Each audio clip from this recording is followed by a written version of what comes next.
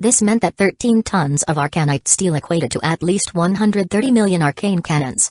Isabella could only imagine the enemy's reaction once these cannons were fired. So what if they had immortality? Just one salvo of fire could destroy hundreds of millions of puppets. After a few more seconds, billions could be destroyed. Let's see if they could keep up with the resurrection. Furthermore, even if they could keep up, could the Emperor of the Vassal Empire be willing to waste that amalgamation of will? Sister Freya is quite easy to talk to, so she gave us all her stock. Then we have to thank her later. It's also thanks to Leela. She managed to seduce an apex sovereign, Asha teased. In their short contact with Freya, Asha had already gleaned some of her preferences. To Freya, it seemed that Leela was an addictive drug. Bringing her along guaranteed 100% success in transactions. Leela is indeed the jewel of the Shadow Crest family, we can't do without you. Isabella praised without holding back. Ha ha ha, Grandma, you flatter me too much. Leela smiled happily. It's true, you're the most beautiful jewel of the family. Oh, is that so? What about Sister Asha? Leela asked provocatively. I'm the most favorite jewel. So what are you? Asha quickly retorted, raising her chest. So what if Leela was the most beautiful? She was still a generation younger than her. It was only natural that she was the favorite. Oh, Leela nodded unconsciously, thinking it made sense. However, her smile faded as she looked at Asha hatefully. Could you just let me be happy for a while? Just take it as my reward this time. I don't want to see you smiling, it's too blinding for my eyes. Hee hee, does that mean you feel blinded by my beauty? Leela smiled, thinking that Asha admitted her beauty. No, shut up. As Asha and Leela continued to quarrel, Isabella smiled. Looking at them, she felt all her fatigue disappear. You three can go your way, leave the Empire to us. But we wanted to help more. No more. There is a more important mission for you to do. You still need to quickly find your father. Staying here is only a waste of time, and it's too dangerous on the battlefield. Then we will look for father. Don't worry, we'll bring grandfather to you soon, Grandma. Leave it to us, Grandmother. Then I look forward to it. As time passed, billions of puppets continued to inch closer to the Empire. Isabella also took 10 tons of arcanite soul steel to the Shadow Hunter Guild. The Empire still lacked the capability to independently build an arcane cannon. However, as a guild that started with labor, from building the guild headquarters, Tier 9 ship, Empire raise, etc., the Shadow Hunter Guild was professional when it came to mass production. After acquiring all the materials, billions of people quickly got to work, creating over 100 million arcane cannons in just a day. This was still not the full potential of the guild. With hundreds of billions of members, if all of them worked, the task would be finished in less than an hour. If it weren't for the explicit ban or fear of the unknown, Isabella would directly lead these people to the Cursed Continent and crush the Vassal Empire.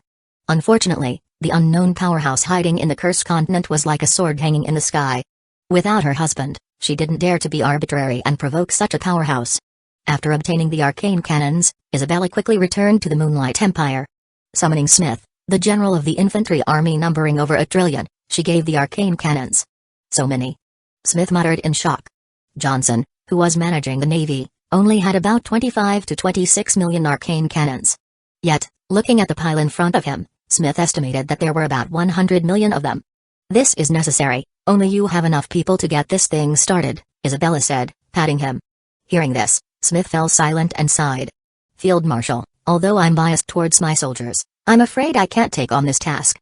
My soldiers are quite weak, it takes 10 to 100 soldiers to manage an arcane cannon. I lack enough manpower to live up to your task, Smith bowed in shame. His soldiers were really weak. They were spontaneously formed by civilians. With a short amount of training, most of them were only at Tier 4, with a few reaching Tier 5. Indeed, this is a problem. How about recruiting more? Anyway, they would not be fighting on the front line. Even Tier 3 individuals would do, just so they can load the arcane cannons. Then I'll do my best to quickly live up to your expectations. Coincidentally, quite a few people in the Empire were eager to join the army. Protecting their empire, the home that they were in, had always been a glorious task. Joining the army at this time proved that they were worthy of living in the Moonlight Empire. If not for their weak strength, they would have already flown and fought with the enemy. Smith quickly opened a recruitment task.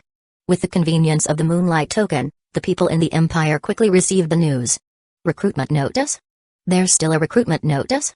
Wow, even a Tier 3 trash like myself is qualified. Damn, I've long wanted to fight those barbarians. How dare they attack us? Now it's better, we can finally join the army and protect our land. After a few taps, Reading the recruitment notice, most people quickly registered. However, a huge exclamation mark was presented to most of them. Not enough battle points. Please proceed to the Battle Coliseum and accumulate 10,000 points. Huh, there's still a requirement? The Battle Coliseum is the most popular virtual app in the Moonlight Empire. In the past, it was only about fighting a virtual entity and measuring combat power. However, as time passed, it continued to be updated. Now it possessed PvP, various team battles, battle royals, all kinds of terrain selection, and more. If this continues, it might even be possible to build it into a complete virtual world. As for battle points, they are universal points that could buy anything in the Empire. Unique resources, secret knowledge, land, even a noble title can be bought. It can be said that battle points are the measure of strength and status in the Moonlight Empire. Thus, seeing the requirement, most of them felt it was natural. Time to grind in the Battle Coliseum. Who's with me? Let's join in and bully some newbies. Hahaha, all of us are newbies. Those strong players are already at the front line, fighting. Then it's easier. Let's quickly accumulate points and protect our land. For the Moonlight Empire. For the Moonlight Empire. While Smith was recruiting soldiers, Isabella went to Johnson. What is it, Field Marshal? Additional weapons, Isabella said, giving him a storage ring. Huh? Arcane cannons?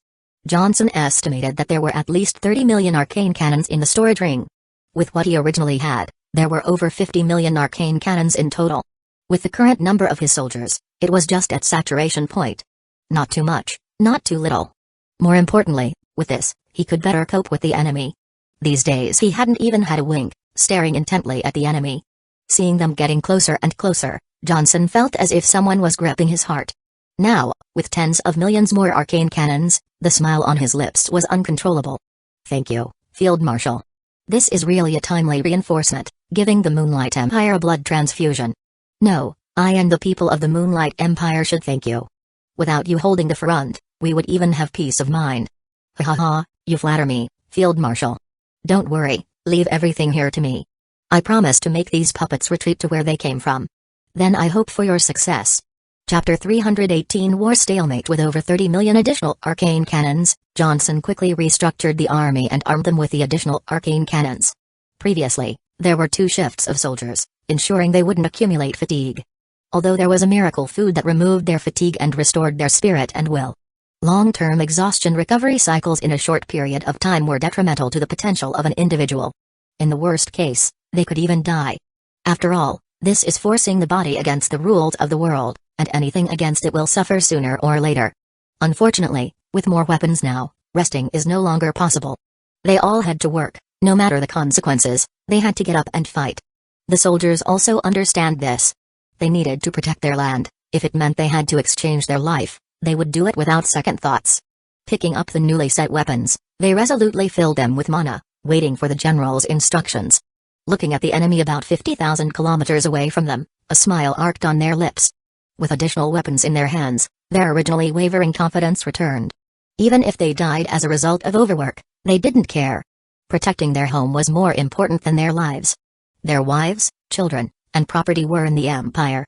Once it was destroyed, it was equivalent to death regardless. Ready and aim. Johnson ordered over the intercom.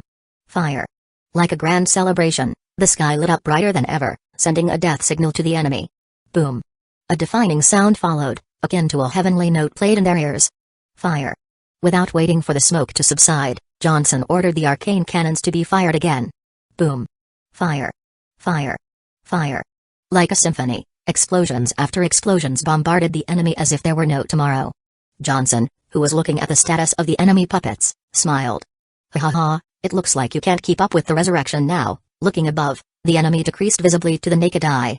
Each second, the arcane cannons took the lives of almost 100 million puppets. Moreover, according to his estimate, the enemy resurrected only about 10 million per second. If this continued, sooner or later, the enemy would be wiped out.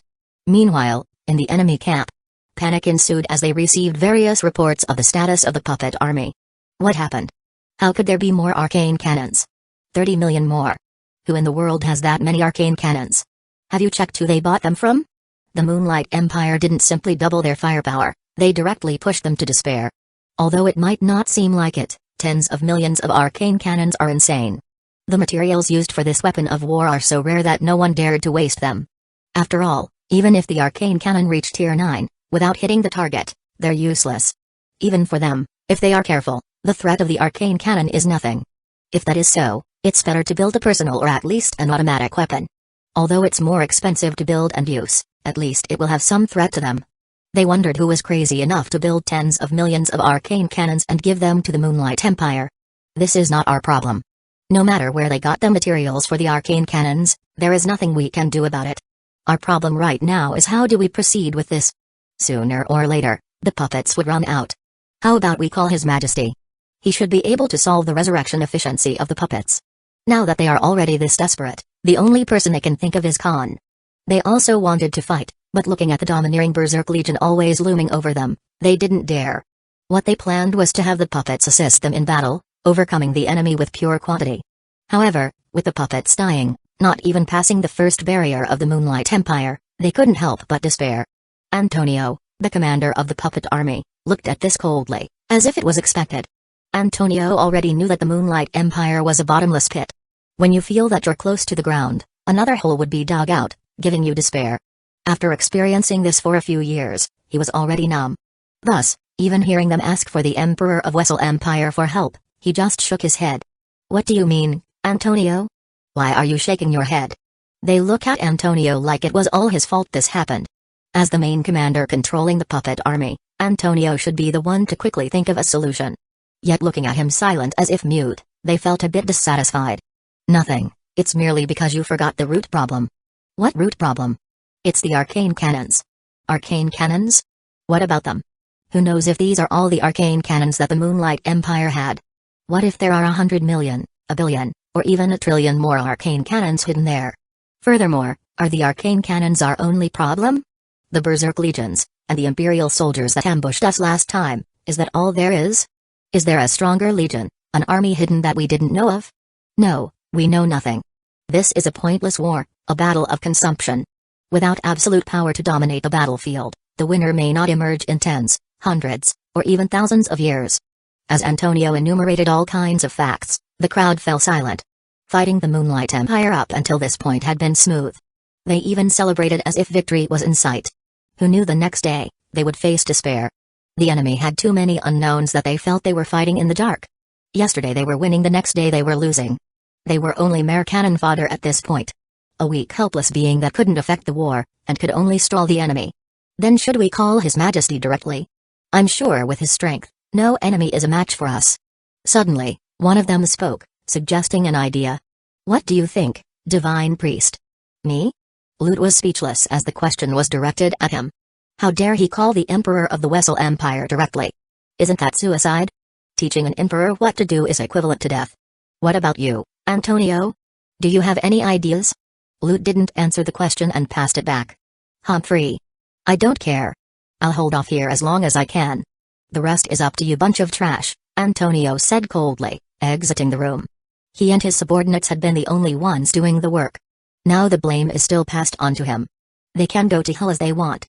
Antonio would rather accept the punishment of his god than deal with these trashes. Looking at the back of Antonio, they felt mixed emotions. There is anger, resentment, shame, and unwillingness. Having no one amongst them to stand up at a critical moment made them feel useless. It had all been the believers of the god of puppet who was doing the work. They, the believers of the god of shadow, god of gambling and god of thieves, simply did nothing and sit around. But what could they do? They were simply cannon fodder forcefully promoted by their god. Against those insane tier 8 armies and legions, they didn't even qualify as cannon fodder. Lute, seeing this, just shook his head. What a bunch of brainwashed believers who can't think on their own. He thought. Just report what happened here to His Majesty. As for what happens next, Lute didn't mention the following words, but they understood. Soon one of them reported everything to the Emperor of the Wessel Empire. Meanwhile, after Antonio came back to the puppet command center, he ordered his subordinates to disperse the puppets. He also halted their advancement, waiting for the follow-up command. Soon after a few hours, the battlefield came to a stalemate. With dispersed puppets, the arcane cannon lethality plummeted, giving time for the resurrection of other puppets. Seeing this, he heaved a sigh of relief. Now he only needed to wait until this was over. The war had really caused him too much stress. In the Wessel Empire, Khan looked over the report and frowned. Although he already expected that the Moonlight Empire still had some trump cards, he didn't expect it to be this severe. Even if he used more amalgamation of will to hasten the resurrection time of the puppets, it wouldn't help much. The fundamental difference between the two empires needed to be decided by the top powers of both sides. He felt that even if he increased his investment in the amalgamation of will, the Moonlight Empire would respond with more arcane cannons. Without his personal participation, the war could only lead to a stalemate until one side was exhausted. Unfortunately, the memories still kept coming like an alarm clock disrupting him. If he fought in this condition, he might die without even knowing. Fortunately, as time passed, he felt that this experience wouldn't last long. The memory was coming into pieces, it was beginning to make sense to him. A few more months to a year and his suffering would end. After that, it would be time for the Moonlight Empire to witness his power. Just wait until this is over. Chapter 319 A Last Stand. As time passed, the war continued to remain in a stalemate. With Khan's acquiescence, they didn't need to do anything and only stall for time. Knowing this, Antonio heaved a sigh of relief, doing all he could to stall the Moonlight Empire. Unfortunately for them, the Moonlight Empire is ready for the kill. While they were stalling for time, army recruitment was progressing all over the empire. Billions of people were recruited and trained every day. People working hard to earn 10,000 battle points to be eligible for the army. The newly recruited army trained to follow commands and the specifics. Soon a few months passed, 2 years since Maximus disappeared. The army enlistment was over, after recruiting over 30 trillion people. With less than 100 trillion of population, it could be said that over 50% of the people in the empire joined the war. What was left were civilians and children who were too weak or hadn't reached the Tier 3 realm. This war was also their last stand. If they couldn't still defeat the enemy, it would be over. Perhaps only the missing omnipotent mighty emperor can save them once this happened. In the wide open space of the ascending land, on the border of the Moonlight Empire, trillions of people lay low as they listened to Field Marshal Isabella mobilize their morale. Throughout all these years, we are the only ones being attacked. Year after year, they continue to provoke us. They treated us as pigs locked up in a cage who can't do anything but defend. Like a monkey that could entertain them. Are you angry? We are angry. Do you hate them? We hate them. Then, pick up the cannons, bring out your strength and will. With your participation, it's time for the Wessel Empire to feel our wrath. Today, we will bring forth an end to this war. A wave of cheer erupted as they felt their blood boiling.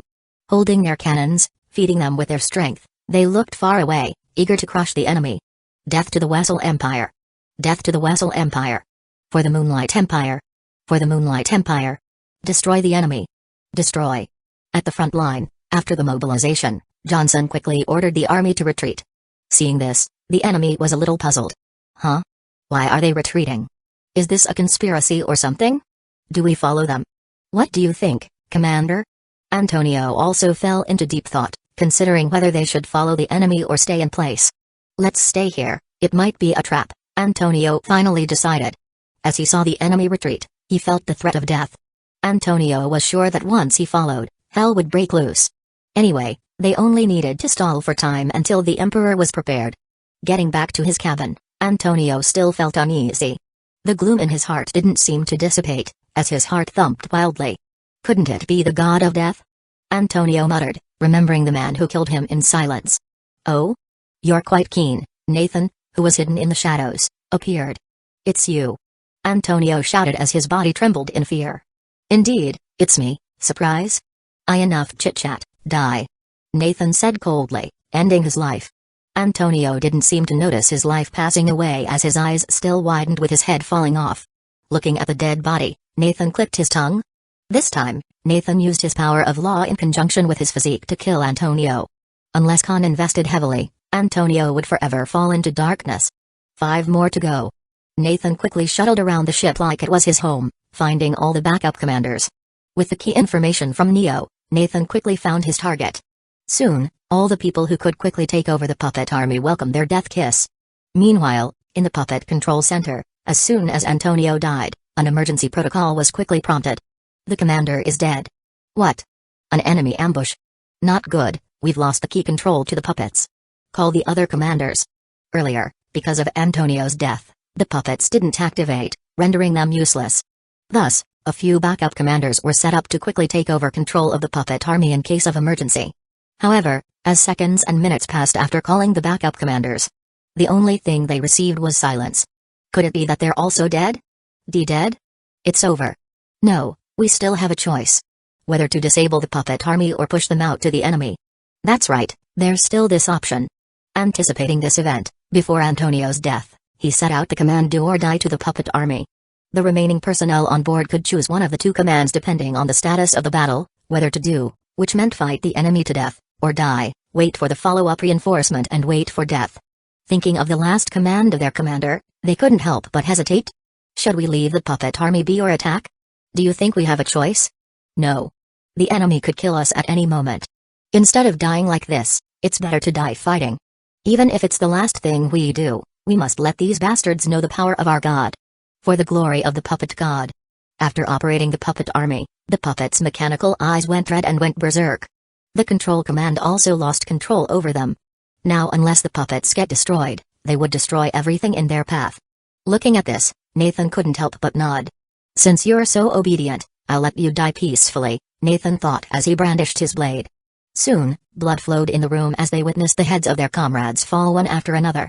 The D-Devil. In other ships, noticing that the enemy retreated, there was a puzzled expression on the faces of the believers. What happened? Could the Moonlight Empire brewing some conspiracy? Seeing the puppet army stop at the front, they also halted. Just what happened? The believers asked one after another, using their means to ascertain the reason for the Moonlight Empire's retreat. However, after their search, there seemed to be no problem. The battle was still in a stalemate, neither side could win each other. Furthermore, if you look closely, it's obvious that the Moonlight Empire is winning slowly. Yet in the blink of an eye, they retreated suddenly. Could it be that they're exhausted? After all, firing the arcane cannon is not just about mana. The accumulated fatigue and stress have various consequences that not even a tier 9 elixir can cure. Maybe, anyway, let's follow the puppets. If there is something wrong we could still escape.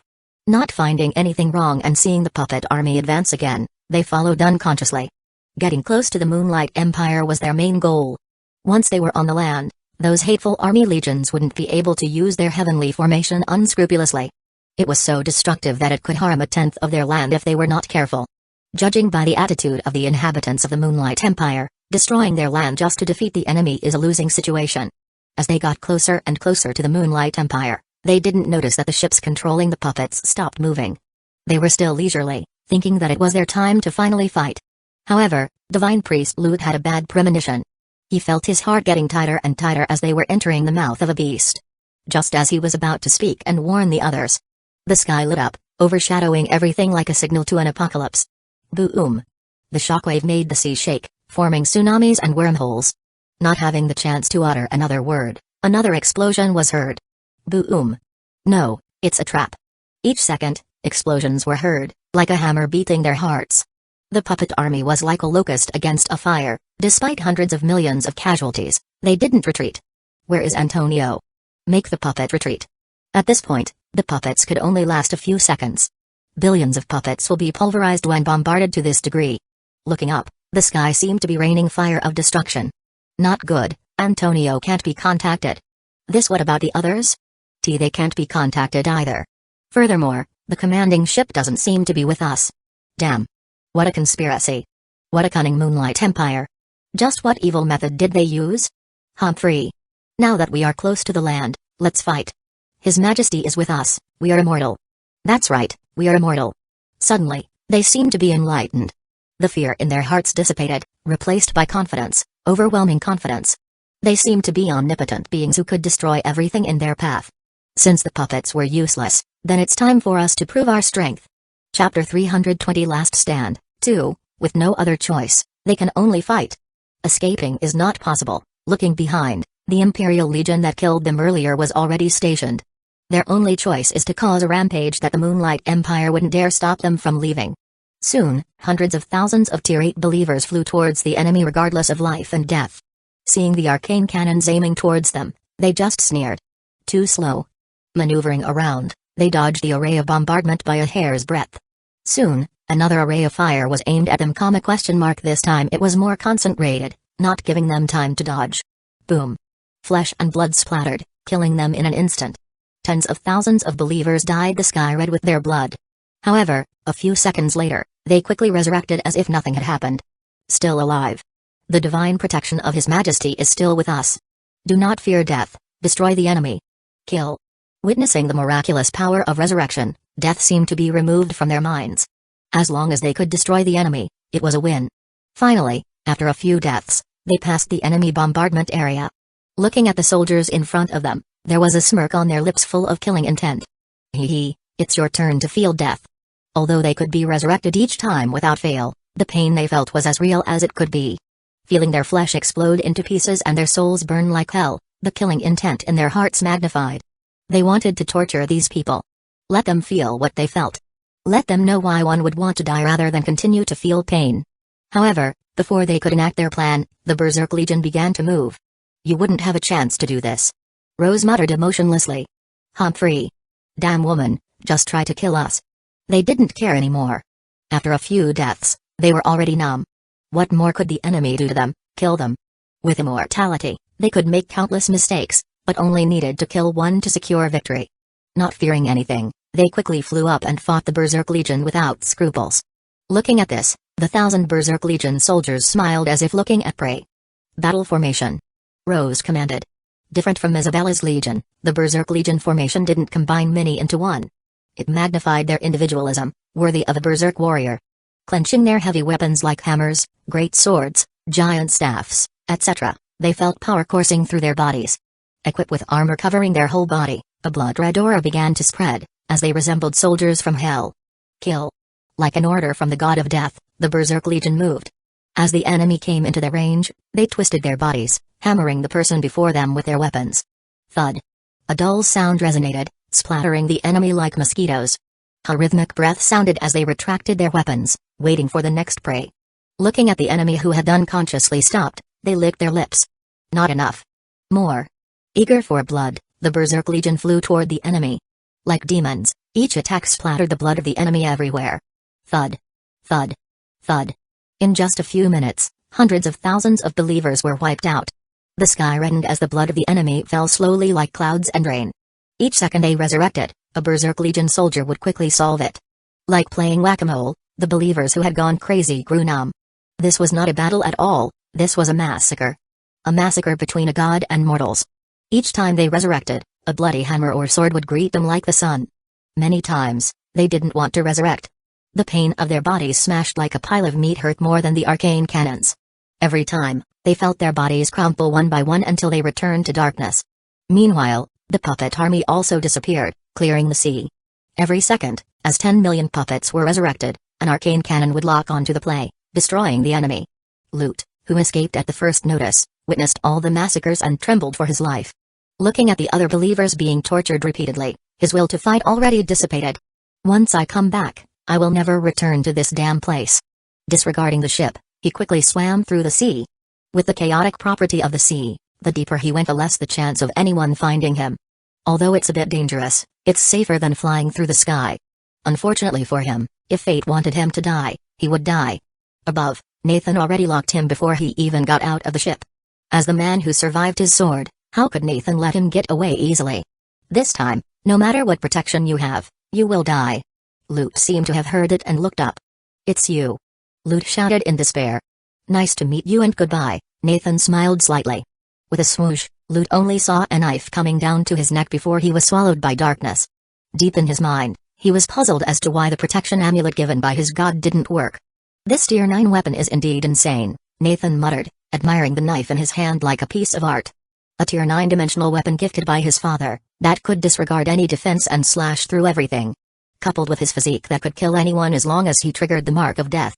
It was basically sure death if he could hit his opponent, no matter the tier. Unfortunately, it consumed too much. This weapon was a one-shot wonder. Just one strike consumed all his power of law and mana. If not for his solid foundation and mana almost comparable to that of an apex sovereign, he couldn't even use this weapon.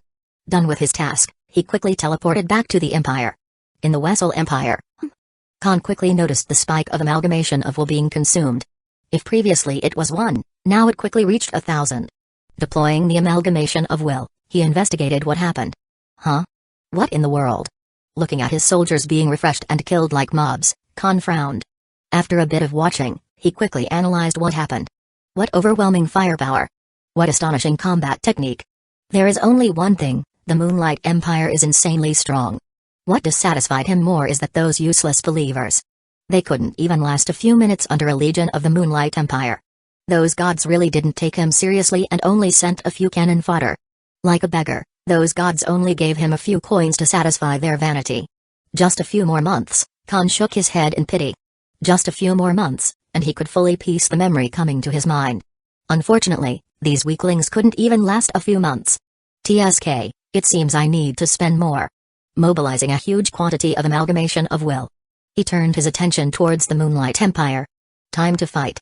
In the Moonlight Empire, as the soldiers rested, celebrating their victory, the clouds suddenly changed color, as a cold aura descended from the sky, sending shivers down their spines. This before they could react, billions of puppets resurrected simultaneously. Is it round 2? Seeing that the enemy only resurrected and nothing happened to them, their nervousness disappeared. Standing from their positions, they quickly aimed the arcane cannons at the enemy. Fire. With an order, the sky lit up again. Boom. Seeing the puppets fall into the sea, the smiles on their faces widened. Is that it? Humphrey. So what if you can be resurrected? Just a few more salvos and you're finished. As the fire bombardment continued, they noticed something wrong. Earlier, after a few salvos, the enemy quickly decreased visible to the naked eye. However, looking at it now, not only did the enemy not decrease, but it was even getting closer and closer to them. No, something is wrong. What should we do? Relax, continue to fire, just obey orders. The captain said. Although he also didn't know what was wrong, what he knew was that it was not time to panic. The soldiers were also rigorously trained and quickly calmed down. Regardless of whether the enemy decreased, increased, or whatever, they just needed to fire and fire. They could only stop unless ordered to do so. In the command room, Isabella and the others analyzed the new movement of the enemy. It seems that the Emperor of the Wessel Empire is really willing to invest, Johnson muttered helplessly. Hey, this means that's all he could do, otherwise, why waste such a huge amount of energy just to stall us? Resurrecting the puppets costs energy. If this continued, the amalgamation of will possessed by the Emperor of the Wessel Empire might be depleted. In this case, then continue, without enough amalgamation of will, the Emperor of the Wessel Empire is a mere paper tiger. Chapter 321 Last Stand, 3, Amalgamation of will is not unlimited. Although it could be replenished, it's not so fast. The Emperor of the Wessel Empire was basically using the amalgamation of will he had accumulated over the past 100 years to resurrect billions of puppets simultaneously. Of course, Khan also knew this. Thus, after watching the battle, he frowned. These puppets are really useless, they couldn't even dodge a bullet, the puppets had already gone berserk, all the pilots controlling them were gone. What they could only do now was to fight forward against the enemy until they were destroyed. Under the precise coordination of the Moonlight Empire soldiers, such struggle made them die faster. Not wanting to waste his amalgamation of will, Khan quickly looked for a way he could directly control the puppets. After examining the internal structure of the puppets, Khan frowned.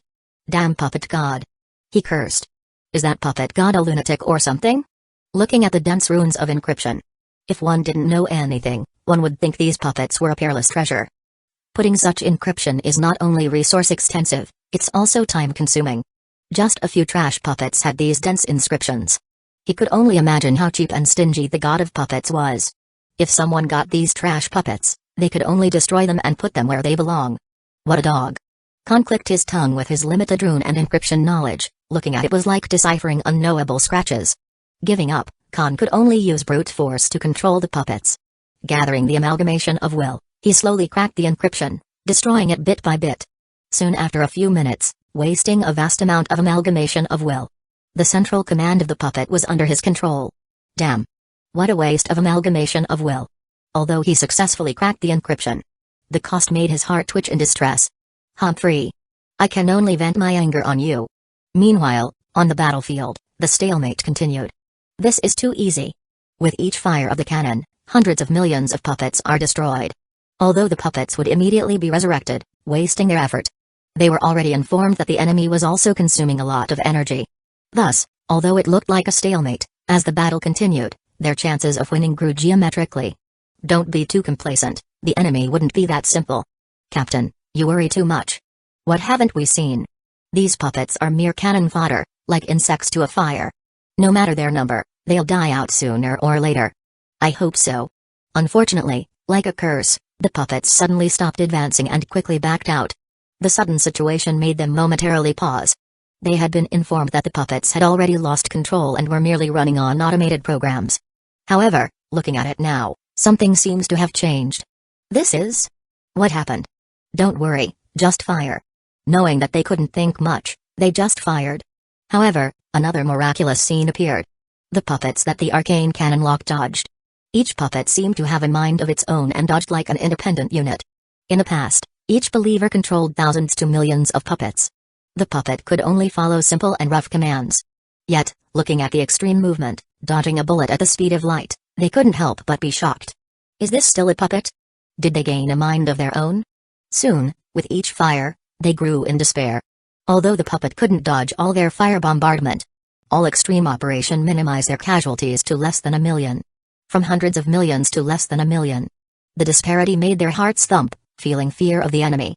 In the command center, it can't be. Johnson, seeing this, couldn't believe his eyes. It's about time, Isabella muttered as if she expected this. Did the Emperor of the Wessel Empire just control each puppet individually? Smith asked jokingly. That's right, this is quite normal. Normal? The people in the room couldn't help but mutter speechlessly. To dodge over 100 billion bullets simultaneously, one must have perfect control of each puppet, exerting their full power. Hearing the confirmation of their field commander, it seemed that the Emperor of the Wessel Empire really controlled each individual puppet. A person having the capability to control billions of puppets perfectly? How insane is that? Although they already expected that defeating the Wessel Empire wouldn't be easy. Seeing one individual defeat them to this degree is despairing. Don't be too shocked, controlling the amalgamation of will, the will of trillions of people is not easy. Being able to control billions of puppets individually is normal. Isabella had heard from her husband that controlling the amalgamation of will is like splitting your head into millions and millions of pieces. The more you split it, the more energy and proficiency you have in the amalgamation of will. Thus, seeing the Emperor of the Wessel Empire control individual puppets easily, she felt it was normal. Then what do we do now? As they talked, the puppet army was getting closer and closer. After dodging almost all their bombardment, coupled with immortality, they were basically an invincible army. This is indeed a problem. In this way, we could only disregard the previous plan. Isabella sighed. Isabel thought that with over 100 million arcane cannons, they would have the edge over the Wessel Empire. Who knew just one change would bring them back to square one? Now, they could only stall for time again and wait for Maximus. Dispatch all the legions, we'll hold off the enemy as long as possible. The Moonlight Empire had 7 divisions in the army. 3 support units and 5 fighting units.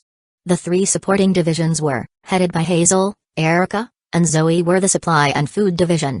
Headed by Angeline and Irene were the weapon and potion division. Headed by Emma and Serene was the life division. As for the fighting division, headed by Isabella was the Imperial Legion, numbering 10,000 Tier 8 elites. Headed by Rose was the Berserk Legion, numbering 1,000 berserkers. Headed by Johnson was the Navy, numbering 100 billion soldiers with at least Tier 6 strength. Headed by Smith was the infantry, numbering over 4 trillion soldiers with at least Tier 3 strength. Then there were the secret divisions. Headed by Livia was the Symphony of Death, numbering 100,000 Tier 7 conductors. Headed by Luna was the Rhythm of Death, numbering 1 million Tier 7 battle dancers. Headed by Jane was the Guardian Legion, numbering 1 million Tier 7 Imperial Guards. Although it looked like the secret divisions was outnumbered and surpassed in the quality of soldiers. Combined, they could all defeat the fighting division of the Moonlight Empire. Livia and her Symphony of Death are a group of Tier 7 battle conductors. A profession known for its war capabilities of supporting, enhancing, or even mass killing. Especially Livia's physique, the nether sound. A heavenly physique that can play the orchestra of death. All those who hear the sound would wail and embrace death themselves. The louder, the more beautiful, the more complete a symphony is, the more powerful the effect of the physique. Like a curse, they would die no matter the defense as long as they heard it. As for Luna and her legion, they were like the blood of the Symphony of Death. If a conductor without a battle dance combat power is 1, a conductor with a battle dancer combat power is 1,000. As for the Guard Legion, they were individuals chosen from all of the Moonlight Empire. Their talent, skill, combat power, and resources are the best in the Empire. The only reason why they were only Tier 7 is that they were laying a solid foundation. Cultivating an element condensed with all the others, no matter how many resources they take, it will take time to advance to Tier 8. These 3 secret divisions are considered the Moonlight Empire's strongest force, besides those hidden Tier 9 weapons. The Tier 9 weapons are the real trump card of the Moonlight Empire. Without encountering a life and death situation, they could never be fired. This is a weapon of mass destruction, a game breaker to the game. For the unknown powerhouse setting the competition, it would be akin to cheating once they use the Tier 9 weapons. Although the unspoken rule only said that they were not allowed to get external help from other continents. It's clear that a weapon bought from another dimension does not comply with the rule. Not wanting to provoke this unknown power, they tried to avoid using Tier 9 weapons as much as possible. They would rather lose some people than provoke this game maker. Because according to Maximus, the one setting the rule is a powerhouse from ancient times. Without him present, they couldn't make enemies that they couldn't defeat everywhere. Of course, once in danger, they couldn't care less. All hell breaks loose for all they care. Chapter 322 A Clone? In the barracks, Luna, Livia, and Jane quickly received the message from Isabella. So it's time for us to fight? Luna stood up, stretching her body. It's about time, Jane nodded, picking up her armor. You need to be careful, the enemy this time is not simple, Livia advised. We know, otherwise why would we be needed? Throughout the years of war, they had been on the sidelines. The enemy was so weak that they didn't need to fight. Anyway, just be careful. Alright, enough of that, we need to hurry, it seems the enemy is about to reach us. Soon after gearing up, they quickly called their subordinates. After assembling, they turned to the teleportation array to quickly reach the battlefield. In the front line, Isabella, Luna and the others greeted. You three are here, Isabella smiled in relief. How is the enemy? Although they had already been briefed before coming here, it was unclear. As you could see. Isabella sighed and pointed to the battlefield. Looking out, it seems that they were in a dire state. Just a few minutes since the Emperor of the Wessel Empire moved. The distance between the puppet and them reached less than 1,000 kilometers. This was already like an inch close, any wrong move and the Empire would be breached. If not for the Berserk Legions, Imperial Legion, and the Empire puppets keeping the balance, the Moonlight Empire would probably be breached by now.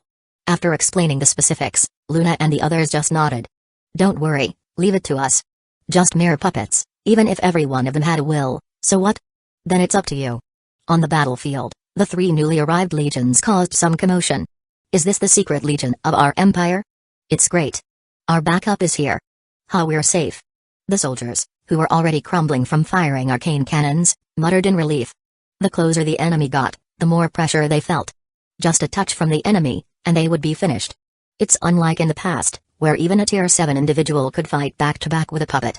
Now, the puppet was like a group of fighting geniuses, a god on the battlefield.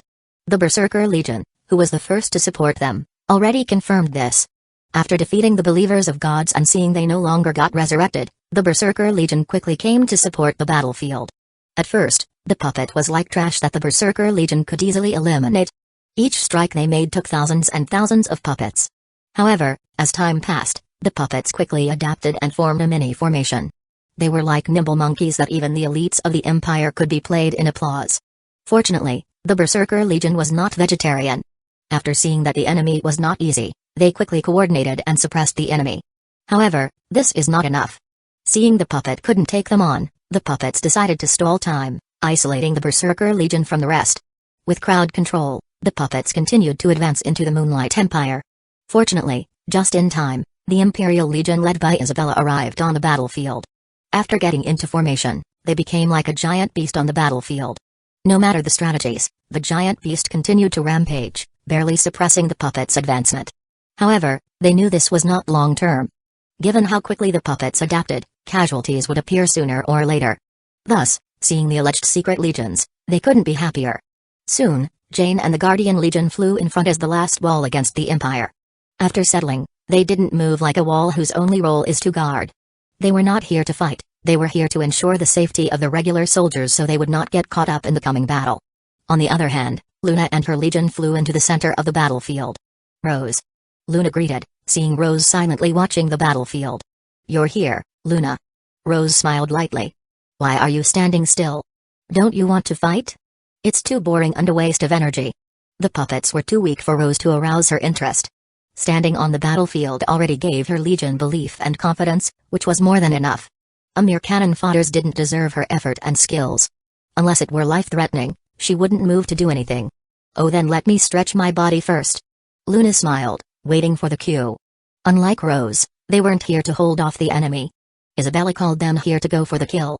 Then good luck. Soon, Livia and her legion, the Orchestra of Death, got into position. Ready. 100,000 individuals stood straight, grabbing their instruments, waiting for Livia's instruction.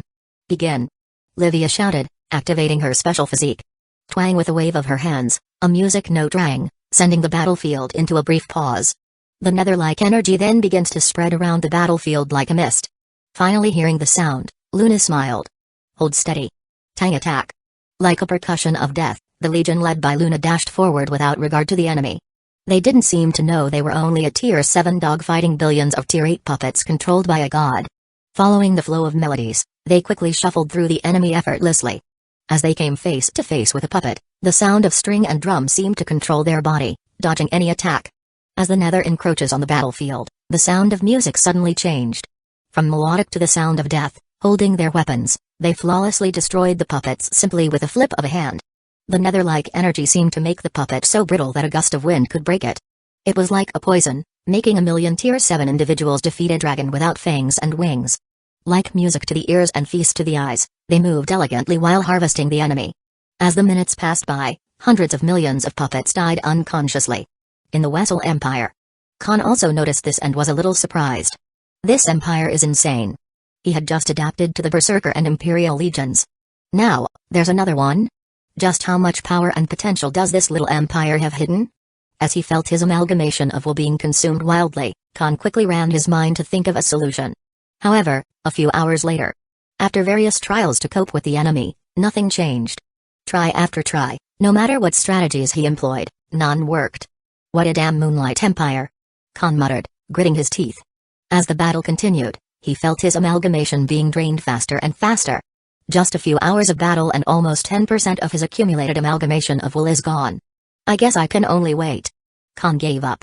Defeating the Moonlight Empire right now was virtually impossible. Just the addition of a legion made his army collapse in shambles. Disperse. Deciding to stall for time, Khan decided to employ guerrilla tactics. In the Moonlight Empire. Noticing the puppet retreat again, the smiles on their faces suddenly bloomed. The enemy retreated. We defeated the enemy. Hooray to the mighty Moonlight Empire. We win. Looking at this, Luna, who was about to chase the enemy, stopped. Humphrey. What a bunch of weaklings. Luna muttered unsatisfactorily, seeing the puppet retreat. She hadn't had fun yet, and the enemy already retreated. I told you fighting them is not fun, Rose teased. Anyway, do we still chase the enemy? Luna just rolled her eyes and asked. I don't know, let's wait for Isabella. You don't have to, Isabella said, suddenly appearing beside them. Why? They asked in puzzlement. Judging by the state of the enemy, they could already have pushed the enemy to the ground. They should take this victory and end this once and for all. According to Neo, the Emperor of the Wessel Empire seems to want to buy time. Since that is so, then we will gladly give him time. Our victory this time is a close call. If we didn't want casualties, we still have to wait for Maximus. Rose and Luna nodded in understanding. Although they felt they could win now, there are still many unknowns. Is this all the power that the Wessel Empire has? Are the gods behind the schemes only helping to this degree? Furthermore, the capabilities of the amalgamation of will are not just resurrection. As long as the Emperor of the Wessel Empire remains, many things could happen. It's better to wait for their husband and decide. Soon, the battle continued. With Khan resorting to guerrilla warfare, the intensity of the war plummeted. Days, weeks, and months passed, and the war continued. Isabella and the others also cooperated, adding fire from time to time so that Khan wouldn't notice something weird. At the tacit understanding of both parties. A year passed by unconsciously, 3 years since Maximus disappeared. In the Wessel Empire, Khan, who was meditating, receiving the last bits of memories that came to his mind, slowly opened his eyes. I see, so that was it. His demeanor suddenly changed from that of an emperor to that of a sage. There seemed to be a light in his eyes as he saw everything in the world differently. Digesting the memory, Khan quickly understood his origin. I am a clone. Chapter 323 The Return of the Emperor in the present time, just as Maximus was about to return to the Moonlight Empire. He noticed 2 streaks of light coming toward him. Sky? The kids? Seeing that it was his family, he stopped. Maximus. Sky flew into his arms, enveloping him in a hug. Sorry I made you worried. No, don't talk, just let me hug you, Sky murmured softly. After years of relentless searching and not finding Maximus, Sky nearly went crazy. Although she knew Maximus was alive, she didn't know where he was or if they would ever meet again. The partings she had experienced in her past lifetimes seemed to have traumatized her, that she feared that she would never see Maximus again. Don't worry, I'm here. Maximus sighed softly, gently hugging Sky. Although he didn't know what she experienced, seeing her lonely back, Maximus couldn't help but blame himself for his carelessness. If he had not been careless, This ambush wouldn't even have been successful. With all kinds of abilities, he created an automated danger premonition ability. However, because there was no danger to him, the passive danger premonition didn't work. Maximus was also too lazy to manually divine things, making Nick's ambush successful. I need to be more careful in the future, Maximus vowed. As the wind blew around them, a Tier 9 ship quickly arrived in their place. Dad. We finally found you. Asha shouted, flying towards him. Ha ha, grandfather. We finally found you.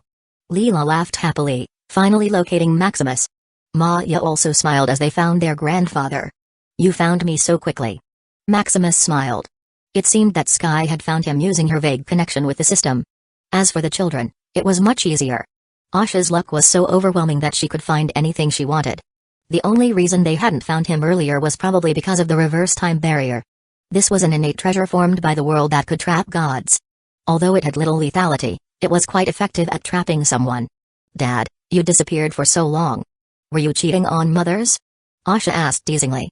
Sky, who was hugging him, was also a little suspicious and looked at him. You really are a naughty child, Maximus said, pinching her cheeks. Then what happened to you, grandfather? Leela asked. Some gods trapped me, Maximus sighed, telling them the story. What? How dare those gods? It seems they've been living for so long that they've forgotten the meaning of death, Sky said, full of killing intent. Relax, I've already killed the mastermind, you don't have to take care of the rest. Even then, I don't worry, leave everything to me. Too much killing would cause chaos. He was only Tier 8 right now and couldn't fight the world. Now that he had already escaped their grasp, he had no reason to kill them anymore. They're still hateful, father. You should at least get some compensation. Asha pouted. What compensation do they have? They're probably too poor to target even grandfather. To this, Maximus only smiled wryly. Throughout the years, he hadn't experienced what it was like to loot an enemy. He was like a billionaire visiting the beggar's area. No matter what he found, it was worthless. As for Nyx, he should have had some decent treasure to be able to bring out the reverse time barrier. Unfortunately, he died too quickly, and most of his treasure was probably in the divine continent. As for the other gods, they were dirt poor. His children and grandchildren were probably much richer than them. After a bit of reminiscing, he asked them about the Empire. I don't know anything, I was busy finding you. Sky has already gone crazy looking for Maximus, how could she have time to care for a mere mortal empire? Fortunately, Asha and the others knew some information and quickly told him. Hearing that the Empire was at war, he felt a little angry and distressed. These gods really dared to plot against him. If not for his wives and children standing up at critical times, the Moonlight Empire would have fallen by now. Feeling the amalgamation of will directed from the cursed continent, it seemed his empire was still safe. Let's go back and see who had the audacity to bully you while I was away. With a wave of his hand, he urged the amalgamation of will, teleporting them to the cursed continent. In the Moonlight Empire, the once lively realm filled with war and chaos had turned desolate. The great empire that once stood proudly was now in ruins, filled with desolation and destruction. The architecture, beautiful scenery, and bustling cities that once stood were now gone. Looking at this scene, Maximus frowned. How could this be? Asha muttered in shock. Just over a year ago, the Moonlight Empire was still suppressing the Wessel Empire. Looking at the desolate land, they felt as though their eyes were playing tricks on them. TSK, how destructive, Maximus clicked his tongue. If not for the feeling that his family and people were still alive and well, he would be enraged by now. Still, seeing that beautiful place he painstakingly built destroyed, he couldn't help but be angry. They're not here, come with me. With a leap, they teleported to the capital of the empire, the Machado City. The biggest and most prosperous city in the empire was now filled with people like ants. A barrier stood proudly as a man floated at the top, slowly eroding the barrier with the amalgamation of will. The appearance of Maximus and the others was soon quickly noticed. Is that His Majesty? His Majesty returned. We're saved. Ha ha ha, Wessel Empire, clean your neck, it's time to die. The crowd, tightly packed like sardines in a can, shouted loudly. A few months ago, the Emperor of the Wessel Empire seemed to have awakened. With the power of an individual, he swept toward the empire with great fanfare. The legions, the generals, the war weapons, everything was useless. It seemed as though they were devoured by a black hole, and nothing could pass through. As a last resort, Isabella used the Tier 9 dimensional weapon hidden in the empire. However, the Emperor of the Wessel Empire seemed to have long known this. Using that amalgamation of will, he deflected the attack effortlessly, a feat no normal Tier 9 apex sovereign could achieve. Unless one was at the peak of Tier 9, Deflecting an attack from a dimensional weapon was suicide. Possessing a unique treasure, in conjunction with the amalgamation of will, the Emperor of the Wessel Empire was invincible. No matter how many trump cards they had, it was useless. At the last resort, Isabella and the others used their strength, forcibly holding back the Emperor of the Wessel Empire, giving them time to retreat. The birthplace of the Empire, the Shadow City, was their last refuge. After a heart-wrenching battle, all of the people in the Empire managed to escape. Unfortunately, it's not without a cost. Several members of the royal family were still in a coma or injured until now. The weird effect of the amalgamation of will seemed to interfere with any healing skills and potions. Fortunately, the royal family had a great fate. It seemed that nothing could kill them. Even when they were on the verge of dying, an unknown source seemed to come to their bodies, keeping them alive. After escaping to the Shadow City, riddled with injuries, their field general, Isabella, activated their last line of defense, a Tier 9 dimensional defensive array. It is said that it was set up by their emperor, capable of withstanding the disasters of the world. To their joy, the array lived up to its reputation, stopping the raging monsters from destroying their land. However, activating the array was not without a cost. Millions upon millions of top-grade magical crystal were needed just to stop the monsters from advancing. Although the empire seemed to possess unlimited wealth, it could not last under such consumption. Furthermore, with about 100 trillion people living in the city, it can be said they were like ants in a pot. From the sky to the ground, every space was filled with people bundled together. If not for various space-folding arrays set in the city, they wouldn't even fit, much less move. With all kinds of problems, months passed by as they despaired. Fortunately, they were not without hope. The Emperor, the omnipotent ruler who built the Moonlight Empire into one of the most prosperous empires in just 100 years, Maximus Shadowcrest, a living legend, was embedded in their hearts. Even with all kinds of difficulties and inconveniences, even in despair and powerlessness, even when they were about to die, they kept hope that he would appear. Seeing that man, they had been praying and wishing for, the hope in their hearts bloomed. The despair they had disappeared. All kinds of disasters they suffered were like nothing. Looking at the man, a consensus suddenly united in their voice. "Welcome, Your Majesty. Welcome to the Moonlight Empire." Chapter 324 Thrilling battle. Looking at the crowd shouting his name, Maximus only smiled. No words could comfort his people more than his actions. They didn't need sweet words but action to soothe their souls. "You should go back inside first, leave this to me," Maximus said to Sky and the others. The Emperor of the Wessel Empire had already noticed him. Although he was confident in protecting his family at such close range, it's better to be safe than sorry. "Then be careful." Seeing Maximus's determined look, Sky just nodded. "Good luck, Dad. Give that hateful man a good beating," Asha said, cheering him on. "Grandpa, smack his face for me." Leela also cheered. "Come back quickly."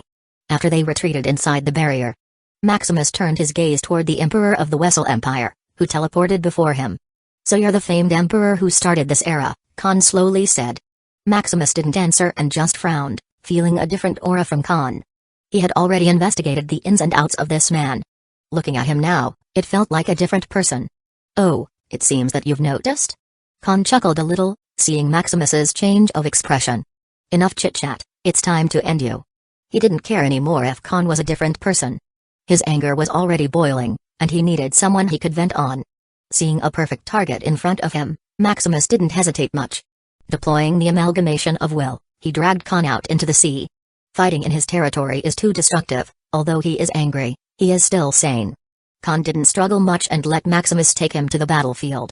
After teleporting into the chaotic sea, far away from the cursed continent, Maximus immediately attacked. Mobilizing the amalgamation of will, knives and swords began to fill the world and descended upon Khan. A transcendent mastery of the amalgamation of will? What a fine specimen! Khan muttered in amazement. All the past emperors who managed to conquer all of the cursed continent only managed to master the amalgamation of will to perfection. Seeing an individual master the amalgamation of will to transcendence, the light in Khan's eyes intensified. Seeing the sword about to descend upon him, he waved his hand, turning it into pure energy scattering into the world. "You also mastered the amalgamation of will to transcendence." This time, it was Maximus who was shocked. He had also read history and knew that perfect mastery is the limit to mastering the amalgamation of will. This is the inherent limit of the amalgamation of will. Unless one reaches Tier 9, no matter how long one spends, one can never reach transcendence mastery. This is contradictory, as one could never advance to Tier 9 without mastering the amalgamation of will to transcendence. Even he only mastered the amalgamation of will to transcendence after cheating. If it were not for Malgrin giving him the monarch of his source, It would probably take thousands of years before he mastered it. Looking at Khan, who achieved transcendence mastery in just over 100 years, the shock in his heart was incomparable. "You don't have time to be shocked," Khan said, quickly attacking. Unfortunately, although Maximus was a little distracted, his proficiency in combat was already maximum. After dodging the attack, he mobilized the amalgamation of will again, attacking Khan. This time, dark rain began to form, corroding anything that it touched. As it reached Khan, it turned to pure energy again, disregarding his attack.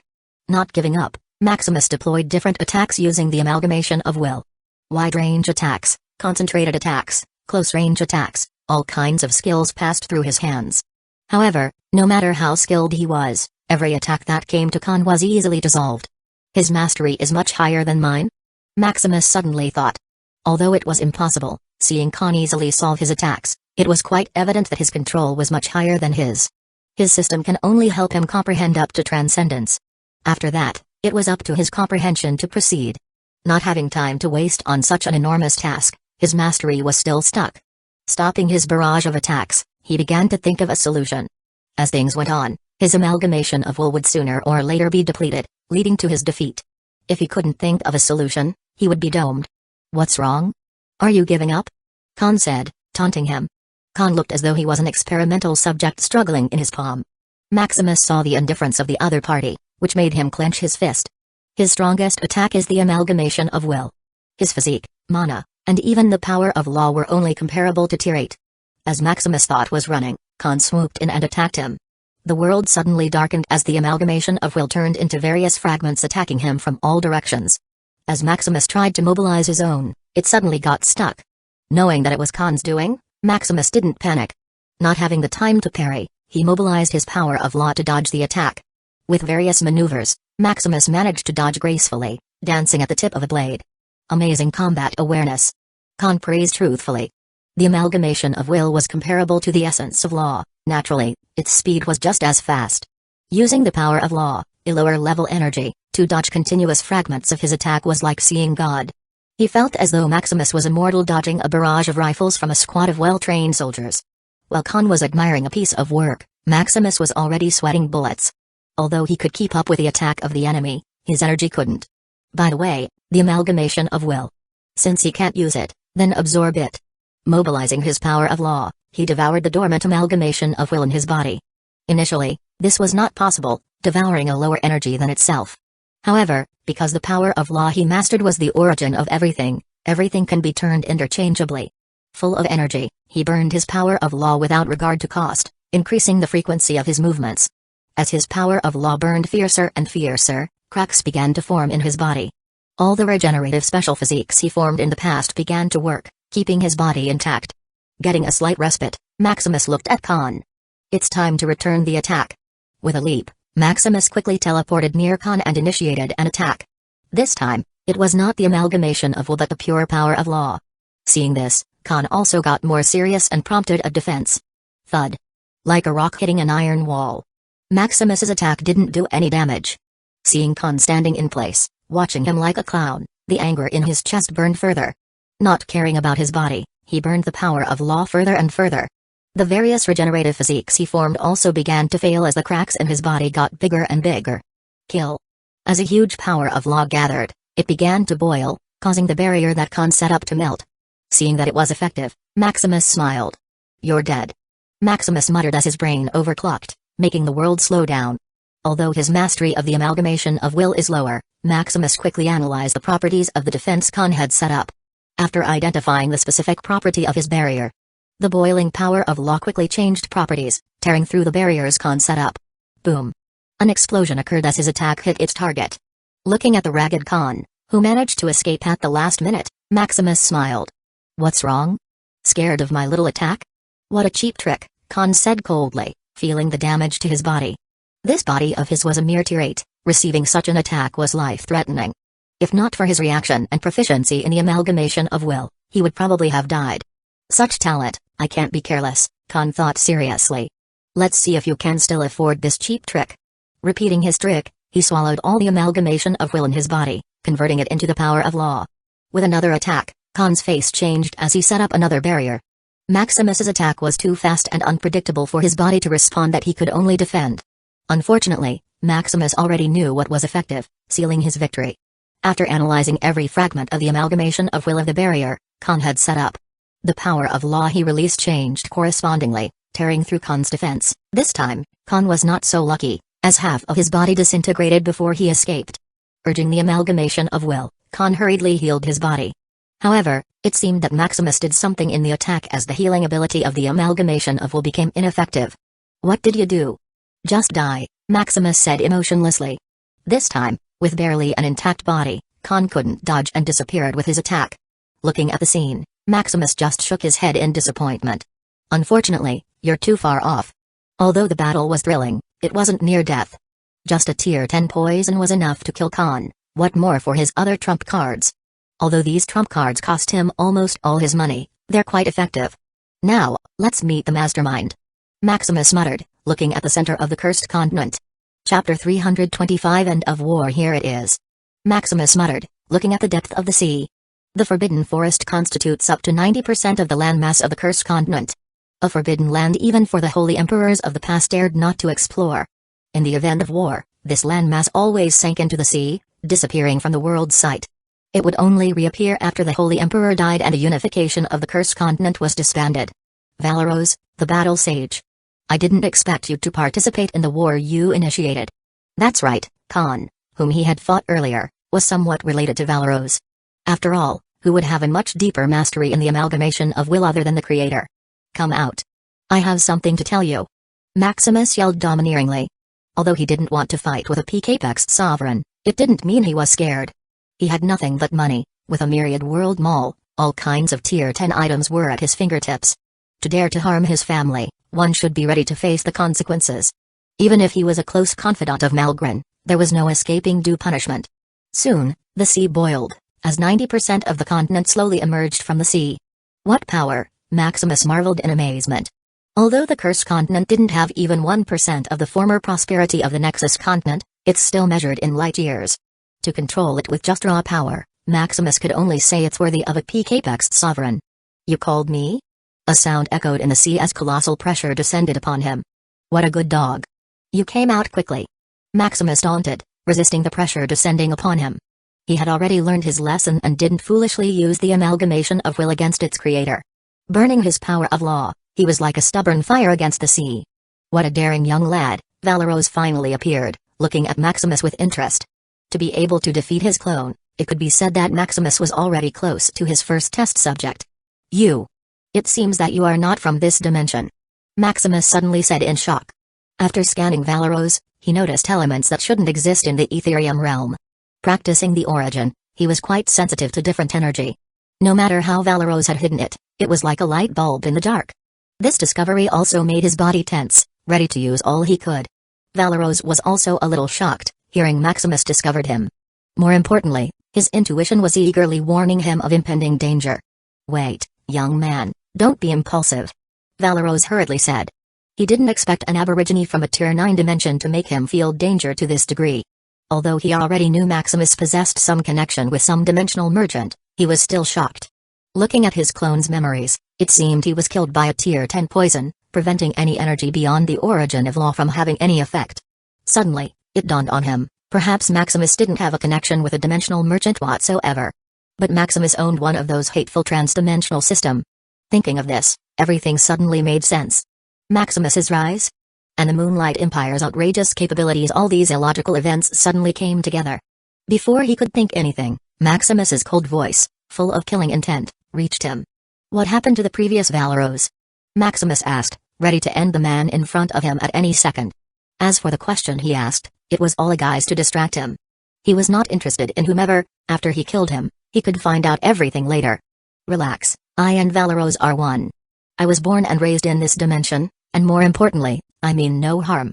"Then die," Maximus coldly said, seeing Valeros relax. Releasing a tier 10 sealing treasure, Valeros was shocked and angry. He had already told Maximus to relax and not be impulsive, he didn't expect him to still attack him. As he dodged the sealing treasure, he didn't notice an attack coming from behind. Prick suddenly, a pricking sensation hit him in the back. As he was about to feel angry, his energy suddenly stagnated.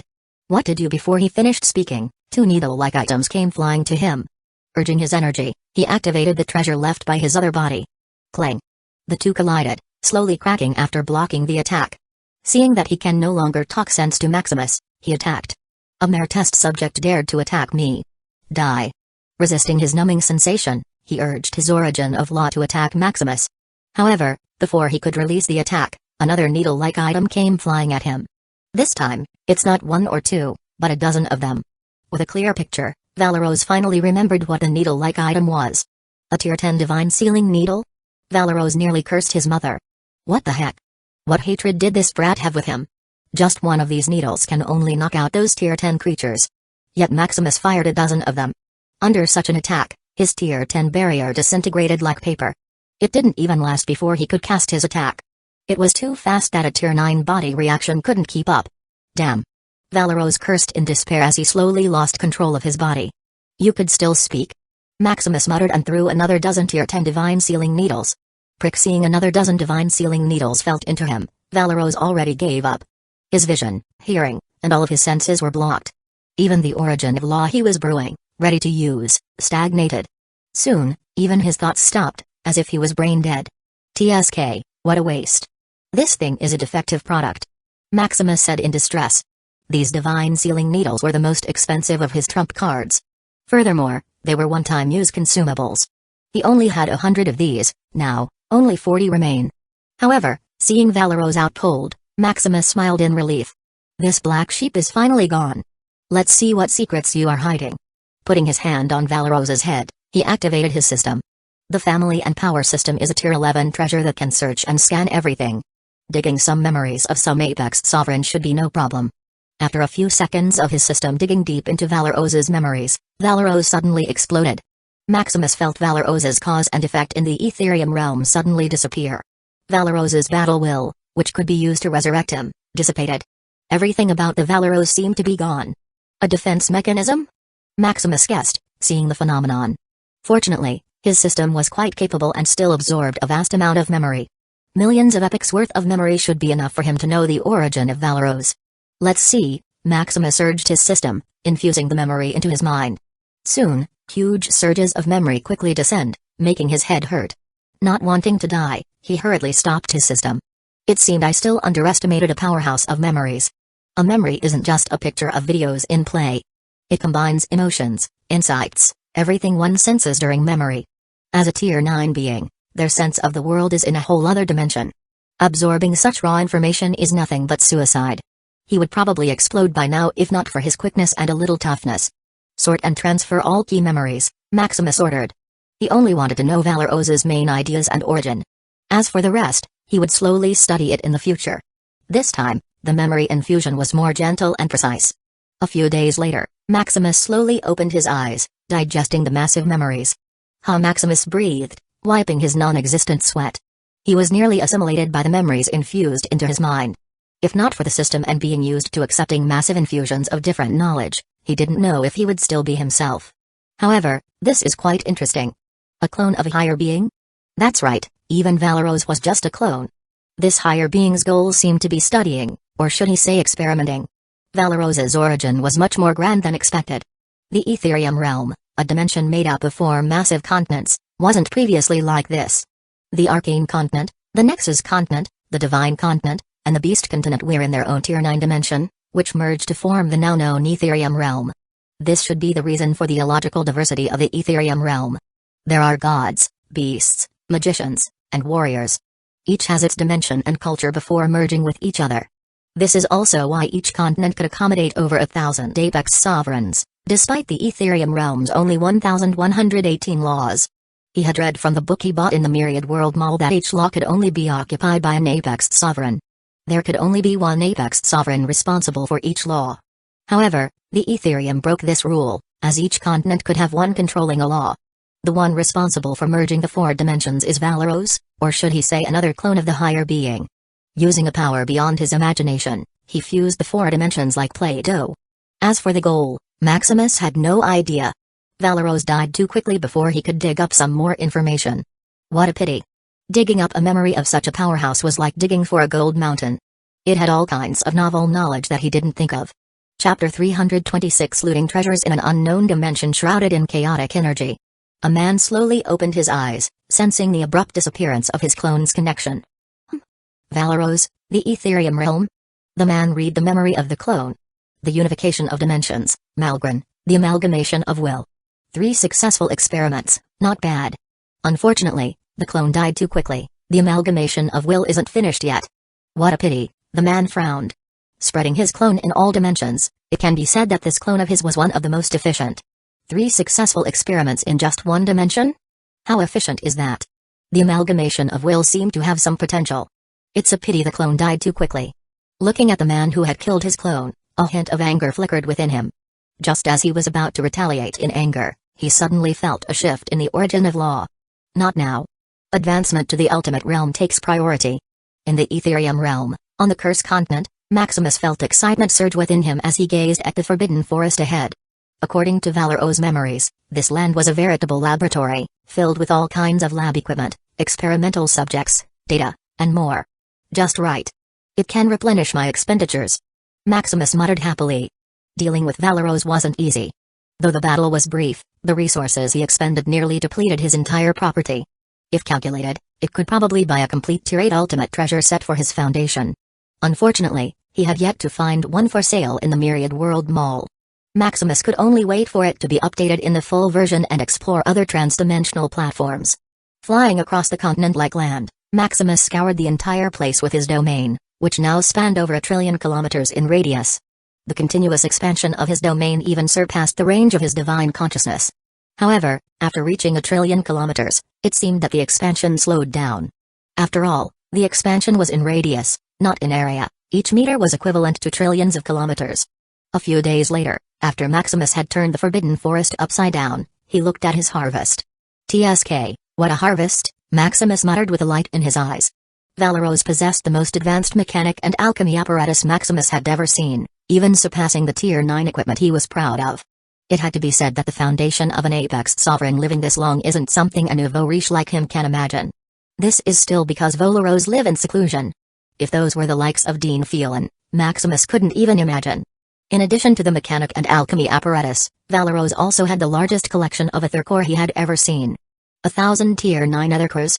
Ethercore was the most advanced supercomputer built using a combination of alchemy and mechanics. They could effortlessly process a multitude of data. Even Maximus' empire had only one ethercore, yet it could easily handle all the arrays, virtual apps, and miscellaneous tasks within the empire. Looking at 1,000 of them made him feel as though he had struck it rich. Whether in the Etherium realm or the Myriad World Mall, these items were incredibly expensive. By price alone, they were more expensive than dimensional treasures of the same grade. 1,000 equivalent dimensional treasures? Hell yeah. Just these could pay back my expenses, Maximus thought. Although ethercores are only used to process data, they were treasure makers. With 1,000 ethercores, one could simulate an epoch's worth of information in seconds. Although not as fast as his system, they were controllable. He could even let his people participate in some miracle-making projects. These will be the foundation of the empire from now on, Maximus thought. Manipulating the ethercores, he searched for any experimental data within them. Unfortunately, to his dismay, they seemed to have been cleared. With the death of Valeros, all files self-destructed and corrupted. Even after deep scanning, no files remained. Carefully storing the ethercores in his storage dimension, he looked at his remaining harvest. Unlike the rest, it was only miscellaneous items without much value. Like the remains of the ancients who first roamed the world. Rare plants and minerals could be found in the Etherium realm. Unique treasures created by the world. Maximus didn't pay much attention to them and put them all in his storage dimension. Although other gadgets are little interesting. Compared to others, these things weren't worth mentioning and could easily be bought in the Myriad World Mall. I guess the only valuable thing left is this array, Maximus muttered, looking at the dense, invisible array surrounding the Forbidden Forest. Through exploration over the past few days, he had estimated that the area of the Forbidden Forest was at least 1,000 light-years, much larger than most continental dimensions in the Arcane Continent. To place an array in such a land would require massive manpower and materials. Especially the time, it must have taken epochs for Valeros to surround this land with a formation array. Even if he had unlimited manpower and materials, it would probably take him tens of thousands of years. To have a ready-made array couldn't make Maximus much happier. It was equivalent to having a ready-made base. Maximus decided to transfer his empire here. After all, it was already destroyed, and only Shadow City remains. Moving a city by hand should be easy for him. After tabulating all his gains, Maximus teleported back to his empire. In Shadow City, huh? Is that His Majesty? Did His Majesty come back? Is the Emperor of the Wessel Empire really dead? Although they already knew from various sources that the Emperor of the Wessel Empire had died, they still didn't dare to venture out of the city. Who knew if it was a trap? Thus, seeing their Emperor in the flesh, they couldn't be more shaken. The suffering they had endured for years seemed to dissipate as they witnessed the dawn of the Empire. Soon, the chanting of Maximus' name rang throughout the city. The voices of trillions of people echoed his name, venting all their suffering and grievances throughout the years. Looking at the people chanting his name, Maximus smiled. Signaling them to stop, Maximus opened his mouth. The people of the Moonlight Empire. The war is over. The war that caused us death and destruction. The war that put us in misery and loss. The war to declare the supreme sovereignty of this land. This war is over. The winner is us, the Moonlight Empire. The people of the Moonlight Empire. From now on, the Moonlight Empire shall reign supreme. With Maximus' declaration, the amalgamation of will seemed to be agitated, as the people's belief surged. Seeing this, Maximus only smiled and quickly teleported to the castle. In the castle, as Maximus appeared, Sky and the others waiting for his arrival jumped for joy. "Dad, you've returned," Asha said happily, clinging to him. "Grandpa." Leela and Maya greeted. "Maximus," Sky said, looking to see if Maximus was injured. "How is the rest?" "They're already in stable condition," Asha said. Scanning inside, he saw his wives and children breathing evenly as they slept. Isabella, Rose, Luna, Livia, and Jane, who fought and held back Khan, were still injured. Even his children, Nathan, Sam, and Luke, were sleeping soundly. Thinking of this, he couldn't help but grit his teeth. He should have at least tortured that bastard. How dare he hurt his family? Fortunately, it seemed that they were already stable. Their bodies were already healing on their own. If not for exhaustion and lack of energy, they would be able to get up like normal people. On the other side were his wives, Hazel, Erica, Angeline, Irene, and Emma looked at them meticulously. It seemed that Sky and the others didn't tell them about his return. Even Neo and the others who were managing the Empire didn't inform them of the news. It seemed that they didn't want to add further worry to their mothers. Opening the door, there was shock in their eyes. "Husband? It's me, I'm back," Maximus smiled. "Why you? You've returned." They shouted as they lunged into him and embraced him. "Where have you been? Why didn't you tell us anything? Are you injured?" One by one, they asked questions endlessly, as if venting. Soon after feeling his warmth, they calmed down. "I'm sorry, I worried you. As for the reason, it's a long story, let's talk about that later." More importantly, Maximus turned his head to the people sleeping on the beds. Mobilizing his domain, he infused energy into them, bringing them back to their peak form. Arg! Groaning, they slowly woke up. Maximus' husband. Father. As they woke up, they looked at him in shock and joy. Feeling their bodies as good as new, they couldn't help but leap, embracing Maximus. Looking at their smiles, he heaved a sigh of relief. "Everything is over, let's take our time." Chapter 327 Conquering the Wessel Empire. A few weeks later. After a brief celebration and adjustment, over 1 trillion soldiers and hundreds of millions of officials of the Empire boarded the ships to conquer the Wessel Empire. For this, Maximus even bought some Tier 9 ships from the Shadow Hunter Guild. As for the unspoken rules or whatsoever, after killing Volaros, the Curse Continent is now his domain. Coupled with his strength, in the Curse Continent, no rule could restrict him anymore. Conquering the people of the Wessel Empire is to let them recognize the Supreme Emperor of the continent. This is to unify the amalgamation of will and convert them to the people of the Moonlight Empire. Maximus was too lazy to pay attention to this and had his subordinates do this troublesome job. Over 1 trillion soldiers are enough to suppress all dissent. Hundreds of millions of officials were also brought to bring order and arrange all people in the Wessel Empire.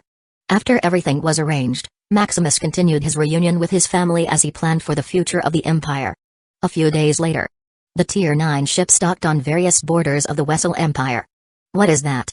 Is it an enemy invasion? It should be the Moonlight Empire. It has finally come to this day.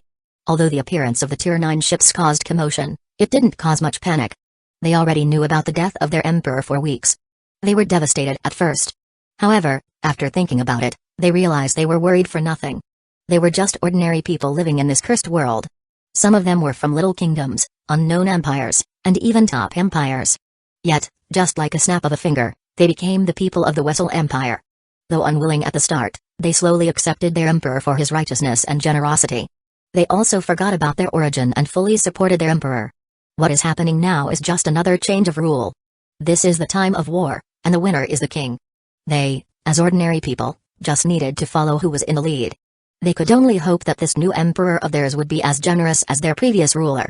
Soon, millions of soldiers descended from the ship, looking coldly at the crowd. Seeing that they were not rioting and looked at them curiously, they also relaxed. Ahem, I'm Kirk, the captain in charge. You should already know the fall of your emperor. Kirk stopped, looking to see their reaction. Seeing they were calm, Kirk sighed in relief. It seemed that his task this time was easy. The supreme emperor of this land, the emperor of the Moonlight Empire, presents a decree. The people of the Wesel Empire. I ask you to surrender and follow this emperor to glory. Nonetheless, you can turn your heads back and leave the cursed continent. Only the people of the Moonlight Empire, my people, are allowed to live in this land. If you wish not to die, you may leave this land at once. Kirk read the decree in a solemn tone, looking at the crowd before him. So what choice do you make? We surrender to His Majesty. We surrender to the Moonlight Empire. What a joke, those who can leave already have. The only ones remaining are ordinary people who didn't have the money or connections to leave. Especially during this time of war, the greedy businessmen of the Arcane Continent didn't let go and collected exorbitant fees to poach them from the continent. Good. Then you shall prepare, we will leave this land after a while, Kirk said. His Majesty already told them they would relocate to the Forbidden Forest, now called the Moonlight Forest. By now, various construction was probably in place, just waiting for the people to settle in. We will leave this place? Yes, this land is too small to accommodate the future of the Empire. Worry not, all the expenses and food will be on us. You only need to bring yourself on board and leave the rest to us, Kirk comforted. In his eyes, these were already the people of the Moonlight Empire. Treating them as such was just natural. After seeing they understood the protocol, he left some soldiers in place and moved to the next city. A few days later, in Coal City on the border of the Wesel Empire, a 10-year-old kid, Lawton, held his 5 little sisters' hands as he led them to the docking station to register. The war didn't just bring death and destruction, it also left the future generation on their own. A few years ago, Lawton originally had a happy family living in a little kingdom. But an army from the Wesel Empire came rushing in, setting fire and bloodshed everywhere.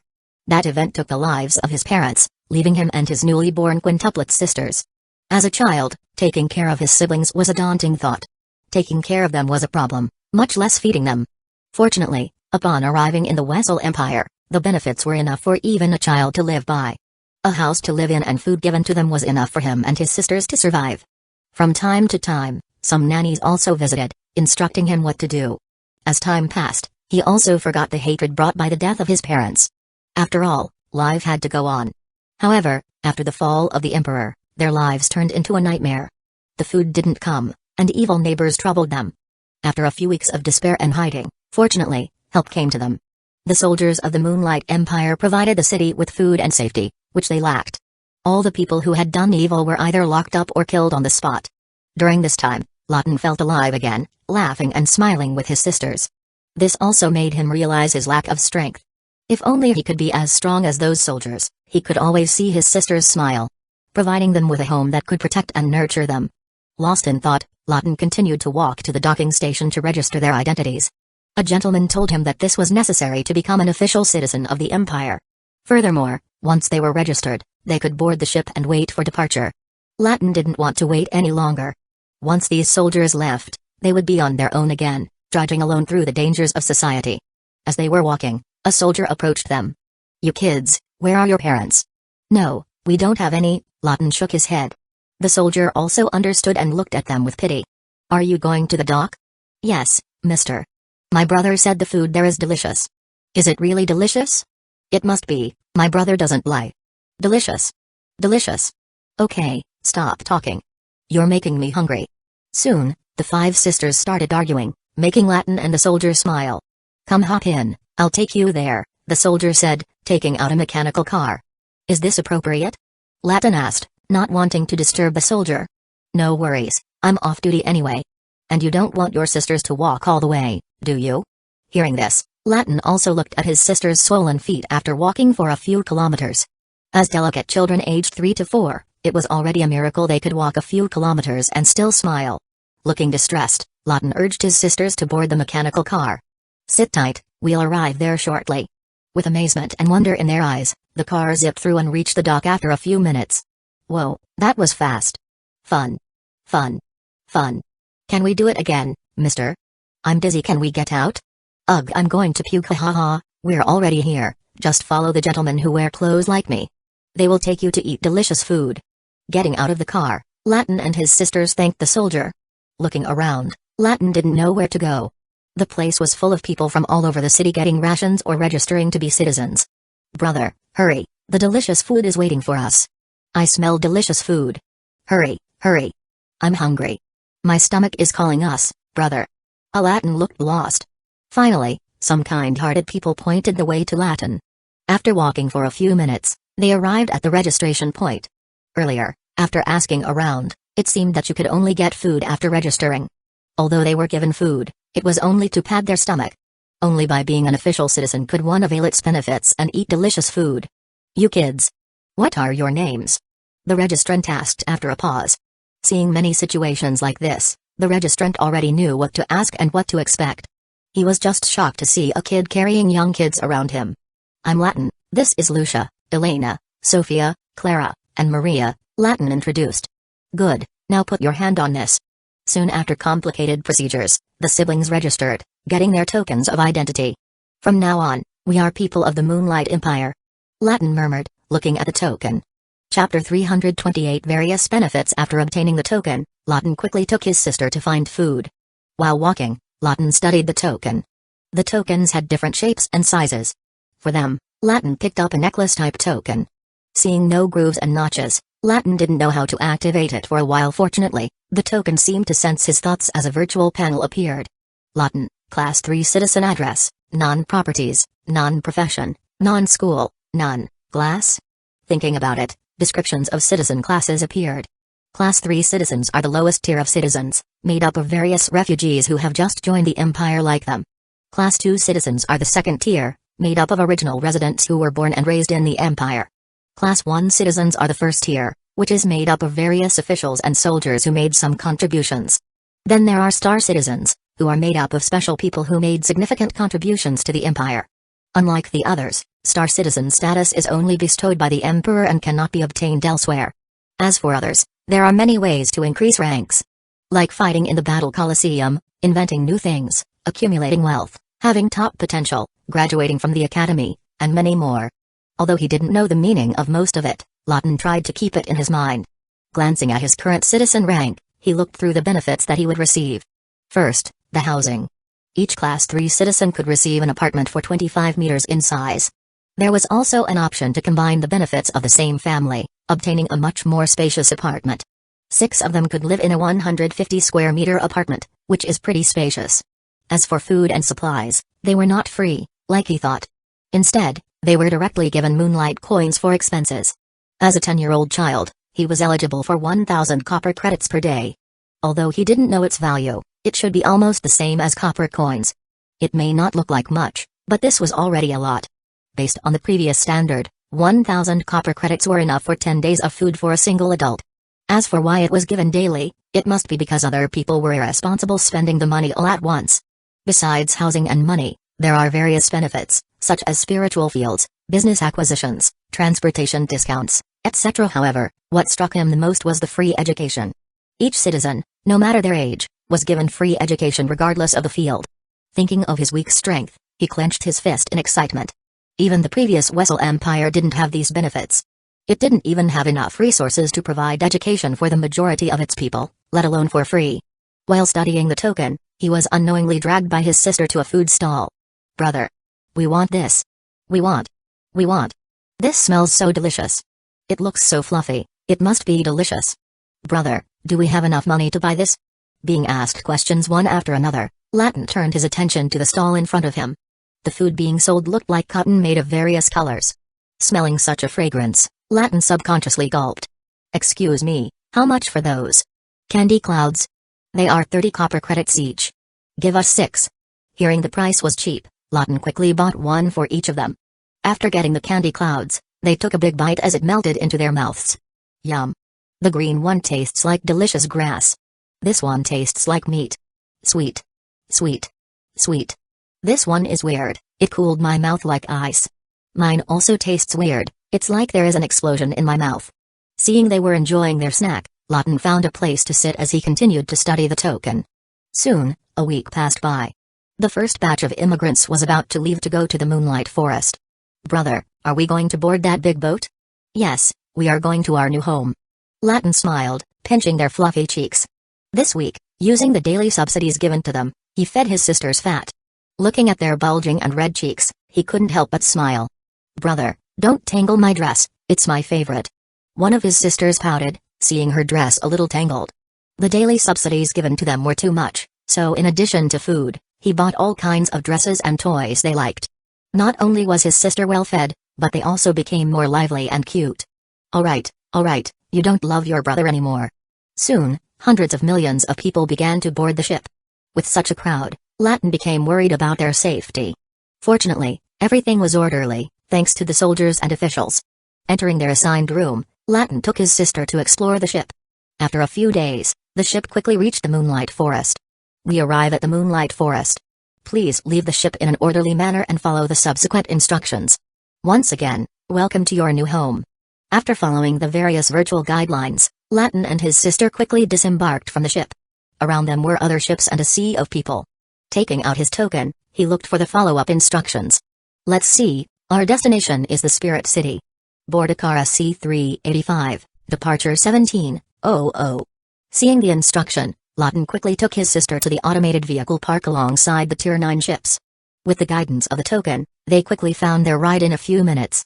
It seemed that it also took their condition and distance into consideration, allowing them to find their ride quickly. The car was much bigger than he had seen from the soldier before. Inside were thousands of people who seemed to be going to the same city as him. Most of them were orphaned children like them or people with a scholarly aura. Soon, the clock turned, and the car departed. The journey was boring, but with the token to keep them entertained, they were not so bored. Watching various movies produced in the Moonlight Empire, they couldn't help but sigh in amazement. The Moonlight Empire was really a fairy place that they never dared to dream of before. Looking at the smile and prosperity in the movie, they couldn't help but look forward to their new home. Unfortunately, before another movie ends, a big warning flashes into the panel. 3-hour screen time ended, please take care of your mental health and get rest. No. I want to watch what happened to the big man. I want more. Bad guy. Wah wah. Big man is dead. Brother, there is no more movie. As children, they were only allowed to play in the token for 3 hours. It doesn't matter if they use other devices, the token would detect it and activate the basic mode. Basic mode is a bare function without any entertainment function. Thus, looking at his wailing sister, Lawton could only smile wryly. Time to sleep, there is still a long journey ahead. Soon, a few days passed unconsciously.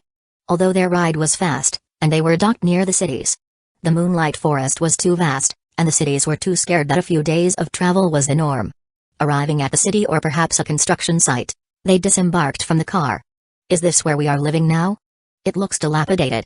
Could we live in this place? Brother, the city isn't finished yet. Where do we live here? As his sister and the crowd complained, a guide suddenly appeared before them.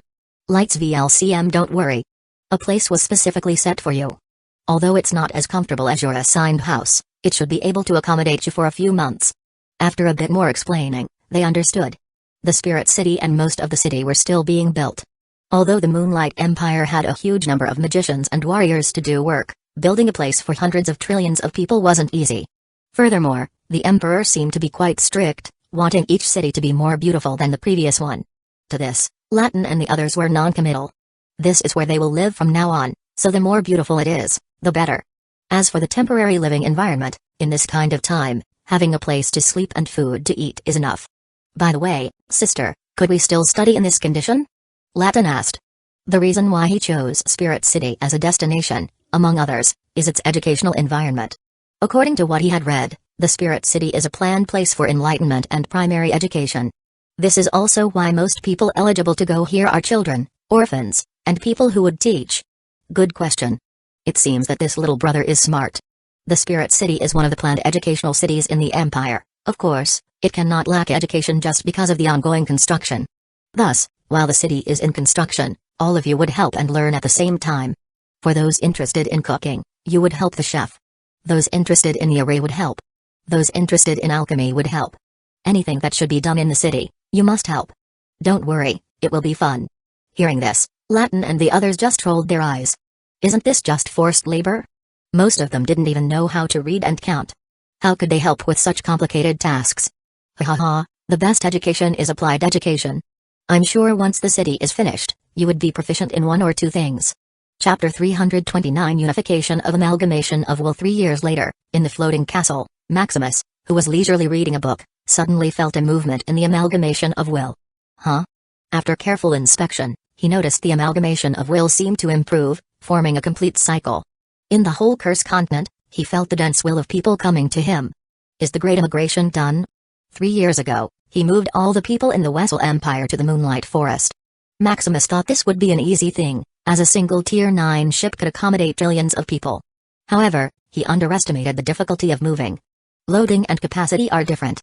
Although the Tier 9 ship could indeed accommodate trillions of people, the logistics, support, and time needed to fill that up could take up months. Furthermore, cities and infrastructure in the Moonlight Forest were still under construction. Priority must also be given to the original people of the Moonlight Empire to move, further delaying the immigration. He also underestimated the number of people from the previous Wessel Empire. Occupying all of the continent besides the Sun Sea region where the Moonlight Empire is, the Wessel Empire had a population of over 3 quadrillion. This is still because of the war and chaos decreasing the number of people. The forceful conquest of the Wessel Empire probably decreased the population of the Cursed Continent by at least 30%. There are also those top empires who escape once they caught wind of the Wessel Empire. Overall, if not for the war, there would probably be 4 to 5 quadrillion population in the Cursed Continent. It might seem a lot, however, compared to the landmass of the continent, it was nothing. Even the 3 quadrillion people coming to the Moonlight Forest were but a drop in the ocean. They couldn't even occupy a percentage of land, even with all those people. Of course, this is also because of the lack of infrastructure and industries. Maximus expected that industries would boom in the coming tens to hundreds of years, rapidly occupying the land. Feeling the changes in the amalgamation of will, a surprise flashed into his eyes. I can control the continent? This control was like holding the key to a car. With his will, the land would move at his fingertips. Mountains and seas, trees and forests, weather and climate would form at his will. The mana, minerals, vegetation, could be moved and transferred freely. In the Cursed Continent, he was like a god who could control everything. This is amazing. It even surpasses what amalgamation of will is capable of. Terraforming the land at your will on such a large mass of land is like creating the world. Even his domain, which could do and create everything, was lackluster in comparison. His energy is limited, thus, even though his domain could spread all over the world, the area that he could control and manipulate at one time was limited. Such an absurd thing was, of course, not entirely due to the amalgamation of will. The Cursed Continent was once a complete world that was integrated into the Etherium realm. As the ruler of such a land, with all the beings in the land believing in him, he is equivalent to the god or creator of the dimension. As the creator, the land was like his body that he could control. Besides terraforming the land, the unity of people also brought the efficiency of the amalgamation of will production to multitudes of degrees. In the past, at least 100 ordinary people were needed to produce a unit amalgamation of will. Now, just an ordinary person could produce one. The will that Tier 1 mages and knights could produce regularly also shot up from 1 to 10. For Tier 2, they could produce 10, Tier 3 is 1,000, Tier 5 is 10,000, Tier 6 is 100,000, Tier 7 is 1,000,000, Tier 8 is 100 million. The efficiency was multiplied a dozen to 100 times. He then studied how the efficiency of the amalgamation of will multiplied. After some probing, he noticed that the amalgamation of will was directly absorbed by him. There was no loss whatsoever, all the energy produced by an individual was fully intact. Seeing this, he nodded in satisfaction. As the clock ticked, he counted the amalgamation of will being sent to him and counted how much he would get daily. A day later, his eyes widened in shock. Over 100 quadrillion?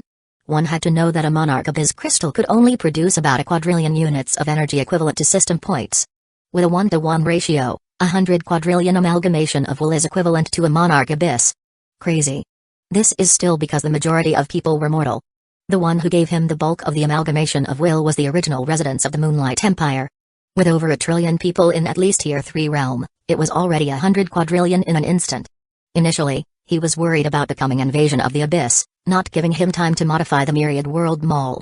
But now, with such a huge amount of system points, he could turn the Myriad World Mall into flowers, and they wouldn't even recognize it as the same thing. It seems that it's time to change plans. Originally, He wanted to stay low-key for a while and silently cultivate the Moonlight Empire. However, with such a large amount of benefits, he decided to go all out. Money, resources, knowledge, he was ready to give it all out. Maximus had only one plan: population, population, population. Quality didn't matter, Maximus only wanted quantity.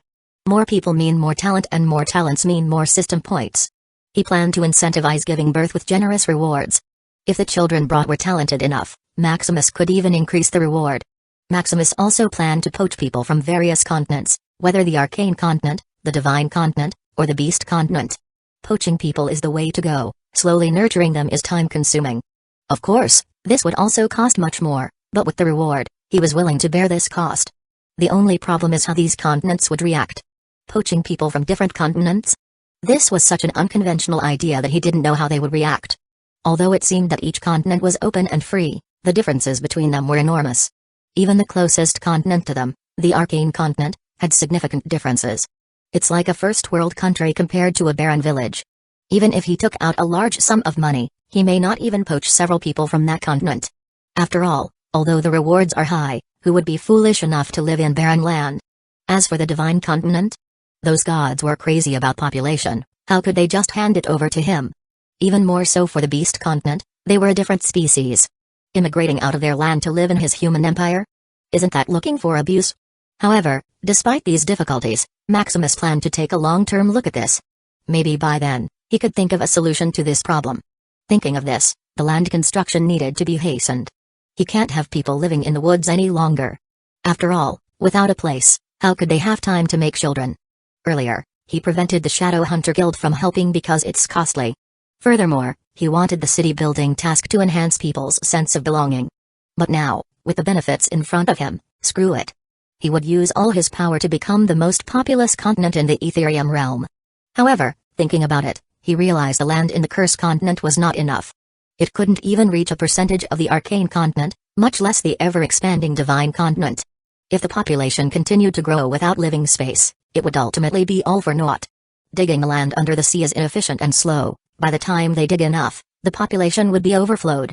Furthermore, the land under the sea is too low grade, he would have to spend a lot if he wanted to nourish it. Buying land directly is also too costly. Although he is stupidly rich, it's not enough for him to waste it just for some land. Suddenly, he thought of the most abundant material in his storage dimension. The atomic god metal, the hardest tier 9 metal in the Ethereum realm. The earth of life, a tier 9 soil that could accommodate and give birth to all things. The water of life, a tier 9 water that could heal and nourish all life. These three treasures were the ever-expanding treasure he got from the Ethereum vault. Reaching millions and billions of light years, it was more than enough to accommodate the expansion of the Cursed Continent. Furthermore, as treasure generated by his mana, he controlled it like the back of his hand. As for the structure of land? Like the scattered continent domains of the Arcane Continent, the expanding land of the Divine Continent, or the moving continents of the Beast Continent. It was too early to think about. Maximus planned to first repopulate the Moonlight Forest before thinking about it. Chapter 330 Birthing Spree 10 years later, in Lantern City, celebration and feasting filled every corner of the city. After over a decade, under the efforts of hundreds of millions of people, Lantern City was finally built. On stage, an awards ceremony was being conducted. And the Lantern City's model couple is Beth and Richard. Let's give applause to this amazing couple. Beth and Richard walked gracefully onto the stage, receiving their well-deserved applause. Beth and Richard have had 9 children over the past decade, achieving the pinnacle of life. I wish everyone here could follow the example of this model couple and work hard, the Mick advised as if it were the truth of life. The crowd was shocked to hear of the couple's achievement. 9 children in a decade. Are these 2 pigs? Sigh, what an amazing fertility. We only had 6 children despite working hard day and night. TSK, this is nothing. I heard of another city where a couple gave birth to 30 children in just a decade. What? How is that even possible? Hey, they had a rare condition that allowed them to give birth to multiple children in one sitting. Fortunately, the medical conditions of the Empire are top-notch, otherwise, they would be laid in bed forever. TSK, what an enviable couple. Unfortunately, I don't have a wife yet. Observing the crowd, Beth and Richard simply smiled. Since the birth incentive was promulgated 10 years ago, the population has boomed like the seas and stars. From over 3 quadrillion people to over 10 quadrillion people, over 300% increase. However, what can they say? The rewards are really generous. An ordinary child without any talent, one would receive 1 crystal credit, which is equivalent to 10 million copper credits. As a Class 3 citizen, with daily subsidies of 100 copper, it would take them almost 300 years to accumulate that amount. Yet, after giving birth to a child, they could receive that in one lump. This is still if the child is talentless. Those with rank 1 potential could receive 10 crystal credits, those with rank 2 potential would receive 100 crystal credits, and those with rank 3 potential would receive 1000 crystals. As for those who gave birth to rank 4 legendary potential, one would receive 100,000 crystal credits, plus various benefits, such as class increase, free property, tax exemptions, etc. Basically, after giving birth to a child of that caliber, both the parents and the child would be set for life. As for having rank 5 mythic potential, they could only drool thinking about its benefits. Just the money was 10 million crystal credits, richer than most tier 5 tier 6 individuals. Regardless, with rank 6 divine potential, one could ascend directly to the top and be nurtured by the empire. Various resources, training exercises, teachers, etc., would be provided for free. Basically, as long as a person had that talent, all the things that could be bought in the empire were basically free. They're like walking gold mines that could suck the golden blood of the empire. As for potentials above that, from transcendent to primordial potential, that was already out of the question. Even now, with the population explosion, less than 5 people have rank 6 divine potential, much less rank 7 and above. 10 years ago, Richard and Beth were originally an ordinary couple budding in love. However, upon hearing about these crazy incentives, the two got crazy and married on the spot. Marriage in the Moonlight Empire was quite easy and traditional. Both couples only had to register their marriage and swear an oath in front of the emperor's shrine or statue. After receiving their certificate, the two quickly got into the child-making activity. Watching all kinds of tutorials and taking healthy supplements, it can be said that their marriage is a happy one. Soon, a year later, a child was conceived under their love. With luck given by the heavens, their child had rank 3 potential, sending them into euphoria.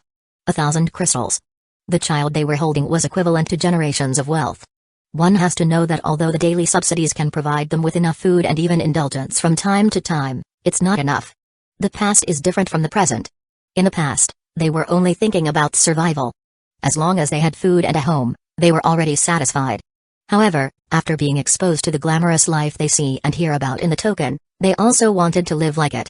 Eating various exotic foods, indulging in a paradise-like place, getting a house where they could run and play, etc. The world seemed to be open in their eyes, but they couldn't reach it, like a moon in the lake. However, with the birth of their first child, all their dreams seemed to come true. Upon receiving their first bag of gold, they went on a shopping spree like crazy lunatics. All kinds of things that they had dreamed of in the past were bought and consumed. The places they had been longing to visit were finally explored and enjoyed. As for their child left in the incubation facility, they had no worries. The empire would ensure the healthy growth of a child until it had a mind of its own and needed parents. Soon after indulging in all sorts of extravagances, their money was depleted like water. Returning to their child, they couldn't help but be speechless. They had been so reckless that they used up all the future money meant for their child. Fortunately, their child met all the qualifications to advance to Class 2 citizenship. Based on potential, place of birth, and various tests conducted in the incubation facility, their child became a Class 2 citizen at birth. Apparently, becoming a Class 2 citizen now was more stringent. In the past, simply being born in the Empire would automatically grant Class 2 citizenship. Now, one has to undergo various tests, make enough contributions, or possess sufficient strength to qualify.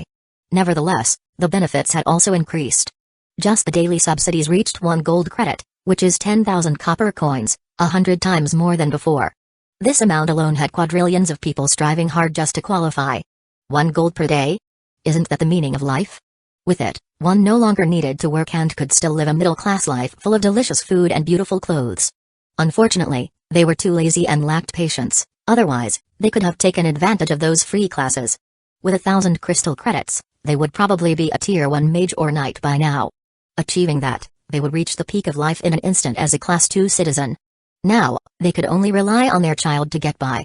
Fortunately, with a gold coin per day from their child, they could still live a nouveau-rich life. Unfortunately, after a few months, reminiscing about their fairy-like life, being nouveau-rich is not enough. Working day and night, they conceive another child. This time, they were not as lucky and only had a child with rank 2 potential, which earned them 100 crystal merits. Being smarter and not wanting to continue their cycle of giving birth and indulging, they used 100 crystal merits for training. Soon, a few months passed, and they became trainee mages and knights purely with resources. Seeing such progress, the husband and wife became ecstatic as they were closer to their dream of becoming Class 2 citizens. After all, although they could rely on their 2 children, it would not be pleasant once they became adults. Yes, their newly born son was a Class 2 citizen at birth, which made them envious. However, thinking that they were the ones who gave birth to them, the smiles on their faces returned. With double the good news and 100 crystal credits depleted, the 2 worked again to conceive another child. Giving birth to another child with rank 2 potential, they became disappointed for a while. However, thinking of their talents, the first child probably just had exceptionally good luck to possess rank 3 potential. Fortunately, with their excellent genes, the child could still pass the test to become a Class 2 citizen at birth. After receiving their reward, they started their training journey again, consuming resources with fervor. Afterwards, when the money was gone, they continued to give birth to earn money. Basically, over these 10 years, they were busy giving birth and consuming resources. Fortunately, all their hard work was not in vain. They finally reached Tier 1 realm, fulfilling their dream of becoming Class 2 citizens. However, looking at it now, their dream seemed too childish. 1 gold coin per day? Sure, it was awesome at first, but having achieved their strength today, earning 100 times more money was easy.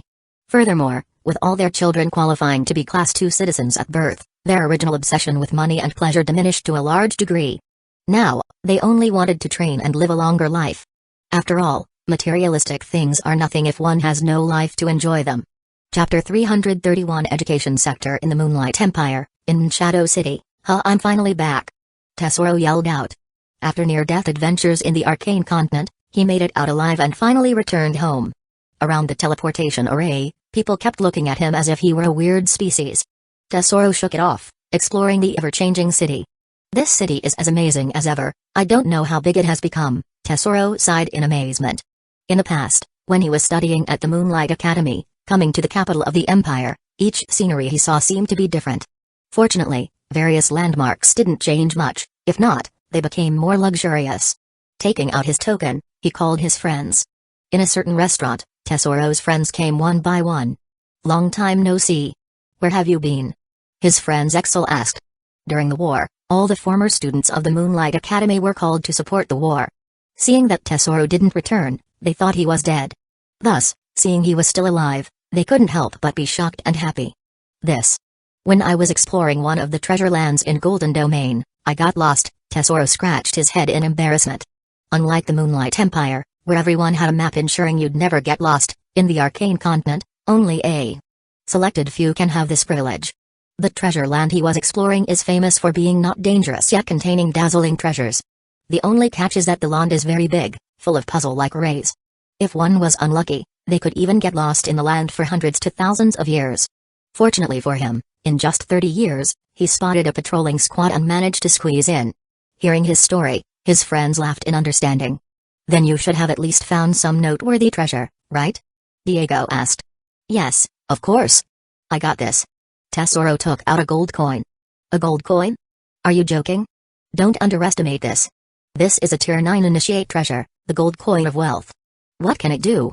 Even Javier, who was taciturn, asked in disbelief. It is to gather wealth. After binding the treasure, I felt that the world's vault had opened to me. You could produce some gold coin? Or could it be that it's good at stealing? Of course not, I mean, it made me feel all kinds of wealth-making opportunities. Just like the Moonlight Empire. After I returned, I felt the luck of wealth seemed to overflow that everyone could pick money while walking. Although he still hadn't fully investigated what happened, he felt that Moonlight Empire became a million times more grand. Yes, it seems that it's indeed an amazing treasure. So, what about it? Are you with me? Tesoro asked. Although he could do business alone, seeing his trusted friends, he couldn't help but invite them. If you trust us this much, then we're in. Deciding to set up a business together, they pooled their funds. As graduates of the Moonlight Academy, they were quite wealthy, managing to pool over 1 trillion magic crystals. This was already 100 times the property of a Tier 7 individual after saving for hundreds of years. However, for them, it was merely a sum they had saved over the years. Heading to the Empire's business administration, they registered their business name, Golden Tesoro Incorporated, holding over 51% of the shares. Having his name in it was natural. As for the business, Tesoro quickly suggested starting in the education sector. A lackluster sector that no one dared to venture into. the Moonlight Empire already had public schools everywhere, and even with the token, you could access free knowledge at home. More importantly, no matter how grand a school became, it couldn't surpass the Empire Academy. Thus, building a private school on their own seemed like a foolish venture. However, with the guidance of the gold coin, Tesoro saw the potential for soaring wealth in the education sector. If the other businesses were like fireflies, then the wealth in the education sector was like the sun. Trusting their friend, the other three didn't voice their opinions. Soon, with a budget of 1 trillion crystals, they recruited a construction company to create a mini-school city. The land in the Moonlight Empire was dirt cheap. As a benefit for entrepreneurs, the Moonlight Empire gave anyone the right to designate land in unplanned areas, regardless of size. Furthermore, instead of paying one lump sum, the land was completely free, with payment only accruing once 100 years had passed. If not for the lack of money, Tesoro would have even built it the size of the Moonlight Academy. Unfortunately, he could only dream about it. 3 years later, under the efforts of hundreds of thousands of proficient workers, the academy was finished. With the boom of construction, specialized construction companies like this bloom like no other. If not for seeing the potential of the education section, he could start this as their first business. Looking at the empty school, Tesoro sighed. Now, only one thing was missing: students. Taking a deep breath, Tesoro started his plan. I hope this works. In the Moonlight Academy, the largest academy in the Empire spanning over a square light year, or 10 septillion kilometers. Of course, the land is just land, various infrastructures are still being built. This was a million-year plan, building the most complete education institution besides the Origin Arcana Institute. At the academy's gate, a vigorous entrance exam was being conducted. Latin and his 5 sisters were in the crowd, nervously awaiting their turn. Do you think we can pass, brother? Yes, just trust yourself, we haven't been working hard for a decade for nothing. But what if we don't pass, brother? You must be. I'll ensure it. But don't speak, let's see what will happen later and decide. Just be confident. The admission test of the Moonlight Academy is said to be the hardest thing ever. It's said that it was easier to be a Class 1 citizen than to be accepted as a student of the academy. The only saving grace is there is no limit to talent. Whether you have trash or divine talent, as long as you didn't pass the test, you wouldn't be qualified for the academy. Especially now, with hundreds of trillions of students enrolling every year, the test has become stricter and stricter. Soon, the first test began, a normal test measuring talent and affinity. Latin and his sisters passed with flying colors, having at least rank 3 potential and rank 5 affinities in one element. Nice start. We can do this, brother. As I said, you must be geniuses. Just take the exam confidently, and everything will turn out alright. However, what faced them next was a nightmare. The next test was a written one. In each field of magic, like alchemy, mechanics, array, runes, forging, etc., 100,000 questions needed to be answered within the time limit. Within a month, they need to take a total of 5 billion questions. Just a week before the test, the 5 sisters were already ready to give up. They can't eat, sleep, or do any activities during the exam. The only thing they could do was think, and think. After taking a special potion, they were like drug addicts who wouldn't fall in a month, no matter what happened. Looking at his sisters' pitiful faces, Latin sighed. You can do this. You're my proud sister, nothing could defeat you. With Latin encouragement, the 5 sisters seemed to be energized and managed to complete the test. Others, however, were not so lucky. Although there was a special potion, they didn't have the will to stay that long. Answering billions of questions? How could they even survive that? From hundreds of trillions, there were only less than 100 billion examines left. Meanwhile, Latin and his sisters barely passed the test with some luck. They had only been in the Moonlight Empire for over 10 years. Although they were diligent and smart, it wasn't enough to catch up to those geniuses who had been nurtured since childhood. After all, the Empire only provides free education, not free resources. Just those memory potions that could help you remember everything could already send others ahead for a few blocks. Unfortunately, it was too expensive. As a Class 2 citizen, they didn't have that extravagance. The next exam was the fighting test, in which hundreds of people went to a virtual battlefield and fought each other for life. In this test, Latin and his sisters were separated. Despite being worried, Latin tried his best to survive. Being responsible since young, Latin was quite the survivor. Against all odds, he managed to survive in the top million and become one of the top scorers. Unfortunately, what greeted him was the sad look of his sisters. Because they were too coddled up, their fighting experience was almost non-existent. In the first hours, they were ambushed one after the other like powerless individuals. To this, Latin could do nothing but give them comfort. Don't worry, there is still a last test. If you did your best, You could still pass. Sigh, we can only do our best. I'm fine as long as my brother manages to pass. Fighting. Let's go. Soon, the last test began. The principal of the academy, Silver Adam, personally conducted this test. Leading them to an open space, Silver Adam slowly released his pressure. From Tier 1 pressure, Tier 2, Tier 3. Lawton felt like the sky was falling against him. The air became thicker, the gravity multiplied, and even his blood seemed to stop flowing. Turning his head, he saw his sister out cold. With anger and fury, Lawton resisted the pressure, slowly walking towards the stage, still not understanding what they were into.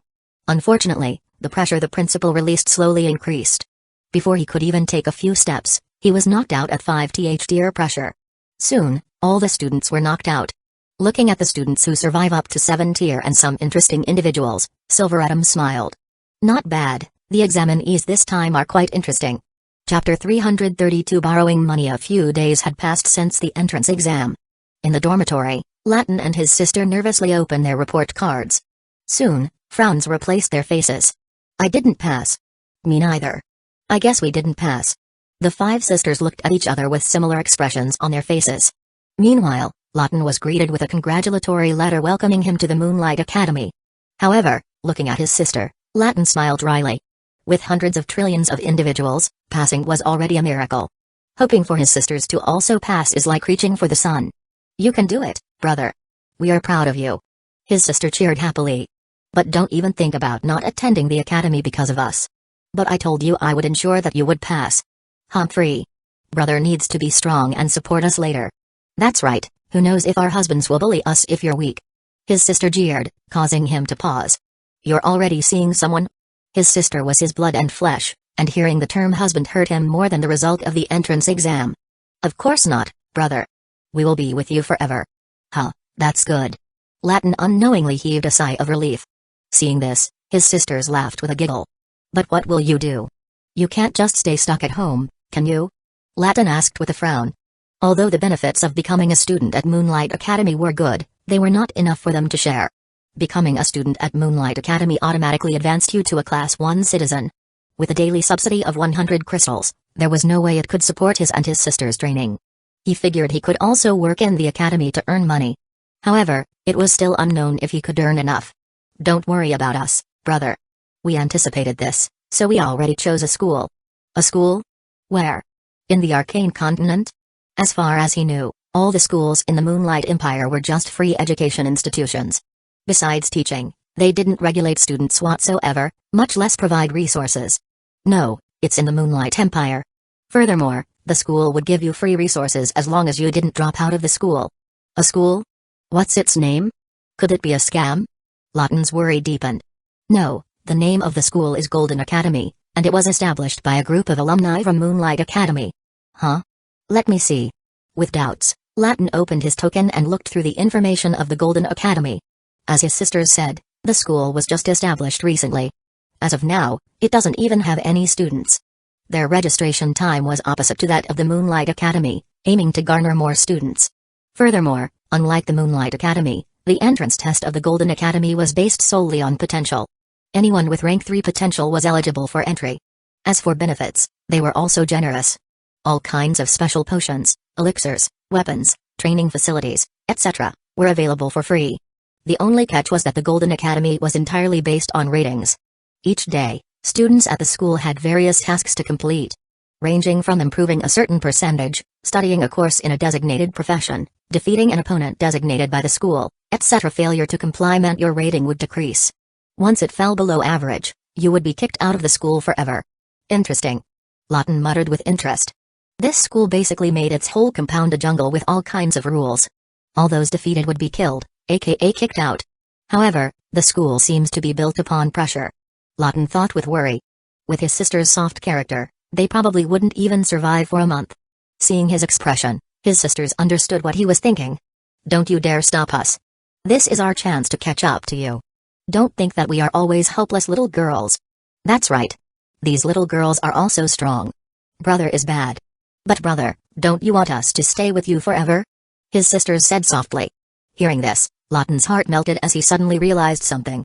It's indeed his fault for always babying his sisters. It might also be the reason his sisters failed the entrance exam of the Moonlight Academy. They were too soft and cuddled that they fell at the slightest touch. If this continues, maybe in the future, he won't even see his sisters. Thinking of this, Lawton's eyes reddened, and he didn't say any more. Just be safe, and always remember that your brother is here. A few months later, at the Golden Academy. At the entrance, trillions of people who were eligible for entry scrutinized the academy in front of them. Do you think the advertisement they put up is true? Free resources? Ha. We can only wish. But you're here nonetheless, so you must believe it. Hearing this, the crowd who believed that the Golden Academy was a scam fell silent. Indeed, although they knew it might be a scam, they came nonetheless. After failing to attend the Moonlight Academy, they couldn't just give up like that. With at least rank 3 potential, they had a bright future ahead of them. Although they could live their lives worry-free, they couldn't accept being merely breeding machines. They yearned for adventure and amazing discoveries. Standing at the crossroads of their fate, they would rather believe in some false hope than accept that they were just a passing moment in history. In the tall tower, Tesoro looked at the students with fervor. What a huge gold mine! Tesoro muttered excitedly. However, this also costs a lot of money, Zexel said with worry. Free resources without expecting anything in return were an insane investment. If they hadn't believed in their friend, they wouldn't even have set foot in this crazy place. Tesoro, about the resources, where do we get them? Javier asked. They had already dumped all their money into the school. Construction wasn't costly. What took up most of their budget were various high-tech resources with the specifications from the Moonlight Academy. Such as the tiered-down time chamber, atomic energy measuring device, monoconcentrated room, gravity chamber, spirit pressure chamber, virtual compartments, etc. Worst of all, these devices were all on loan. If they didn't make money to pay for all of these regularly, they would have to sell themselves. Thinking of it, Tesoro's 3 friends couldn't help but shiver. We borrow money, Tesoro said like a crazy gambler. Borrow again? Damn, we're in a sinking ship. I chose the wrong friend. Help. Looking at their expressions, Tesoro only smiled. A few days later, after settling down the students who passed their enrollment criteria, Tesoro and his friends went to the bank. Applying for another loan, the bank teller was stunned. 100 quadrillion crystals? This amount isn't a joke. It's already equivalent to 1 trillion crystal merits, which can make a Tier 7 advance to Tier 8. Even though the Empire was super rich, so much so that it didn't have a place to put its money, not anyone could just borrow money from thin air. The various high-tech machines that Tesoro and the others borrowed earlier were not a problem. If they couldn't pay, the Empire could just sanction the Academy and take back the machines. However, borrowing cash at such a large amount isn't possible without any collateral. Yes, could I speak to someone who can make decisions? This I'll call my manager quickly. Seeing that Tesoro still had some bargaining chips, the bank teller quickly took an intercom and made a call. Soon, a man came up to them, making Tesoro and the others feel pressure. A Tier 8? The Empire Bank is really full of dragons and phoenixes. Haha, thank you for your compliment. How about we continue this discussion in the room? Sure. Inside the room, they continued their discussion. Without hiding anything, Tesoro put out his chips to be able to borrow the money. A Tier 9 treasure? Furthermore, it's an initiate treasure? There really isn't anyone simple who can graduate from the Moonlight Academy. We're just lucky. Luck can't be obtained without strength, the man said, shaking his head. So, can we borrow money? Gladly. A Tier 9 initiate treasure is more than enough as collateral, the man nodded without hesitation. A Tier 9 initiate treasure is sought after even by the Apex sovereigns. If not for the Empire's solid rule, he would have robbed the treasure in front of him without a second thought. Fortunately, after seeing how rich His Majesty is, a mere Tier 9 initiate treasure isn't enough for him to act in such disgrace. Soon after signing a high-tier contract, Tesoro and the others got 100 quadrillion interest-free loans.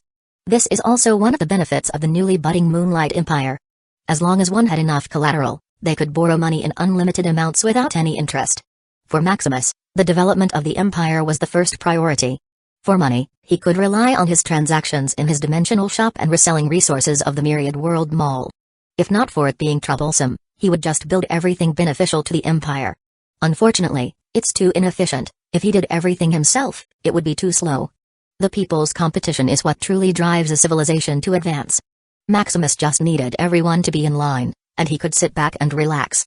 Chapter 333 Rich Support 10 years later, at the Golden Academy, hundreds of billions come and go at a hurried pace. Looking at their task for the day, they couldn't help but feel the urgency. Throughout the decade at the Academy, all the advertised benefits and free resources were real. As long as they don't fail, they will be given their due resources at their discretion. Whether to sell or use it, it's up to them. Unfortunately, the competition is also cruel. Of the trillions who enrolled every year, after a few months, only less than 100 billion will remain. And every year, tens of billions will be cut off again, leaving just a few billion. Even then, those who manage to last longer for a year or two could advance to Tier 2 with free resources. The few 100 million who survived since the beginning are already Tier 4, gearing up to advance to Tier 5. It can be said that the education philosophy of the Golden Academy is on the right path. However, various institutions and merchants couldn't help but sneer at the Golden Academy. So what if it's a success? If you can't earn money, it's a failure. According to their source, hundreds of trillions or even over a quadrillion of crystal were already spent in vain. Seeing no sight of return, such an investment was obviously a failure. Even the one who set it up with Tesoro looks nervous. Tesoro, what do we do now? It's been 10 years, and we're still in deficit. Zexel said solemnly. Up to this point, they were no longer talking about money but nervous about their friend. It seemed that he was duped by the innate treasure, leaving him with nothing. According to their pace, the money they borrowed can only last for a few decades. With more and more students coming in, they would be bankrupt sooner or later. It can't be, we just need to wait. Tesoro said forcefully. Although the golden coin could show him the path of wealth, it will only give direction, not the exact destination. According to it, the education sector is a goldmine full of unlimited wealth. However, throughout the years, after he did all he could, they were still in deficiency. Tasks like hunting, potion making, alchemy making, research production, various programs, etc., didn't make much money. Advocating free resources as their selling point, their expenses couldn't be made up just with these few tricks. Sometimes, he even wondered how the Moonlight Academy managed to pull off this thing. Getting billions of students every year, the Moonlight Academy still managed to give its students free top-tier resources. Meanwhile, his academy only gave a few common cheap resources, yet it can't even get by. However, thinking that the Empire is fully responsible for the academy, he understood. If the Empire could support tens of quadrillions of people with free subsidies, how could a mere academy bring it down? Suddenly, it dawned on him. I see. Tesoro muttered in excitement. The education sector isn't the path of wealth because of its students. It's because of the Empire, the Emperor who had been advocating free education since the beginning. Since he could support the whole Empire, what is a mere academy in comparison? Cultivating his people, the Emperor should be the one to bring him wealth. What are you thinking? His friend asked. Seeing Tesoro's rapidly changing face, they thought he had gone insane. Ha ha ha, I see it. I see how to get us rich. In the Shadow City, in the Imperial Castle, Maximus, who was studying some alchemy machine, was suddenly interrupted by Doran, his chief minister. What happened? Maximus asked with a frown. Your Majesty, it's about this. Doran then began to talk about the emerging Golden Academy. At first, Doran thought it was a mere patronizing show-off who wanted to get some benefits for the Empire. However, after 10 years of seeing their dedication and their ability to cultivate people even faster than the Moonlight Academy, Doran was finally touched, thus seeing them send a letter to His Majesty. Doran quickly delivered it, bypassing all kinds of processes. Interesting. Reading the letter introducing the ins and outs of the Academy, Maximus smiled. There was nothing special about the Academy, it was basically a mass-producing factory in the guise of an academy. It didn't care about potential, foundation, or any future. It only had one goal, to promote, and promote its students to a higher realm. It didn't care if you wouldn't advance in the future because of the lack of foundation. It only cared that you advance faster and faster. Looking at such an educational philosophy, Maximus's eyes couldn't help but light up. Although Maximus cared for the potential and future of his people, it wasn't his primary concern. Those talented individuals who could potentially advance in the future were already in the Moonlight Academy. The rest were merely there to make up the numbers and provide him an amalgamation of will. And to further enhance this amalgamation of will, besides numbers, quality was essential. This is also why there is a citizen class. A Tier 1 individual could basically be eligible for a Class 2 citizen. As for Class 1, one would need to reach Tier 4. This class is not just about the money and various benefits, it's also about status. Dividing the poor and the rich, the weak and the strong. Maximus set it up as it is to create a competition to advance to a higher tier. Although it's working quite well, because of the Empire's peacefulness and little to no discrimination, the efficiency is slow. Thus, upon seeing the Golden Academy's Law of the Jungle, Maximus got interested. If all aspiring people could go to such an academy and compete for resources, then the Empire would bloom in strength, increasing the average power of the Empire. However, Thinking it was like a black factory full of temptation and false propaganda, Maximus didn't dare to set it up himself. Although he could eliminate all opposition, he still cared for his image a little bit. Maximus could only encourage these kinds of institutions with all sorts of rewards, hoping they would establish themselves. Giving Doran the following instruction, Maximus came back to his little experiment. A few days later, at the Golden Academy, Tesoro and his friends were trembling with excitement upon seeing the pinned announcement in the Moonlight Forum. Dear citizens of the Moonlight Empire, on behalf of His Majesty, the Emperor of the Moonlight Empire, it is with great pleasure that we extend our heartfelt congratulations to the Golden Academy for its pioneering endeavors. As the first private academy dedicated to nurturing the talents and skills of our Empire's citizens, the Emperor extends his deepest gratitude to you. Your dedication to the advancement of our people is commendable and serves as a beacon of inspiration to all. In recognition of the vital role institutions like yours play in strengthening our society, His Majesty has enacted a new law to support your efforts further.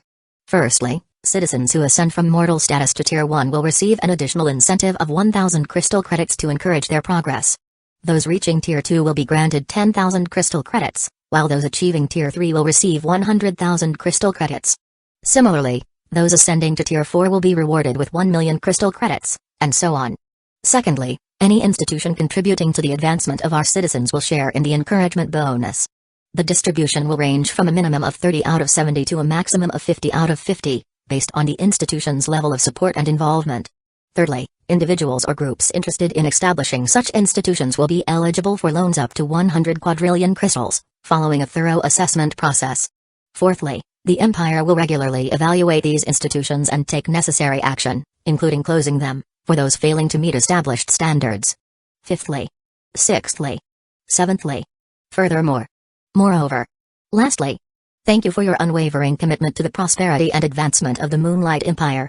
Sincerely, your Chief Minister Doran, we're rich. Tesoro smiled widely. In addition to the above message, Tesoro was also given a private message concerning his academy. That is, all the students who left the school and those who were still in it, from mere mortals up to the point of their stay in school. Tesoro would receive the encouragement bonus that the law had just promulgated without a cut. Ha ha ha, Tesoro, we're damn rich, alright. Hurry, count the money for me to see. 1, 2, 3, 4. 16 zeros. We've earned over 10 quadrillion crystal credits. Is that amount even real? Although they borrowed a larger amount, it was a loan that they needed to pay. Now, looking at the cold cash in their bank account, the euphoria they felt was overwhelming. With the new law, we must expand the school and fast. TSK, those hungry wolves may be manic right now. Seeing the money pass by their eyes, how can they not be? The Empire may also be boiling. After advancing to a tier, they would be richer than ever. Ha ha ha, it's time for the carnival. Chapter 334 Original Path. With the new law promulgated by Maximus, the entire Moonlight Empire went crazy. The encouragement bonus set up by Maximus is truly astonishing. Although it was not enough to pile up resources to propel someone forward 100%, it's sufficient enough for talented individuals to advance successfully. Unfortunately, one couldn't cash out the encouragement bonus in advance. After all, if they failed, there was no way they could repay the debt. Although Maximus is rich, he couldn't simply throw money into a pit. He already had numerous expenses, and spending more would be redundant. He already gave them daily subsidies, any more and people would take them for granted. Fortunately, this is where institutions like the Golden Academy come into play. They had abundant funds and enough collateral to withdraw money in advance. Holding a plethora of chips, they were willing to take the risks. If their bet succeeded, they could earn multiples of their investment. Furthermore, this isn't exactly gambling, one simply needs to have a good eye for talent. Once the talent they had chosen bloomed, they could get their investment back in multiple folds. The individual who advanced would also get money and strength in return, making it a win-win situation. Such an opportunity, how could those hungry wolves let this pass by? The moment the law was promulgated, institutions began to be established one after another.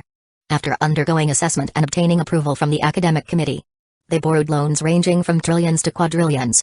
Having the money, they quickly choose land and hire a construction company to build a campus. Unfortunately, it would still take a few months to a few years before it is finished. Without a location, they couldn't start recruiting individuals according to the rules. They could only suppress their hunger, watching the Golden Academy enroll students one after another. Fortunately, the Golden Academy could only accept so many. A few trillion were the maximum they could enroll. However, as the first mover, they had an unprecedented advantage. As the only academy of such nature, They could pick the finest candidates of the bunch. In the future, these rough gems will have more chances to flourish, providing them with endless wealth. From Tier 1, Tier 2, Tier 3, Tier 4, Tier 5, Tier 6, etc. as long as the academy or the institution didn't kick them out. The academy or the institution would continue to receive a portion of the encouragement bonus as the individuals they nurtured advanced. By selecting the best candidates early on, they got the high-quality stock first, building them generational wealth. A few years later, in the Imperial Castle. It's done. Maximus muttered with a smile, beholding his masterpiece. It was a cube-like device that stood 100 meters tall and wide. As he approached the device, a panel popped up. Choose the resource you want to generate: energy crystal, food, unavailable; potion, unavailable; mechanical device, unavailable; alchemy device, unavailable. Examining the array of options, Maximus clicked on the energy crystal. Select the type of energy crystal: low-grade magical crystal, mid-grade magical crystal, unavailable; high-grade magical crystal, unavailable; top-grade magical crystal, unavailable; crystal merit, unavailable. Tapping on the low-grade magical crystal, another panel popped out. Select the crystal element: neutral low-grade magical crystal, fire-type low-grade magical crystal, unavailable; water-type low-grade magical crystal, unavailable; wind-type low-grade magical crystal, unavailable. Choosing his only available option, another panel appeared. Select the amount: neutral low-grade magical crystal, 100 billion, generating. Estimated time, 2,857 years. Soon, the cube-like device began to generate magic crystals one after another, akin to an automatic printer. Seeing it work with no problem, he walked to the other cube-like device and repeated the same process. Observing that they were all operating simultaneously without delay, the smile on his face widened. The Ether Forge reactor is complete. The cube-like device in front of him is a resource generator. And it's not just any generator, it's an automatic generator that doesn't need anything besides his mana.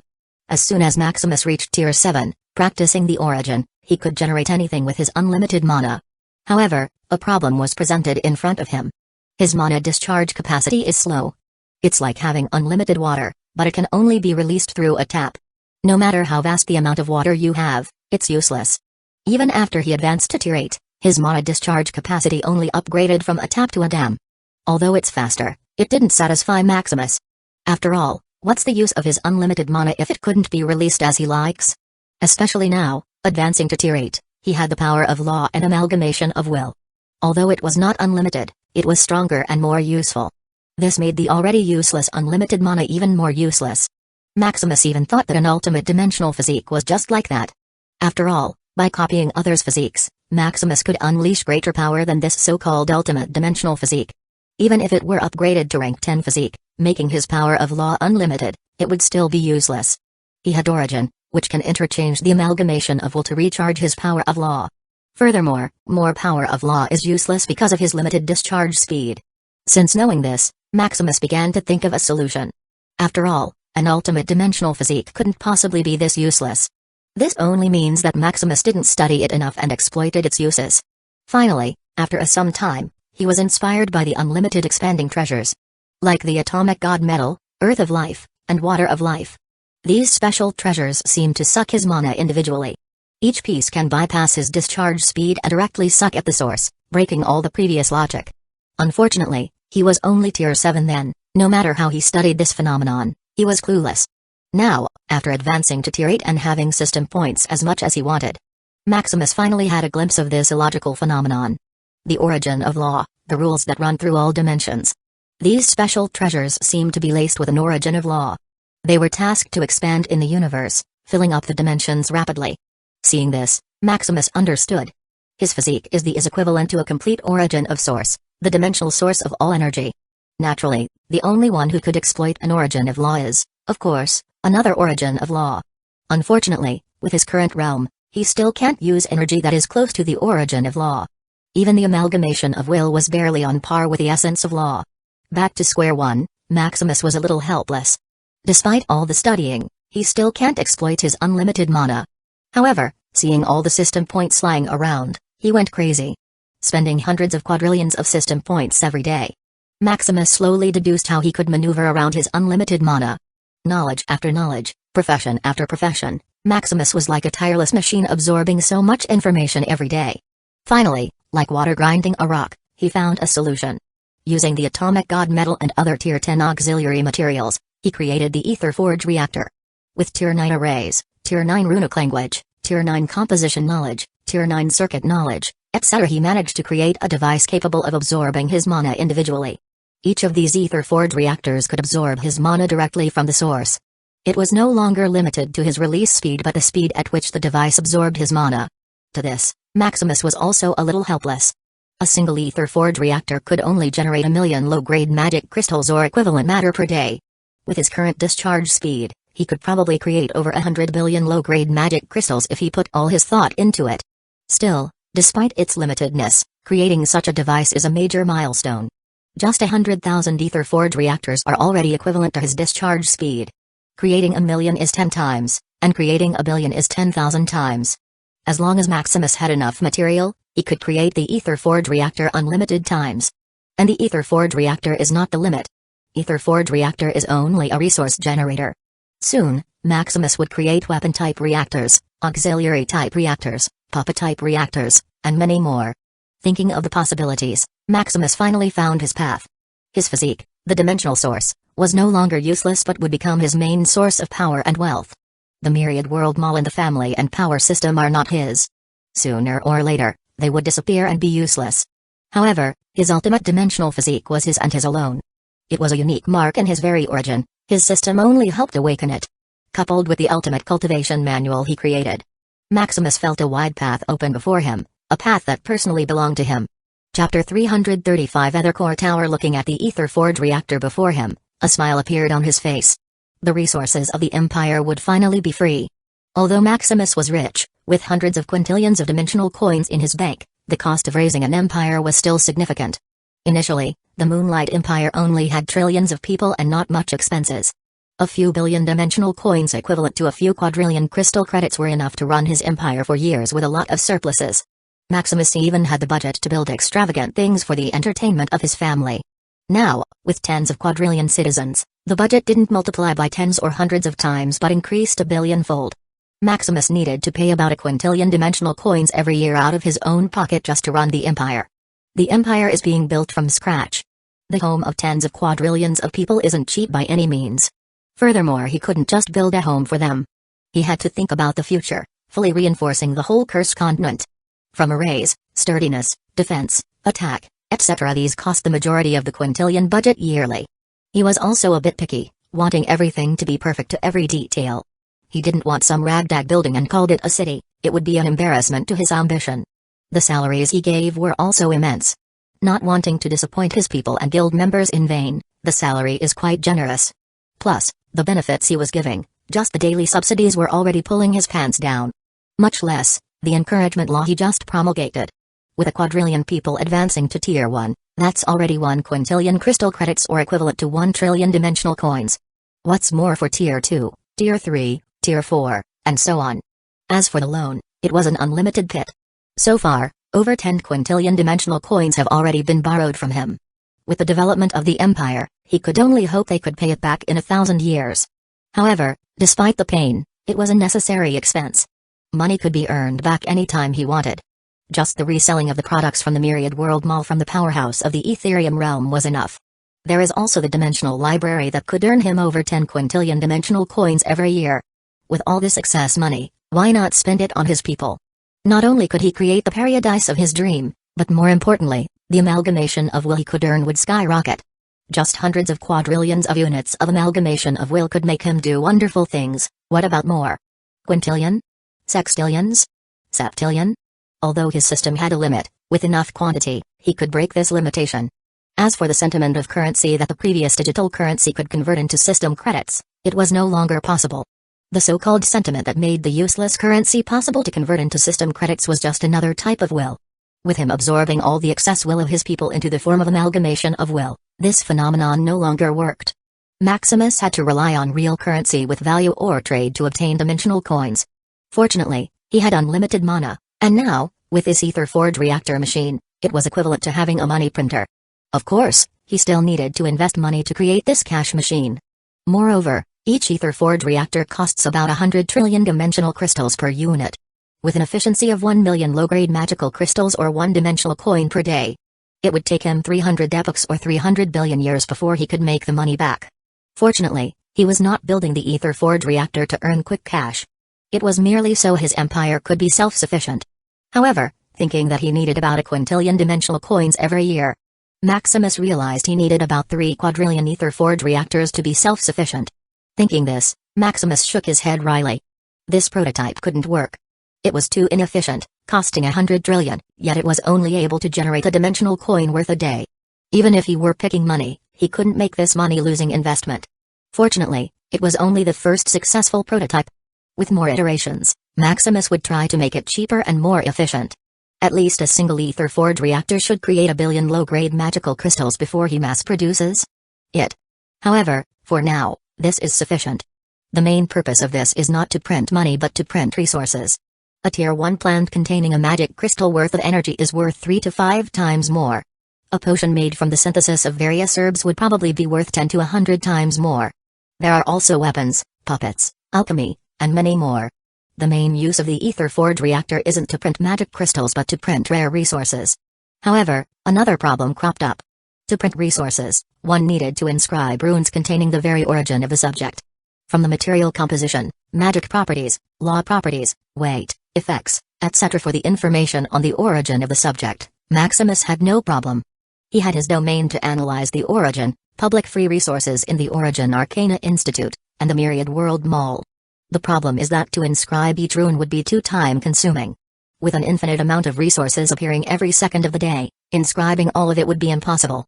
He also had many things to do, like upgrading the prototype, researching other applications of his unlimited mana, mastering the Myriad World Mall and possibly his system, and more importantly, bonding with his family. His schedule was already full, anything more would not work. Falling into a daze, he thought of a solution. Create an automatic inscriber.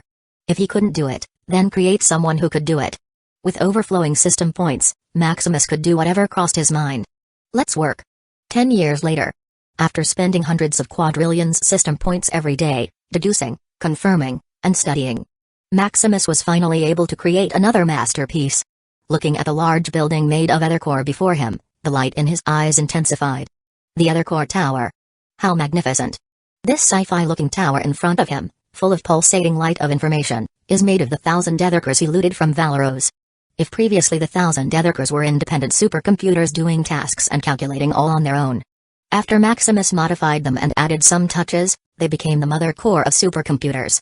This ethercore tower presented in front of him was 1 billion times faster and more efficient than the last. The calculations that would take hundreds of years would only take this ether tower a few seconds. A decade ago, he was having a headache creating an automatic inscriber.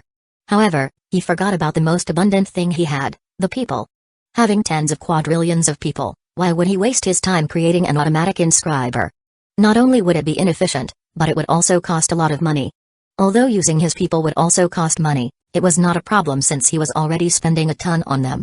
Furthermore, with more money, they had more chances of advancing, producing more amalgamation of will. After designating his people as the inscribers, he thought of how to simplify the runes and inscriptions needed to encode the origin of the subject. After all, no matter how insignificant, everything contains a trace of law. To inscribe law into a rune is not something a novice Tier 7 or Tier 8 rune inscriber could do, much less a group of mortals. Even Maximus had a hard time initially, merely inscribing low-grade magic crystals. Simplifying things so that a mortal could understand requires super-fast calculations that can keep up with or even transcend the law. A single ethercore is simply not enough. Not having enough, Maximus spent tens of quintillions of dimensional coins, buying various Tier 10 items and more Tier 9 supercomputers to create his own hardcore supercomputer. As for buying a Tier 10 supercomputer, it was not available for sale in the Myriad World Mall. The limit was, at most, some common Tier 10 resources. Rare technology like a supercomputer was like a prohibited item that one cannot simply buy. Moreover, even if it were available, Maximus doubted if he could afford it. Now, what's left is the program. The ether tower in front of him only has basic functionality. It was up to him to create the inscribing engine that would automatically combine and understand the dumbed-down rune inscriptions. Another task. Maximus muttered excitedly. After conquering the cursed continent and acquiring a plethora of system points and money, instead of relaxing, work seemed to keep piling up. However, rather than complaining, he felt more happy and fulfilled. After all, what is life without work, just lying around?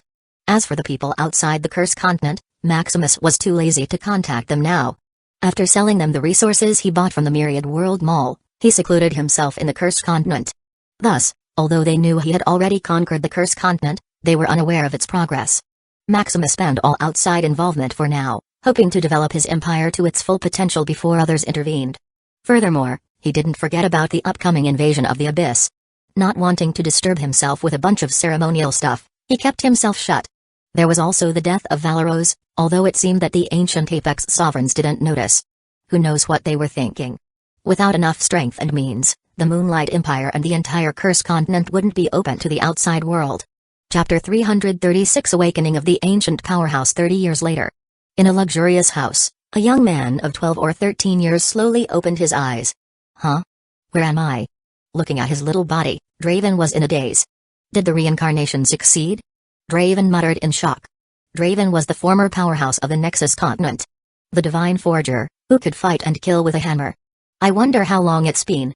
Looking at his memories, there was an unrecognizable expression on his face. A decade of memories seemed too foreign to him. Draven didn't even know if he had reincarnated into the same world. Feeling his battle will's presence around the continent, he confirmed that he was still in the same Ethereum realm. Before he could further process his thoughts, the door opened, revealing a woman who hurriedly approached him. Son. Are you fine? Does your head still hurt? And no, I'm fine, Draven said, embarrassed. It was the first time someone had shown genuine concern for him, leaving him in a daze. That's good. I can't have little Draven leaving us just like that. After kissing him until she had enough, the woman looked at him seriously. Draven, although you have trash talent, you don't need to worry. Your father, your siblings, and I can still support you without worries for the rest of your life. In the future, we could even buy life extension medicine. So please, son. Don't be stupid, okay? After seeing the woman's sincere look, Draven simply nodded. By analyzing the memories in his mind, he learned that the previous Draven was too stubborn and would rather die than live such a trashy life. His talent was trash, and even his comprehension was average. In such a prosperous empire, Draven's situation couldn't be said to be unique. However, Draven wasn't committing suicide, he was practicing a stupid method that made Draven smile. In his previous life, Draven was also mediocre. He was a crazy bastard who would cut off his limbs if it made him stronger. Thus, after becoming a blacksmith for a few years, he had the crazy idea of forging his body with various metals. This suicidal method was Draven's only chance.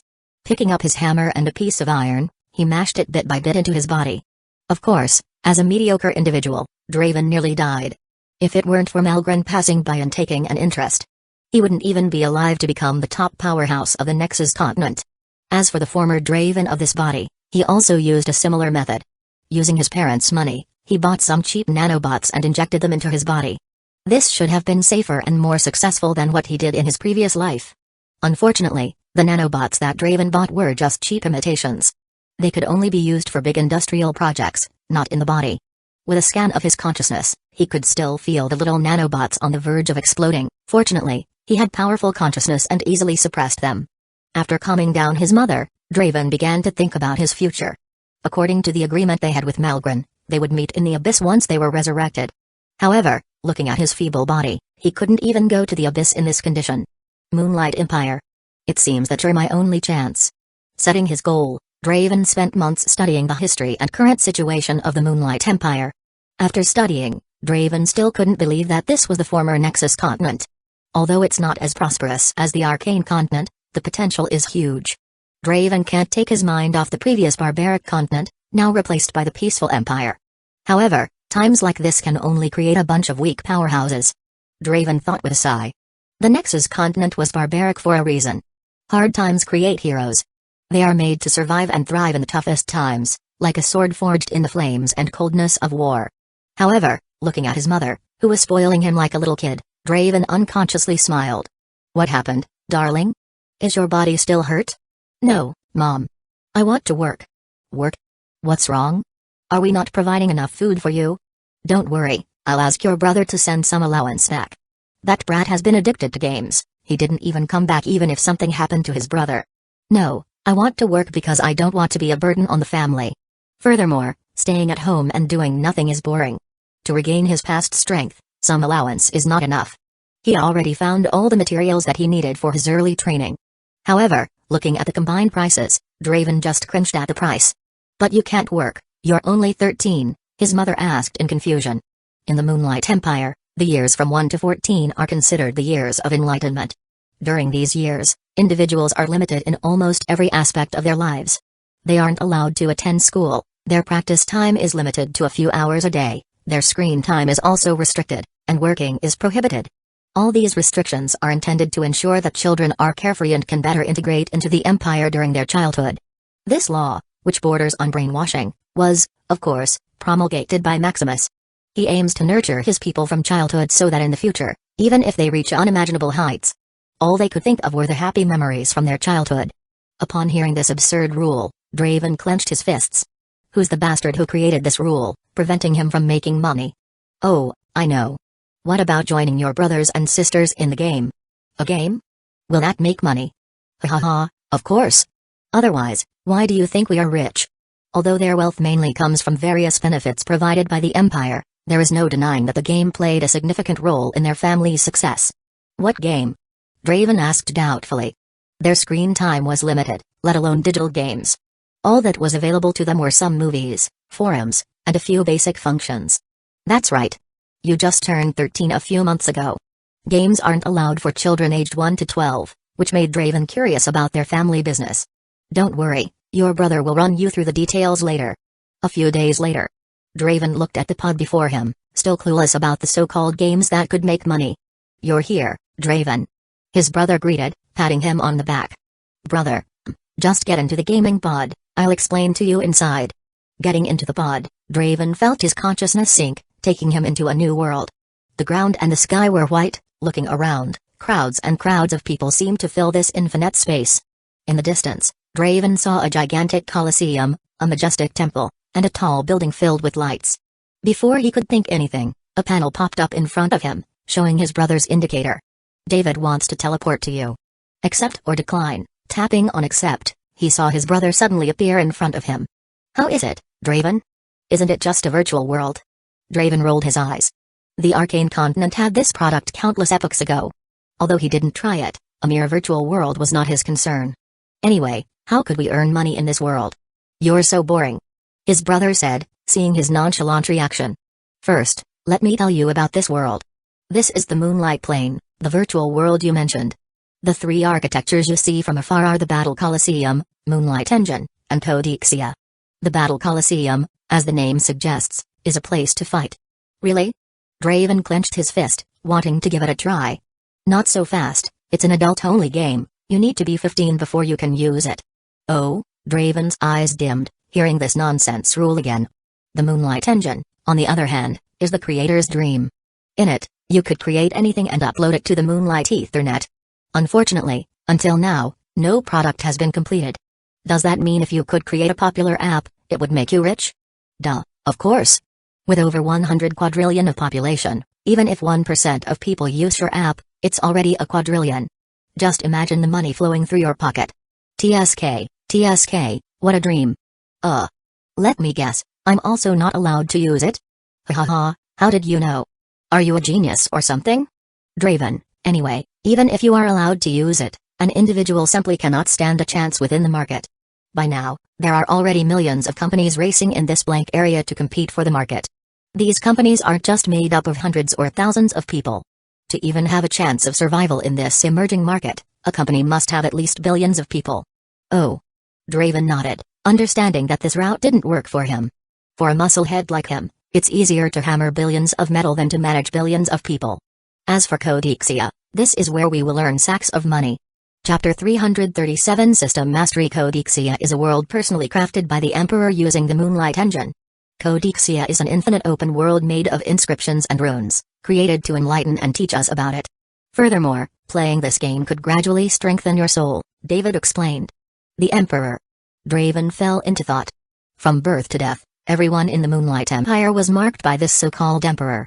It can be said that the Emperor is their sustenance of faith, the god of the Moonlight Empire. Although somewhat skeptical of some of the Emperor's achievements, Draven still had to give credit to this Emperor for managing the former Nexus continent like this. So what about this game world? How do we make money? There are many ways to make money, but the main way is through currency exchange. The currency you have in this virtual world could be directly cashed in through your bank, at a 1-to-1 ratio. So much? So, Codixia's money is equivalent to real-world currency? Draven was a little shocked. Just by rough guess, Draven knew the money needed to run things here was immense. This added another halo to the Emperor again, giving the people an imagination of unlimited wealth. Don't think it's easy to earn money in this game. Your brothers and sisters in the game are just a small guild barely getting by. We can only earn thousands of magic crystals per day, grinding day and night. Is it really that hard? Draven shrugged his shoulders, undaunted. With countless epochs of knowledge, if not for his limited strength and various nonsensical rules, making money would be as easy as picking. He was a divine forger, a wealthy profession that regards money as dirt. Draven didn't think that a mere game could stop him. Teleporting to the ancient temple, Draven quickly registered in the game. Alias, Divine Forge level, 0 class, none wealth, 0 inscription tab. In the game, Draven looked around curiously. It was a forest with the most common resources, from stones, rocks, trees, grass, and such. It was all mortal tier that one could see everywhere in the world. How do I make money in this? His brother didn't tell him how the game mechanics work. He said that he would know once he was inside. Just when he was in a daze, a shadow flashed past behind his back. With lightning reflexes, he kicked the shadow out, quickly killing it. A horned rabbit? As the rabbit disappeared, a coin spawned out. +1 copper coin, this is it? Picking up the copper coin, he was speechless. Even if he killed all year round, he would never earn enough money for his resources. Seeing that he was in no further danger, he tapped on the inscription tab. Inscription tab, please select the profession before proceeding. Profession? Soon, a list of professions popped up for him to choose from. Without hesitation, he chose blacksmith. Divine Forge level, 0 class, tier 0 blacksmith wealth, 1 copper coin inscription tab. Tapping on the inscription tab again, a list was presented in front of him. Inscription tab, minerals, 0 herbs, 0 fire, 0 weapon, 0, huh? What is this? After clicking on material, a list of tier 0 materials popped up in front of him. From iron, copper, steel, and such, every mortal material was on the list. Behind every material was a progress bar. Like iron and copper, it was already at 100%. Iron, tier 0, 100% cost, 10 copper coin per ingot, could no longer inscribe. Tapping on aluminum with 0%, a smile appeared on his face. Aluminum, tier 0, 0% cost, 1000 copper coin per ingot. Solo inscription or joint inscription. Solo inscription, taking on the inscription of the material personally reward, 100% progress would make the material free, level up guarantee until level 100. Note, the generated product couldn't be sold. Note, you can't inscribe other material until 100% progress. Warning, the higher the progress, the harder the inscription. Joint inscription, taking on public inscription tasks. Reward, discount based on percentage up to 10%, experience based on percentage. Note, multiple inscriptions can be taken, so this is where the money lies. If he could inscribe a complete set of materials, he could mass produce an item with 0 cost. The note only said that the generated material couldn't be sold. After he created a weapon, it was a different item altogether. As for joint inscription, he never considered it. Although it would be faster to accumulate experience, it was not cost-effective. Looking for a safe place, he set up a temporary base. After choosing the solo inscription task, a dense array of unrecognizable inscriptions lay in front of him. Although it was unfamiliar, according to the instructions, he only needed to trace it. Such a convenient thing? Even if a kid could do this thing, how hard could it be? Placing his hand on the screen, he felt a little bit of his soul being sucked out as he traced his hands. After a few minutes, he felt his soul depleted. Warning, soul energy reaches the threshold. Please rest. Looking at his progress, he smiled wryly. Aluminum, tier 0, 0.1%, it had only been a few minutes, and already, his soul felt exhausted. No wonder there was a warning advising against taking solo inscription tasks. For a mortal without any potions, special apparatus, and such, it would take a day to recover soul energy. To inscribe a tier 0 material solo as a mortal would take 1,000 days. In the case that you take on a solo inscription task at every level, you would need over 300 years to level up to 100. TSK, what a scam. Fortunately, I'm different, Draven smiled. Mobilizing his battle will, he quickly regenerated his soul energy. Feeling replenished, he smiled. Let's continue. In the Imperial Castle, Maximus slowly opened his eyes and looked through his system panel. Myriad World Mall, perfect mastery, it's done. Although happy, Maximus was a little disappointed. A few years ago, once the population hit 100 quadrillion, the amalgamation of will he receive also hit its peak, reaching 1 quintillion per day. With over half of the population reaching Tier 1, he could gather over 500 quadrillion units of amalgamation of will. With about 1% reaching Tier 2, another 100 quadrillion units of amalgamation of will was in his pocket. Plus, the various powerhouses, from soldiers to top students. It could be said that reaching a quintillion units of amalgamation of will was expected. As soon as Maximus reached a quintillion, he put the myriad world mall into the agenda. From 100 quintillion for initial mastery to 800 quintillion for perfect mastery, Maximus spent 1,500 quintillion in total. The problem was perfect mastery was already the limit the system could achieve. Maximus would need to comprehend it himself if he wanted to master it further. Moreover, although he mastered it through perfection, the security encryption of the transdimensional system was still solid. Maximus thought that after studying the myriad world mall, he could arbitrarily set his money to any number he liked. Who knew he couldn't even increase the star rating of his shop? Even changing the font and color of the shop name was impossible. It seemed that the transdimensional system he mastered was different altogether. Fortunately, studying the myriad world mall to perfection still had its benefits. First is the security. Maximus could encrypt his shop with various walls to make his coordinates untraceable. Unless it's the creator itself, no one could find his shop coordinates. Even in his rune inscription, Maximus could incorporate such security. The rune language he was using in the Moonlight engine was related to his ultimate dimensional physique. Rune is the innate language of the world. After becoming a Tier 9 rune master, Maximus created his own rune language related to his own physique. Using it, the flow at which the Ether Forge reactor absorbed his mana shot up to 100 times. Now, it could produce 100 million units of energy or low-grade magical crystal per day. Without such security, he wouldn't dare to present such a rune language in the world. After others mastered it, one could still steal his mana without his permission. Although he had an unlimited amount of it, it was still daunting to think that someone was stealing from his backyard. The security encryption knowledge he just mastered came at the right time. After setting it up, one must know the core inscription he put in to decode his rune language. As for the second benefit, it's creating a system. Not a full-blown system that could bind others remotely, but a castrated version that needed some physical device. With this knowledge, Maximus planned to upgrade the identity token of his people. Not only can it contain more functions, it would also further bind the people to him. As for the third benefit, Maximus managed to get a glimpse of the family and power system. In the past, looking at the system core program, it was just a bunch of garbled codes. But now, like understanding programming, he could understand it a bit. This is a major milestone for his future, wanting to study or even upgrade his system. Chapter 338 Tier 10 Physique. While reviewing the changes in the myriad world mall, Maximus observed the resurrected Apex sovereigns and see how they were doing in the Empire. Decades prior, as soon as he conquered the Cursed Continent, Maximus initiated the revival of these powerhouses. The Abyss would invade in just a few hundred years. To delay its advance, Malgren needed to sow chaos in the Abyss and disrupt their plan. To make it easier, Malgren requested the assistance of his past comrades. Although Maximus doubted Malgren's true intention, he readily agreed. After several decades of gestation and regaining their memories, it appeared they were doing quite well. Initially, he could directly awaken their memories. However, with such powerhouses under his roof, Maximus couldn't bear not to utilize them. Once they regained their peak power, the amalgamation of will they generated would be equivalent to hundreds of monarch-level Abyss source. Moreover, as a citizen of the Moonlight Empire, they couldn't simply turn a blind eye if something were to happen to it, right? The power of childhood memories is long-lasting. No matter how ancient, they remain nostalgic. Even Maximus still vividly remembered his past life memories as a child, let alone these Apex sovereigns. Seeing that they were assimilating well with the Empire, Maximus smiled. I will take you to the Abyss later. It was too early to send him there. Maximus still had much to do. More importantly, it was time to upgrade his physique.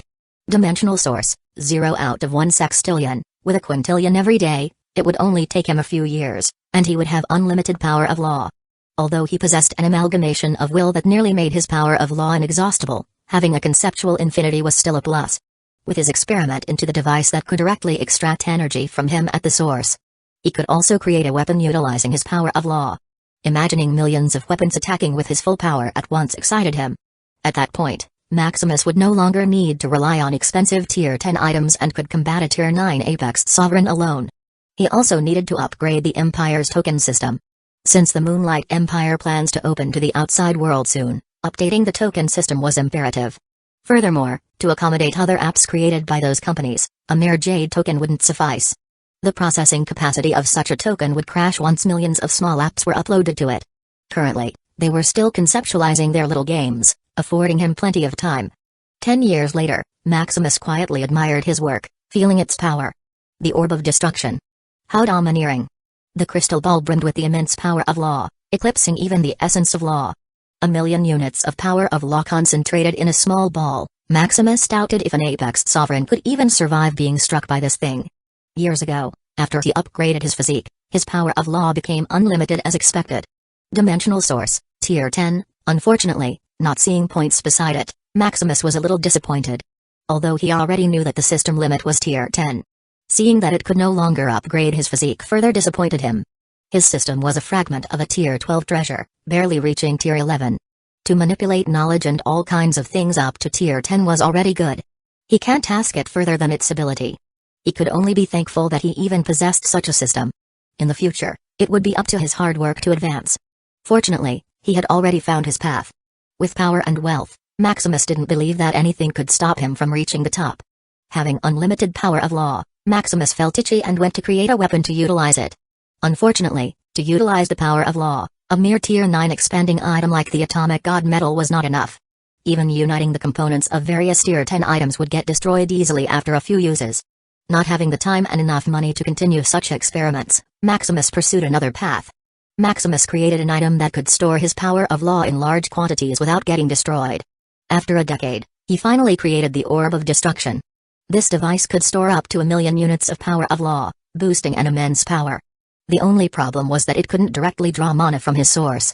Maximus needed to manually load it with his power of law, thus slowing the process. At his current discharge speed of power of law, he could create 10 of Orb of Destruction every day, which is over 3,000 every year. Although Maximus hadn't tested its power, feeling the energy within it, he estimated that one Orb of Destruction is equivalent to the full attack power of an Apex Sovereign. There's also the Orb of Destruction 2.0, made mainly of tier 10 materials, capable of storing 1,000,000,000 units of power of law. Its destructive power is comparable to a full attack of an ancient Apex Sovereign like Dean Phelan and those peak Apex Sovereign. Unfortunately, it's costly, just one of them cost him 1,000,000,000 dimensional coins. Compared to the other, which is dirt cheap, costing him 1,000,000,000,000 dimensional coins for one, Orb of Destruction 2.0 is not so cost-effective. He only had about 10 quintillion income in his shops yearly. Coupled with the few quintillions he earned from reselling items to the Ethereum realm, Maximus could only create 10 of Orb of Destruction 2.0 a year if he insisted. However, having the power comparable to the peak Apex Sovereigns, such a means is still necessary. After tabulating all his harvest, Maximus looked at the revived Apex Sovereigns in his empire. In the virtual world, Codexia, Draven was quietly inspecting his workshop. Guild leader, the Yttrium gold is running out of supply. Running out already?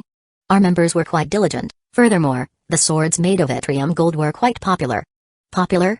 I remember that swords made of Yttrium gold are only good for insects. What happened? It's the insect guild, leader. I heard they spawned insect monsters everywhere, almost filling our area. Don't those insects cost anything? No, apparently, their guild leader is a tier 6 in real life. Having such a huge soul energy, he managed to inscribe a tier 3 insect solo. No wonder. Draven frowned.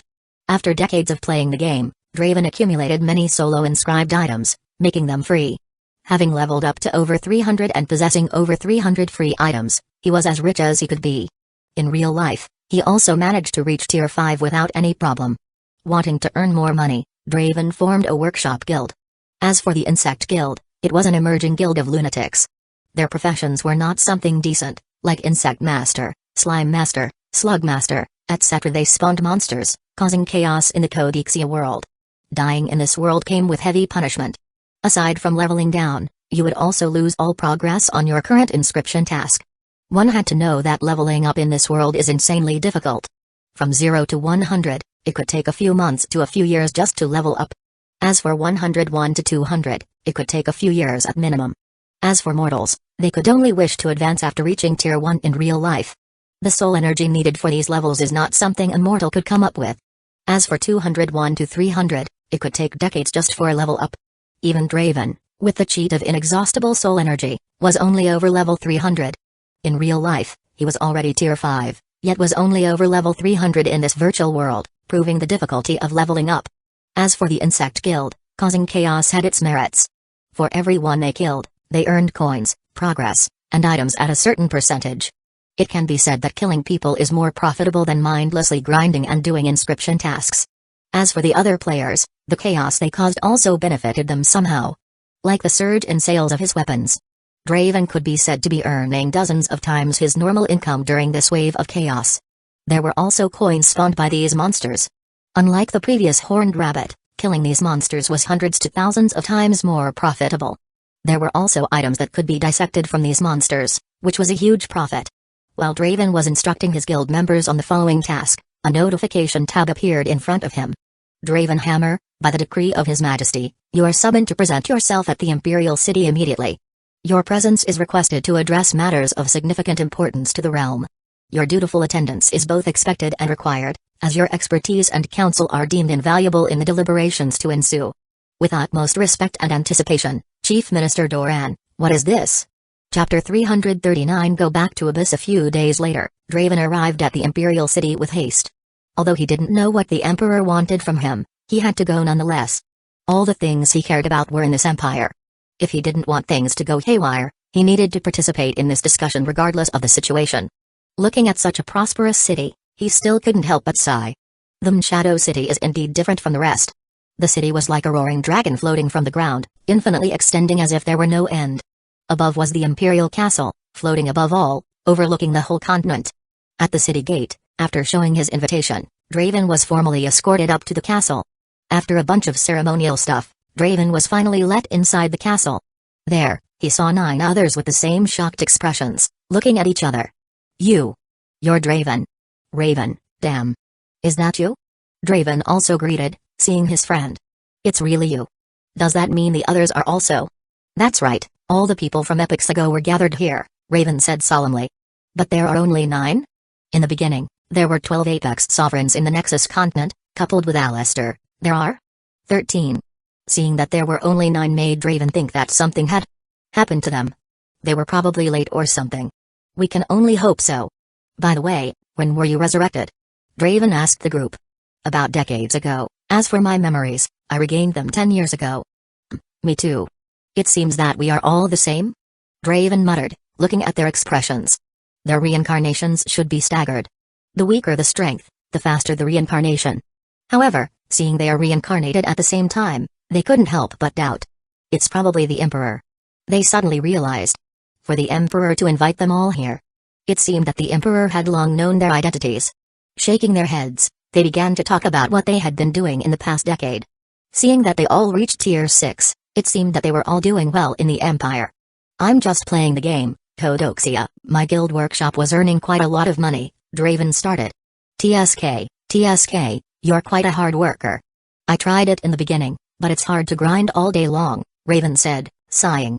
Not everyone was like Draven, even though he had inexhaustible soul energy. Raven can't work and grind almost 24 hours a day. He preferred a young master life, where he just needed to stretch his hand and be lazy. Then what did you do? It can't be that you stole or assassinated someone, are you? Draven asked worriedly. Raven was the famed phantom assassin. In the past, Raven even attempted to assassinate Malgren. Unfortunately, he failed miserably. Of course not, my rebirth parents are quite rich. So? Could it be enough for your training? To reach Tier 6 so quickly is not just some rich parent could afford. No, but being rich has its perks, that is huge funds. With enough money, Raven was like the shadow behind the scenes, controlling a conglomerate. Taking his family as a front and using his brains, he was able to grow their business to one of the top today. Given enough time, it could even rival those hegemons that had grown since the beginning of the Empire. A few hours later, after seeing that the Emperor who summoned them was still not here, they became impatient for a while. Wanting to ask someone for the news, they suddenly saw a man giving off a sharp sword aura. Alistair? You're still alive? A few hours had already passed, and seeing no one was coming in, they thought something happened to others. How could I die? Alistair smirked, seeing his past seniors weaker than him. Still cheeky as always. Haha, how about we spar for a bit? Alistair smiled and proposed. TSK, reaching Tier 8 before us didn't make you strong, you know. Anyway, how did you reach Tier 8 so quickly? Did you reincarnate before us? Most of them were still Tier 6, thus, seeing their junior Alistair already reached Tier 8, they were shocked. You guess? You really reincarnated earlier than us. Seeing Alistair's expression, it seemed that Alistair really reincarnated before them. But if that's the case, then how could we be reincarnated simultaneously and not you? The Emperor should know the reason, Alistair said solemnly, seeing the man slowly walking onto the podium. Greet the Emperor. Doran beside Maximus reminded. We greet the Emperor. Like a reflex, the 9 Apex Sovereigns knelt and bowed before Maximus. Even Alistair was somewhat affected and bowed. You're welcome, you should take a seat, Maximus smiled, waving his hand. It seemed that the education of their parents was working, seeing they respected him so much. Maximus wondered how Malgren would react, knowing his subordinates were bowing to another man. Thinking about it, his smile couldn't help but widen. I summoned you all here because of a request from a friend. Your Majesty, is the one you're talking to, Malgren? It seems that you are indeed keen. My friend Malgren instructed that you go to the Abyss and help him fight a battle. Hearing this, they clenched their fists with worry and excitement. Worry that the situation of the Abyss became grimmer, that even their invincible boss needed their help. Excitement because they could fight side by side with that man again. They, the proud Apex Sovereigns of the former Nexus continent, were brought up by Malgren from scratch. With his wisdom and power, he chose them to witness his ever-flowing glory. Your Majesty, do you perhaps know what happened to Amara and Valeros? Suddenly, they remembered that 2 individuals were still missing. Amara, like Alistair, reincarnated quite early. By now, she was already in the Abyss. As for Valeros, Maximus paused, not knowing whether to tell them that he had killed the man himself. He's gone. Gone? Is he dead? Soon, they mobilized their battle will to look for Valeros' battle will. However, after scouring, they found out that the battle will representing Valeros was gone. Just what happened? Not knowing what happened, they unconsciously looked at Maximus. This is quite complicated, Malgren will explain it to you later. Maximus shook his head, deciding not to tell the whole truth. Soon after a few more discussions about what had happened, they returned home to say goodbye to their families. Being with them for decades, their hearts couldn't help but soften, treating them as a real family. Although they noticed that it was Maximus' conspiracy, thinking of their short but happy and peaceful life, they couldn't deny such a honey trap. As for Alistair, he took his time visiting the Empire, looking for traces of his past. Unfortunately, the Moonlight Empire changed beyond imagination. From a deserted land to a prosperous metropolis, Alistair didn't even see the similarities. As for his sister Amara, Alistair just smiled wryly. Amara had already told him about her identity over 100 years ago. Having already had doubts, he was not so shocked. But still, knowing that his sister married another man, he couldn't help but clench his fist. Unfortunately, after looking around, he couldn't find that bastard in the Empire. Alistair also didn't dare to ask the Emperor of the Moonlight Empire. Just feeling his overwhelming oppression earlier, he felt his back sweat. It was like facing Malgren in full force that Alistair couldn't muster any courage. Soon, a month later, the former Apex Sovereigns met up in the castle. Seeing them arrive, Maximus smiled. This time, not only were the former Apex Sovereigns going to the Abyss Realm, but Maximus also took his family with him. Apparently, they missed the others staying at the Abyss. Fortunately, Maximus could go to the Abyss Realm whenever he wanted. In the past, he needed to gather his mana for at least 30 years to go to another dimension. Now, with his power of law, Maximus only needed a few months to do the same. Seeing that they were all in place, Maximus initiated the teleportation. In the Abyss, at the Shadowhunter's stronghold. So this is the Abyss, huh? The corrosive energy is too thick. Fortunately, there is this barrier. Seeing the Abyss for the first time, the former Apex Sovereigns couldn't help but look around curiously. Feeling the corrosive abyss aura all around, they couldn't help but be thankful for the barrier around. If not for it, their bodies would be slowly eroded by now. They were only tier 6, and the corrosive abyss aura could eat them bit by bit. We're here. You could meet Malgren at the Battle Axe Bar, Maximus said, waving his hand and sending them outside his residence. This was a private residence of him and his family. He didn't want some stranger to stay here longer. Now, how about we meet the others? Maximus asked, also missing his children and grandchildren. Chapter 340 Abyss Situation. After sending the former Apex Sovereigns to Battle Axe Bar, Maximus called his children, grandchildren, and in-laws who stayed in the Abyss. Upon receiving the message, Liam and the others quickly dropped what they were doing and went to the Shadowhunter stronghold.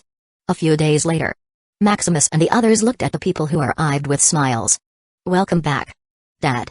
Mothers. Lily and the girls muttered tearfully as they hugged them. Looking at the girls, Maximus unconsciously smiled. Lily, Lila, Lydia, and Sire looked pretty fatigued but exuded an unfathomable aura. Just by looking at them, one would know they had undergone intense battles regularly. Did you miss us? We missed you a lot, Dad. Lily muttered, looking at him pitifully. Lily thought that their father would return just a few years after returning to the Etherium realm. Who knew it would be decades later? Although they had no problem staying in the abyss, fighting all the time, all day long, was pretty exhausting. Dad, did you also miss us? Lila asked, jumping on his back. We missed you a lot. Then why didn't you come earlier? Lydia muttered, accusing him. Maybe Dad forgot about us. Syra chimed in. How could I forget about you? I'm just a bit busy. Maximus reasoned. Anyway, it's Dad's fault. Lila huffed. That's right. The others quickly nodded. Seeing that they wouldn't stop, Maximus smiled wryly. All right, just tell me what you want. Who told me to be your father? Yay. Dad, you promise you will do anything? Then we're in for a treat. Lily smirked, looking at her sisters planning for something. What about we talk while we eat? Maximus suggested, seeing Erica just finished cooking. The others also nodded, somewhat hungry. At the table, Maximus looked at his two sons and asked, how about you, Liam and Max? How are you doing in the abyss? Liam and Max looked a little more mature, like battle-hardened middle-aged men. We're doing just fine, Father, Liam nodded. I'm fine too, Dad, just a little bored, Max replied. Although the abyss is full of fights and wars, it's too monotonous for his liking. Those abyss monsters didn't have much skill. They only rely on numbers and strength. After decades of fighting with them, Max already grew bored. That's good. How about you girls? Did your husbands wrong you? Maximus asked, looking at Amara, Elisini, and Ella. Ha ha, Liam wished. Elysian laughed a little. Elisini was already a high god, even if Liam was strong, he was just a tier 8, after all. As for Amara, she just smiled. Amara also regained her former glory, reaching tier 9. After obtaining a few hundred quintillion crystal merits from Malgren, reaching tier 9 was just a matter of time. As a boss, Malgren was quite generous, giving her vast amounts of resources without asking. Although Amara would have liked to wait for Maximus to create the tier 9 chapter of Origin before advancing, it was not possible. Maximus had already told them that it was up to them to advance to tier 9. This was a hurdle that only they could overcome. Maximus didn't know how long it would take him to conceive the tier 9 chapter of Origin. Even now, with over a quintillion system points every day, he couldn't foresee when he would conceive it. Maybe a million years or epochs, Maximus was not sure. He didn't want them to waste their time because of him. As for Ella, upon hearing Maximus ask if Max had done something wrong, she pouted. Yes, Max often beats me. What? Maximus looked at Max as if wanted to beat him. Huh? But it's a spar, aren't I supposed to fight back? Max looked puzzled. No, you're supposed to stand there and let me beat you. But Humphrey. Anyway, you beat me. Punish him, father-in-law. Ella said, her eyes lighting up. Seeing this, Maximus just smiled, looking at Max with pity. By the way, father-in-law, my grandfather and grandmother were asking when you would marry my auntie. This Maximus paused, looking at Denise. Their wedding was getting so delayed that he almost forgot. Doing everything that a husband and wife should do, Maximus thought it didn't matter anymore. However, looking at Hella's seriousness and Denise's longing, Maximus couldn't definitely express his thoughts. The Moonlight Empire will be open to the world in just a few years, and that day will also be the day I marry you all again. Maximus looked at his wives seriously. Since there would be a wedding ceremony, why not make it grander and include all his wives? In the Etherium realm, there is no taboo in weddings. It is not even highly regarded, only some nobles and traditional families care for it. To marry multiple people at once is not uncommon. There were even some emperors who married thousands every year or so to form their million or billion harems. Maximus was already quite gentlemanly, marrying only over a dozen wives. Then I would tell my grandmother to attend. Ella smiled, excited to see how grand the wedding would be. Even Hazel and the others were excited. They were getting married again. For a couple, no matter how many times they were married, there was no problem. As long as they could stand the hassle and the cost, it didn't matter how many times they married. They just treated it as an extra special celebration for the love of their lives. As they were eating, Maximus noticed that Lux and his two grandsons, Sylvan and Martin, were not present. Where is Lux, Sylvan, and Martin? Lux must be busy and didn't have time to come, Liam replied. As for Sylvan and Martin, those two brats are all around the abyss. Sometimes, it would take years before we could meet them. Those brats. Hearing this, Nathan muttered in dissatisfaction.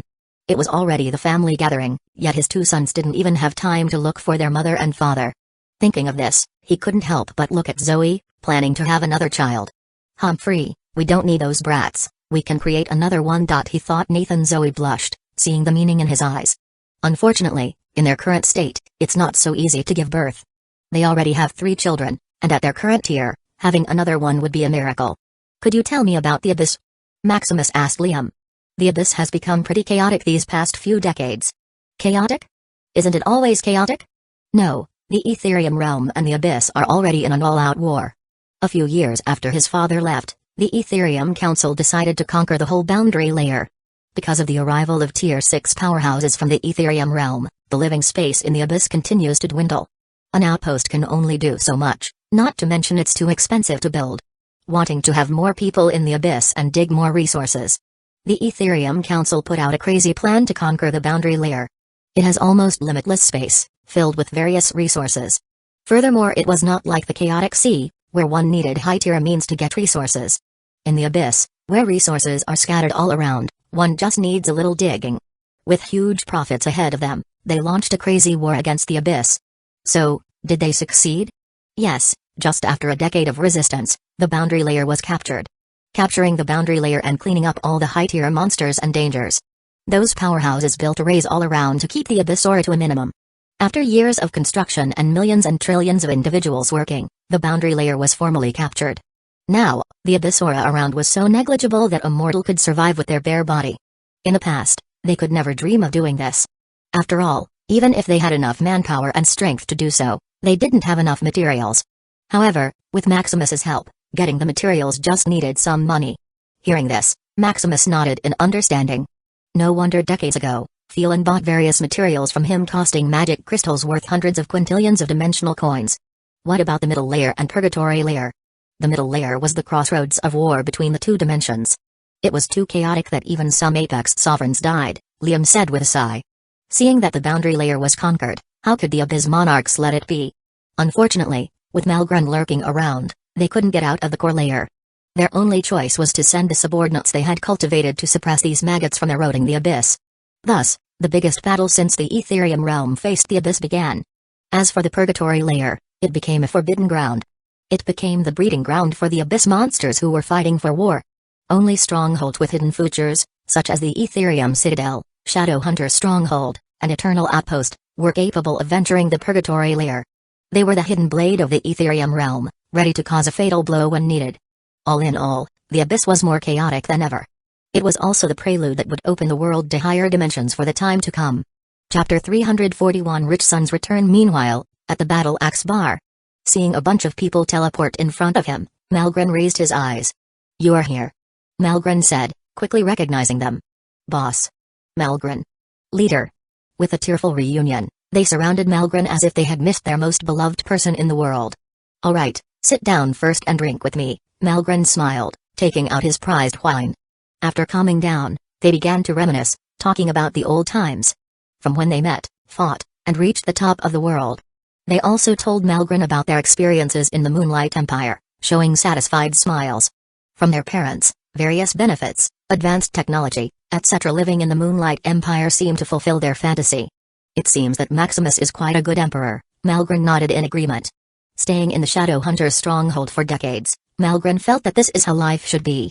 It seemed that wherever Maximus went, the place will become a paradise for living. Even a stubborn individual like him, who only knew how to fight, was quite satisfied. However, Valeros. Hearing that Valeros' battle will had disappeared, Malgren fell into a daze. Various dots began to connect in his mind. Valeros' weirdness, experiments that he couldn't remember, his talk with Maximus. Suddenly, Malgren had enlightenment in his eyes. Looking at his worried comrades, Malgren just smiled. "Don't worry, he is not dead. We will meet again in the future," Malgren muttered as fighting intent flared in his eyes. After a few days, Maximus finally saw his ever-busy son, Lux. "Good to see you, Dad," Lux greeted with a light smile. "What's wrong? Didn't you still have some work to do?" "A few days ago, we were at a critical moment, I couldn't leave," Lux explained. "Care to enlighten me?" Maximus said, offering Lux a seat. Decades ago, after his father left, Lux continued his business. The Shadow Hub and cabin real estate business of Lux was very prosperous. Coupled with Shadowhunter pavilions in every city, Lux was raking in almost a quintillion crystal merits every year. Even as time passed, With more and more Tier 6 individuals coming from the Ethereum realm, his business continued to rise. With the secret protection of the Ethereum Council, Lux didn't encounter any problems anywhere. Apparently, his father gave the Ethereum Council a special discount in exchange for ensuring their safety in the abyss. Knowing this, Lux became more and more bold. Expanding everywhere, Lux wanted to mark every part of the abyss with the Shadow Crest brand. Unfortunately, even quintillions of crystal merits were not enough to do it. In front of the abyss, it was a mere drop in the ocean. Not having enough, Lux conceived a bold plan. The abyss stock market. In the Ethereum realm, the stock market was so prevalent that even normal people could invest their money. However, such a thing was not present in the abyss. It was too chaotic for a normal stock system to work. Thinking of all the classics he had read and using his unique physique to confirm and analyze, Lux managed to create a working stock market. The abyss stock market is not about investing and earning, it's about gambling and winning. The gamblers were the powerful and wealthy, while the rest were the cards. They gambled on each resource point.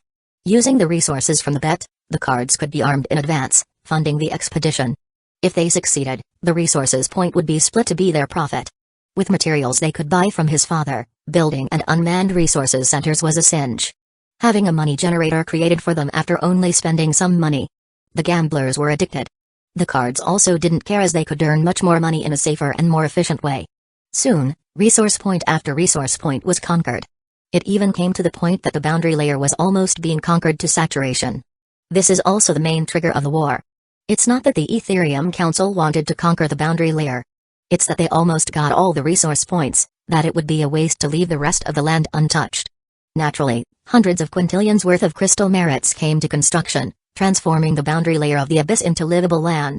With such success, the abyss stock market, the gambling station of the powerful and the rich, became prosperous. Hundreds after hundreds of quintillions flowed into it every month, with money continuously flowing into their pockets. As the creator, Lux also had a fair share, earning tens of quintillions of crystal merits every year. Lux was so busy a few days ago because of the game they played, conquering dozens of resource points in the middle layer. Fortunately, they conquered a few, making their gamble worthwhile. As for the so-called war, for them, it was just a fight for profit. A war without profit in mind was just mindless brutes quarreling. So this is why you're so busy. Maximus sighed, hearing Lux's story. From a little kid scamming him for money. Now, Lux was already scamming the whole world. The abyss was already in so much chaos without even Malgren doing anything. Hearing Lux earn tens of quintillions every year, Maximus was in awe. This was already close to what he could earn every year. If not for reselling resources from the Myriad World Mall, Lux might even earn more than him. It's really the saying that no tiger begets a dog. How about it, Dad? If you need money, you can tell me. Lux said proudly. I need money. Haha, you wish, Maximus muttered, ruffling his hair. Although Maximus was quite spoken, he didn't dare to borrow money from his son. That would be a disgrace as a father. Thinking that he, their father, depended on handouts from his son, Maximus couldn't help but cringe. Thinking about it, in a few tens or hundreds of years, Lux would probably earn more than him. At that time, Maximus wouldn't know where to hide his face. Hee, Dad, you don't need to work so hard. I could take care of Mother and my sisters, Lux squinted his eyes, saying with a smile. Looking at his smug face, Maximus felt it was time to put in more effort. He had the dimensional source at his back, giving him unlimited mana and the power of law. If he couldn't make more money than his son, Maximus would take it as his defeat and loaf of his son forever. Alright, stop making that face. I bet you don't even have 100 quintillion. This, although Lux's business was more profitable than ever, the cost was also overwhelming.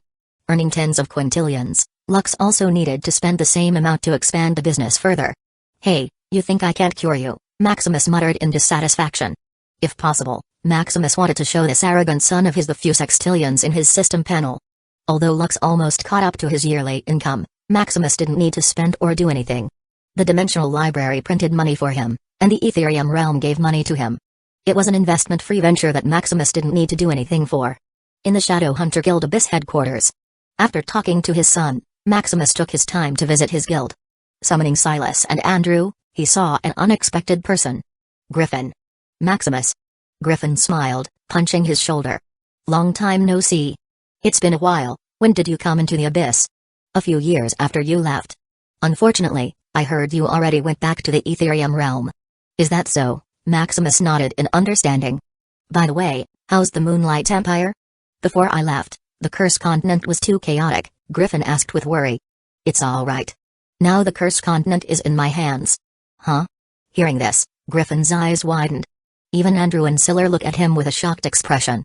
Although they knew Maximus was amazing, conquering a whole continent in just a few decades was a miracle. What's wrong? You should call me your Majesty Maximus, you know. Maximus joked. Maximus didn't really care what his friends called him. For him, being an emperor was just a convenience. TSK, you're really awesome, Griffin said with a thumbs up. What about your family? The Helmsworth Empire already disappeared after I returned. Hey, we may not look like it, but the Helmsworth family is good at escaping. After we saw the wind direction in the Cursed Continent was wrong, we quickly went into hiding. No wonder, Maximus nodded in understanding. After he returned to the Ethereum realm, a few top empires were missing in the Cursed Continent.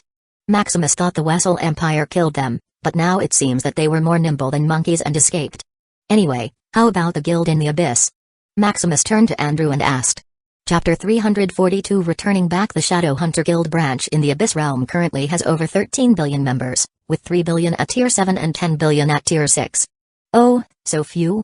The Shadowhunter Guild branch in the Ethereum realm already had over 10 trillion members.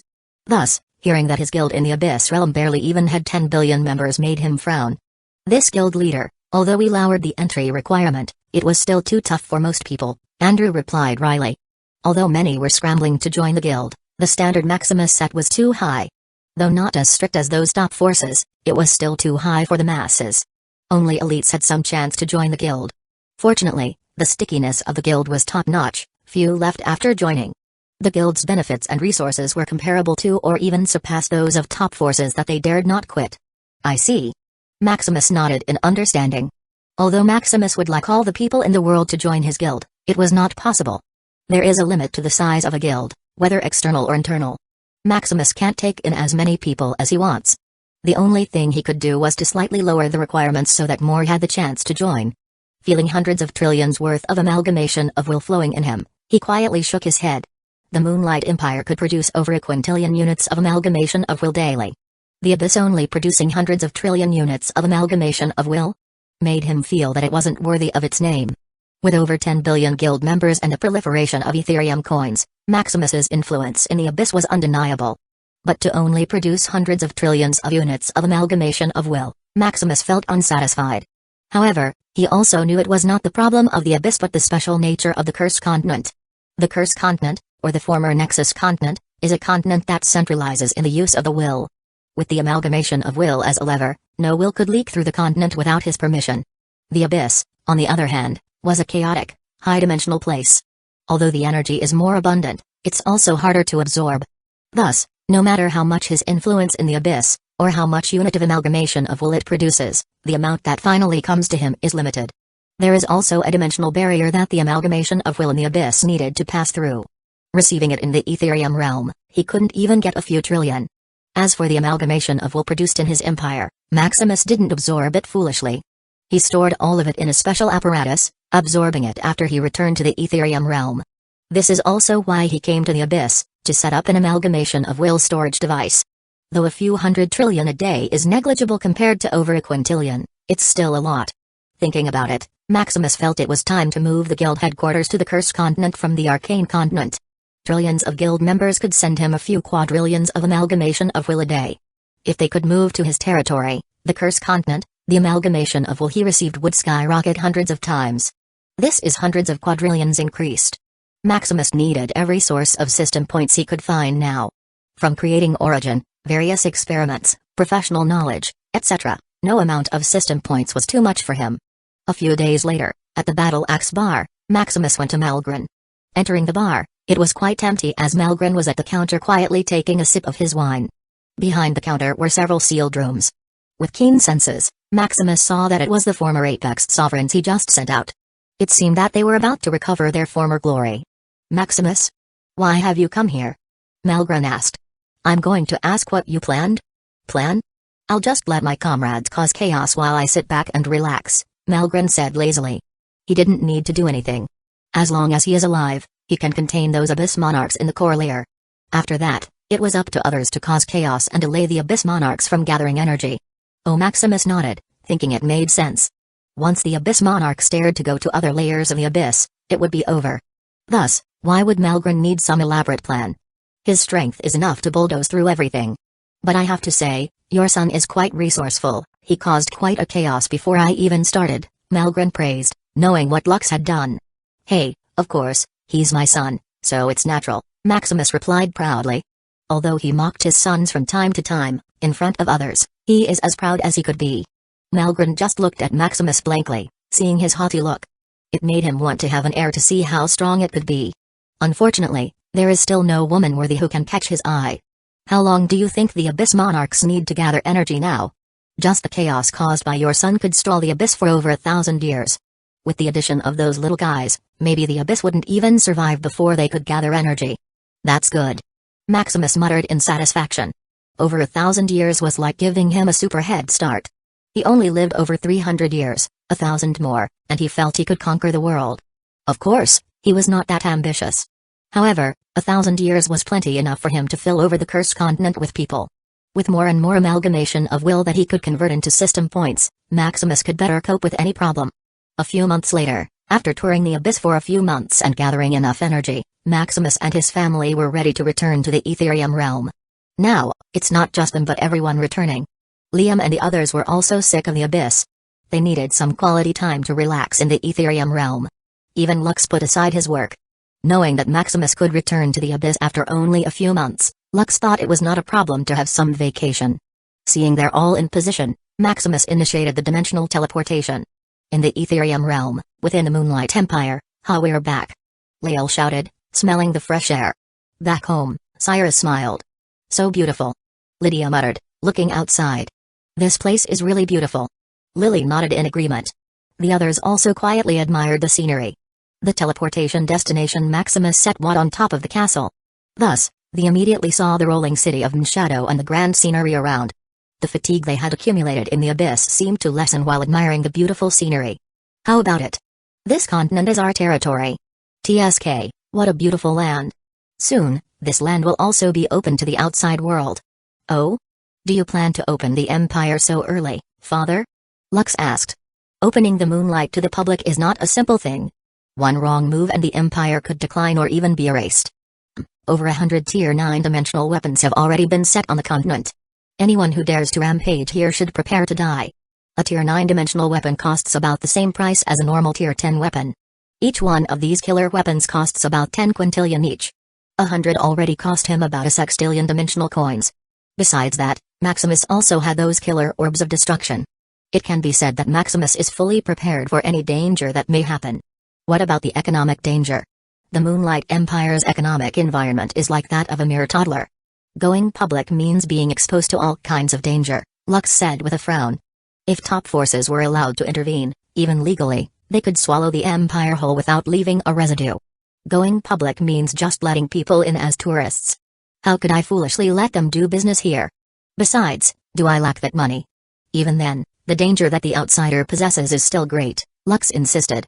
Just the vulnerable security and social system are enough for the outside world to send the Empire into shambles. You underestimate me too much.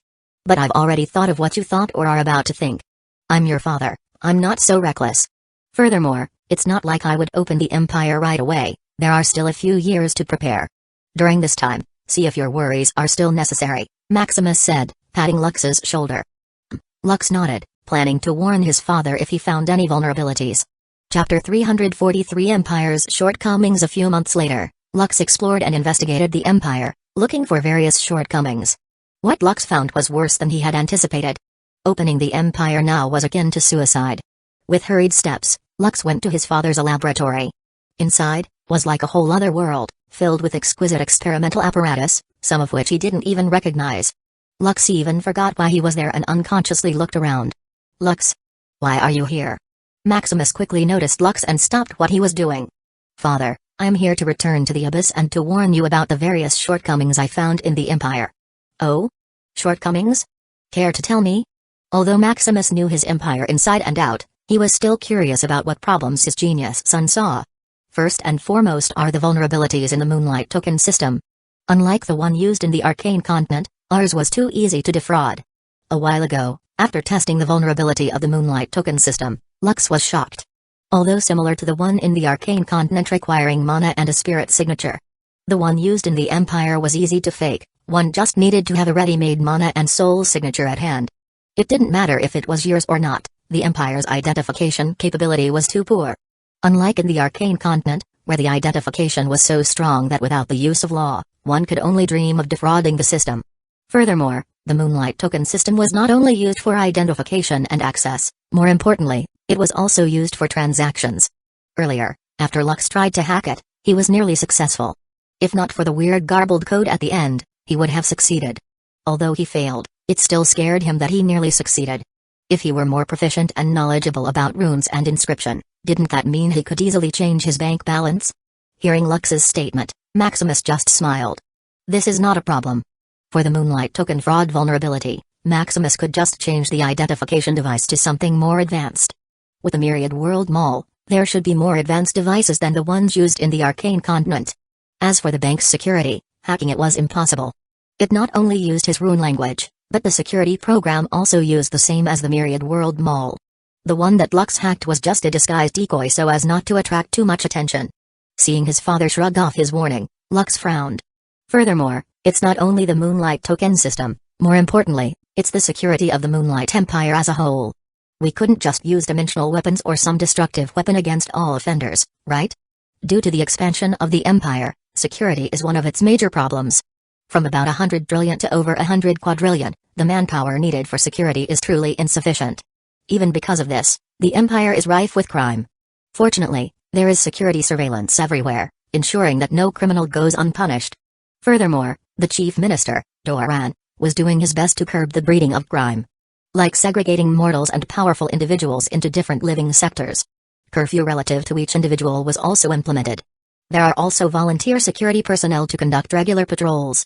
However, despite all of these measures, crimes were still being committed regularly. If the Empire went public, with individuals from all over the continent coming to visit, the crime rate would skyrocket to unimaginable degrees. What more? For the security problem, Maximus had already thought of a solution. Once it was implemented, he was sure it could curb the criminal rate to a minimal or even non-existent level. Furthermore, his domain could cover the entirety of the Moonlight Empire.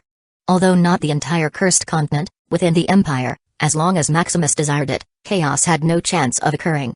He was simply too lazy to do things manually and wanted to let nature take its course. Lux grew speechless seeing his father still nonchalant. What about the insufficient administrative manpower? The process is too slow, and adding more people would only further bog down the administrative power of the Empire. Although it seemed that one could do everything at home using the Ethernet. Administrative sectors such as banking, registration, and applications still require physical presence.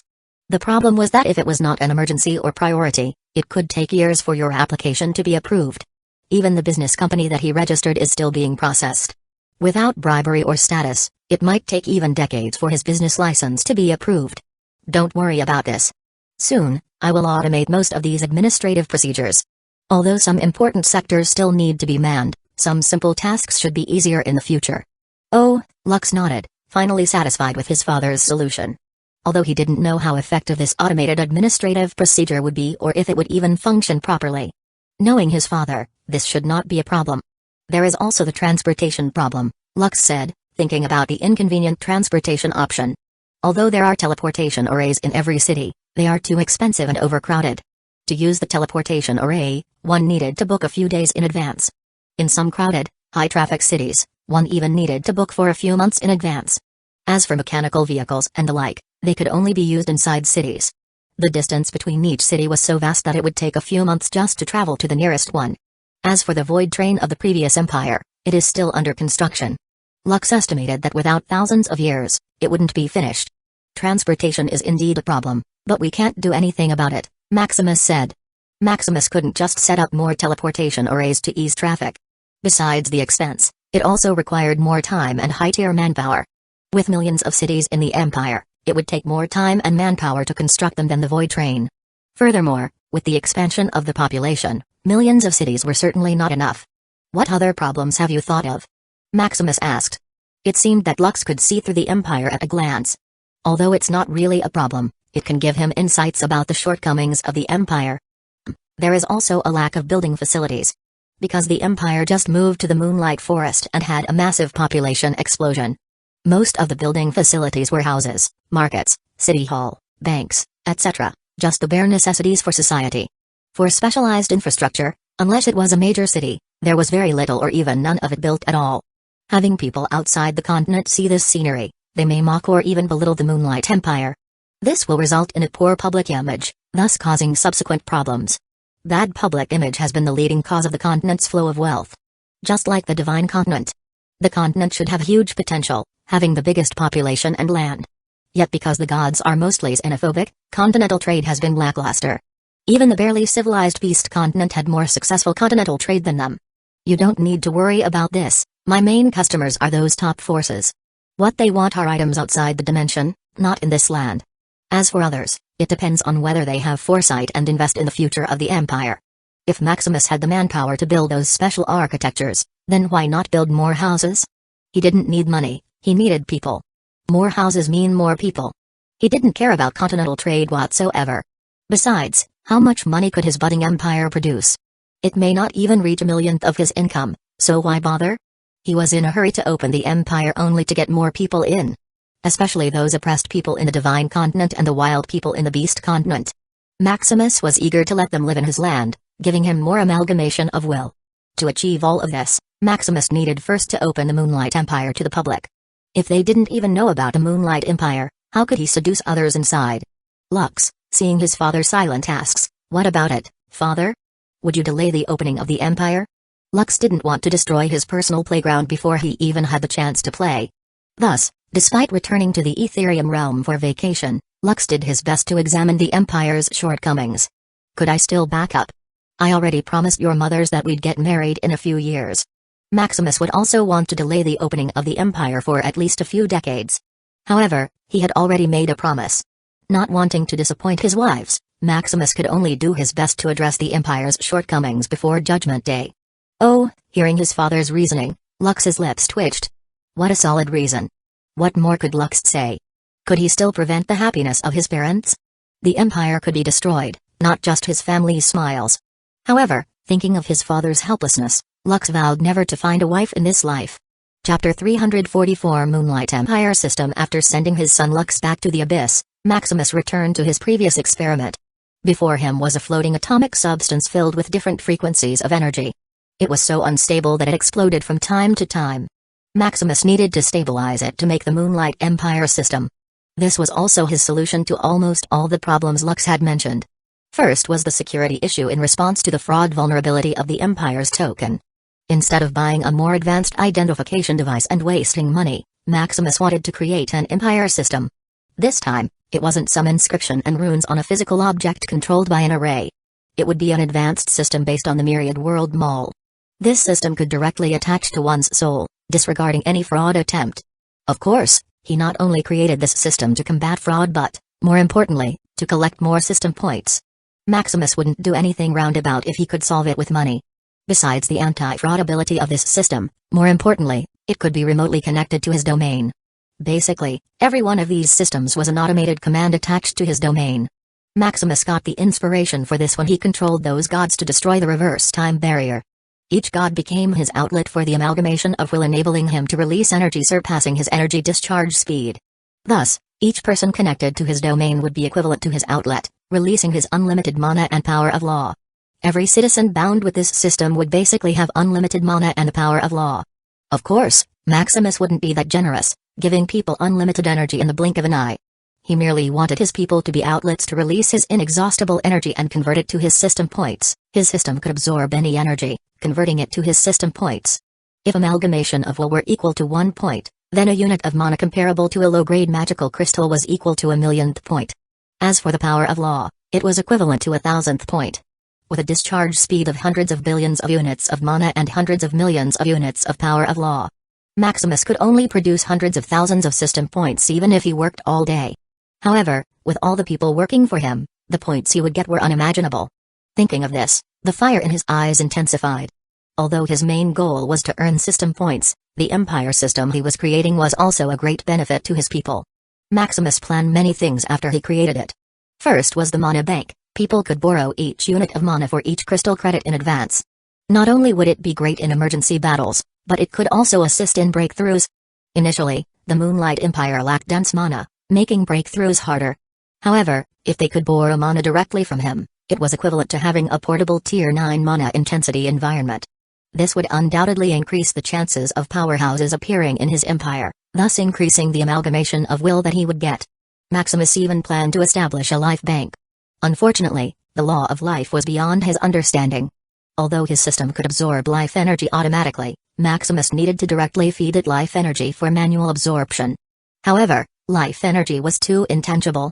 Maximus needed to understand at least the essence of the law of life and the corresponding laws to devour and store it. Just the thought of his empire being able to buy and sell life made Maximus excited. This was equivalent to establishing an immortal empire. Although many would suffer, with his iron fist, he could suppress any chaos from erupting. As for not implementing the life bank for the greater good, Maximus merely sneered.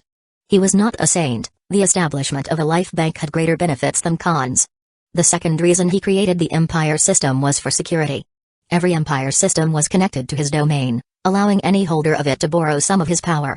Even civilians borrowing his power could defeat opponents 1 to 2 tiers beyond their realm. Thus, even visitors from other continents visiting his empire couldn't be arrogant. The civilians they mock may instantly become formidable, putting them in their place. Of course, Maximus needed to limit this function. One needed to meet all conditions before activating this function, such as status, threat level, social credits, etc. Maximus didn't want people in his empire to start killing each other suddenly. As for the third function, it was processing efficiency. If the previous empire's token could process 1 unit of data, the empire system could process billions of units of data under the same conditions. This was akin to upgrading from 1G to 10G. The applications that could be created with it would be much more advanced. If Maximus had enough computing power, he could even create a complete virtual world, like the one in the Arcane Continent. This would be like having a world origin as a server. Of course, creating a complete virtual world would require not only computing power but also a real-world base or enough data comparable to a real world. Maximus may not have enough time for this, but with the growth of his people and the emergence of various geniuses, the new empire system would lay a solid foundation. As for the other functions, Maximus was still contemplating them, such as teleportation, talent upgrades, assisted training, knowledge impartation, remote control, etc. There were too many functions that Maximus could integrate into the empire system. Unfortunately, with only a few years, Maximus could only concentrate on the 3 functions. A few years later, looking at the fully stabilized blob of energy in front of him, Maximus, who was very tired, perked up. Finally finished. Maximus sighed. With no rest, working day and night, Maximus finally finished the empire system after a few years of hard work. Maximus didn't even have time for his family to finish this thing. Fortunately, they understood that he was preparing for the opening of the empire.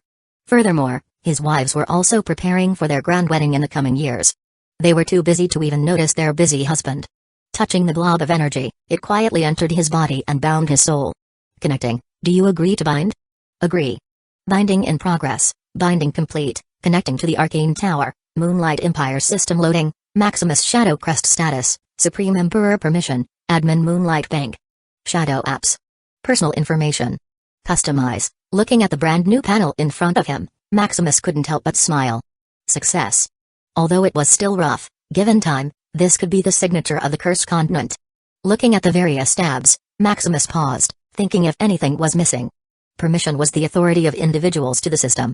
Admin permission gave Maximus all the rights to the system. The second tier of permission is moderator. This permission is set for his trusted ministers and the people he would appoint. It grants significant control in the system, such as deleting, adding, setting rules, supervision, and such. Basically, they are like the workers of Maximus, keeping the system working smoothly. The third tier, on the other hand, is user. This is for the citizens to use. Although they have all the functions of the Empire system, they can only use it and not modify it. Even if they want to add an application, it needs to pass the moderator's review before it can be added. As for the last tier, it's guest. It's for the people on other continents visiting the Empire. This permission is the bare minimum, allowing only to browse the Empire system like the previous Empire token. Furthermore, various functions would be limited or cannot be used. As for the Moonlight Bank tab, it has 2 applications, the Credit Bank and the Mana Bank. With it, one has a fully functional bank at their fingertips. The shadow apps are where the previous and future applications would be, such as the Battle Coliseum, Codex World, Moonlight Engine, Moonlight Forum, etc. Personal information includes an individual's properties, status, wealth, partners, children, where you graduated, and such. It's an automated resume maker taking notes of your life, an application that could make administrative work more efficient. For basic applications and such, the program Maximus has set would automatically scan the personal information and approve if the conditions are met. No need for hassle applications, one could do it in a few seconds. Customization is just a setting that allows you to rearrange, change colors, and minimize or maximize the system panel. It's for those who want their Empire system to be unique and more personalized. Reviewing the various functions of the Empire system, Maximus nodded in satisfaction. It seems that nothing was missing. Chapter 345 Using the Empire system. A few months later, in Lake City. Finmer, a peak Tier 3 Earth Knight, queued up to get the newly updated Moonlight Empire system. After a few hours of lining up, it was finally his turn. Put your hand in this, the officer instructed. As Finmer extended his hands toward the device, a blob of energy penetrated his body. Feeling it touch his soul, Finmer panicked a little. Fortunately, a familiar panel appeared in front of him. Do you agree to bind the Moonlight Empire system? Agree, Finmer muttered without hesitation. After being indoctrinated by the Empire, Finmer's adaptability was top-notch. Seeing the weird system binding his soul, instead of fear, he was filled with excitement. Binding complete, connecting to the Arcane Tower, Moonlight Empire system loading, Finmer Frostwolf, status, Class 2 Citizen Permission, User Moonlight Bank. Shadow Apps. Personal information. Customize, next. Before he could further look through the system, the next person in line came. Exiting the city hall, Finmer returned to his residence in the middle of Lake City. Finmer. Father. His wife and children greeted him. I'm back. Did you receive the new Empire token? His wife asked curiosity. Due to the limited production of the Empire system, the first ones to be given were those of Class 1 citizens. A month passed, and it was finally the turn of Class 2 citizens. Finmer was one of the first few Class 2 citizens who finally got the new Empire system. As for his wife and children, their appointment was still a few weeks away. Yes, and it's not a token, it's a system, Finmer explained. Hearing the word system, his wife and children became puzzled. What system? Runes? Array formation? They asked, searching for markings on his body. It's more advanced than that, Finmer said, still amazed that the new Empire system could bind his soul. Knowing that the new Empire system would be bound to the soul, her wife became worried for a while. She was worried that this was just an alternative slave seal that would be imposed upon them. Don't worry, I could unbind the system whenever I wanted. Furthermore, didn't you know that our Empire, His Majesty, wouldn't do something detrimental to us? Hearing this, his wife heaved a sigh of relief. Thinking that she was just a mere mortal decades ago, she couldn't help but laugh at her thoughts. An alternative slave seal? If the Empire needed her to be a slave or something similar, she would be willing to do so without question. The Empire had given her everything she could ever imagine, a home, a family, enough clothes and food, etc. She wouldn't be even alive right now if not for the Empire. Being already in her 60s, she would have long died of natural causes before she could even complain. Now, being an official mage with a lifespan of 150 years, she was still in her prime. Furthermore, with the current prosperity of the Empire, it was just the beginning. After comforting his wife and children, Finmer went into a room and studied the system. Moonlight Empire system loading, Finmer Frostwolf, status, Class 2 Citizen Permission, User Moonlight Bank. Shadow Apps. Personal information. Customize, curious about the Moonlight Bank, Finmer quickly tapped on it. Credit Bank, Mana Bank, Mana Bank? Finmer already knew about the Credit Bank. In the past, the Empire's token could show your credit balance and be used for various transactions. Finmer guessed that it should be the same, only with more advanced functions. However, Mana Bank? Such a term made him curious and excited. After a detailed inspection, the light in his eyes shone as he felt euphoria flowing through his body. Just as he thought, the Mana Bank was just as its name suggests. A place where one could borrow mana. Although one couldn't store mana and use it for transactions, borrowing mana was all he needed. He was already at the peak of Tier 3 Earth Knight. With just a nudge, he could advance to Tier 4 Sky Knight and become a glorious Class 1 citizen with a 1,000-year lifespan. However, this little nudge was like a cliff, locking him in place for over a decade. The Moonlight Empire's mana density is only about Tier 5 to 6, and this is only in the center of the Empire. For peripheral places like Lake City, the place barely even has Tier 4 mana density. To advance to Tier 4, Finmer needed to go to a city with higher mana density or rent a special mana room. Going through other cities was troublesome, requiring various credentials and approvals. Finmer had applied for it a few years ago, but until now there was still no news. He didn't even know what the problem was or what he lacked for such an application to stall for a few years. As for renting a special mana room, it was too expensive. With their expenses and current income, it would take Finmer a few decades to save enough. Although it was already fast by today's standards, Finmer would welcome a quicker method. Thus, knowing the function of the mana bank, the excitement he felt was incomparable. Informing his family about the news, Finmer quickly went into seclusion. Feeling the shackles in his body, he operated the mana bank and began borrowing mana. Scanning the current state, peak tier 3 Earth Knight, reason for borrowing mana, breakthrough, estimated chance of success, 90%, application successful, can borrow up to 1 million units of mana, do you proceed? Huh? It can also estimate my chance of success? Seeing that the Moonlight Empire system could scan his state and even estimate his success rate made Finmer amazed. But 90%? It's quite high. Based on his estimate, he barely even had a 60% success rate. Yet the system estimated a total of 90% success rate. However, thinking that the system could continuously input mana into him, Finmer thought it was reasonable. This was equivalent to those realm-breaking potions and treasures that could increase the breakthrough rate. Having such a treasure bound to his soul, Finmer thought he was like the protagonist with Chi depicted in those novels.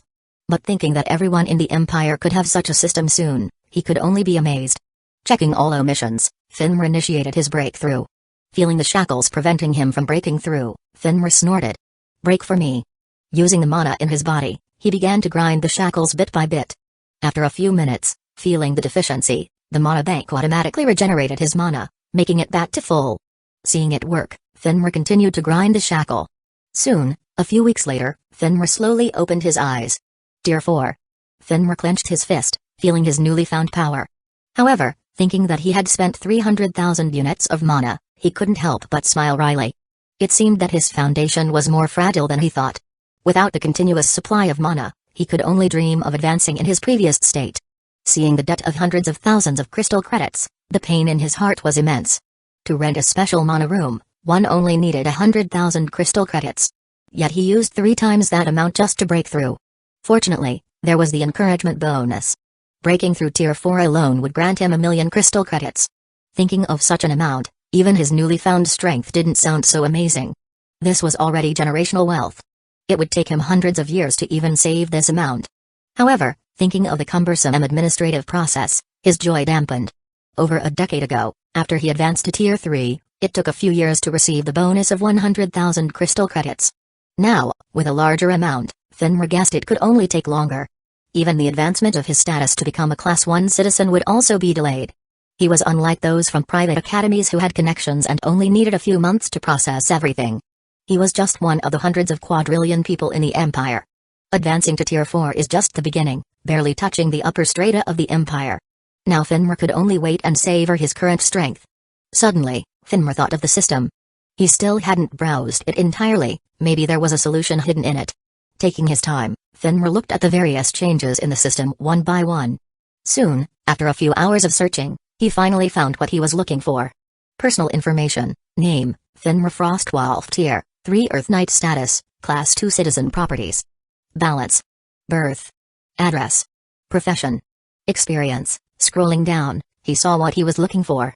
Auto update, tapping on it, the system did another scan on him. Feeling the changes in his tier, the information of his current tier and status changed. Congratulations on reaching tier 4 Sky Knight on your own. You are hereby rewarded with 1,000,000 crystal credits. Congratulations on reaching a major milestone. You are hereby promoted to become a Class 1 citizen. Chapter 346 Ethereum Market. Reaching tier 4 Sky Knight, Finmer quickly relocated his family to an inner place of the Empire. As he attained higher strength, Finmer naturally desired a better environment for himself and his family. With faster administrative processes, Finmer managed to move within only a few weeks. We will live here from now on, Finmer declared upon seeing their new home. Wow, it's much bigger than our previous house. Not only that, but the mana density here is also much higher. However, upon entering, instead of celebrating, his wife frowned. What's wrong? It's too empty. She looked around, unsatisfied.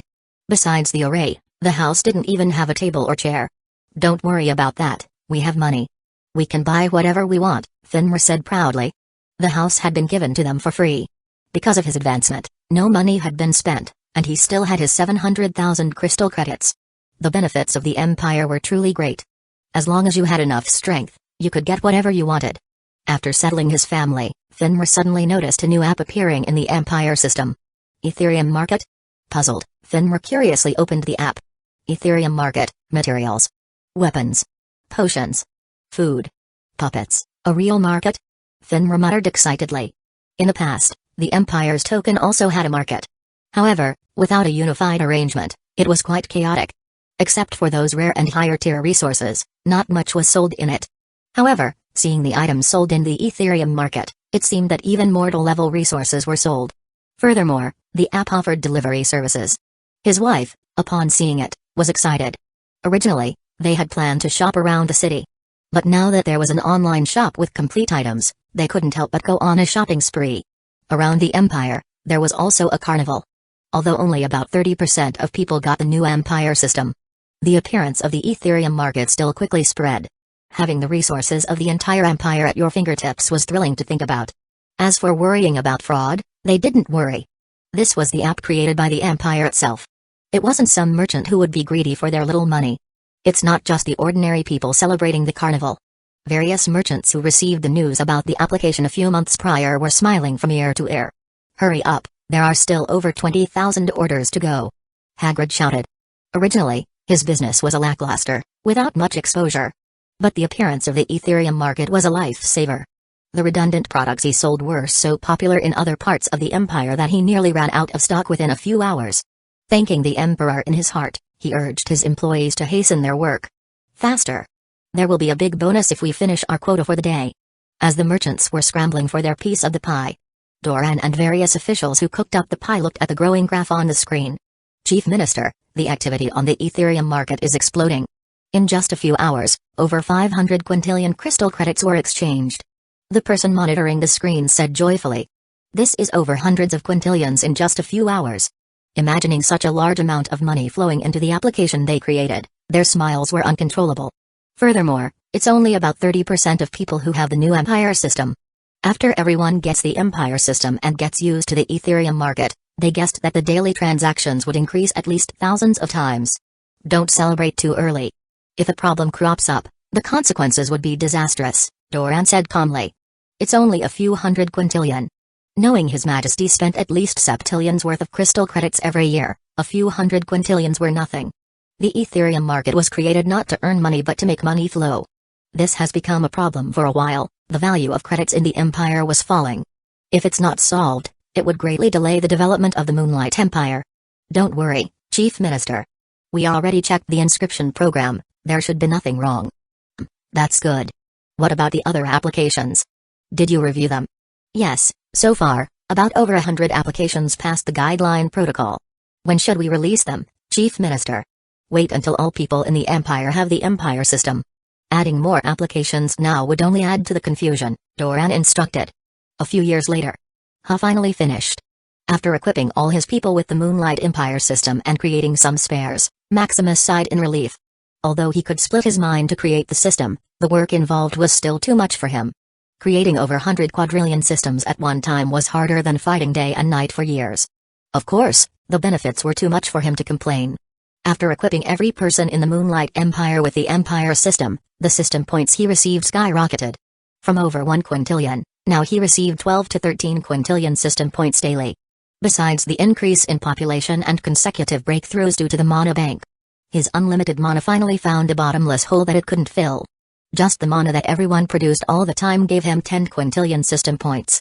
The Empire system was like an ultimate backdoor, using the body of its host for his mana to flow and absorb. The people didn't even know that mana had been flowing in them all the time and was being collected by their emperor. With over 10 quintillion system points daily, the excitement in his eyes couldn't help but flare up. Various crazy experiments that he shelved couldn't help but emerge. Especially various stalled experiments Valeros did in the past. Like the artificial physique and potential enhancer, the study of creating and manipulating dimensions, the application of the amalgamation of will, etc. Not only that, but he could also start to study the laws deeper. With over 10 quintillion system points daily, those laws finally didn't look so scary. With enough persistence, it would only take him hundreds of years to study the essence of a law to perfection. With over hundreds of thousands of laws, it would only take him a few million years to advance to Tier 9. Of course, this is not the end. Maximus would want to accumulate more foundation for the generation of system points before officially starting to advance to Tier 9. After all, to advance millions of years later was too slow. However, studying 1 or 2 laws was still possible. For now, the expansion of the empire was still a priority. Before that, however, Maximus needed to solve 2 problems, money and land. First is the land. Maximus will need to start putting it on the agenda. The population of the empire was rapidly expanding. In just a few years, tens of quadrillions were born in the empire, making the population reach 130 quadrillions. With the expansion of the population comes the rapid occupation of land. Although the cursed continent is enough to accommodate 1,000,000 times that amount without problem. It's better to solve this problem now than later. After all, people, especially powerful ones, need space. From farms, laboratories, factories, entertainments, academies, etc. It would be too late if he only started solving it once the problem cropped up. Furthermore, he also planned to poach people from other continents. Even if he only poached a percentage of their population, the whole cursed continent wouldn't be enough to accommodate them. The second thing he needed to solve was money. The empire's expenses had been growing faster than the population. Now, he needed to spend at least 2 quintillion dimensional coins yearly to sustain its current development speed. He only had a few tens of quintillion income every year from various transactions. If this continued, he would be bankrupt before he even achieved his goals. Solving the problem of money is a must. He couldn't just ask for money from his son when the day came. Thinking about it, it's time to set up an official shop in the Myriad World Mall. The dimensional library was already hidden, so it couldn't see the light of the world. Setting up a formal shop, where he could show publicly, should be a good disguise in the future.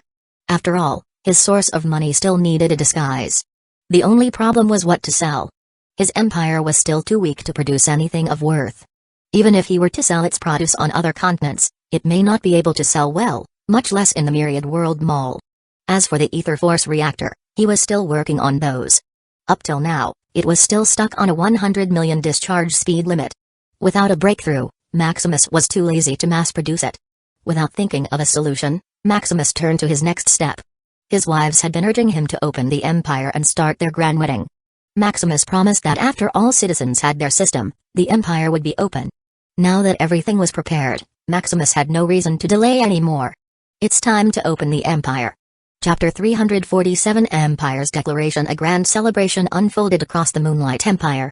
The streets were filled with confetti, bustling stalls, enticing discounts, and various amusements, all testifying to the vibrancy of the empire.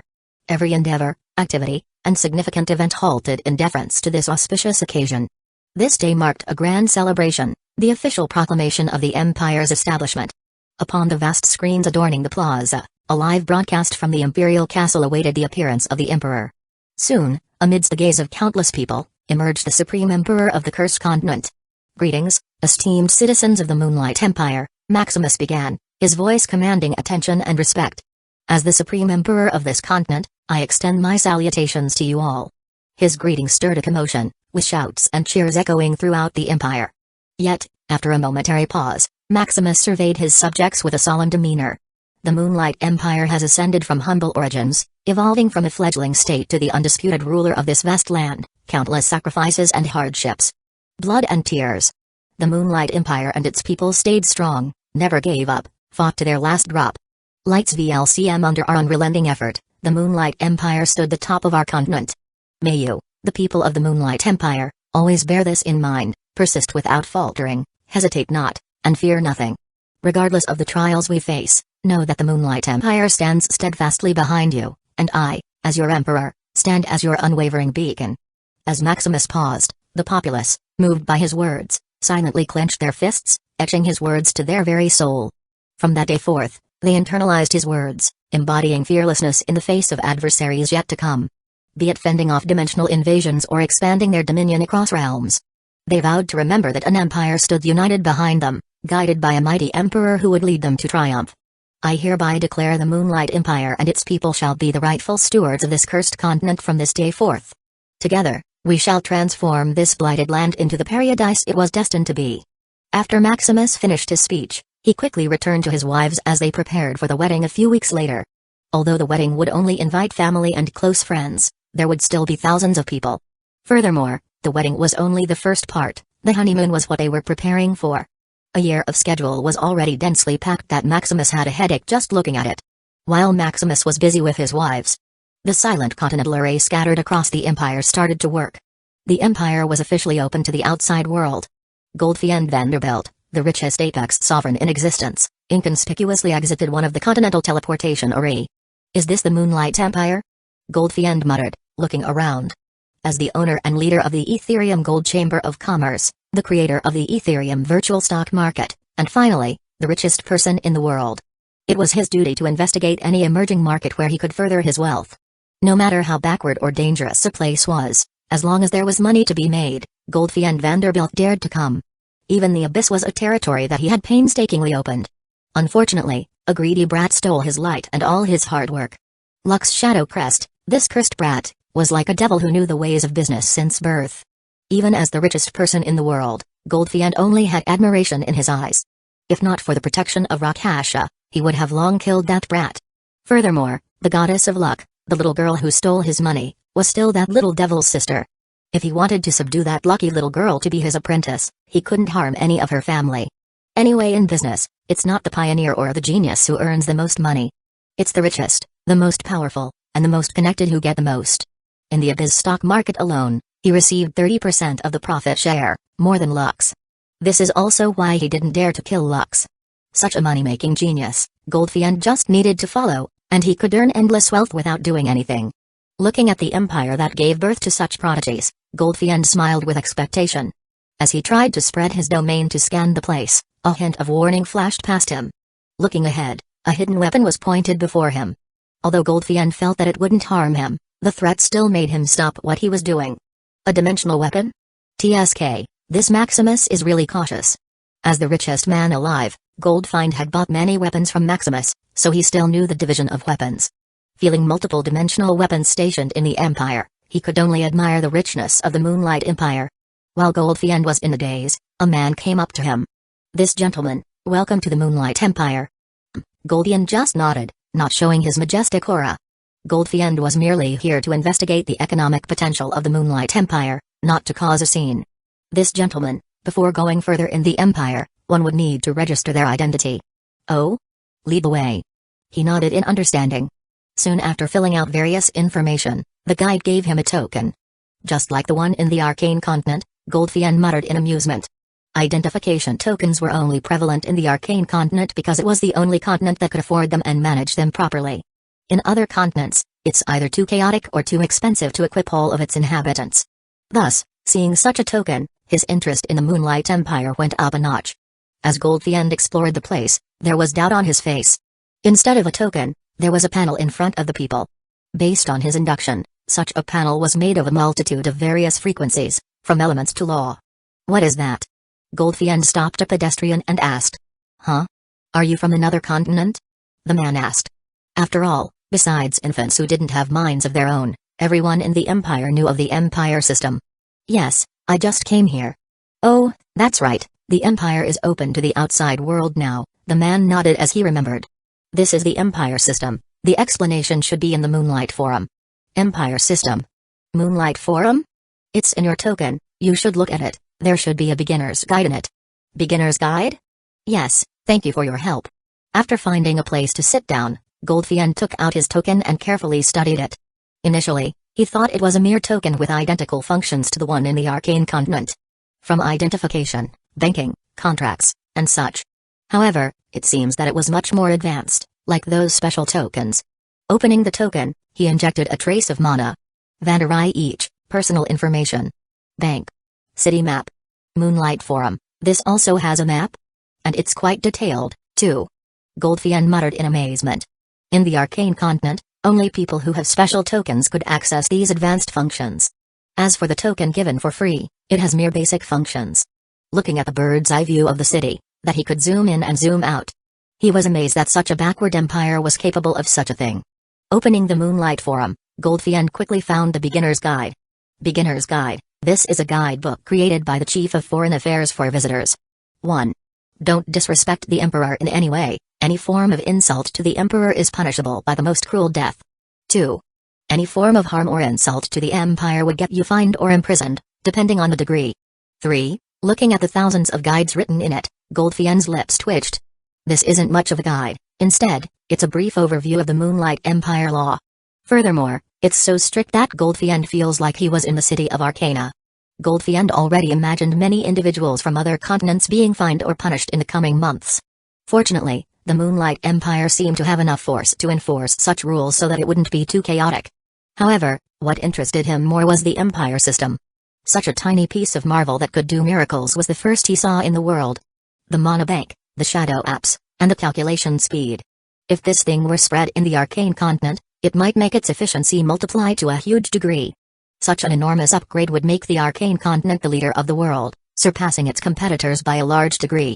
Seeing such a piece of marvel in front of him, Goldfiend's senses were tingling as he imagined the earth-shaking changes that were about to happen in the Etherium realm. Maximus Shadow Crest, I can't wait to see you. Chapter 348 Wedding Day. A few weeks later, Maximus, with his family and friends, began the wedding ceremony. As he gazed at his endlessly charming wives, Maximus couldn't help but fall into a daze. It had been about 300 years since he transmigrated into this world. From a fledgling noble without even a hint of family, Maximus had reached a point where he had 11 wives, 13 children, 5 daughters-in-law, and 4 grandchildren. In 300 years, having 34 people that he can call a family, Maximus is already satisfied. However, as the owner of the family and power system, he could be considered unworthy. Just dozens of family members? If it were someone else, although they might not reach a million, they would probably have at least tens of thousands of family members. Although this world limits the number of one's descendants, it doesn't limit the number of partners one can have. Unfortunately, once Maximus reached a certain point, his heart hardened. No beauty could capture his heart anymore. Even if the system vouched for it, giving someone a high rating. For him, it was just that. Fortunately, he had already found an alternative path, rendering the system still useful. Absorbing the energy of the world with the leverage of his family? It was too inefficient. Spoon-feeding energy into his system with his unlimited energy was the way to go. After exchanging vows and making promises, the party continued. Hundreds of years passed, and generations of time. Hazel's family, from her parents to her siblings, multiplied to thousands. The original farmers' origins now looked like a fully fledged noble family that had seen everything in the world. Hazel's family was now one of the top families in the Moonlight Empire, with the largest land, promoting agriculture and aquaculture in the empire. Fortunately, under the teaching of their parents, they didn't become too arrogant. Then there's Erica's father, the chubby middle-aged man Francis. Owning most of the restaurants in the Moonlight Empire and being the godfather of gastronomy. Francis was a famous figure in the empire. He was also the favorite uncle of his children, often exploring the wonders of food. Francis is also quite pure, no woman or glory could seduce him, only food. Rose's family also prospered. They became one of the top scholarly family, with many of their branches managing the empire. With absolute strength, Maximus didn't care if there was any nepotism involved. As long as the empire ran smoothly, he would turn a blind eye to it. There is also Irene's family dominating various industries in the empire. From textiles to alchemy and mechanics, it can be said that they are one of the richest families in the empire. As for Emma's family, the former Arendar Empire. With business cooperation with Maximus over 100 years ago, they were already doing quite well in the Arcane continent. Maximus also gave them land decades ago to settle in the Moonlight Empire. Overall, his wives' families were doing quite well. With his protection, their lives were smooth sailing, with no one in their way. While having a banquet, Maximus suddenly felt over 1,000 apex sovereigns coming to them. Dean? Maximus muttered, seeing Phelan. As for the others, they were mostly the apex sovereigns who usually traded with him. He also saw Lilith with his sister, Freya. Earlier, he also invited Lilith, however, because she was busy with her training and her sister restricted her, she could not come. Seeing her come, it seemed that she managed to finish her insane training schedule. Maximus, I am here to congratulate you for becoming the Holy Emperor of the Cursed Continent. Furthermore, it seems that it was also your wedding. Congratulations, Phelan said formally. Thank you, Dean. We are also here to extend our greetings, the others said, giving their gifts one by one. Thank you. Although Maximus had a smile on his face, he didn't think that their visit was purely to congratulate him. Let us eat first, Maximus suggested. Not wanting to disturb the event, they also held back their intentions. Seeing them seated gracefully and smilingly interacting with his family relatives, Maximus heaved a sigh of relief. Fortunately, it seemed that they were not here with bad intentions. Otherwise, 1,000 apex sovereigns could wreak havoc in the empire. As they got seated, Dean, Freya, and Lilith flew toward him. Brat, you didn't tell me that today is your wedding. If not for my daughter telling me, I wouldn't even know, Phelan said, sounding like an old grandfather. I didn't want to disturb you with your busy schedule, Dean, Maximus said helplessly. As one of the top powerhouses in the Ethereum realm, although Phelan could clone himself, the tasks he did every day were enormous. To develop the arcane continent today was all due to his relentless effort. However, after processing what Phelan had said, Maximus paused. Daughter? Maximus asked with puzzlement on his face, looking at Freya. Yes, Freya and Lilith are my daughters. Didn't you know? Phelan asked with a smile that wasn't quite a smile. This Maximus was a little dumbfounded, looking at the three individuals in front of him. As far as he knew, Phelan was quite ascetic. He saw and treated everyone as grass, not even having a partner. Furthermore, Lilith was only a few hundred years old. How could she possibly be Phelan's daughter? Father conceived us with a special method. We are what you call innate beings, Freya explained, looking at the man in front of her with interest. Such a beautiful man, it's no wonder her sister was so infatuated. Even his daughters was such a cute little creatures. Innate beings, like the born creatures of the world? Phelan just nodded without explaining further. Although Phelan was ascetic, his love for the world was immeasurable. As the abyss drew nearer and nearer, his worries grew deeper and deeper. Wanting to solve this predicament, Phelan followed a taboo method and conceived Freya with the help of the Ethereum world origin. Unfortunately, although the experiment succeeded, Freya was not what he expected. Although Freya was a genius at fighting, even close to Malgrin, she had one glaring flaw, the desire for beauty. Freya could fight and kill anything that didn't catch her eye. However, if a beautiful thing were in front of her, even if it was the most evil thing, Freya would be reluctant to kill it. Such a glaring flaw couldn't withstand the sinisterness of the abyss. Not wanting to risk it, Phelan continued to create another being. Thus, after thousands of epochs, Lilith was born. Phelan thought he would succeed this time. Unfortunately, it seemed that Lilith was more of a failure than Freya. Lilith didn't even have a physique, only possessing a trash potential at birth. Furthermore, even after a huge amount of resources were invested, Lilith's potential seemed to be locked at rank 8. No matter how much origin mana or world origin fragment was invested, Lilith couldn't awaken her physique. After 2 consecutive failures, Phelan was ready to give up. However, instead of disposing of the 2 beings he created, Phelan treated them as his daughters, giving them the best of the world. Thus, under Lilith's constant chatter, Phelan's eyes could be said to be locked onto Maximus. From his advancements, mysteriousness, adventures, to his work, Phelan witnessed all of it. Although he was nonchalant on the surface, Phelan treated Maximus as a special student, giving him secret protection. Otherwise, how could the hungry wolves of Apex Sovereigns watch Maximus wave a piece of juicy meat without biting? Without his secret protection, the attacks Maximus encountered wouldn't only be a couple of high gods. Looking at his future son-in-law, Phelan sighed. Is that so? Although he didn't understand the whole thing, looking at Phelan's melancholy look, there was probably a deeper secret than this. Although Maximus wanted to dig deeper, looking at Freya and Lilith staring at him intently, he felt a little embarrassed. Is there something on my face? Yes, Freya. And no, Lilith. Seeing the subtle atmosphere, Phelan let out another heavy sigh and quietly exited the scene. Yes. Maximus muttered suspiciously, touching his face.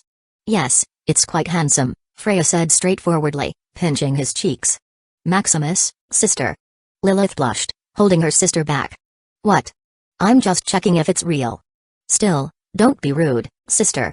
Looking at Freya's straightforwardness, Maximus smiled in amusement. How is it? It's quite good. I want to touch it more, Freya said emotionlessly. Sister. Now Lilith was as red as a tomato, embarrassed by her sister's boldness. You can also touch it, Lilith, Maximus said, pinching Lilith's red tomato face. Oh really? Yes. Then let me touch. Taking her hand to Maximus' face, Lilith trembled. Seeing such a cute Lilith, Maximus couldn't help but inch closer to her face. Is this better? Too close. Lilith quickly backed out. Ha, I'm just joking. How about we eat first? Yes, Lilith heaved a sigh of relief, seeing the change in topic. Where's my beautiful niece? Freya nodded nonchalantly, looking for Leela and Asha. Ha, they're inside. Come. Chapter 349 Intelligent World Origin. A few days later. After flirting with his wives and Lilith, Maximus turned his attention to the unexpected visitors. A few days of feasting and merriment seemed to have whittled their patience. Bidding farewell to his wives, telling them to prepare for their honeymoon, Maximus met them out. These gentlemen, shall we continue in the conference room? He invited. That would be appropriate, Goldfie and Vanderbilt, the group's representative, agreed. As for Phelan, he had already returned to the Arcane Continent after offering his congratulations. Being the most influential and having the most interaction with Maximus, Goldfiend was chosen as their representative. In the conference room, observing the solemn atmosphere, Maximus spoke directly. "What is it that you want?" He didn't have time for wordplays, his schedule was already packed, and he didn't want to add any more. "We are here to initiate another transaction and also to invite you to the Ethereum Alliance formally." Goldfiend started. "The Ethereum Alliance?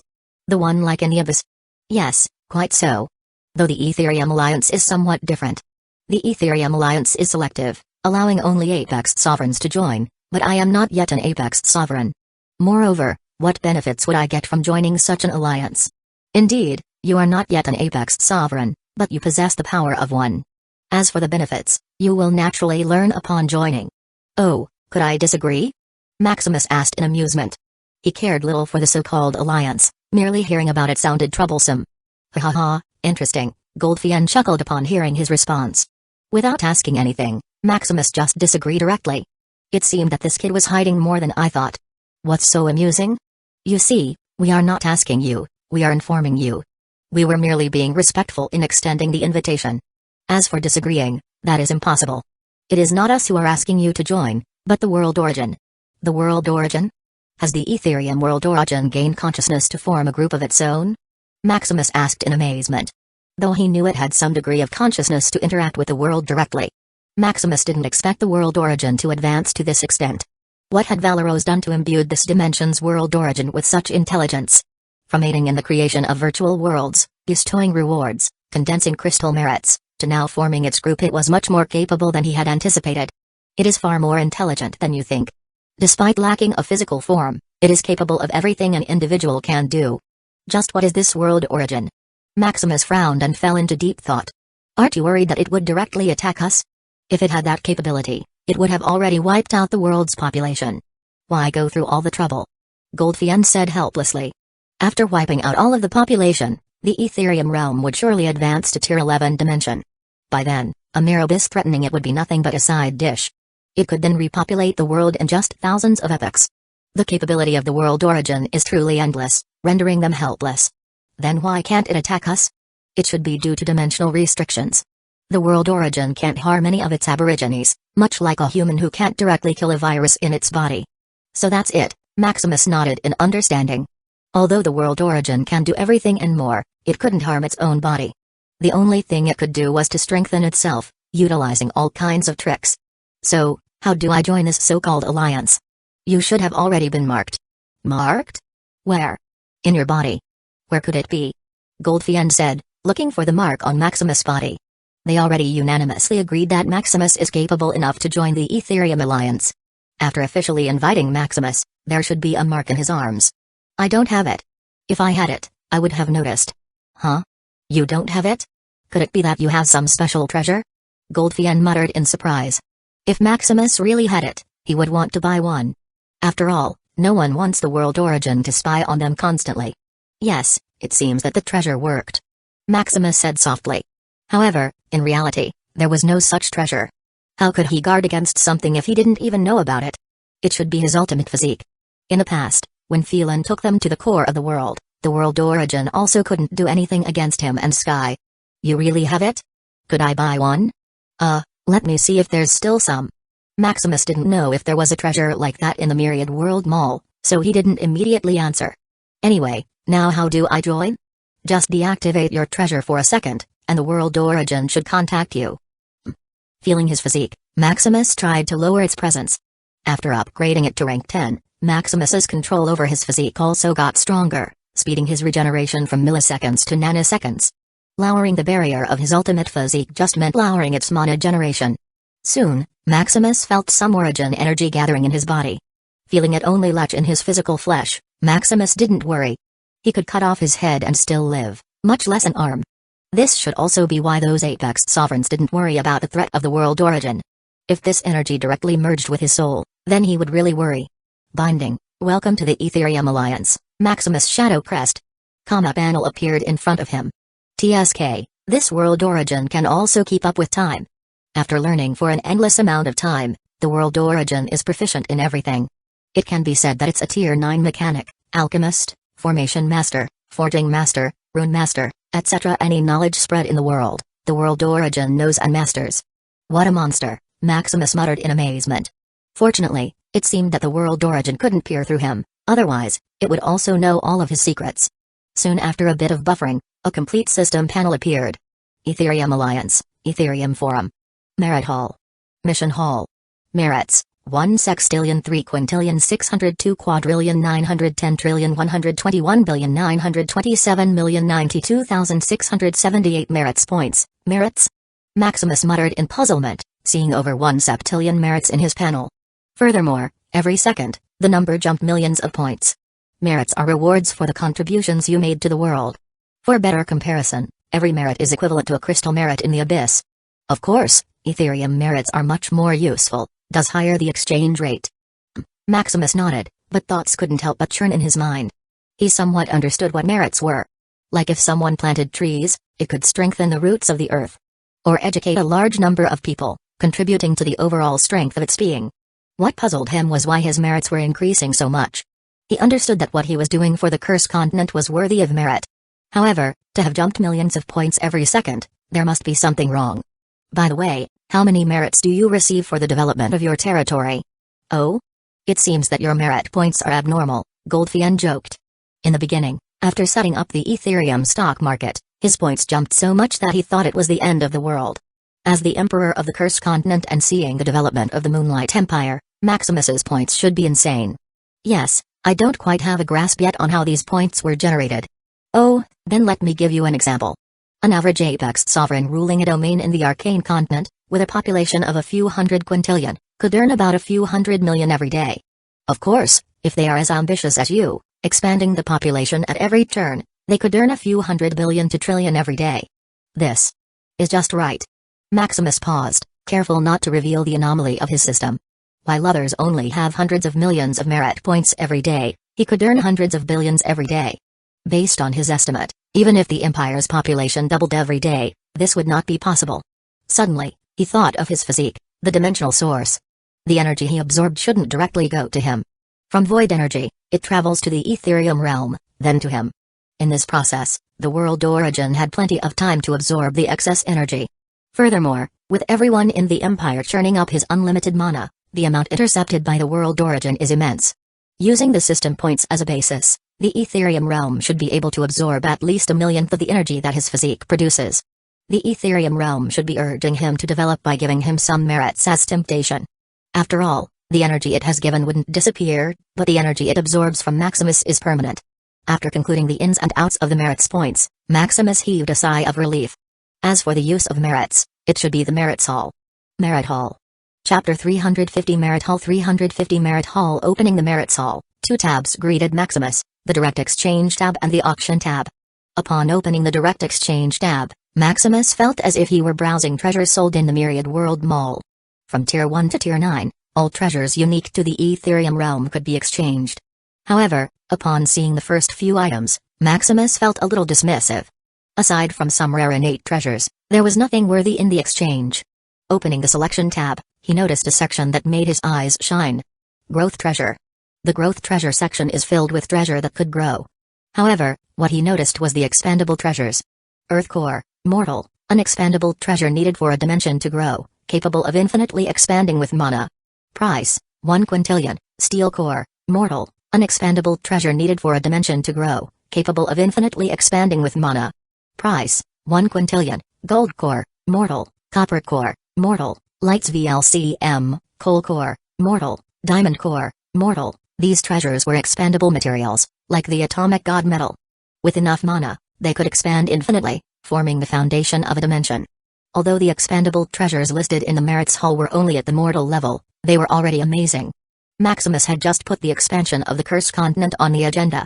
These expandable treasures were just right for the job, accelerating his plan significantly. However, upon seeing the price, he frowned. A quintillion merit for one. If merit was equivalent to crystal merit, then buying it would be a scam.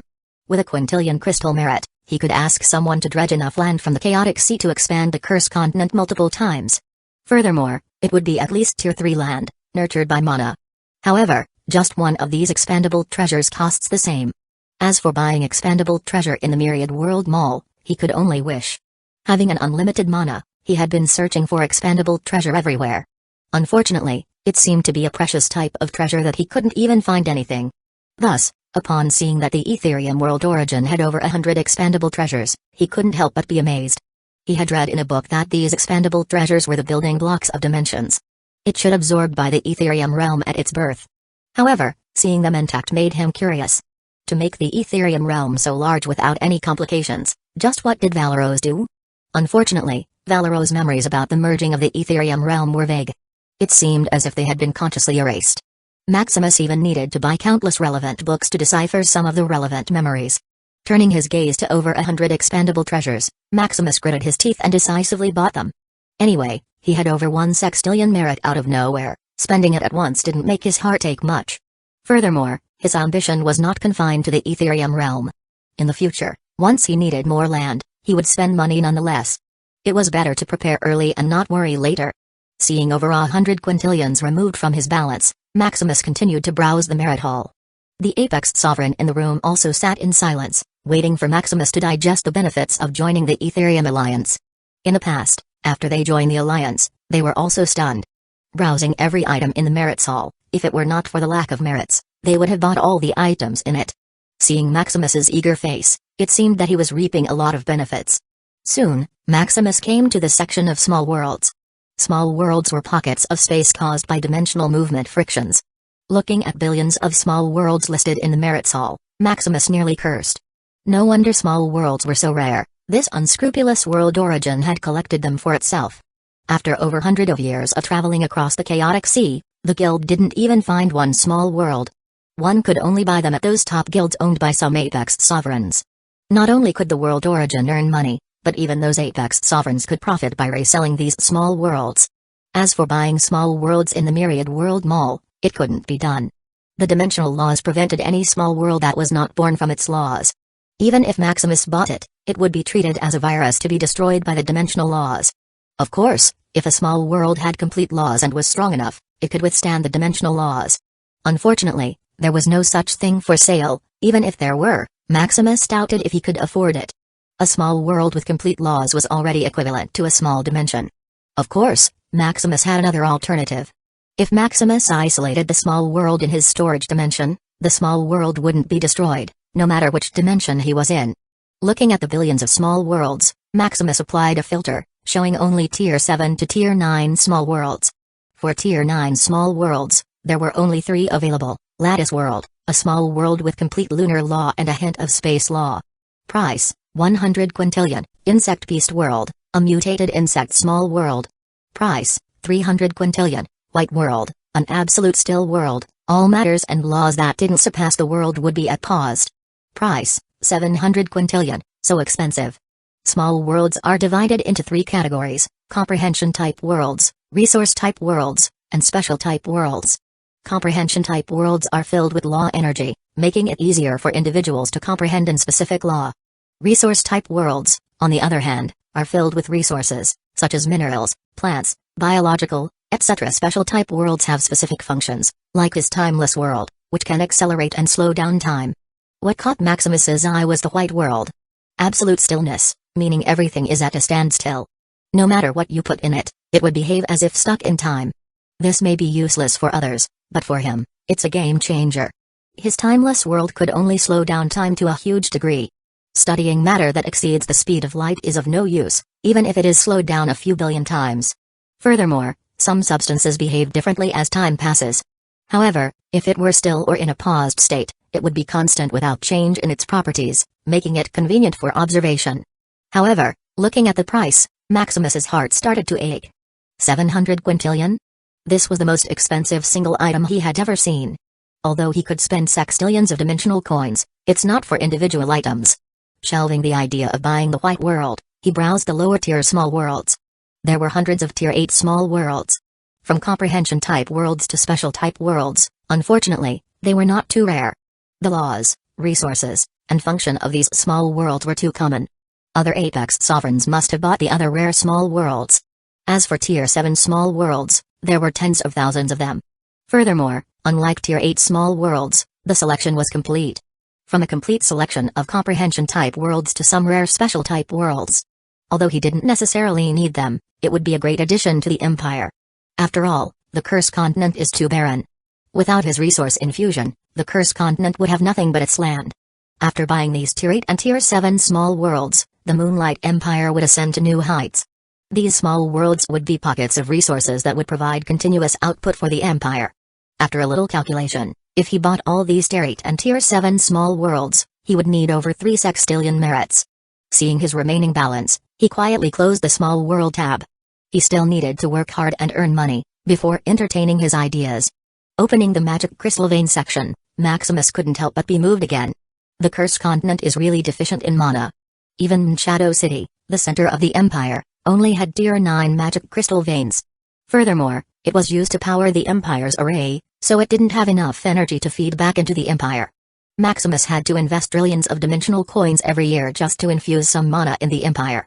To solve this problem, Maximus even planned to buy magic crystal veins from these apex sovereigns. Now, seeing that the World Origin directly sold them, made it much easier. Furthermore, it's all-you-can-buy magic crystal veins without limit. It seemed that the World Origin could artificially generate them, which is good news. However, looking at the price, Maximus's face went grim. A Tier 9 magic crystal vein costs 100 quadrillion merits. To power the millions of cities in the Empire with at least one crystal vein, he needed hundreds of sextillion merits. Of course, a few tens of thousands of Tier 9 magic crystal veins were enough to raise the Empire's concentration of mana to the same level as the Arcane Continent. Even so, it would still cost him a few sextillion merits. Seeing treasures that he liked but couldn't buy, Maximus smiled wryly. Originally, he was proud of his wealth. But seeing that it couldn't even feed his empire brought him back to reality. There are still many things he couldn't achieve with his strength and wealth. Things were far from over, he was just getting started. Thinking about this, Maximus felt better. Just wait, I'll make this merits haul as bare as it can be, Maximus vowed internally. Chapter 351 Mission Hall. After browsing the Direct Exchange tab, he opened the Auction tab. In it were treasures auctioned by the Apex Sovereigns. Looking at the list of treasures, Maximus was not too impressed. The items in the Auction tab were treasures that could be found outside the dimension. They were mainly meteorites, treasures, void beast carcass and some substances lost in the void, landing into the Ethereum realm. Thus, most of the treasures on the list were unimpressive. However, some items still caught Maximus's eye. The Myriad World Mall only sold items up to Tier 10. As for Tier 11, even the most common resources couldn't be found. Thus, seeing Tier 11 treasure on the Auction tab made him somewhat interested. Over countless amounts of time, some Tier 11 items unknowingly drifted and landed in the Ethereum realm. Although these materials were quite common, like some debris and metal in the void, they're Tier 11 resources nonetheless. Maximus had been finding a solution to solve the bottleneck of the Ether Forge reactor until now. Having these Tier 11 materials could be a way of breakthrough, making a more efficient and cheap device. However, looking at the price quoted by the Apex Sovereigns, he couldn't help but frown. Just the cheapest Tier 11 material costs a few sextillion merits. It's just the starting price. Unless the auctioneer is satisfied with it, the bidding will continue indefinitely. No wonder no one had bid on these treasures. Buying and overpriced materials you couldn't use was just a scam. Seeing the names of the auctioneers, Maximus thought if he could barter with them personally.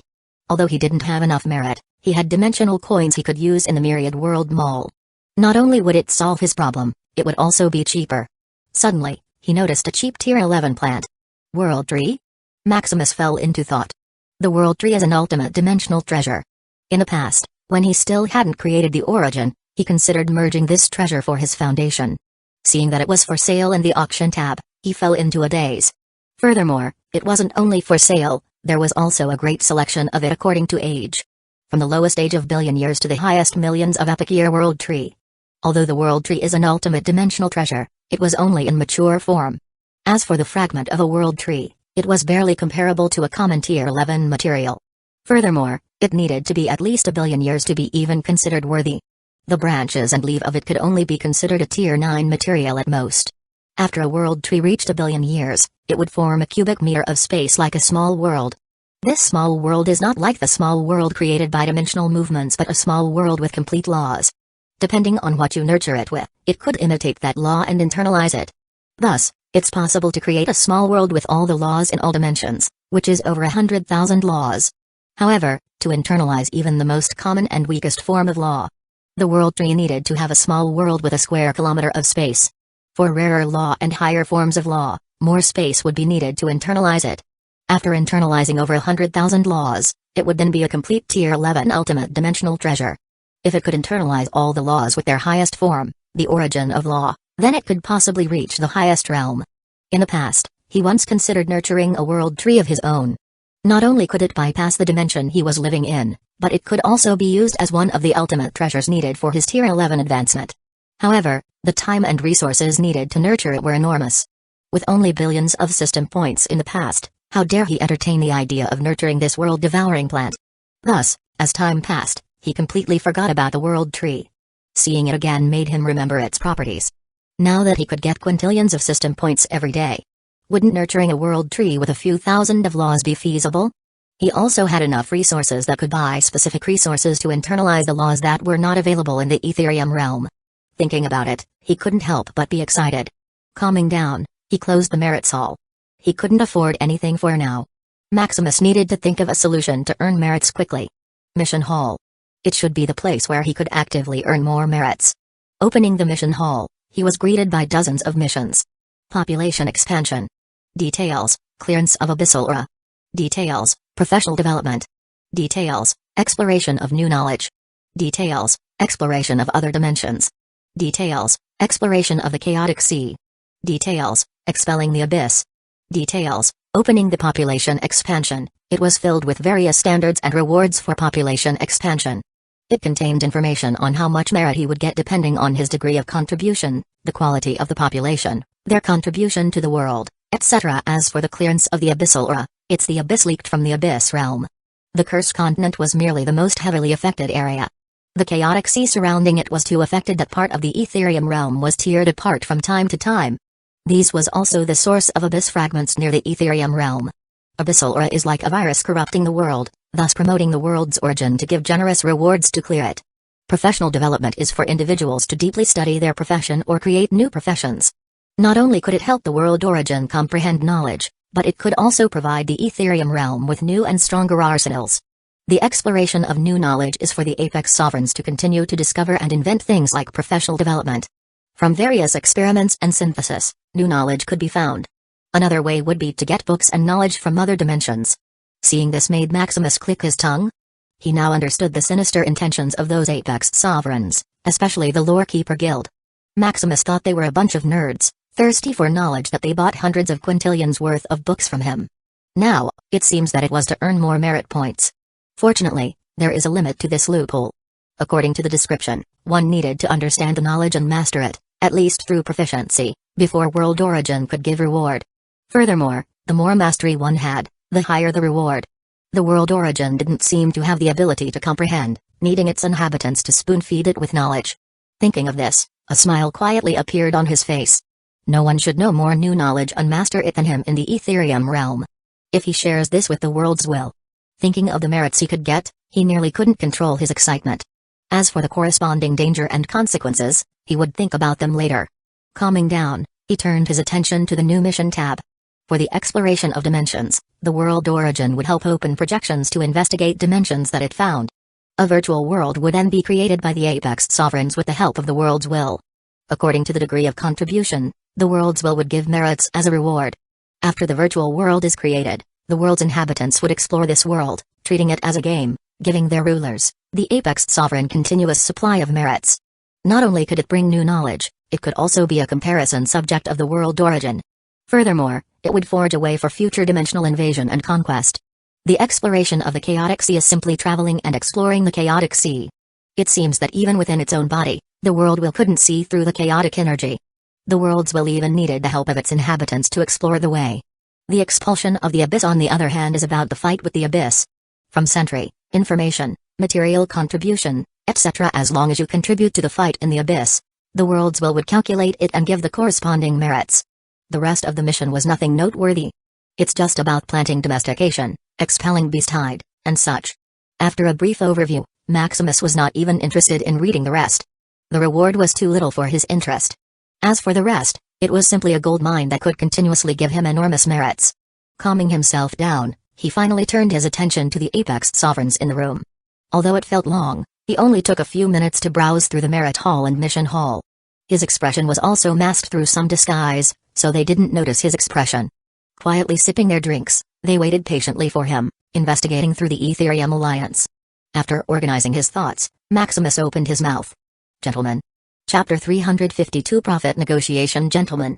Can you tell me your real intention? They are here to seek a cooperation, Goldfiend said lazily. Although Goldfiend was their representative, he had other reasons to visit Maximus. Cooperation? What kind of cooperation? A cooperation to earn merits. We hope you'll give us a discount when we buy materials from you, an Apex sovereign said. Although they had a lot of money, these years really hurt their pockets. If things continue as they are, they will lose all their wealth before they can earn enough merits. A discount? What will I get? We would give you a greater part of merit than the calculated by the world's will.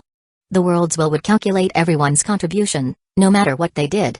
Thus, even though they paid for the material and knowledge they got from him, Maximus could still receive part of their merit reward. You can do that? Yes, this is also the way we cooperated with fellow Vanderbilt. As the richest individual in the world, Goldfiend Vanderbilt could reap benefits just by paying money. With Goldfiend's wit, he wouldn't just be satisfied with the fair calculation by the world origin. Spending a massive amount of funding, he convinced these Apex sovereigns to give him a higher proportion than the world's will. Thinking about this form of cooperation, the Apex sovereigns hoped to adapt the same for Maximus. Of course, the exact proportion distribution depends on Maximus' negotiation skills. How much are you willing to give? Maximus asked, tapping his finger on the table. It depends on how much discount you are willing to give, they said, passing the problem to Maximus. How much can you give me if I give you a 10% discount? Is fellow Maximus satisfied with 0.5% of the reward? Usually, the contribution percentage reward that Maximus got is a millionth percent. Thus, a 500th% for a 10% discount is already generous. However, hearing their offer, Maximus shook his head. How about 0.7%? No. 0.8? Seeing Maximus didn't budge, they gritted their teeth in frustration. This brat is really like that greedy Vanderbilt, giving them so little yet wanting so much. Calming down, they offered another bid. How about 1%? Maximus. Is fellow Maximus still not satisfied? They asked with a frown. Yes, it's too low. This is already the highest we can go. Unless you increase the discount, we have nothing more to offer. A percentage is already generous. Assuming they earn 100 quintillion of merits, Maximus could earn a quintillion. This is just Maximus giving them a 10% discount. Furthermore, deep down, they knew that Maximus was already scamming them with the price that he had given. Having a monopoly, Maximus could do whatever he wanted, who knows how much he hiked the price. Increase the discount, is it? After a little interaction, he already knew the limit of these Apex sovereigns. Using this knowledge, it's time to squeeze the greatest benefit he could get. Finally, after a few hours of discussion and nearly a fight, they came to an agreement. That is, Maximus would give them a 70% discount in return, for which they would give Maximus 10% of their overall reward. Cursing in their hearts, they left in satisfaction. Although Maximus got a chunk of their profit, they could get the items at over half the price. Unfortunately, that cunning Maximus forbade them from reselling the items bought with a discount. Otherwise, they could earn back their money, only using their hard work to earn merits. Soon, the only individuals remaining in the room were Maximus and Goldfiend. What do you want, fellow Goldfiend? Maximus asked. Except for mediating, Goldfiend didn't help in the negotiation at all. Goldfiend didn't seem to care about the discount he would get and had some other agenda. You mentioned earlier that you wanted to barter the treasure in the merits hall. Do you want to trade with me? Instead of answering the question, Goldfiend repeated what he had said earlier. Trade with you? Are you so generous? Maximus asked with a frown. Earlier in the negotiation table, Maximus offered to barter other treasures for the 11 materials they auctioned. Maximus even proposed to lower his share if they bartered it to him through a discount. However, unless Maximus paid them several times the usual bid price, they didn't budge and let him get the tier 11 materials. Thus, Maximus had no other choice but to shelve the plan and save enough money first. Apparently, although the merits and crystal merit of the abyss have the same unit of energy, the former is more precious. Unless Maximus bid at least a 1:5 ratio of merits and crystal merit worth of treasure, they wouldn't even entertain the idea of barter. Under Maximus' question, they also revealed several uses of merit.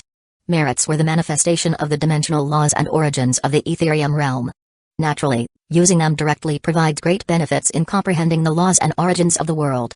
Although the Abyss crystal merit could also achieve these things, it was only useful to individuals born in the Abyss. That is also why individuals born there exhibit great strength, easily catching up to the top powers of the Ethereum realm. Rakasha is a living example of this, reaching the Apex Sovereign limit despite not being from the same era as those ancient Apex Sovereigns. The second function is direct advancement. Like the Abyss Crystal Merit, Ethereum Merit can be used to advance one's realm without consequences. The third function is luck. Those who possess great amount of merit would be lucky. Although it may seem illusory, it's real. A stroke of luck may break down a bottleneck that was bothering you. An enemy that may be pursuing you may be cursed by fate. Although it's only useful in the Ethereum realm, it could save one from many troublesome affairs. As for other functions of merits, those Apex Sovereigns didn't tell him. Even then, just these three functions gave Maximus a glimpse of how useful the Ethereum realm merit is. Just helping with comprehending laws is already a great benefit. Although there are similar treasures in the Myriad World Mall, they are either too expensive or not suitable. Having such a convenient panacea at his fingertips already made him satisfied. Thus, knowing the importance of merits, yet hearing Gold Fiend was still willing to barter with him, made him vigilant about his agenda. I have no hidden motives, I only wanted to know how you created your empire system. The empire system? Yes. I can't give it to you, Maximus quickly shook his head. It seems that Gold Fiend got a glimpse of the potential of his empire system. Unfortunately, due to many reasons, Maximus would never disclose the creation of the empire system to anyone. Maximus even had to work on it alone so others wouldn't know about its creation. How could a mere benefit allow him to give in now? Seeing Maximus' resolute expression, Gold Fiend knew that no matter what he said, Maximus wouldn't budge. How about a cooperation? Gold Fiend suggested after thinking. What kind of cooperation? To earn merits? No, I don't bother myself with those kinds of things. I want to cooperate with you and your empire. Oh? How specifically? From establishing the EGCC, monetary investment, manpower investment, anything. As long as your empire has shortages, I would fill them. What for? Seeing Gold Fiend being so generous, Maximus was still a little puzzled. I just want you to convince your daughter to be my apprentice, Gold Fiend said with a smile. All along, this was his hidden agenda. The negotiation, barter, asking about the creation of the empire system, and various investments were all for one thing, to take that lucky girl as his apprentice. He felt that this world was becoming weirder and weirder. This should be a sign of impending disaster and change. He feared that his strength was not enough to cope with these changes. After seeing Asha, he felt that this should be his surefire ticket to safety. Having overwhelming luck can help one survive any adversity, like walking in a park. Who? Asha? Maximus said, remembering his daughter and this rich man's interaction. Seeing his sincere eyes, Maximus's eyes widened with killing intent. Do you have something for my daughter? This bastard was already an ancient artifact, to have such an idea, how dare he? No, you misunderstood. It's not for anything but for luck. I fear that something would happen in the future. Having an apprentice with such luck is all I need. Are you sure? Maximus squinted his eyes, as if to see through Gold Fiend's eyes. Yes, I have no interest in the opposite sex or whatever, much less your daughter, Gold Fiend said sincerely. He really hadn't thought of these messy things in his mind. All he saw was interest. Driven by interest, he could do anything. And the number one rule to protect one's interest is never to let it involve a woman. This was already a tested and tried theory. Like the three of the world's strongest, Malgren, Rakasha, and Phelan.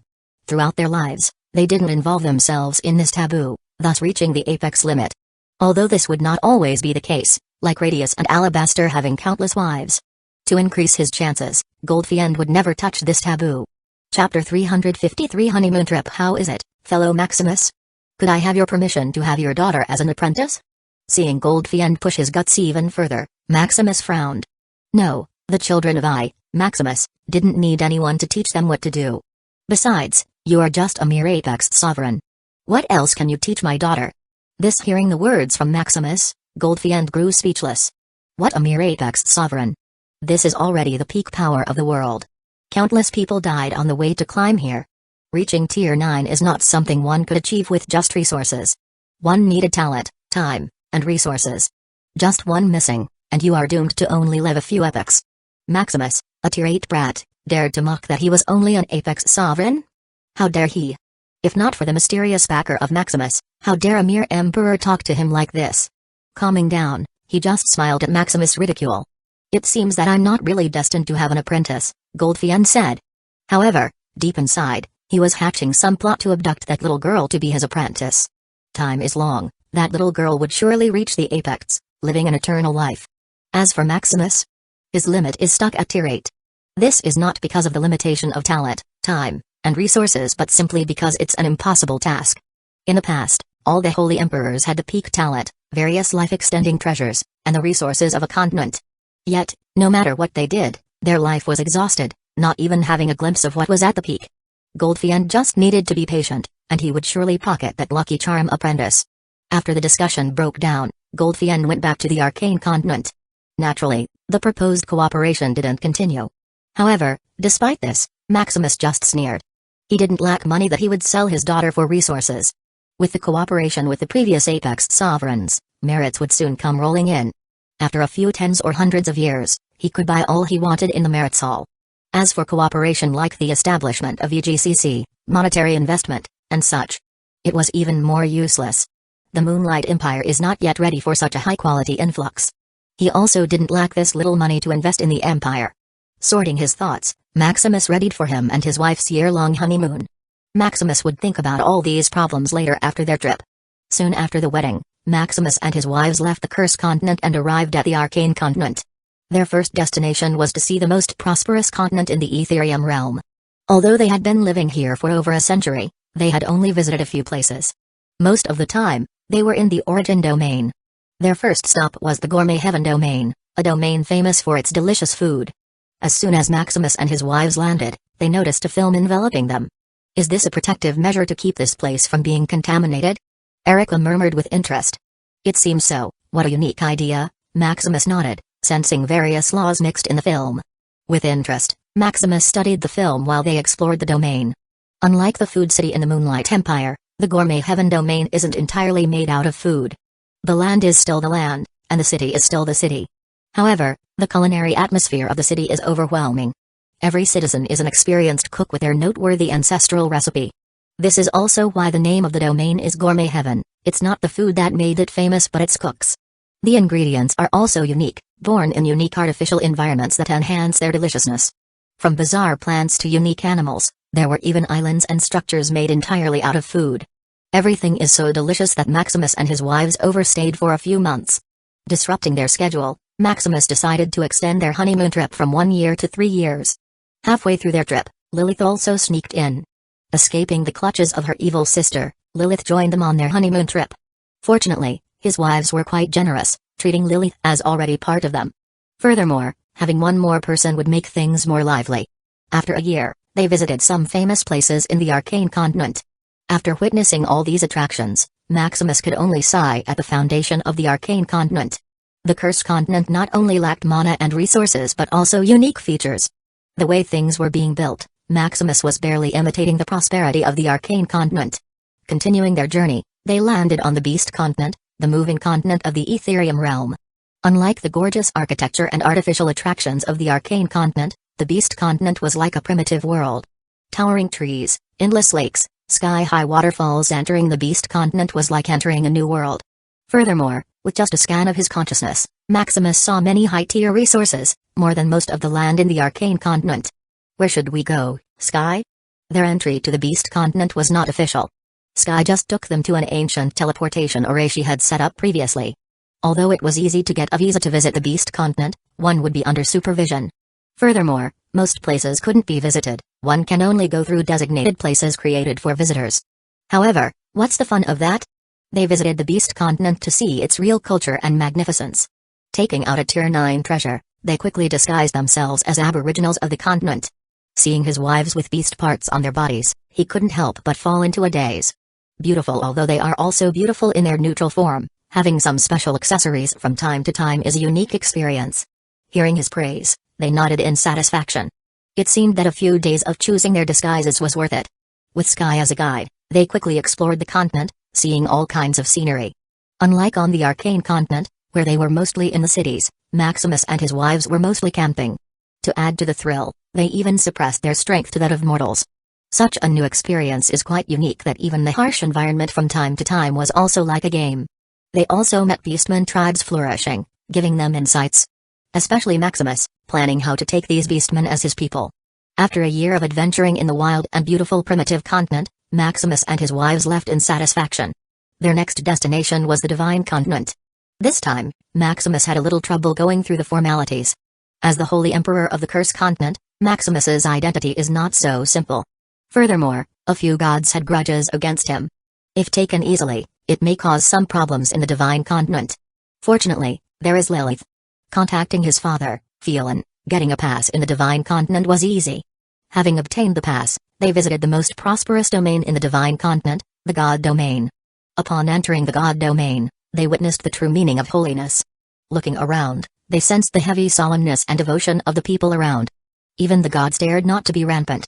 This is the God Domain, the territory of their supreme god, the gods of gods.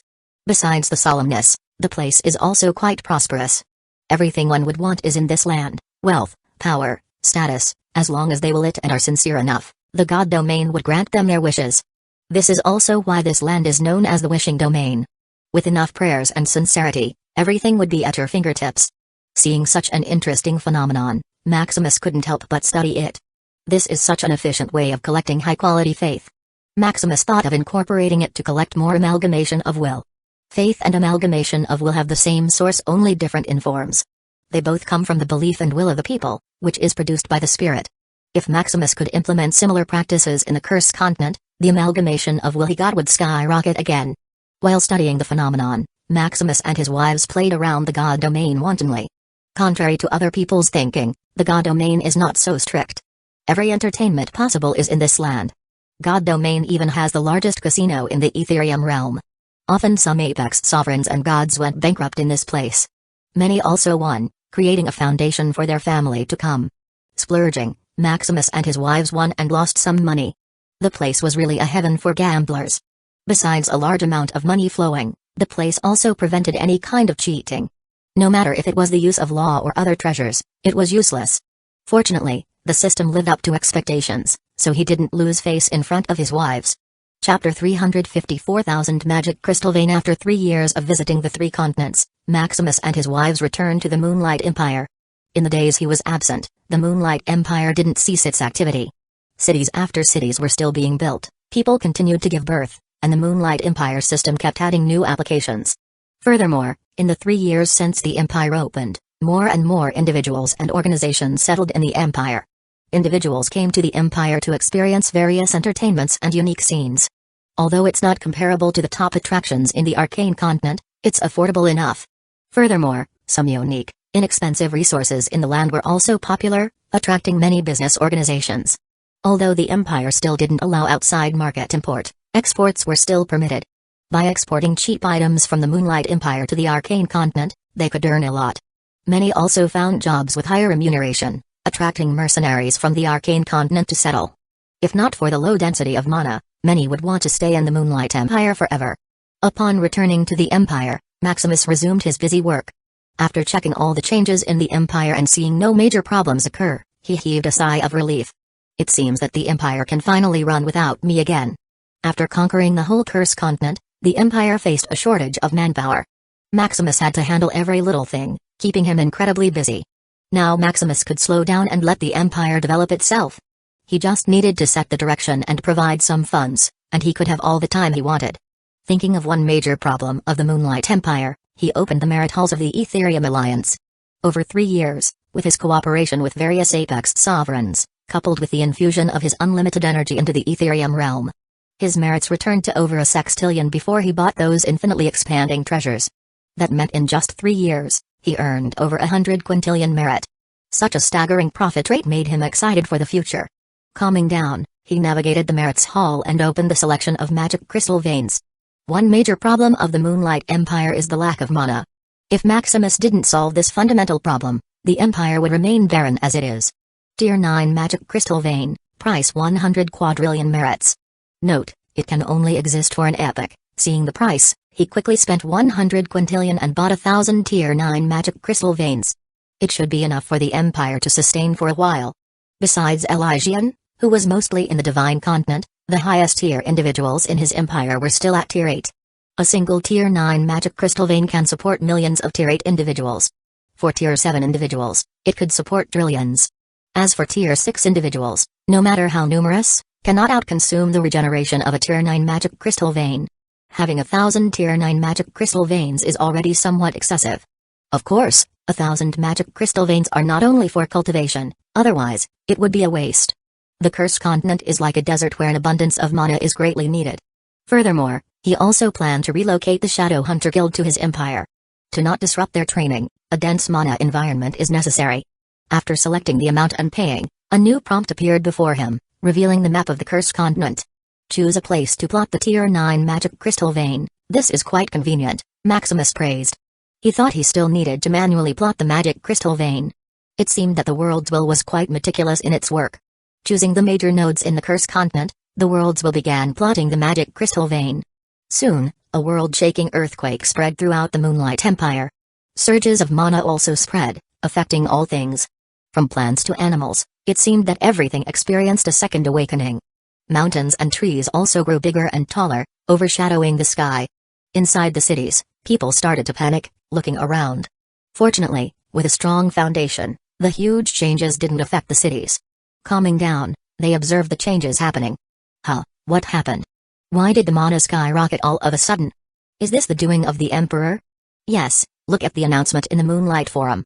Before Maximus set up the magic crystal vein, he informed Doran.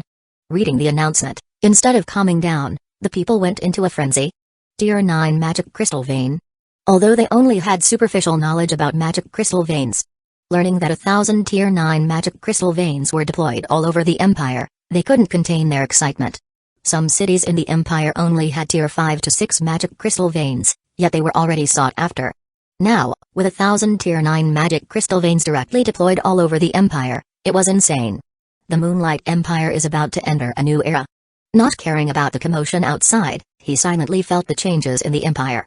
Besides the good changes, he also felt the corrosive abyss aura around the Empire intensify. Even the Tier 9 Empire array in the Empire was nearly on the verge of breaking just to expel and purify this corrosive energy. The abyss aura thrived in places with higher mana density. Not only could it quickly regenerate, but it would also become more powerful. This is also why the damage of abyss aura was more prevalent in the chaotic sea. With high mana density and no supervision, it could multiply and advance until it could corrode the Ethereum realm. Assessing the situation, Maximus concluded the Empire's array could only last about 100 years before it collapsed under the corrosion of the abyss aura. Seeing this, Maximus shook his head in distress.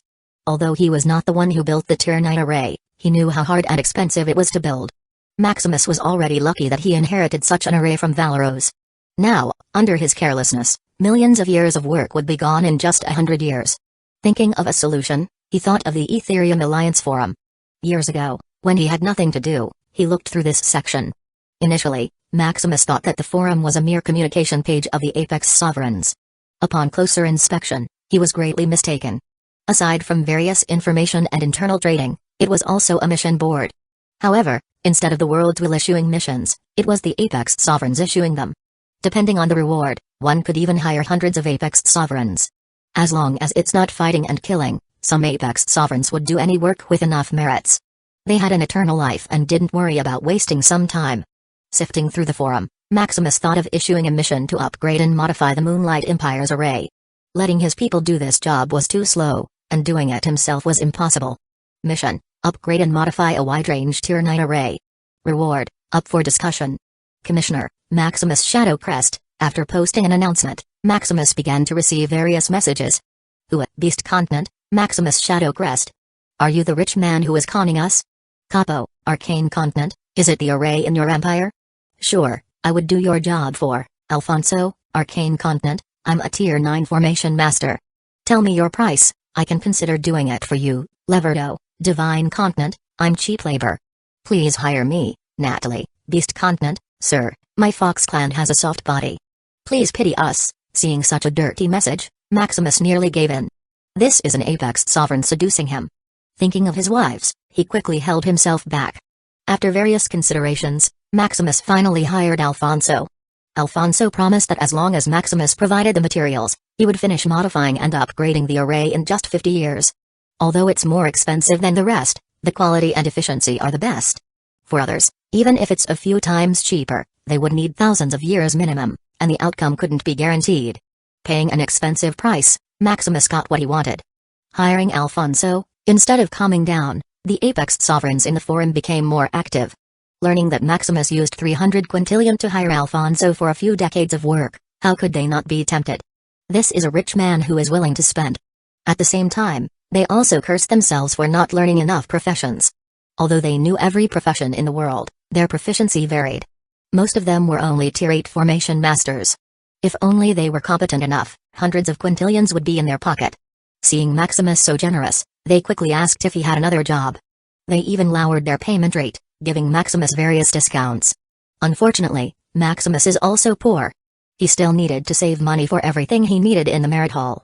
If not for the importance of the Empire Array, he wouldn't even hire someone. Chapter 355 50 billion years old. 10 years later. After 1,000 Tier 9 magic crystal veins were planted in the Moonlight Empire, the mana density continued to rise until it reached full saturation. The abundance of mana was accompanied by a large number of people breaking through. In just a decade, the power of the Empire rose to a multiple degree. Tier 6 individuals were already quite common, and they could be found in every city. Even an owner of a street stall may be a Tier 4 powerhouse. High-end power, like the Tier 8 individuals, was not only present in the Imperial soldiers and Moonlight Academy students.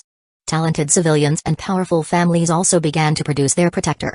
Without a Tier 8 individual in your family or organization, it would not even be qualified to dominate an industry. Fortunately, the overwhelming power Maximus had shown decades ago still lingered in their minds. Additionally, the mild brainwashing of the Empire stayed rooted in their mind, especially people born from the establishment of the Moonlight Empire. The people born in the Empire could also automatically reach Tier 1 when they reach adulthood without any training, and talented individuals began to be born en masse. In the past, having rank 5 or rank 6 potential was quite rare, with not even a handful of individuals achieving it. Now, over 100 people were born with rank 7 potential, and there were even a few with rank 8 potential. As for Tier 9, it was considered a miracle in the world. Even in the Arcane continent, few people were born with such talent. Overall, the Empire was becoming more prosperous, with dragons and phoenixes being born one after another. The Shadow Hunter Guild also finished moving to the Cursed Continent. At first, many were reluctant to move to such a barren land, considering they were already in the most prosperous part of the world. The mana, resources, and opportunities found in the Origin Domain were unmatched. Moving to the Cursed Continent seemed like a senseless move that would only hinder the guild's growth. Unfortunately, Maximus was adamant, and with various temptations, the Shadow Hunter Guild had no choice but to relocate. They were enticed by increased contribution points, permissions, and access to high-end materials. They had long known that their guild leader had connections to other dimensions, which was also the specialty of their guild. Now, they could exchange these unique knowledge and resources through contribution points. How could they resist such a generous offer? Upon moving to the Cursed Continent, they were surprised by the mana density of the Empire. Though not comparable to the mana-rich environment of the Origin Domain, where mana was almost like liquid, it was enough for their training. They were mere Tier 6 to 7 realm, such mana density was enough. As for those Tier 8 guild members, they were already in the abyss. It was easier to gain contributions there, which was appropriate for their condition. If they stayed in the Ethereum realm with their strength, their chances of reaching Tier 9 would be almost null. Thinking of their future, they couldn't help but start to look for tasks. The Moonlight Empire was full of work, they couldn't be idle for a second. In the Imperial Castle, Maximus looked at his harvest over the past decade. Lights VLCM not bad, he mused. First was the amalgamation of will. From over 10 quintillion, it now reached 30 quintillion. The increase in powerhouses and the presence of his guild nearly tripled the amalgamation of will he received daily. This realization made Maximus want to expand the guild again. Unfortunately, the guild couldn't expand anymore. With over 100 trillion members, the guild was quite bloated with its current structure. This was even larger than some guilds and organizations with an apex sovereign at their core. Although Maximus could fight apex sovereigns back to back, it could be said that he could even tear them apart. However, who would believe that? Most would only think that he was relying on some treasure he received from his mysterious backer. Without an apex sovereign suppressing the guild, if it grew more, it would become too chaotic.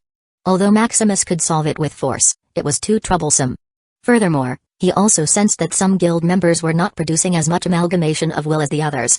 This meant that their belief in him was not that strong. Just because he was a guild leader that they even looked up to him. But deep within themselves, they thought he was just lucky to have found a dimensional merchant as a backer.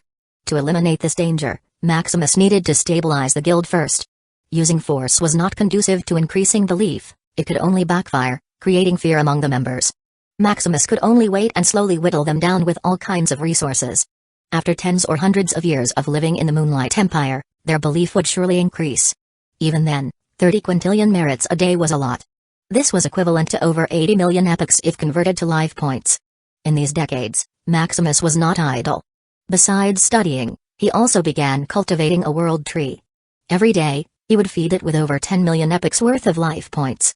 In 10 years, the world tree reached over 50 billion years, which is 50 million kilometers of space for common law to be condensed in the world tree. He only needed a kilometer of space. This meant that 50 million kilometers equaled 50 million common laws. Unfortunately, there are only over 100,000 laws. Furthermore, a kilometer of land per law is only applicable for the power of law. The essence of law and the origin of law were in another league. A single common essence of law needs a million kilometers of space. The million-fold difference immediately shattered his fantasy. Over the decade, he managed to condense over 100,000 power of law and 50 common essence of laws outside of what was present in the Ethereum realm. As for rare and supreme essence of laws, it was not cost-effective. To condense a rare essence law, he needed at least 100 million kilometers of space. As for the supreme essence of law, without 100 billion kilometers of space, Maximus could only dream about it. Finally, for the origin of law, the ultimate form of law that a tier 10 being can barely master, Maximus was not even close to condensing it. Besides the lack of space, he didn't have enough money. With over 80 million epochs of life points every day, if he put all of that into the world tree, it would be almost 300 billion years in 10 years. Unfortunately, just to nurture the world tree to over 50 billion years, Maximus nearly went bankrupt. After all, the system life points could only accelerate time. The resources needed to condense the law and to nurture the world tree still needed to be bought. Over sextillion dimensional coins, only managing to condense 50 common essence of law? This was like reality slapping him in the face, telling him he was poor. Fortunately, he almost completed the collection of the power of law. Just some rare supreme law missing. This should be enough for him to digest for a while, strengthen creating an ultimate foundation. However, to do this he still needed money. From ultimate treasures, resources, everything needed money.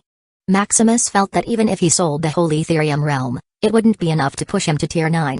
Maximus's only choice now was to venture outside and start his grand plan. First is upgrading the Ether Forge reactor. Unlimited energy is equal to unlimited money.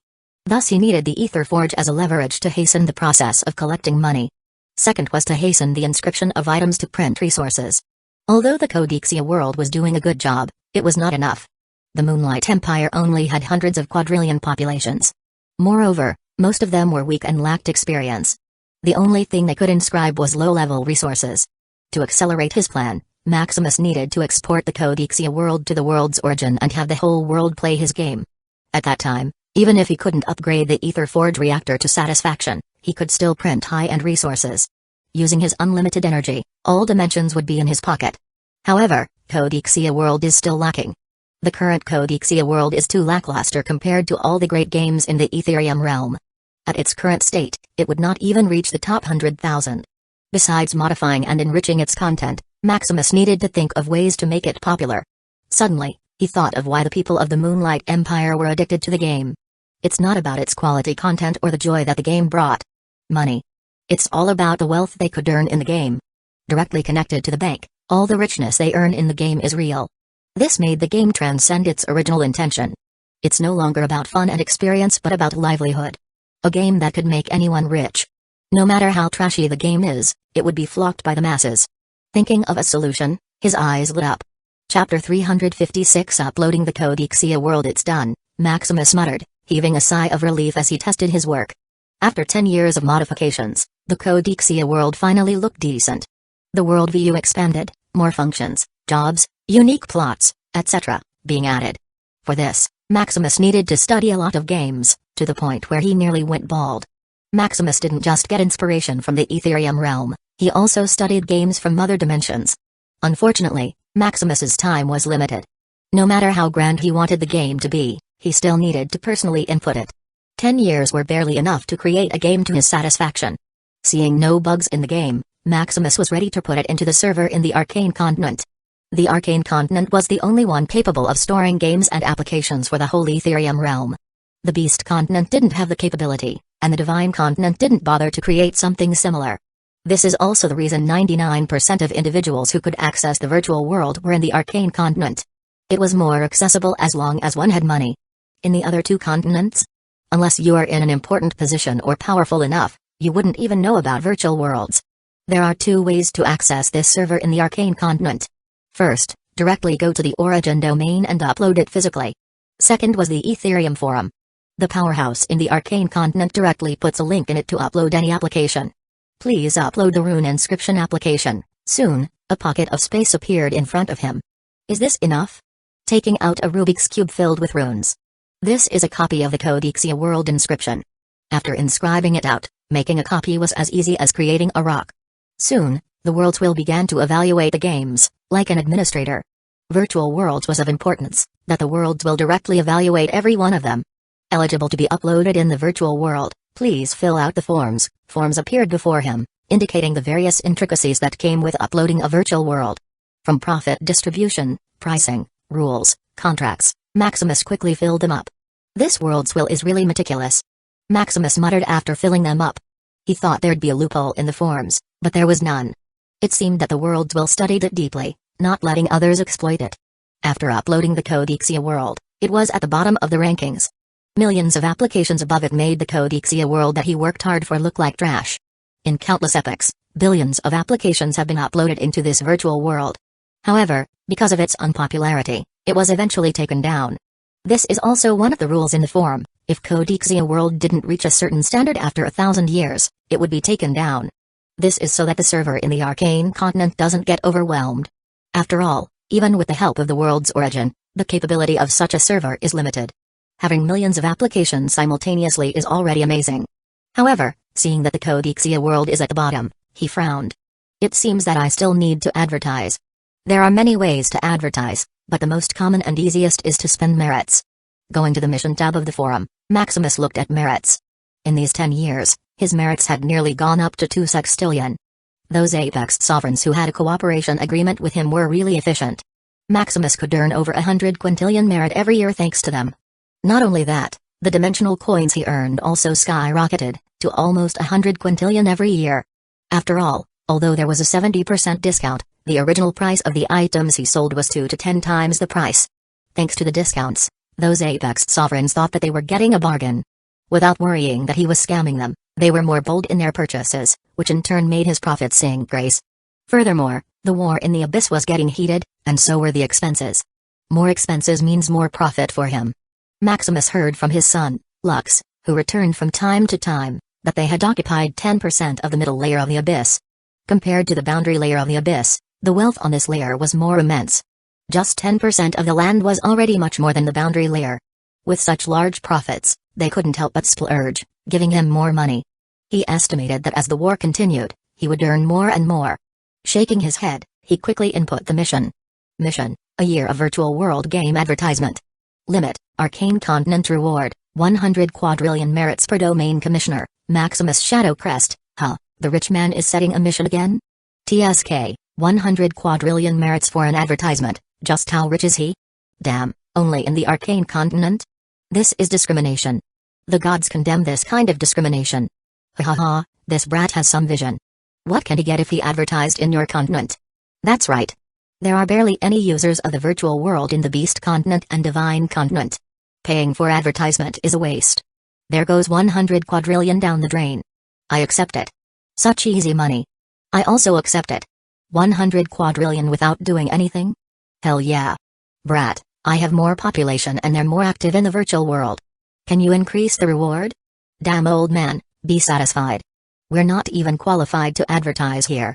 I'm just asking, don't be jealous. It seems that it's time to create a continental server, otherwise, it would always be the Arcane Continent eating the food. The gods agree to such a decision. +1 +1 +1, but where do we get the materials? Isn't there the rich man? At Maximus Shadow Crest, we would like to buy some materials from you.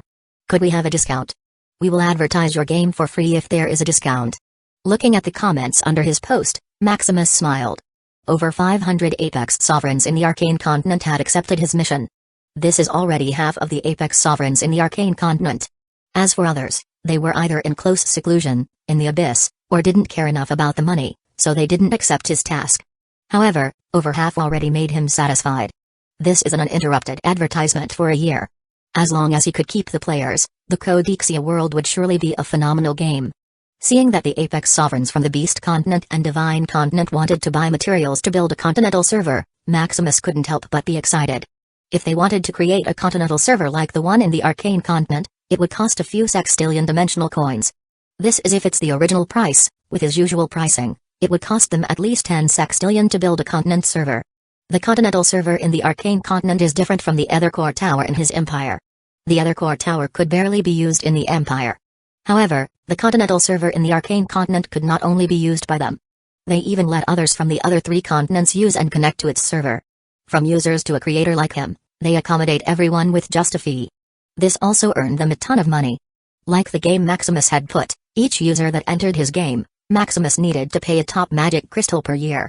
The payment to accommodate the game is also different. According to the size of the Codexia world, Maximus needed to pay 100 billion top-grade magic crystals per year. Such expensive fees can earn the Arcane Continent a ton of money.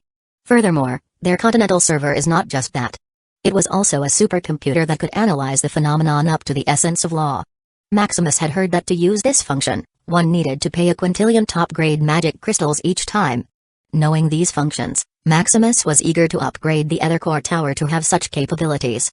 Unfortunately, he was dirt poor. He didn't even have a few quintillion dimensional coins after feeding the world tree various materials. Thus, hearing that the Beast Continent and Divine Continent were planning to build a continent server, he couldn't help but be excited. Not only would it alleviate the world, making the Ethernet connection more accessible throughout the Ethereum realm, Maximus could also earn a ton of money. Even if he gave a big discount, Maximus could still earn a few sextillion dimensional coins from the 2 of them. Thinking about it, he hurriedly chatted with the Apex Sovereigns of the 2 continents about the price of the materials. Hearing the price, they were not so shocked. After all, there were over 1,000 of them to split the price. However, such an expensive price still needed to be convenient for a meeting, thus they asked for Maximus to wait. Seeing this, Maximus clenched his fist. The money is coming. Chapter 357 Crazy Virtual Game. A few days later, while the other 2 continents were deliberating about building a continental server, the Codexia world began to make a splash in the Arcane Continent. With the money provided by Maximus, the Apex Sovereigns were quite active, instructing their subordinates and families. Soon the advertisements about Codexia world spread all over the domain. What is this Codexia world? Some people couldn't help but ask when they saw the amazing visuals in a central plaza. I've seen this picture everywhere, what is it? Others also questioned. No matter what they did, whether working, shopping, or training, all they saw were these advertisements. If not for their patience, they might have already gone crazy. This relentless advertising was truly like a curse in their daily lives. It's the Codexia world, a virtual world created by the Holy Emperor of the Curse Continent, the guard explained. Huh? The Curse Continent? They're still capable of creating such a virtual world. It's not that they look down on the Curse Continent, but even the rich and famous Beast Continent and Divine Continent were not this active in promoting a game. If you wish to know more, there is a free experience hall available around here. A free trial for the virtual world. Upon hearing that they could try a virtual world for free, they couldn't help but be excited. Although virtual applications was more accessible in the Arcane Continent, it was by no means cheap. They could only experience this magnificence after paying a large sum. Quickly finding the free experience hall, they were shocked to see many people. Awesome, it's real. I can exchange magic crystals. A rare item. I got a rare item. How? Damn, you're going to be rich. They had come here only to experience the luxury of the virtual world. Seeing the carnival-like atmosphere, the newcomers couldn't help but ask questions. What happened? Is there something special about the game? Yes, this game is insane. What's insane? It's the money. This game gives a lot of money. Virtual games directly giving money were quite rare. Even then, it was usually from mythical achievements that deserved rewards. Usually, the money earned from these virtual games came from direct exchanges between players. To see a game that converted their in-game currency to real money was mind-boggling. Oh? A look of excitement appeared in their eyes upon hearing the praise. Looking at the line, they couldn't help but wait eagerly for their turn. Finally, after waiting, they boarded one of the virtual pods and logged into the game. Please insert name. After playing for a few hours and not finding anything substantial, they could only look through the money they had earned. After a quick operation, the money in their game account was transferred to their bank account. 30 gold? In just a few hours. TSK, how awesome. I earn more than 100 gold. You have no luck. I heard others obtained a rare item worth a few magic crystals. Damn, is that possible? Hearing about others getting lucky, they couldn't help but grit their teeth. However, as they looked at their income, they couldn't help but want to buy a virtual pod themselves. A virtual pod is a low-end version of an elite token. An elite token is a magic item costing millions of magic crystals, granting access to all virtual worlds, auctions, shops, maps, etc. However, a virtual pod, besides being bulky, could only access some low-end games. Those higher-end games that could directly give heaven-defying rewards and experience were not accessible. Like experiencing a whole new life in just a few hours, learning unique exercises, honing their will, etc., it was not available in such a low-end virtual pod. Seeing that the Codexia world was playable even on such a low-end virtual pod, they couldn't help but want to buy one. A low-end virtual pod only costs thousands of magic crystals, depending on the model. Based on their earnings in the game, if they could grind day and night, it would only take them about 10 years to get their money back. That is if they stayed still, according to the level scheme. The higher their level, the higher their income. Thinking about it, they hurried to the bank and borrowed money. Borrowing 1,000 magic crystals in the arcane continent is easy, with no collateral. The richness of the continent didn't mind if a few pebbles were borrowed by its citizens. However, with billions of trillions of people borrowing thousands of magic crystals at the same time, the fluctuation in the market was quickly noticed by various organizations. In a branch of Ethereum Gold Chamber of Commerce. What happened? There was a spree of withdrawals in the bank. A branch manager yelled, asking his subordinates. This manager, it seems to be about the newly released virtual game. It's been over a month since the release of the Codexia world. After advertising the virtual game, the Apex sovereigns didn't care about the game anymore. Even the various establishments, after receiving the money, didn't care much. They didn't even bother to try the game. After all, it's just a virtual game at the bottom of the ranking. Thus, upon hearing that it was causing a commotion, the manager couldn't help but be shocked. Codexia world? Just how? Grasping the data analyzed by his subordinates, there was shock, anger, and a sense of loss evident on his face. After Codexia was advertised, various experience halls were set up in different domains. These were not set up by the masters of the domains themselves, but rather by the Ethereum Pavilion and Shadow Hunter Guild. Besides enticing citizens to try the virtual game, they also sold cheap virtual pods. What shocked him was that billions of trillions of people were tricked by this plot. This meant septillions of low-grade magic crystals were scammed from them by the Cursed Continent. This was the first time such a thing had happened. Usually, it was the Arcane Continent selling mass-produced goods to the other continents. As the biggest business organization representing the Arcane Continent, the shame and anger he felt were incomparable. Now, it's been over a month, and he couldn't imagine what would happen in a few more years. Have you tried to compete with the MON prices? The manager asked. Yes, we even cut the price in half, but very few bought our virtual pods. Why is that? The virtual pods sold by the Ethereum Pavilion and Shadow Hunter Guild come with perks after opening the virtual game, Codexia World. Furthermore, they also offer interest-free installment plans for the virtual pods. The manager was speechless about the various tactics employed by them. Aside from the cheap price, there were also interest-free loans. Just how rich were the Ethereum Pavilion and Shadow Hunter Guild? What a headache. Unable to think of a solution, the manager could only report it to the higher-ups. Investigate this virtual game deeper. While the top business organization was panicking, others were curious. Initially, they just scoffed at the game, thinking it was merely for civilians. However, as more and more people played, delving deeper and deeper into the game, they couldn't help but become addicted. It's not just the monetary reward, the fun, new experiences, and thrills brought by the game are comparable to those top games. Although the world of Codexia is small due to its lack of time, they noticed that as more and more people joined the game, the world got bigger and bigger. Like a blank canvas, being painted by them, they're like a god building the world. The rules, physics, logic, etc., are all so solid that it didn't have any bug even under their insane operations. Furthermore, as they inscribe runes to level up, their skills also get enhanced, prompting many powerhouses to join the fray. The Codexia world has it all: money, fun, and enhancement. Meanwhile, in the Cursed Continent, Moonlight Empire. Looking at the number of real-time players, Maximus was both happy and in tears at the same time. This Codexia world is a money pit. Although he lowered the rates of rewards compared to the earlier version, the quantity of individuals playing it still puts a hole in his pocket. With billions of trillions playing, Maximus was spending over 100 quadrillion dimensional coins every day. With more and more players coming, Maximus would have to spend over 100 quintillion every year just to keep the game afloat.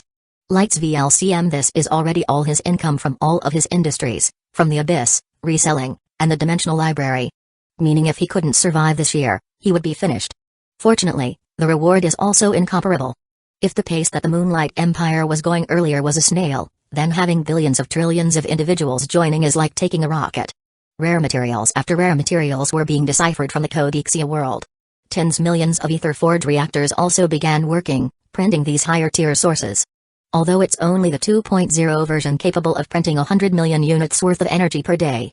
Printing these rare resources was still profitable, multiplying the energy value it printed to tens of thousands of times. Maximus was already stocking the rare resources he printed, ready to open a dimensional shop in the Myriad World Mall. This is his only chance to keep the Codexia world afloat. Once he fails, bankruptcy is his only choice. Clenching his fist, Maximus calmed down his excitement. Chapter 358 Crystal of Life and Enlightenment. A few months later. After several months, the top forces finally uncovered why the Codexia world was generating so much commotion. Aside from the flawless logical rules of the games, devoid of any bugs. Upon reaching a certain milestone in the games, one can access the game exchange list. This list not only contains everything the Ethereum realm has to offer but also includes some unique items that Maximus hadn't sold before. Among unique treasures, materials, and knowledge, two unique items caught their attention, the Crystal of Life and the Crystal of Enlightenment. Each Crystal of Life can extend one's life by a day. If it were only that, they wouldn't even bother looking at it. In the Ethereum realm alone, many treasures could extend the life of a mortal for millions of years, let alone a few days. However, what's unique about this Crystal of Life is that it can be used an unlimited number of times regardless of the realm. Unlike others, which had all sorts of limitations, the Crystal of Life did not. Meaning, that if they could have an unlimited number of Crystals of Life, living an eternal life is no longer a dream. A feat that can only be achieved by an Apex Sovereign can easily be achieved by anyone. Especially those Tier 8 powerhouses, if they could have more time, the chances of reaching Tier 9 would skyrocket multiple times. Furthermore, even if they couldn't advance, they could still prolong their lives with the Crystal of Life. In the exchange list, a single Crystal of Life only costs the equivalent of 10 million low-grade crystals. Although it was unreachable for others, for peak powerhouses like them, besides the Apex Sovereigns, it was nothing but pocket change. Their daily cultivation alone costs hundreds of millions. What's an additional 10 million to extend their life? Unfortunately, they can only obtain the Crystal of Life in the game. The Crystal of Life was in limited quantity and was not for sale. They can only enter the game and fight others for it. This also elevated the game to another level. With various Tier 8 powerhouses entering the games, the Codexia world became even more lively and chaotic. It also propelled the game from last place to enter top 10,000 rank. As for the Crystal of Enlightenment, although it also received attention, it's not as significant. The function of the Crystal of Enlightenment was to make one undergo enlightenment on a certain subject for a moment. After various calculations, this so-called enlightenment is only equivalent to a full day of concentrated study. With time chambers reaching 1 to 1 million ratio, this function is useless. Instead of spending 10 million on that so-called enlightenment, why not buy more Crystals of Life? However, what most of the forces didn't know is that the Crystal of Enlightenment is not simple. The brief moment of enlightenment is not based on their comprehension. No matter how stupid they were or if they were in a bottleneck, a single Crystal of Enlightenment could break that barrier. Fortunately, not all forces are stupid, some were more meticulous and lucky. They tried the Crystal of Enlightenment at the right or enough times, thus noticing these properties. Not wanting competition, they quickly suppressed the news. After all, there is a limit to the Crystal of Enlightenment, less competition means more for them. While they were scrambling in the Codexia world, Maximus was busy modifying the Etherforge reactor. The current Etherforge reactor output is 100 million units of energy per day. Even if Maximus had millions of Etherforge reactors printing rare resources worth thousands of times, he could only earn 2 to 3 trillion dimensional coins a year. Compared to the tens of trillions of dimensional coins cost of each Etherforge and quintillions of dimensional coins maintenance fee of the Codexia world, it was nothing. To break even, Maximus had to reconfigure the Etherforge reactor or print rarer resources. With higher tier powerhouses entering the Codexia world, in just a few decades, they should be able to decipher Tier 7 and above rare materials.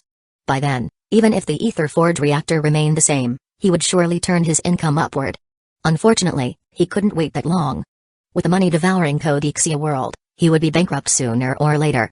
Fortunately, with the opening of the exchange list, his expenses lessened a lot. Most of the items there were inflated but cheaper than when he sold to the Apex Sovereigns. This is equivalent to giving them less money. After all, if they directly withdrew the money, he wouldn't earn the price difference. There is also the Crystal of Life and the Crystal of Enlightenment, which he directly condensed from his system. One of each was condensed from a single system life point.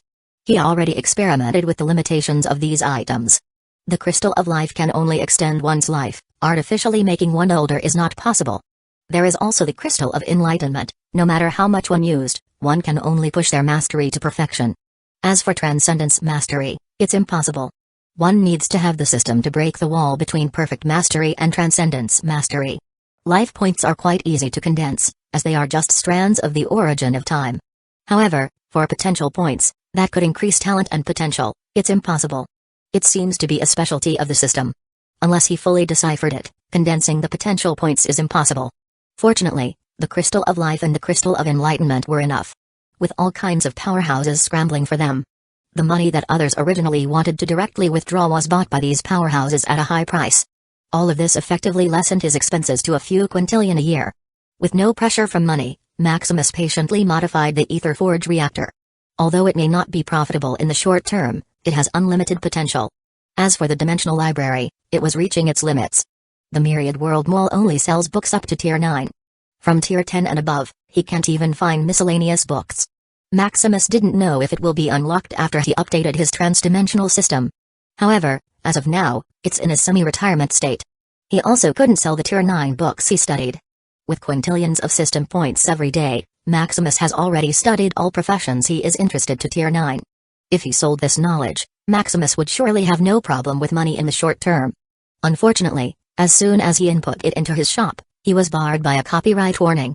After a bit of investigation, he had come to know that all Tier 9 knowledge was protected. Unless it's an entirely different technique, one couldn't sell it in the Myriad World Mall. Maximus was only able to sell those lower tier knowledge because there were too many of them that had similarities. Adding his transcendent insight into it was enough to qualify it to be sold. To sell Tier 9 knowledge, Maximus either had to modify the original content or create an entirely new one. If he had that time, why not study more knowledge and enrich himself? With no other choice, Maximus can only concentrate on other money-making schemes. Looking at another failed prototype of the Ether Forge reactor, he sighed. This won't do. Without any progress, Maximus could only buy those Tier 11 materials hoping to create miracle. Opening the Ethereum Alliance projection, he noticed something abnormal in his merit balance. Initially, his balance jumped by hundreds of trillions every day. However, with a quick calculation, it reached quadrillions of additional merits every day. What is it? Did those apex sovereigns do something? After inquiring about the world's will, there was a shock and a smile on his face. The virtual game. That's right, the virtual game, Codexia World, was formally acknowledged by the world's will. The benefits of the game were thus repaid with merits. This is also why others are eager to upload their virtual applications to the world. Not only can they make money in the game, but they also get benefits from the world's will. Maximus didn't expect that his money game would be accepted by the world's will. Many had tried making games that directly gave money in the past. But what they got was only some pitiful merits and an empty wallet. Knowing this, Maximus didn't expect much to earn from the game. He only wanted everyone in the world to inscribe items so that he could print them. He didn't expect that the world's will would be moved and directly give him money. Maximus concluded that this should be thanks to the Crystal of Life and the Crystal of Enlightenment. These two factors are what drive the game to be regarded as beneficial to the world, thus the world's will rewarding him for it. In a good mood, he contacted various apex sovereigns for their Tier 11 materials. Chapter 359 Crossroad of Fate. After expressing his intention to buy Tier 11 materials, he received one private message after another. Brat, I have a few Tier 11 materials here. I only need some Crystal of Enlightenment. Maximus, just pay me in Crystal of Life. As for merits, I don't need them. I have Tier 11 materials here. Do you have an extra Crystal of Life and Crystal of Enlightenment? I want both. Do you have an extra Crystal of Life and Crystal of Enlightenment? I can pay with materials or merits. Want some Crystal of Life and Crystal of Enlightenment? Maximus muttered. After briefly reading their message, he saw that besides merits, they were also accepting Crystal of Life and Crystal of Enlightenment. After all, although merit can also enlighten someone, it's only for the power and essence of law. For techniques, skills, professional knowledge, etc., it's not possible. Furthermore, merit couldn't extend one's life infinitely like the Crystal of Life. Seeing they were so eager, Maximus smiled and offered to pay with Crystal of Life and Crystal of Enlightenment. Sure, a single Crystal of Life or Crystal of Enlightenment is equal to 10 merits. Impossible. Don't fool us with your tricks, a single crystal is only equivalent to a single merit at most. Seeing his reply, they were a little shocked and speechless. They were not fools, Based on a single crystal's energy intensity and function, it's only comparable to merit. They could accept it if they were paying in magic crystal, but for merit, it was impossible. After all, magic crystals are renewable. With their vast territory, they could mine as many magic crystals as they wanted. Seeing their reply, Maximus was not deterred. I mean, the 1:10 ratio if when I bought your tier 11 materials. If you wanted to buy one from me, you're welcome to buy with magic crystal. After seeing his reply, they calmed down. Exchanging some tier 11 materials that they couldn't use for Crystal of Life or Crystal of Enlightenment is not a loss. However, not wanting to lose much, they still negotiated with Maximus. Some lowered the ratio, some only wanted to buy Crystal of Life and Crystal of Enlightenment from him. Some even proposed to trade with other materials. Unfortunately, Maximus was quite stubborn. This is a monopoly, what he says is the price. Furthermore, to buy Crystal of Life or Crystal of Enlightenment from him, they needed to sell him tier 11 material first. Filled with indignation, they had no choice but to sell their precious material to Maximus at a discount. In his system, he had over 1 sextillion points. With a ratio of 1:10, it's equivalent to over 10 sextillion merits. If he used all of it, he could buy about 10 tons of tier 11 material. However, he was not that stupid. After buying about a ton of material from an Apex Sovereign, he sold the remaining Crystal of Life and Crystal of Enlightenment for magic crystals. A Crystal of Life or a Crystal of Enlightenment cost 10 million, and to condense it he only needed 1 million magic crystal. Meaning he could have 10 times the profit with nothing, which is unlimited money. After exchanging a few hundred quintillion Crystal of Life and Crystal of Enlightenment, he had another sextillion system point. Repeating the process, Maximus worked tirelessly for a few months and almost wiped out the tier 11 materials in the Ethereum Alliance exchange hall. Except for those who were in seclusion, no Apex Sovereign escaped his clutches. Even the 3 peak powerhouses, Phelan, Alabaster, and Redius, were scammed. However, wary of their strength, Maximus still gave a discount, of a 1:3 exchange ratio. Looking at his harvest, the smile on his lips couldn't be contained. Laughing like a maniac, he looked through his balance with an unbelievable look. 63 septillion system points, damn. Cursing, he calmed himself down. From a few sextillions to over 60 septillion system points. This is almost all the accumulation of the Ethereum realm. About 3,000 Apex Sovereign's entire property was in his hands. If not to maintain the operation of their territory, there would be more than 100 septillions or even octillion. As for the 3 peak Apex Sovereigns, they each contributed 10 septillion system points to him. Their guys were really rich, furthermore it seemed that they were just testing. After they confirmed the effect of the Crystal of Life and Crystal of Enlightenment they would buy more. Yet, such an insane number was devoured by his system like nothing. After sending it to his dimensional storage, his system could swallow it whole no matter the size, and convert it to system points. I should have done this earlier. Seeing such a large profit, Maximus couldn't help but be dazzled. Suddenly a look of decadence appeared on his face, his mana and power of law seemed to have gone wild. While Maximus was in a daze, the barrier in the room started to crack. The world seemed to have become his enemy as the law started to malfunction, the space started to destabilize, and chaotic will of all beings started to invade his mind. Suddenly, a burst of light emerged from his eyes.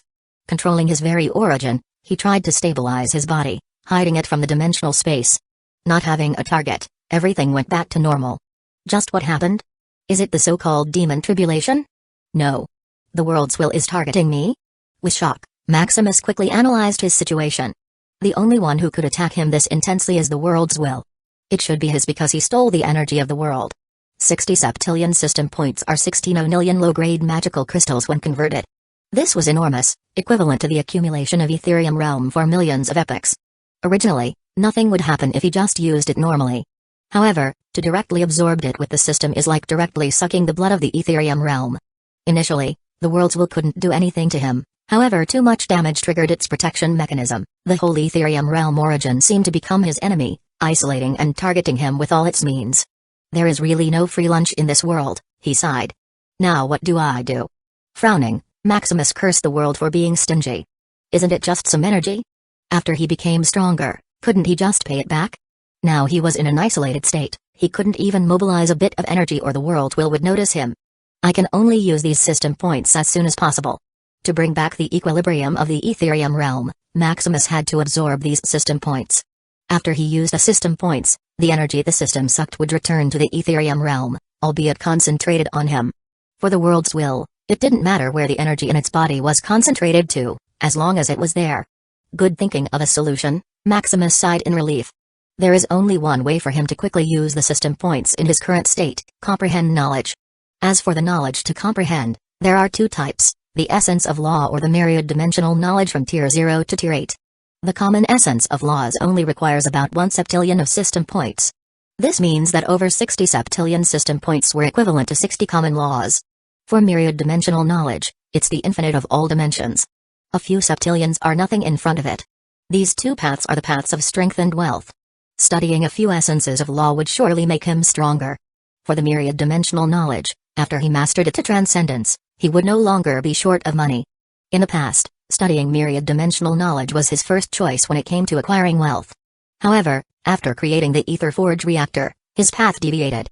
The former is full of thorns, while the latter allowed him to sit back and relax. Studying knowledge is not just putting some system points, it's also equivalent to him directly studying it. If a single system point is equivalent to a single day, then 60 septillion points were over 160 trillion epochs. No matter how strong-willed he is, he would probably collapse under that long time. Maybe just after a trillion epochs, he wouldn't even recognize himself. This is also why he was so careful when consuming the system points, using it little by little to master things. He would rather waste some money and create some failed products than suffer such torture. However, now he was at a crossroads. No matter what he chose, he needed to use his system points. Finally, after a bit of thinking, he chose the path of wealth. Wealth is power. Comprehending a few essences of law didn't have much use for him. Deciding on his path, Maximus gritted his teeth. Before starting, he briefly exited his form and sent a message and a bunch of items to his family. He didn't know when he would finish spending these system points. 10 years, 100 years, 1,000 years, Maximus had to prepare for everything. Damn stingy worlds will. Looking at the world one last time, Maximus started his operation. I hope I'm still me after this is done. Chapter 360 1,000 years later. In the Imperial Castle, in the old and ancient corridor, a chubby little girl was walking around curiously. Huh?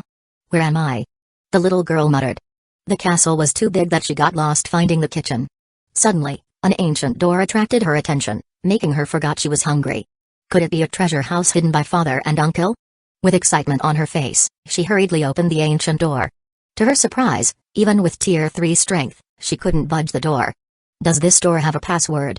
Placing her finger on her lips, she thought of a solution. Could I just destroy this door? She muttered, her eyes lighting up. Taking out a Tier 7 attack jade, she threw it at the door while activating her protective treasure. Boom.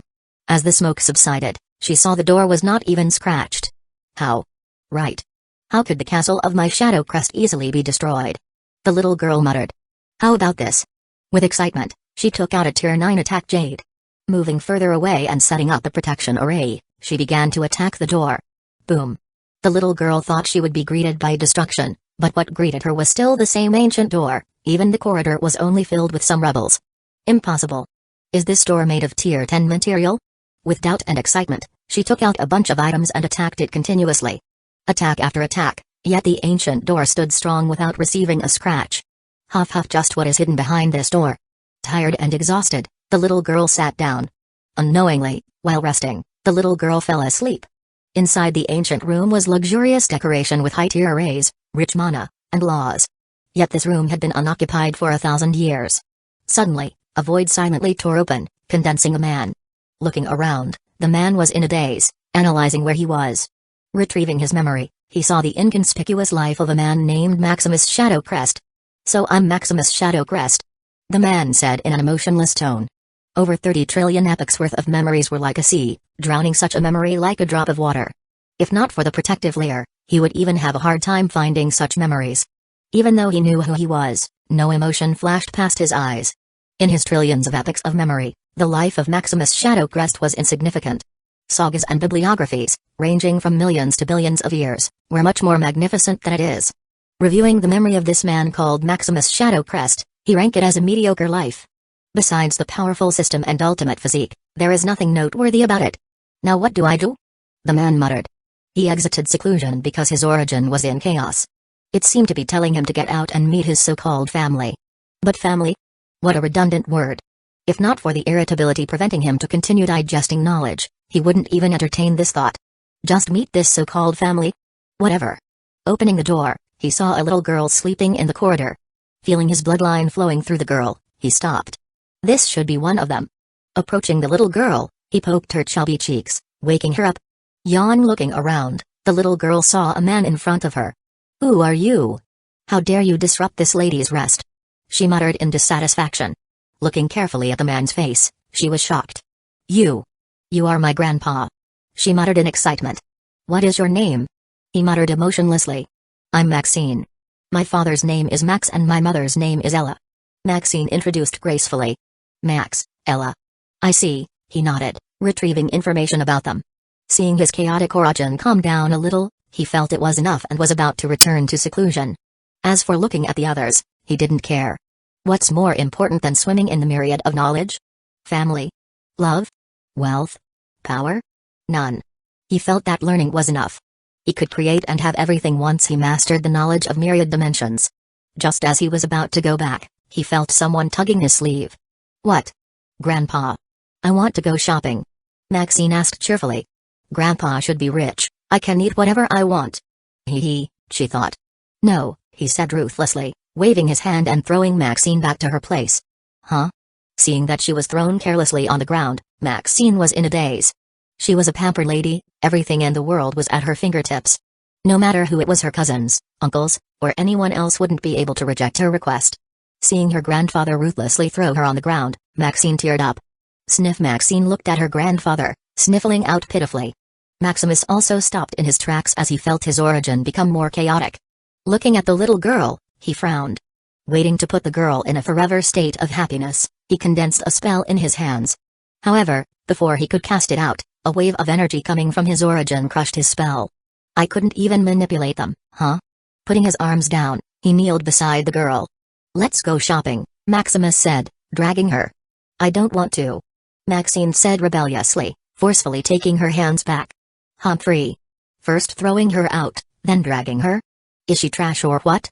Seeing such a stubborn girl, Maximus frowned. Opening his vast repertoire of knowledge, he saw a way to coax a little girl. Food, clothes, sweet words, accessories. Seeing the chubby Maxine, food should be appropriate. Browsing through billions of trillions of recipes, he locked onto one. Rainbow Glaze Pop, a recipe created by a supreme. It has myriad tastes, catering to the taste of everyone. Condensing the rainbow glaze pop, Maxine's eyes were quickly attracted. The sweet smell and enticing look made Maxine quickly put down her pride and take the food in her hands. "Humphrey.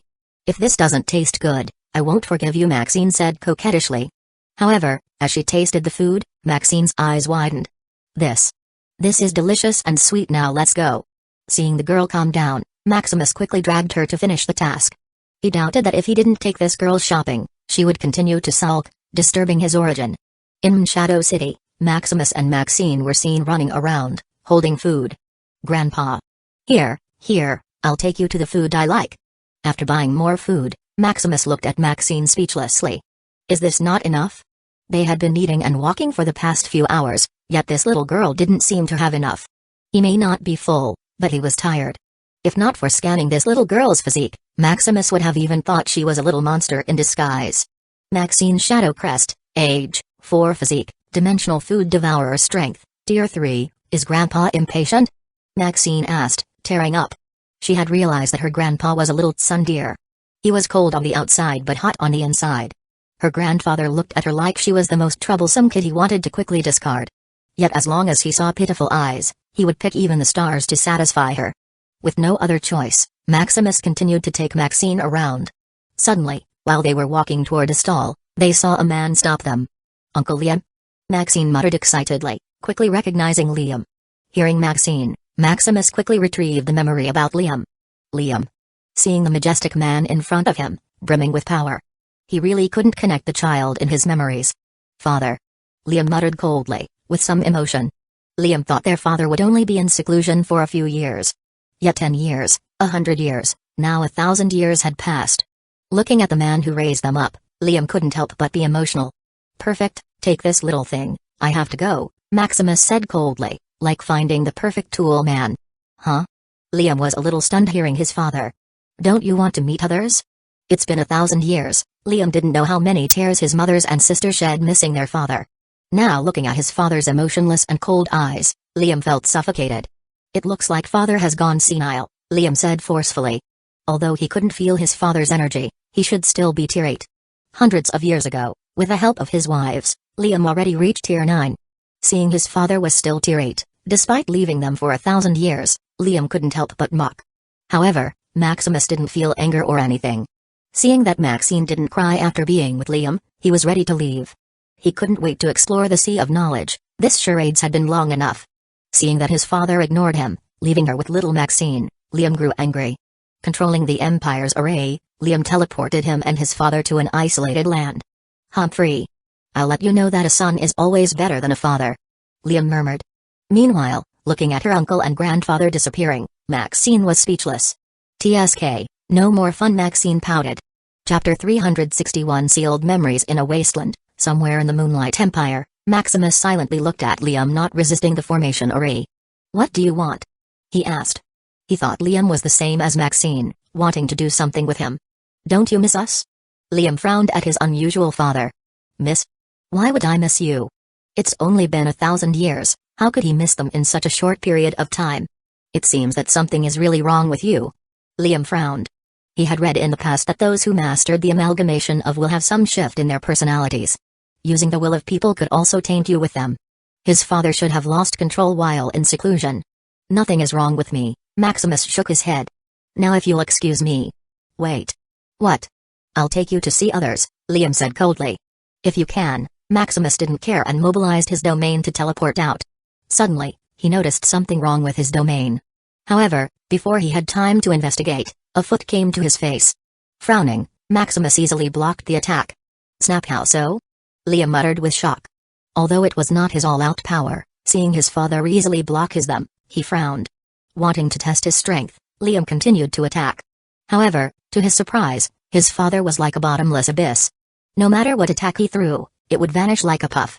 Mobilizing the essence of law and his special physique, he finally saw a result. His father, who had been blocking his attacks until now, was knocked back. Is that it? Liam smiled excitedly. Since he was a child, Liam dreamed of defeating his father. However, time and time again, his father proved that he was invincible. Seeing him being knocked back helplessly, Liam continued to attack. He even forgot his intentions. Meanwhile, Maximus was having a hard time. Although he could parry Liam's attacks, he couldn't counter or even immobilize Liam. He either had to dodge or block them. Fortunately, he had studied the essence of law of the Ethereum realm to proficiency. Liam didn't even have a proficient mastery, thus the harm he received was limited. Besides being a little disgraced, there was not even sweat on his face. After a few minutes of having fun beating his father, Liam calmed down and suddenly noticed his father not using the amalgamation of will. Why aren't you using the amalgamation of will, father? This was his father's trump card. With it, fighting with an apex sovereign like him should be no problem. Yet now, seeing he couldn't even fight back, Liam's doubt grew deeper. Did his father really lose control with the amalgamation of will? Amalgamation of will? Maximus cast a doubtful glance. Retrieving the information about the amalgamation of will, he was stunned. My memories are blocked?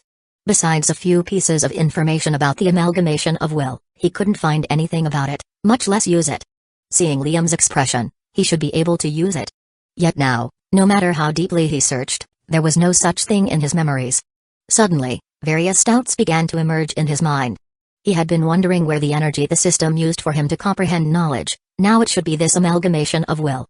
Furthermore, he just noticed his domain was different. It was infinitely expanding like the origin of the world. In his domain, he was omnipotent and omniscient. Yet before seeing it, he had no memories of how he mastered it.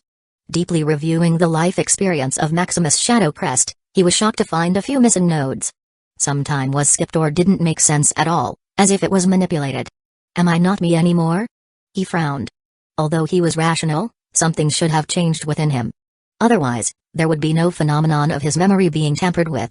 Meanwhile, Liam, seeing his father questioning his existence, heaved a sigh of relief. It seemed that his father still had some self-control. Perhaps he only needed some stimulation and some time to go back to normal. How about we return to the castle first, father? Mother Isabella should be back from the abyss. His mother Isabella had also reached tier 9 and was stationed in the abyss, helping Lux manage their properties. As for his other mothers, brothers, and sisters, they were in seclusion.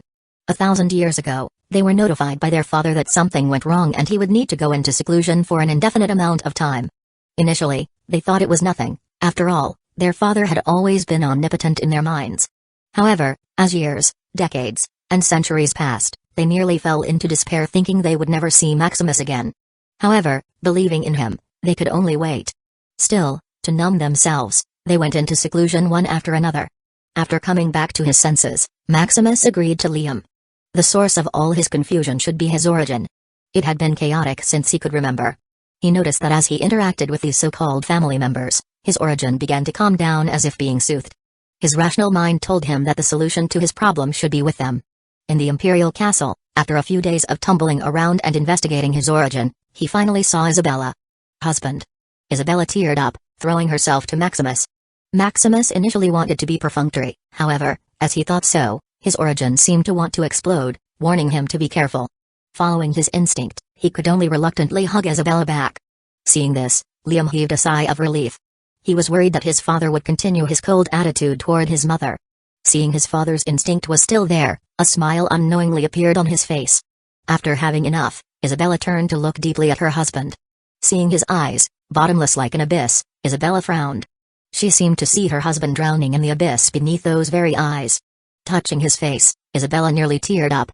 "Don't worry, I will cure you immediately," she murmured. Hearing this, although Maximus didn't feel anything, he saw his origin greatly calm down. Soon the days continued to pass. While Maximus was investigating his lost memories, trying to fix his chaotic origin, Isabella was trying everything to cure him. Unfortunately, so far, no effect can be seen. Seeing that there was nothing he could do, Maximus continued to comprehend knowledge, albeit intermittently. Maxine was like a restless curse who kept disturbing him. After finding that he could condense more delicious food than she could buy outside, this little kid clung to him like a koala. Maximus needed to condense new food every day just to satisfy this little girl's appetite, wasting his time. On one of the days he was working to satisfy Maxine, a visitor came. "Uncle Lux. You're here." Maxine shouted excitedly. This was one of her favorite uncles. Besides being rich, her uncle also had a lot of delicious food. "Little Maxine, how are you? Have you gotten a little fatter recently?" Lux smiled, picking up Maxine. "No, this is just baby fat," Maxine said cutely. "Hee, anyway, where's your welcome gift, uncle?" "You greedy little girl, here," Lux said, taking out a packet of assorted food. "Thank you, uncle," Maxine said, kissing Lux's cheek. "Take me to your senile grandfather." "Grandfather is not senile, he was more energetic and handsome than uncle," Maxine said with a pout. The one who gave her the most delicious food was the most beautiful, no matter what. Speaking of this, she couldn't help but remember her grandmother, Erica. When she was born a few years ago, her grandmother exited her seclusion and cooked her a banquet every day. Drooling, she couldn't help but lick her lips greedily. "You're thinking about food again," Lux muttered, pinching her cheek. "Ah!" Maxine screamed in embarrassment. Getting out of Lux's embrace, she dragged Lux to her grandfather. Seeing his father, Lux couldn't help but be emotional. "Father." Lux bowed. Maximus just nodded nonchalantly. "Father, I heard about your condition. Have you tried using the Myriad World Mall to see if there is a solution?" Lux asked. Before his father went into seclusion, he gave them a single copy of the Myriad World Mall, making them aware of its existence. As for the one who bounded the system, the chosen one was Lux. He was the best one of them when it came to managing money and making it grow. Having the Myriad World Mall was like giving a tiger its wings. This also propelled him to amass enormous wealth, pushing him to become an apex sovereign. Meanwhile, hearing another term that was not present in his memories, Maximus frowned. Myriad World Mall? Looking at his panel, he couldn't help but doubt if it was in complete form. Maximus Shadow Crest, status. System points. Knowledge Mall, his system only functioned it to see his real-time status, use system points, and buy seemingly infinite knowledge. As for the Myriad World Mall? He didn't even know its name. Just what did he do previously? Furthermore, why seal his memories? Chapter 362 Invincible Father. Seeing that his father didn't even remember about the Myriad World Mall, Lux frowned. "Then leave it to me, I'll see if there's something I could buy in it." Over the years, with Lux's manipulation, he was richer than he had ever been. In his account alone, there were hundreds of sextillions of dimensional coins in savings. Leveraging the Ethereum realm and the Abyss, earning a few sextillions every year was quite easy. Maximus just nodded. "Dad, can you tell me about your condition?" "It's my origin. My very existence seems to be in chaos," Maximus said cooperatively. "Oh?" Lux was surprised. It seemed that even the memory of his father's ultimate cultivation method was missing. If it were not, his father could have easily solved this problem. Frowning, Lux browsed treasures that could affect the origin somewhat or another. First, filter the tier 10 treasures. Unfortunately, there were none like he expected. It seemed to be a rare treasure. Filtering through tier 9 treasures, he found some that could affect the origin. Found it. Briefly reading the introduction, Lux bought a series of treasures for his father to try.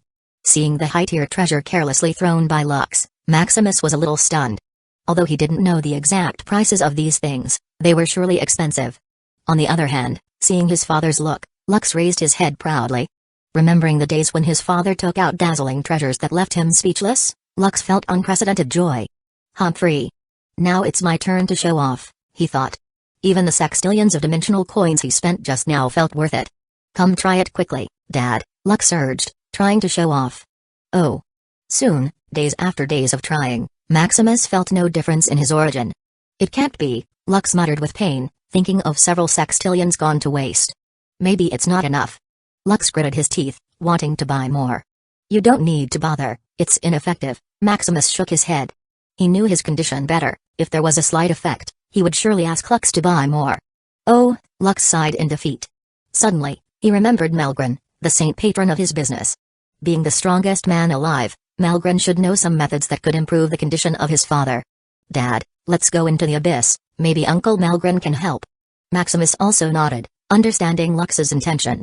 According to his memories, Melgren seemed to be unfathomable. It's not just about the ultimate physique that made him strong, but something more. In the Abyss Shadow Hunter's stronghold, Maximus and Liam directly teleported. After reaching Tier 9, one could directly request the world's will service. Teleporting from one dimension to another was an easy task, much less to the Abyss, which was directly in front of the Etherium realm. How is the stronghold, Dad? Lux asked smugly. After his father left, instead of regressing, the stronghold became more prosperous. Now the Shadow Hunter's stronghold is much bigger than the Etherium Citadel. Their stronghold had become one of the spearheads attacking through the purgatory layer of the Abyss. Hundreds of years ago, after they conquered the middle layer of the Abyss, the war was directed to the purgatory layer. However, due to the harsh climate and stronger enemies, the only thing that can survive in this layer is a moving stronghold. Thus, the Shadow Hunter's stronghold became one of the pioneers leading the attack. In all times, there had to be at least 30 Apex Sovereigns stationed in a stronghold. It's not only that there are also hundreds of Tier 10 weapons mounted in the stronghold, making it a moving nuclear threat to the Abyss. Not bad. Seeing the stronghold different from his memories, Maximus was nonchalant. There was nothing that interested him in this extravagant stronghold.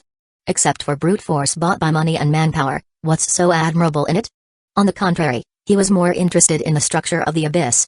In his memory, Melgren told him that this Abyss was like a ship made from fragments of dimensions. Initially, he just nodded ignorantly without knowing the essence of it. Now, seeing it with his eyes that carried over trillions of epochs worth of knowledge, Maximus could see some resemblance. If not pressed for time, Maximus would like to stop and study this abyss realm for a few trillion of epochs. Let's go, Dad.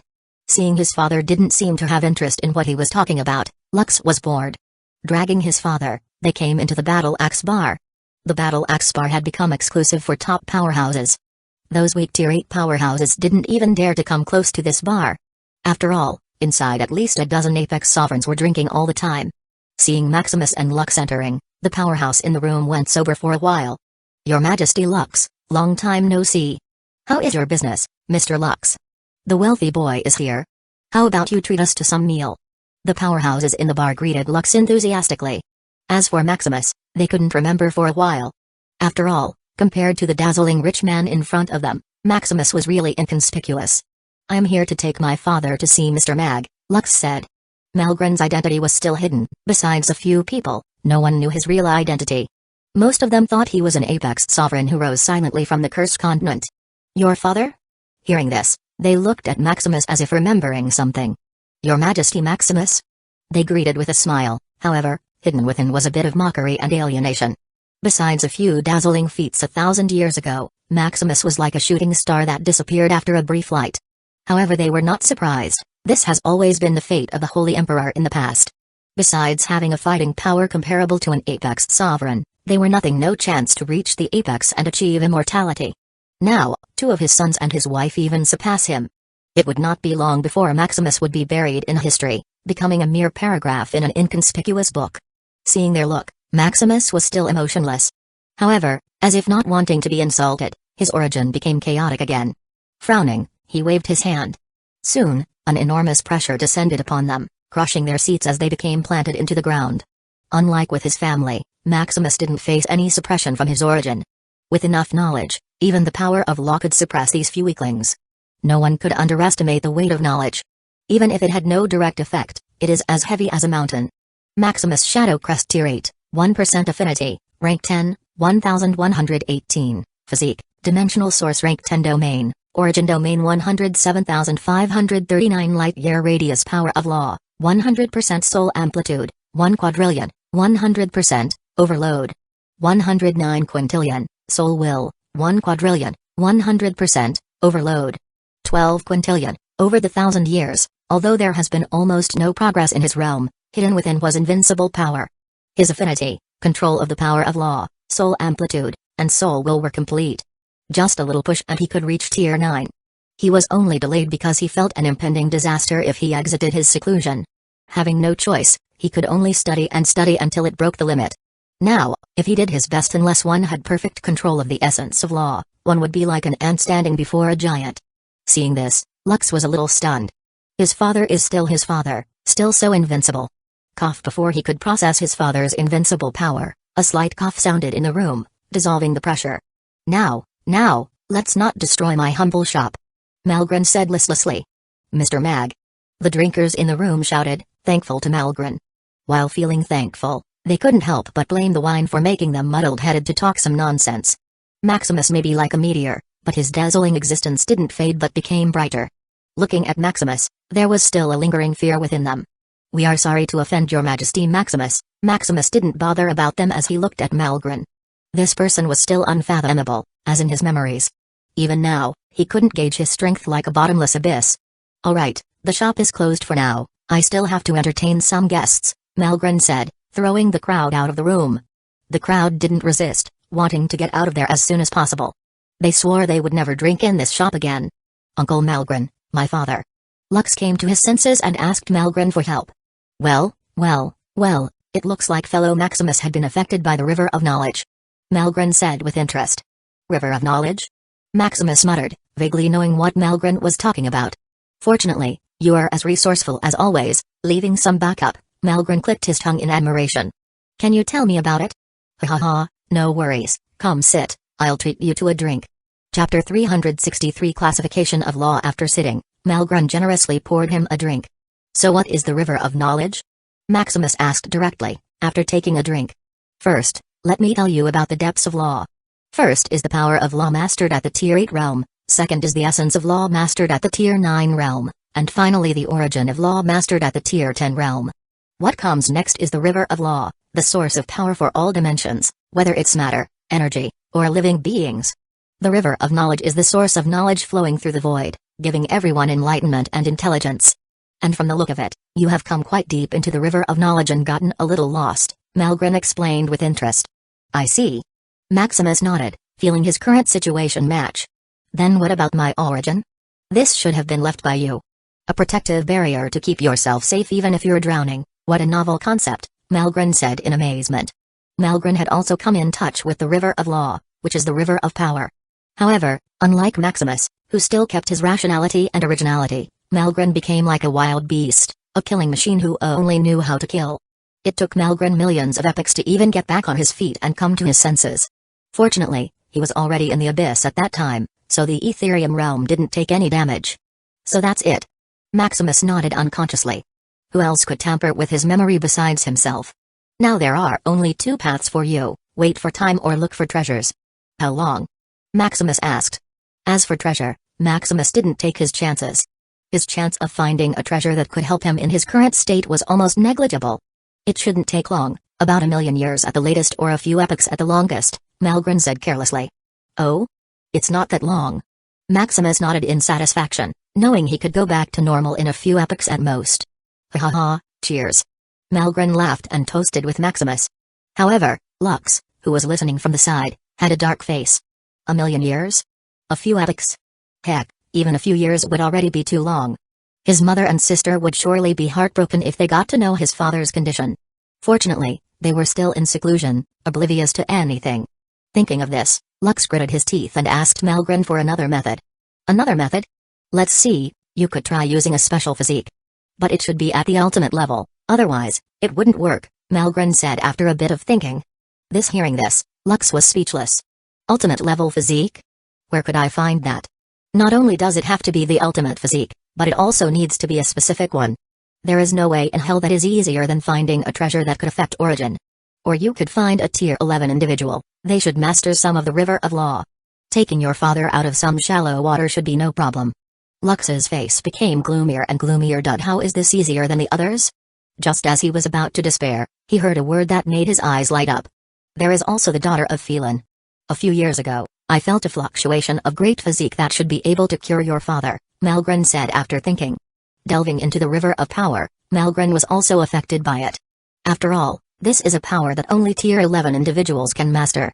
A tier 9 weakling daring to take on this power would either die or encounter some problems. A few hundred years ago, when Lilith visited the abyss, Malgren felt his condition slightly calm down. Unfortunately, it was too insignificant that Malgren felt it was not worth his time. Anti-Lilith? You can just try. I'm not sure. Furthermore, to awaken that kind of physique is not simple, Malgren shook his head with a sigh. Awakening an ultimate physique is not easy. It's not inborn like other physiques, it needs some kind of trigger to conceive. Remembering the arduous journey he had gone through to awaken his physique, Malgren couldn't help but sigh. Fortunately, there was a tool buddy, Valeros, who had all kinds of ideas helping him. Remembering his friend, he couldn't help but reminisce. TSK, if the crazy madman was still here, he would surely slice up Maximus into pieces and study. Just what kind of person could still have sanity after dipping into the river of law? Furthermore, to achieve this state in just 1,000 years, just what secret was hiding in his body? Lux didn't care if it was difficult or not, as long as there was a way. Thank you, Uncle Malgren, Lux said sincerely, giving Malgren a tier 10 wine. No worries, nephew, we are family. Malgren smiled widely, taking the wine faster than the speed of light. Although he didn't lack money to buy tier 10 wine, it was still a precious treasure. He couldn't bear to part with it, that he only treated Maximus with some tier 9 wine. Then we'll go, Uncle Malgren, see you later. Come back again, fellow Maximus. Next time it's your turn to treat me to some wine. It would be my pleasure, Maximus said politely. In the Etherium realm, Arcane Continent, Spirit Domain. Without wasting any time, Lux dragged his father to the Spirit Domain. Looking at the beautiful domain, Lux quickly teleported to his Aunt Freya's castle. Aunt Freya. Aunt Lilith. Lux has came to visit. Lux's voice echoed throughout the castle. Lux? And the pretty father? Freya quickly teleported in front of them, scrutinizing Maximus. This man had become more and more beautiful. Seeing his deep eyes that could draw anyone in, Freya couldn't help but stare. What do you want? Coming to her senses, Freya asked. About this. Soon Lux explained the condition of his father, needing Lilith's help. I see, Freya nodded. Let me call my sister first. She seemed to be eager to meet this father of yours. Inviting Lux and Maximus into her castle, Freya quickly called her sister out of seclusion. After a while, Lilith came flying to them with excitement. Maximus. Lilith lunged forward with tears. This time Maximus learned his lesson. Instead of being passive, he proactively hugged Lilith. Feeling the warmth, Lilith looked up. Maximus. I miss you, Lilith said sincerely. Initially, after their trip to the 3 continents, Lilith imagined that she would become Maximus's wife. She even pondered if she should call him husband, dear, love, hubby, etc. Unfortunately, before it could become a reality, Maximus had some problems that required him to go into seclusion. With dreams broken, she could only wait and work harder. Fortunately, Lilith had already solved her biggest problem, her limited lifespan.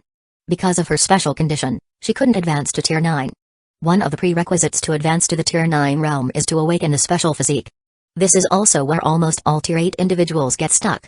To awaken their physique, one needed great fortune unimaginable to many. From origin mana to fragments of world, these rare treasures were too difficult for the majority to obtain. Another alternative was to comprehend the essence of law in advance.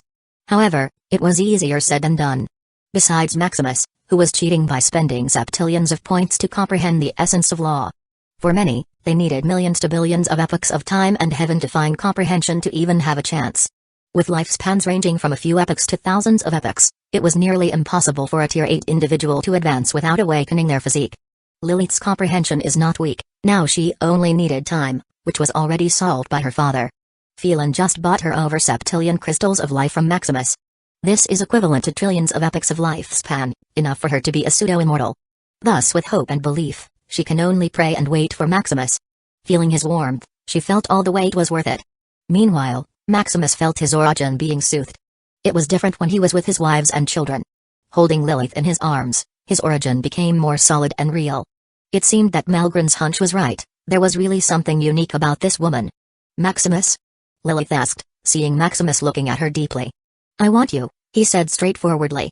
Why you want me? Lilith muttered with a blush. Yes, he replied, hugging her tighter. Lilith, ///////. Lilith was already blanking out, not knowing where to put her hand, much less speak. All right, enough of that. Freya muttered, dragging her sister out in Maximus's embrace.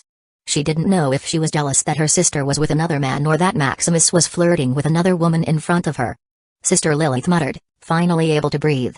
All right, don't be too obsessed, they just need you for something else. Freya rolled her eyes.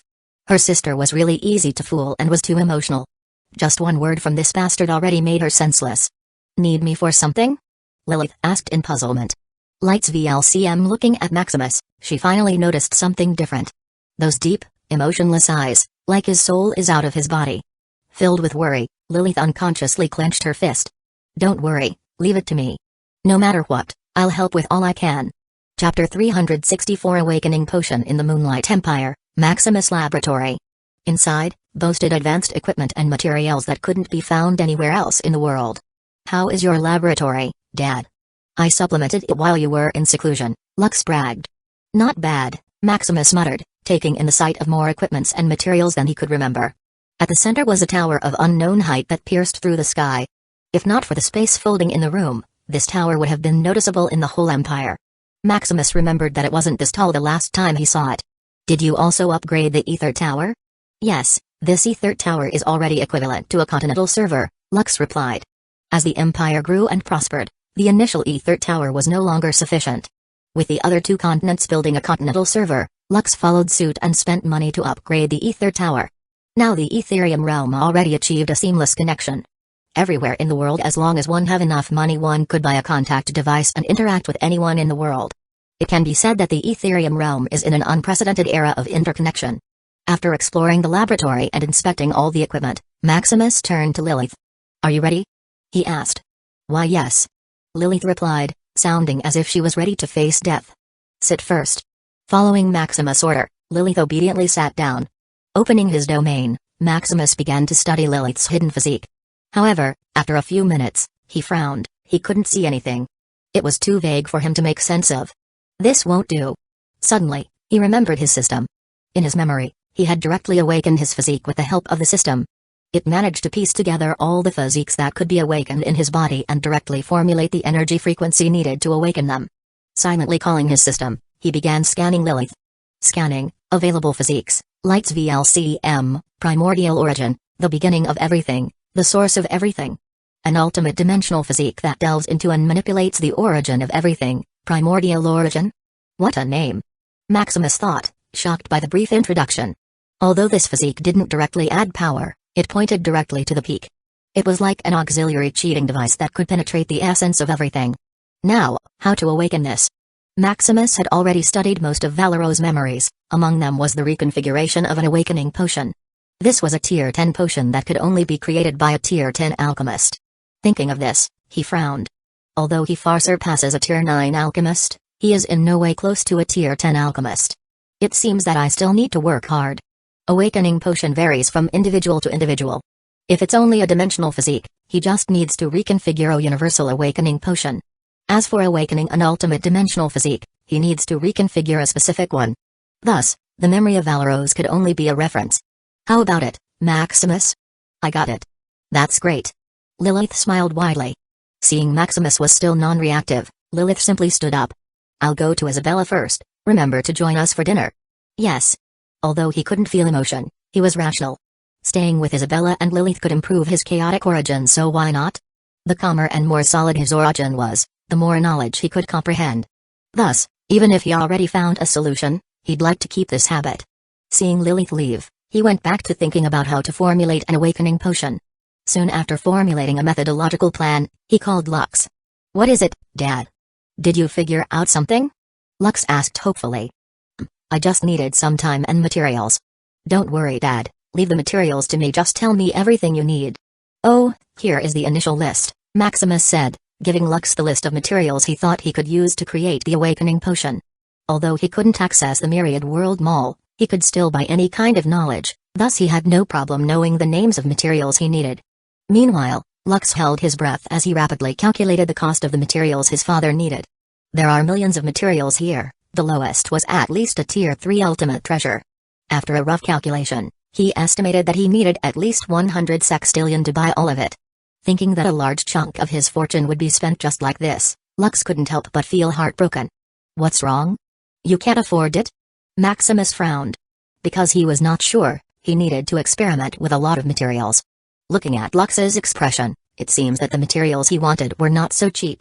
And no, I can afford it. Despite his heartache, Lux still gritted his teeth and didn't complain. Then you continue. Tell me if you don't have enough money, Maximus said. According to his memory, the Crystal of Life and the Crystal of Enlightenment produced by his system are in-demand products. Condensing a few hundred sextillion system points should be enough for him to spend.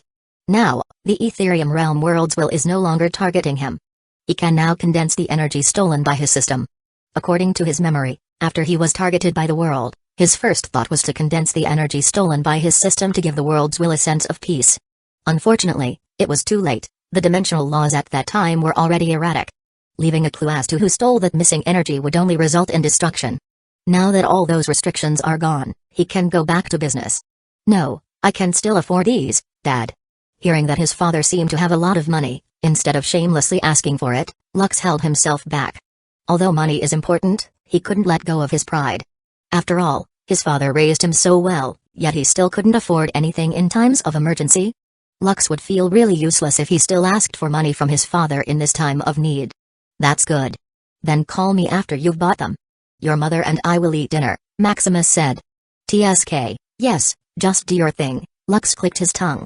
In his mind, he could only praise his father for being affectionate despite his condition. Gritting his teeth, he bought the items on the list one by one. Soon, a day later, Lux bought all the materials needed. That's good. Looking at the materials neatly placed around, Maximus nodded. Oh, tell me if you need more items, Dad, Lux muttered numbly. He had already came to terms with the fact that his money needed to be spent. Anyway, he could just earn it back. It was more important for his father to return to his original self than to worry about money. Waving his hands, Maximus started to look at all the materials around. Spreading his domain, he studied all fragments of information of each material. Maximus began to imprint these information to his consumas, simulating their effect and use. Closing his eyes, he began spending system points like there was no tomorrow. This was another function of life points, accelerating the time of consciousness. Meaning each point was equivalent to him studying the formulation of the awakening potion for a whole day. With over 300 septillion system points in hand, he felt like he had the world. Unfortunately, even with his tempered mind, he could only process about 1 billion epochs of information every day, otherwise, his consciousness would be fried. Soon, in his consciousness, Maximus began to form a space filled with all kinds of apparatus and materials. After a few years of construction, he began to formulate an awakening potion. Millions of materials passed through his hands every year. Different ratios, combinations, methods. After a day with over 1 billion epochs passing through his consciousness, he was not even close to formulating the awakening potion. Day after day, Maximus began testing various formulas, studying for billions of epochs. In his spare time, the time his so-called family dragged him, Maximus would relax and solidify his origin. A few months later, without any result, another so-called son of his exited his seclusion. Max and Della had to take care of Maxine, so their seclusion lasted only a few weeks to months. With another creditor asking for payment for the time he went missing, Maximus could only stagger his deduction of the awakening potion. From 1 billion epochs a day to a few million epochs a day. Fortunately, Maximus was getting closer and closer to formulating the awakening potion. Soon, 7 years passed. It's done, Maximus muttered. After 7 years and over hundreds of billions of epochs, he finally created the awakening potion. Looking at the potion, which looked like it contained the universe, a hint of a smirk could be seen on his face. Getting along with his so-called family generated a bit of emotion inside of him. Although weak, he could still feel a little happiness. Now it's time to awaken Lilith's physique. Chapter 365 I'm here. In the laboratory, Maximus and his family were looking at Lilith. After drinking the awakening potion, the surrounding mana began to surge. The laws and space became chaotic as if they wanted to expel Lilith. Not good. Maxine yelled in panic. Don't worry, dear. With us here, there will be no problem, Isabella smiled. The awakening of the ultimate physique was more dangerous than they thought.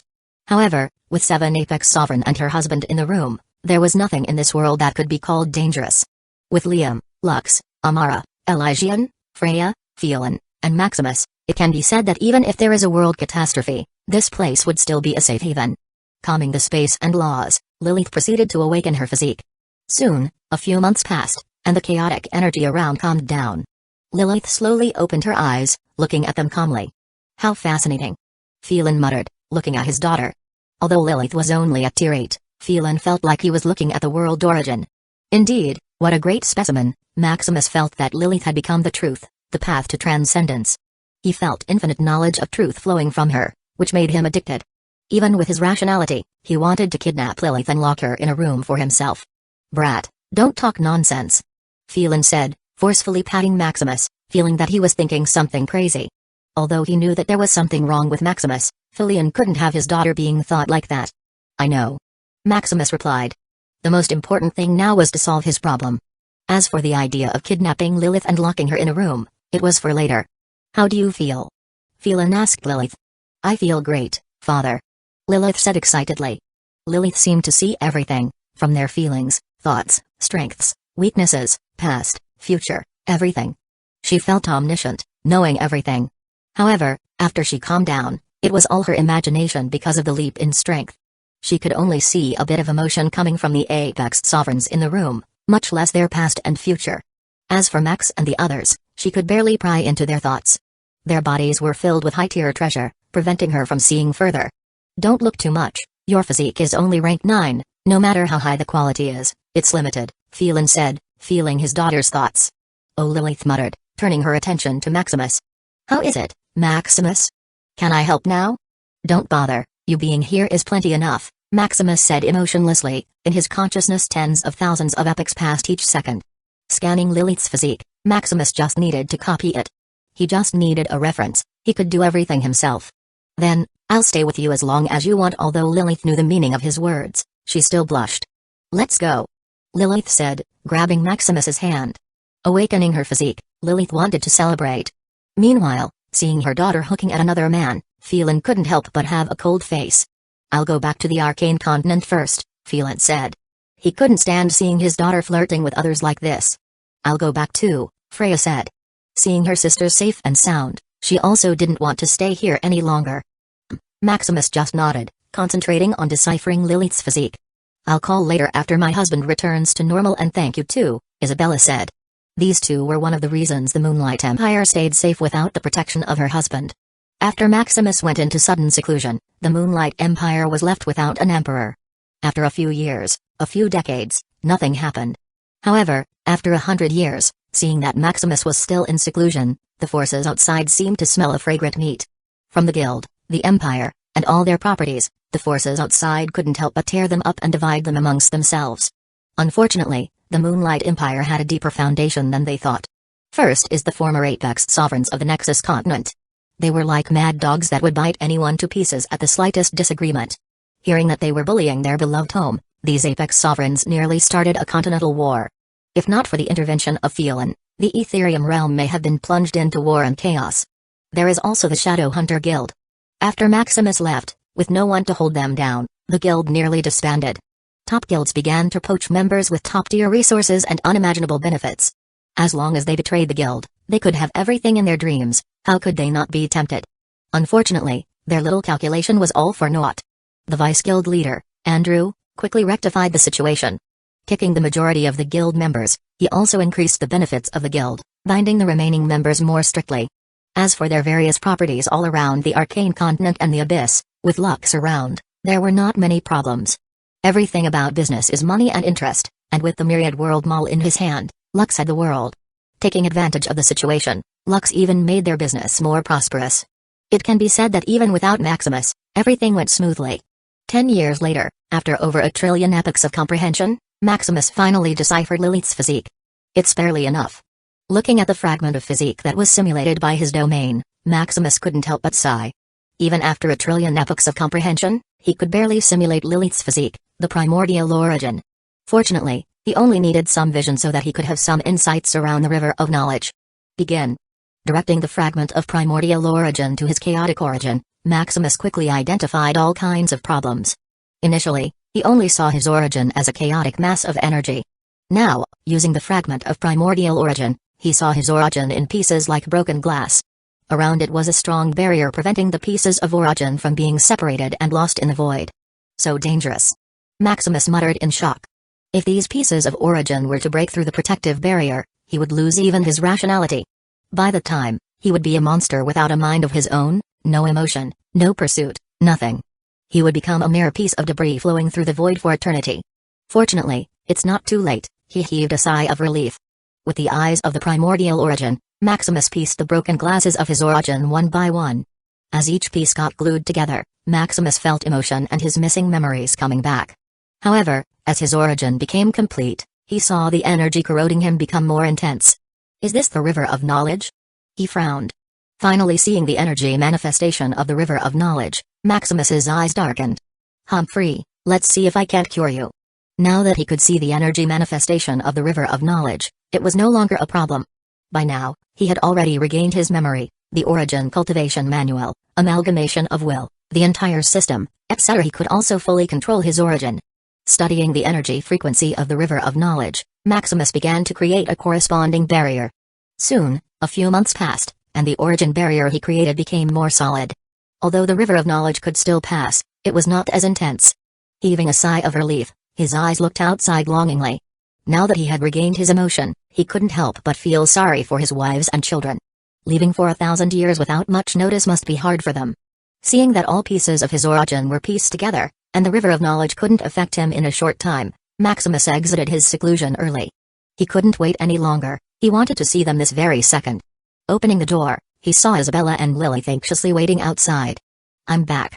Maximus smiled. Hearing his voice, Isabella and Lilith were stunned. That tone, that emotion, seeing those loving eyes, Isabella and Lilith teared up. Although this decade they could physically interact and see Maximus, they knew something was missing. He was like a piece of moving picture that could only soothe their memory. Hearing his voice, they felt a familiarity with the love and attention Maximus had for them. Don't worry, I'm here. Maximus sighed and firmly hugged them. Feeling his warmth, they cried even further. How hard it must be to see that the man you love didn't even feel anything for you. Although you get along, you know deep inside that he was not paying attention. No matter how tight he holds you, knowing his attention was elsewhere, you will only feel coldness, like it was a dream manifesting before you. As this continued they could only numb themselves, hoping that everything would work in the future. I'm here. I'm here. Lights VLCM I'm here. Maximus said repeatedly, proving that they were not hallucinating. They didn't need apologies, they needed his confirmation. Feeling they calmed down, he heaved a sigh of relief. Everything is over now, I'm here. Chapter 366 Together for Eternity in the Cursed Continent, within the Moonlight Empire, people filled the streets, celebrating a joyous occasion. The Holy Emperor, founder of the Moonlight Empire, exited from seclusion. Grandpa, can you tell us about the Holy Emperor? A child asked curiously. The Holy Emperor? Hygen repeated. In the street, a nascent mage named Hygen couldn't help but reminisce. Most of the people from 1,000 years ago had already died. Due to limited talent, even with abundant resources, there was only so much they could achieve. Hagad was lucky to possess Tier 3 talent, barely becoming a nascent mage with a lifespan of 1,000 years. Combined with various life extensions, it could be said that he witnessed the rise of the Moonlight Empire from the ground. The Holy Emperor. He is the omnipotent emperor who raised the most barren continent in the Ethereum realm to the economic center of the world, Hygen said emotionally. The Moonlight Empire now was vastly different from his memories. From hundreds of quadrillions, there were now over 100 quintillion individuals living on the continent at all times. Of course, these weren't all the people of the Moonlight Empire. About 30% of the individuals living in the empire were from 3 continents. As the economic center of the world, it could be said that the Moonlight Empire was more prosperous than ever. However, upon hearing Hygen's words, the children around him showed expressions of disbelief. Grandpa, you're wrong. The reason the empire became the economic center of the world is because of His Majesty Liam and the Moonlight Commerce Leader, His Excellency Lux, one child said. The Moonlight Empire had many free educational institutions, ensuring everyone was literate. History could be freely browsed, Thus even the children knew a bit about who contributed to the rise of the Moonlight Empire. So what? Isn't His Majesty Liam and His Excellency Lux the sons of the Holy Emperor? Without a good environment and resources provided by the Holy Emperor, their achievements wouldn't be as great as they are now, Hygen sneered. Although Hygen was ignorant about the core secrets of the Empire, he knew who still contributed the most. Earning 1 million from zero was the hardest, much less raising an empire from the ground. This was almost an impossible task. Yet the Holy Emperor did it all without the slightest problem. He still remembered when he was a child, although the empire was not as prosperous now, all the benefits they received were incomparable to the present. Back then, he could receive a crystal credit per day just by existing.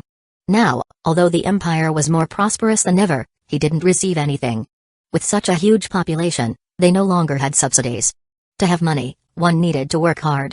Fortunately, there were more jobs than people. As long as you are not lazy, living decently is easy. There were also many relief stations for poor people, ensuring they would never die of hunger or cold. You don't know in the past. Telling of the benefits they received 1,000 years ago, even the adults listening to his story were in awe. From daily subsidies, education encouragement bonuses, free houses, low-priced land, tax-free policies, unlimited credit borrowing, etc. After hearing all of these, they felt that the current prosperous empire was no longer as appealing. Most of the adults around felt that these old people had it easy. No wonder those top families rose to unprecedented heights they could only imagine. They felt that if they had had this kind of opportunity, they would also rise and become a noble family. Seeing that they were daydreaming, Hygen just sneered. In every era, there is always an opportunity to rise.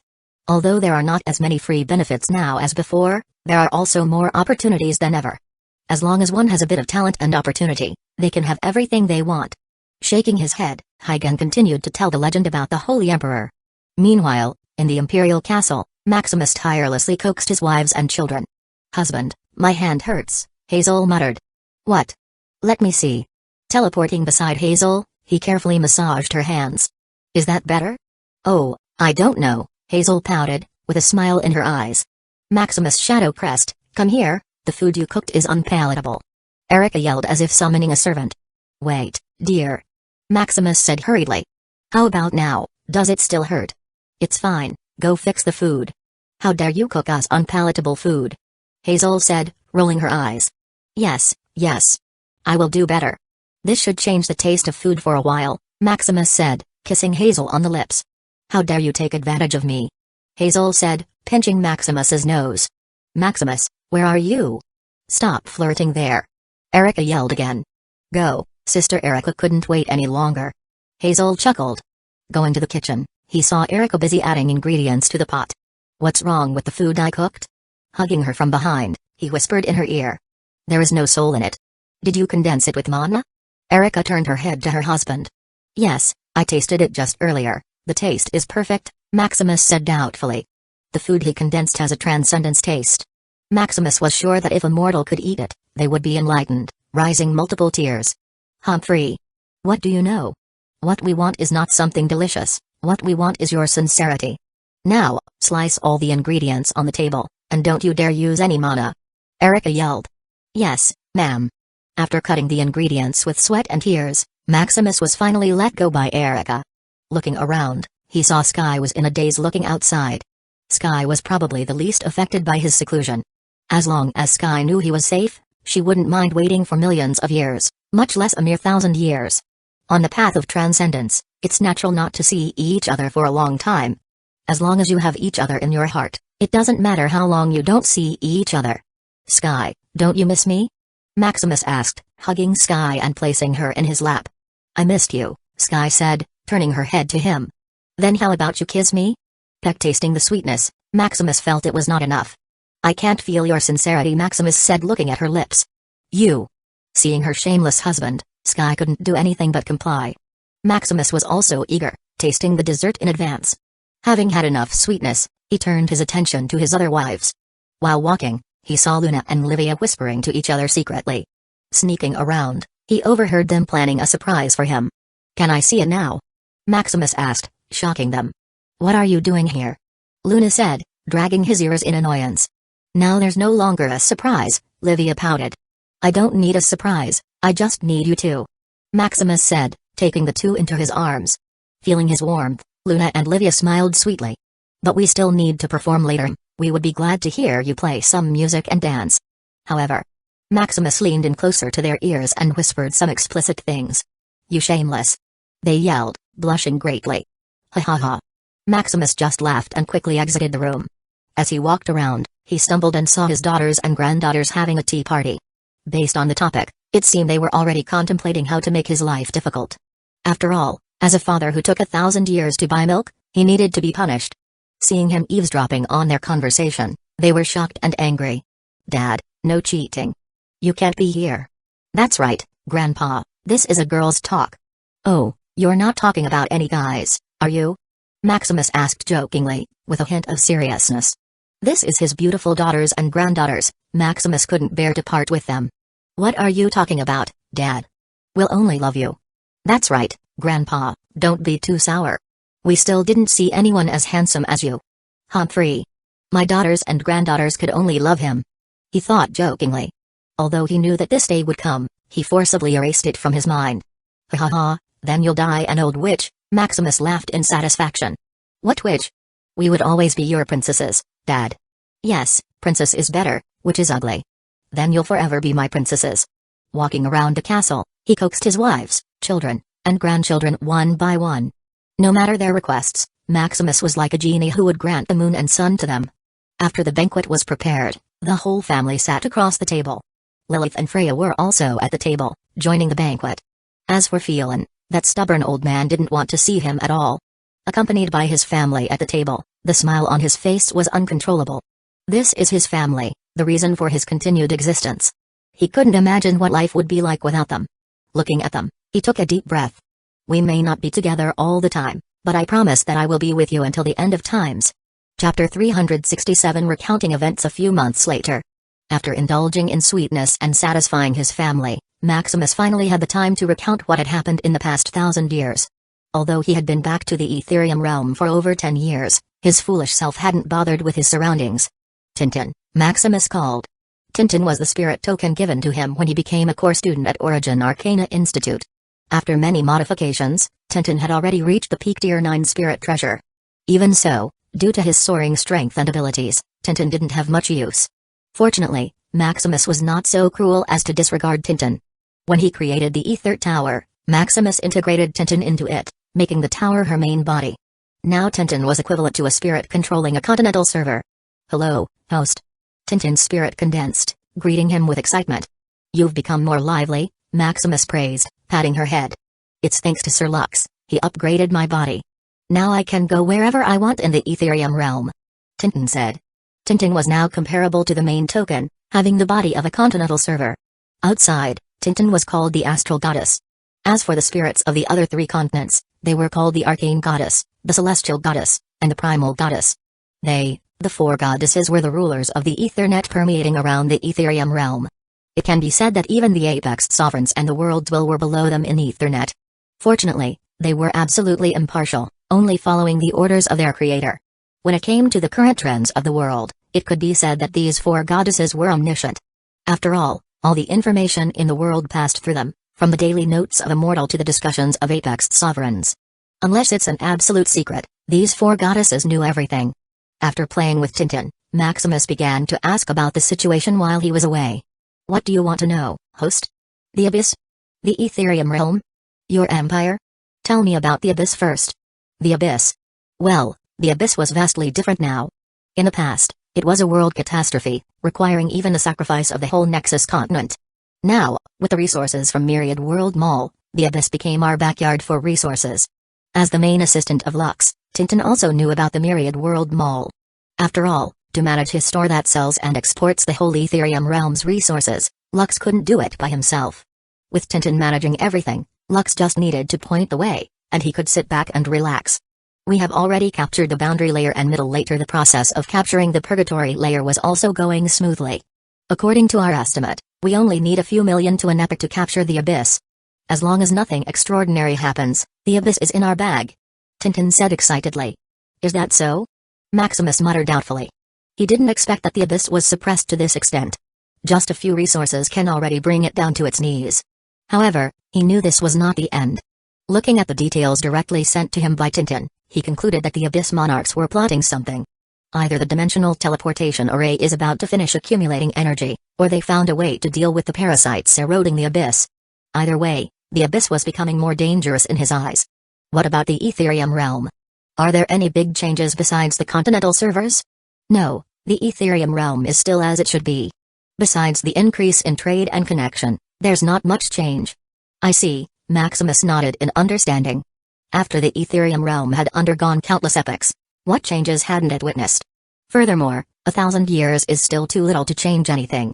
Even if the Ethernet was available throughout the Ethereum realm, how many people could afford a device that could access it? Other continents are not as generous as him, directly giving a free device to his citizens. What about the Moonlight Empire? The Moonlight Empire can be said to have the biggest change in the Ethereum realm.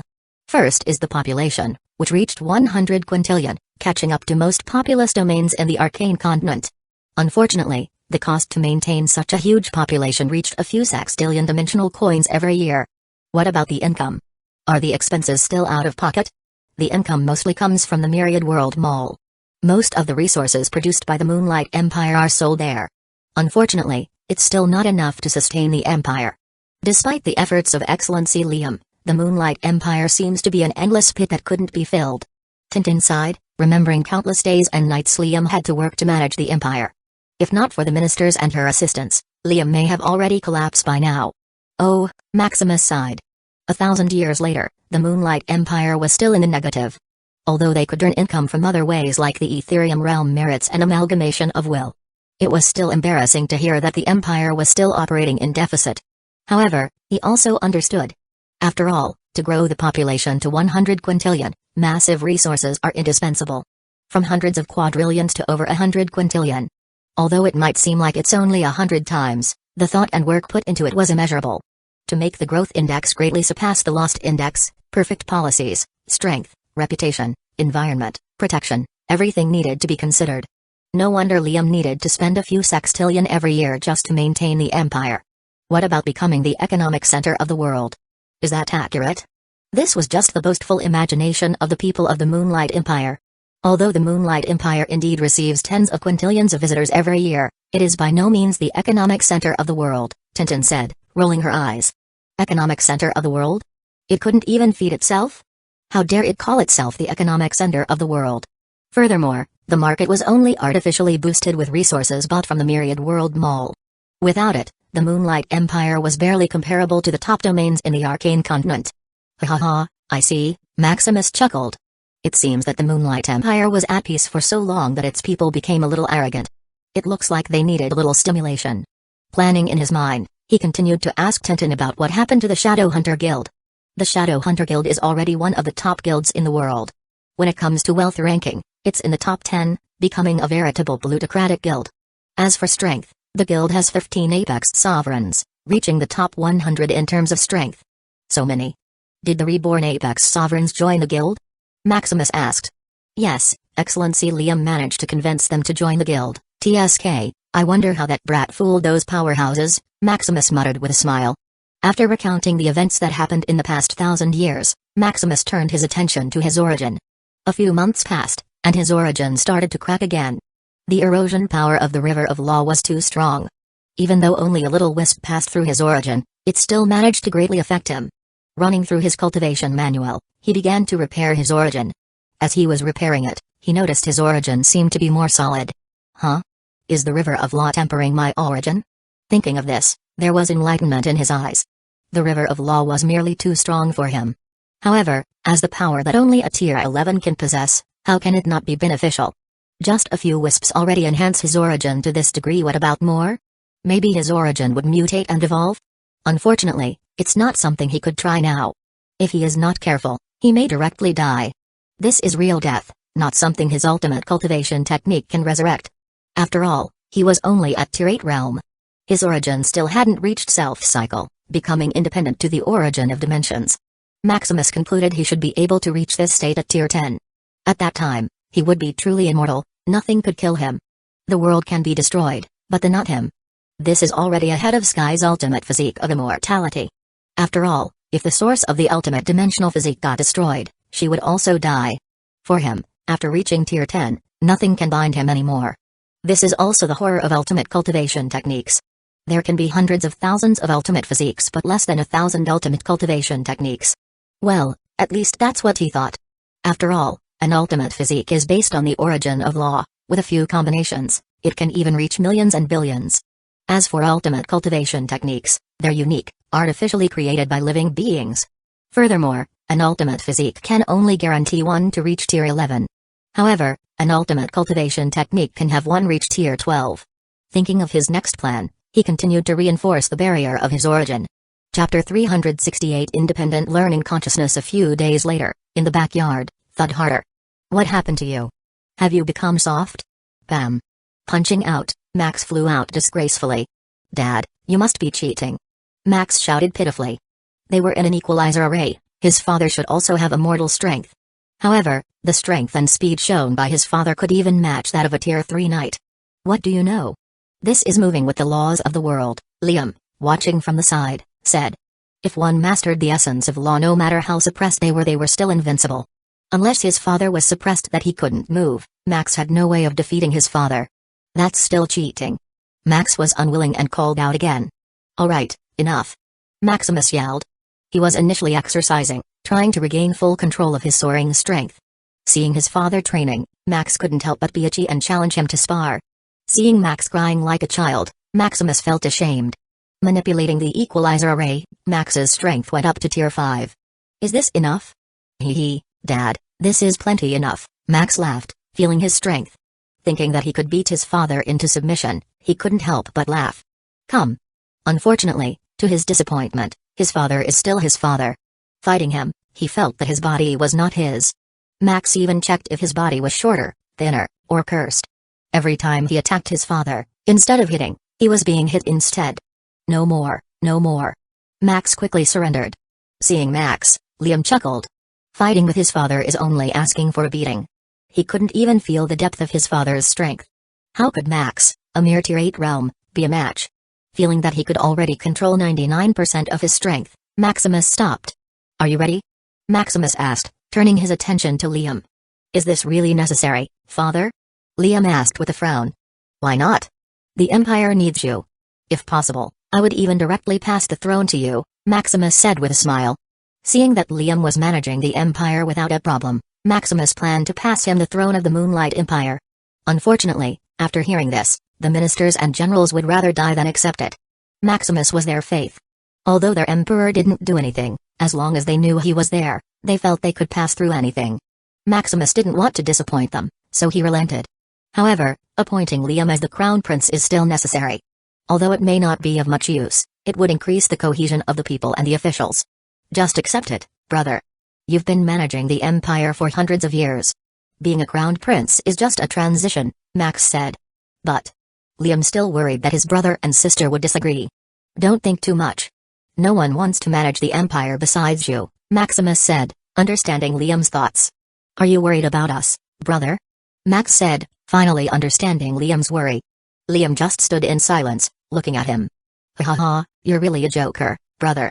Max said forcefully, patting him. The throne? Lights VLCM, what would he need that for? Thinking that her brother nearly went bald managing the empire, Max couldn't help but shudder. His wife still liked his dashing appearance more.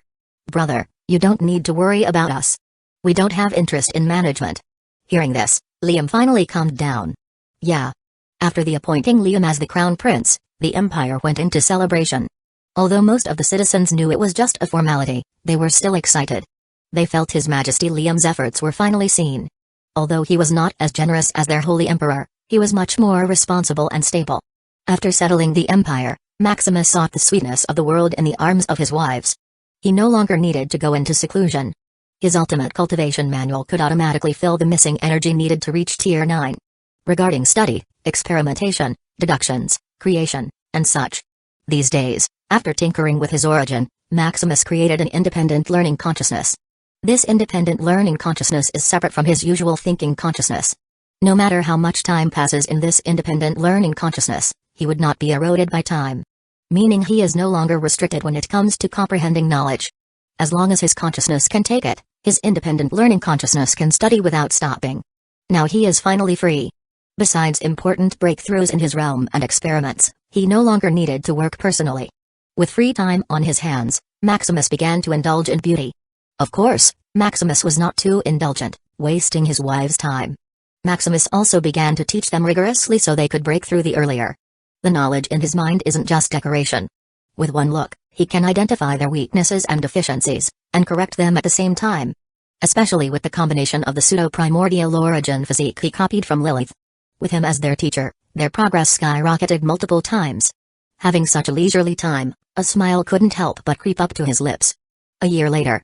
This should be enough, Maximus muttered.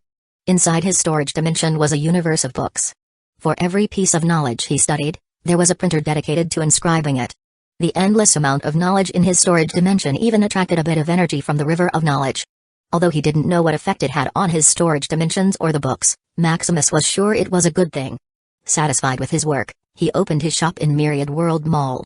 Dimensional Origin Library, Tier 8 books, 32 trillion Tier 7, 819 trillion Tier 6, 18 quadrillion Tier 5, 57 quadrillion Tier 4, 98 quadrillion Tier 3, 107 quadrillion Tier 2, 132 quadrillion Tier 1, 251 quadrillion Tier 0, 351 quadrillion total, plus 1 quintillion books yearly income, average of 75 quintillion every year, in decline. It's not as much as I thought. Looking at the list of books in his shop, it was lower than he thought. He had expected a quintillion Tier 0 books, but seeing it didn't even reach half, Maximus was a little shocked. However, thinking that he had too few system points in the past, he understood. Because there weren't too many system points, what he studied was targeted. Besides knowledge related to creating the Origin Cultivation Manual, all he studied were professions of his interest.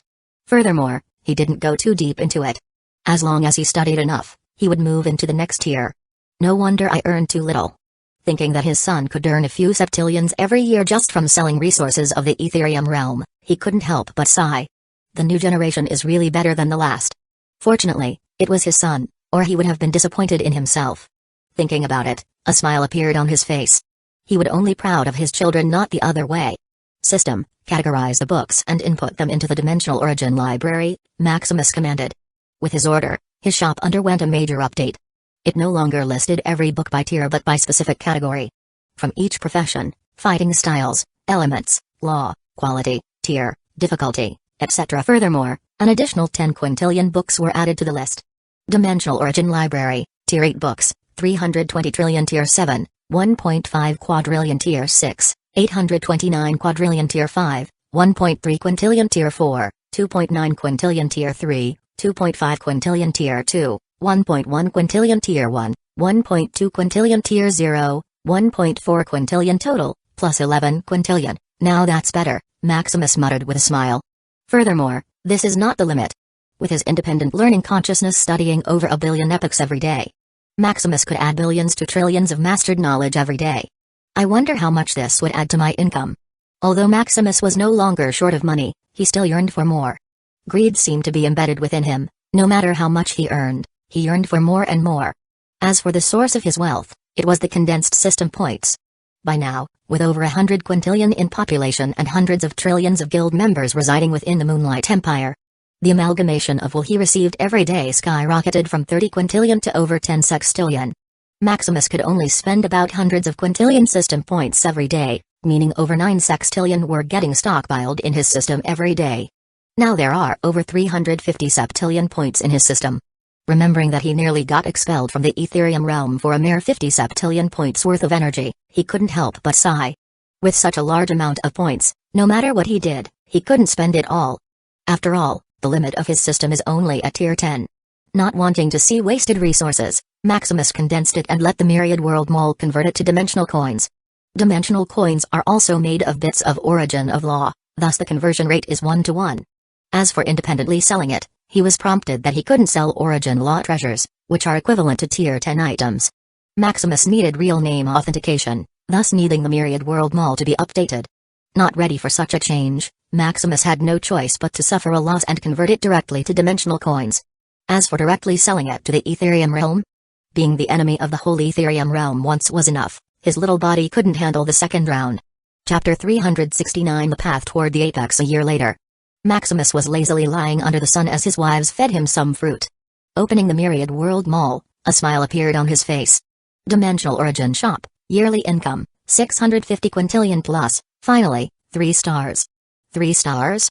What 3 stars? Isabella asked, seeing him so happy. Nothing, it's my shop in the Myriad World Mall, it's reached 3 stars. Huh? Really? They asked in disbelief. As far as they knew, their son Lux's shop was only at 2 stars. Although it had sextillions of yearly transactions every year, it's only 2 stars. Hearing that their husband's shop is already at 3 stars, they couldn't help but be shocked. Yeah, Maximus nodded confidently. How much do you earn every year? Sky asked like a money fan. Just a few hundred quintillion. It's so low? They thought that for Maximus to have a 3-star store, its yearly transactions would reach hundreds of sextillions or even septillions of dimensional coins. This is gross income, I don't spend anything, Maximus explained, seeing their expression. Unlike Lux, who competes on quantity and prices, Maximus mainly sells quality. To keep prices low and quantity high, Lux might not even earn 100 quintillion dimensional coins in gross profit. I see, they nodded in understanding. With joy on their faces, they couldn't help but be more enthusiastic in serving him. Knowing they wanted some gifts, Maximus was not stingy and generously bought them what they wanted. After finally coaxing his wives, Maximus reviewed the benefits of a 3-star shop. The benefits are mainly 5 things: popularity, status, unlimited credit, upgraded permissions, and a personalized virtual store. Popularity is more exposure for his shop than lower-star shops. Status adds prestige and trust to the quality of his products. Unlimited credits allow him to borrow from the transdimensional bank an unlimited amount of credits. Upgraded permission allows him to manipulate his shop more in-depth. If a 2-star shop allowed him to categorize his products into precise groups, then a 3-star shop allowed him to add various permissions, hidden clauses, conditions, services, etc. Finally, the personalized virtual store is a physical shop granted to him by the transdimensional organization in the virtual world. Unfortunately, besides popularity, status, and added permission, he couldn't benefit and use the other 2.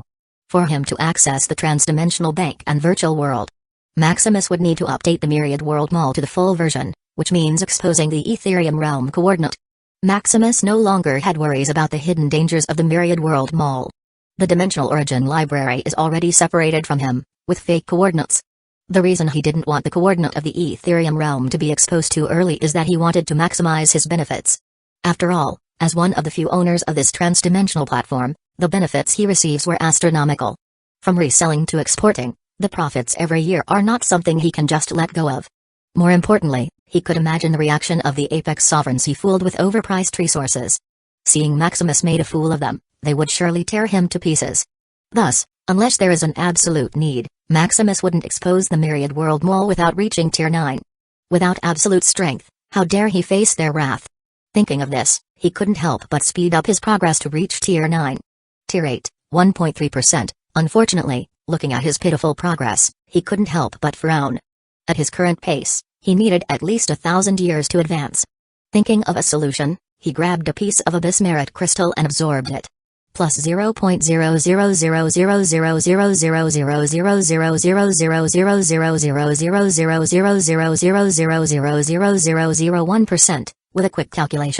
0.0000000000000000000000000000000000000000000000000000000000000000000000000000000000000000000000000000000000000000000000000000000000000000000000000000000000000000000000000000000000000000000000000000000000000000000000000000000000000000000000000000000000000000000000000000000000000000000000000000000000000000000000000000000000000000000000000000000000000000000000000000000000000000000000000000000000000000000000000000000000000000000000000000000000000000000000000000000000000000000000000000000000000000000000000000000000000000000000000000000000000000000000000000000000000000000000000000000000000000000000000000000000000000000000000000000000000000000000000000000000000000000 merits to fill his missing energy. How can it be limited to the type of energy it can absorb? TSK, this is insane. As far as he knew, Lux, Liam, and Isabella only used tens of sextillion abyss merit crystals to advance to Tier 9. This is still because they used a castrated version of Origin. For others to advance to Tier 9, no matter how solid their foundation is, they only needed a few sextillions. 100 septillion abyss crystal merits to advance? Where could he find that? Putting it out of his thought, he tried to use the Ethereum realm merit. Plus 0.000000000000000000000000000000000000000000000000000000000000000000000000000000000000000000000000000000000000000000000000000000000000000000000000000000000000000000000000000000000000000000000000000000000000000000000000000000000000001% It's the same. What about amalgamation of will? Absorbing a unit of amalgamation of will, a surprise appeared on his face. Plus 0.0000000000000000000000000000000000000000000000000000000000000000000000000000000000000000000000000000000000000000000000000000000000000000000000000000000000000000000000000000000000000000000000000000000000000000000000000000000000000000000000000000000000000 How can it be limited to the type of energy it can absorb? Mocking his stupidity, he couldn't help but laugh. Living for so many years, he became affected by the preconceived notion of this world. From magic crystals, power of law, essence of law, and special treasures. His thoughts were locked to these types of energy, limiting his ultimate cultivation technique. As a technique that delves into the origin, how can it be limited by energy? From electricity, kinetic energy, gravitational energy, void energy, etc. Maximus tried all of it. Not to his surprise, it was able to fill his missing energy. However, after a bit of deliberation, he crossed all the other energies and focused on the amalgamation of will. Although he could use any kind of energy, it was not as efficient and abundant as the amalgamation of will. Among all the energy he could use, void energy had the highest conversion rate, only needing 1 septillion units of energy to fill his realm. Unfortunately, it wasn't easy to extract. If he had that time, it would be better to absorb his naturally generating mana and power of law. Although slow, he didn't need to do anything and just wait 1,000 years.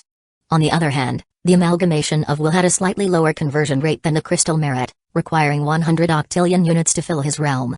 With over 100 quintillion population and hundreds of trillion guild members, he receives 10 septillions units of amalgamation of will every day. Reserving 1 septillion for his comprehension of knowledge and daily expenses, he can still save 9 septillion. Saving over 9 septillion units of amalgamation of will every day, he only needed 30 years to fill his realm. After the conclusion, an uncontrollable excitement passed through him. Having a huge population is indeed the way to go. 30 years. After 30 years, he could advance to Tier 9. Suddenly Maximus thought of a problem. While the amalgamation of will is a panacea that could help him shorten the time to fill his energy from 1,000 years to 30 years, it's also a curse that prevented the past Holy Emperor from ever advancing. I wonder why this is. Maximus frowned. Without knowledge about the way forward, Maximus didn't know where to start. Suddenly, he thought of Phelan. This father-in-law of his should know something. Taking out a contact token, he called Phelan. Soon a projection of Phelan appeared before him. "What do you want, brat?" Phelan snorted, not liking Maximus's face. "I just want to ask about the previous holy emperors. What prevented them from advancing to the apex?" Maximus asked with a wry smile. "Didn't I just take one of your daughters? What's the fuss?" He thought internally. "The holy emperors? It's simple. They didn't reach the apex because they are weak and untalented," Phelan said carelessly. "Then how could I advance, father-in-law?" Maximus asked straightforwardly. "What?" Phelan's eyes widened, looking like he would kill him on the spot. "I mean, Dean, how could I advance?" Maximus lowered his posture like a bullied son-in-law. "This is simple." Satisfied with Maximus's polite tone, Phelan quickly explained his conjecture. Amalgamation of will is the will of people. Mastering them is only the first thing, the most important step is to unify them. To unify the chaotic will of people, there are 3 requirements. A container that could contain the chaotic and ever-growing will. An indomitable will to be impervious to the influence of the chaotic will. Finally, a heavenly comprehension to experience and understand the chaotic will. What do you think?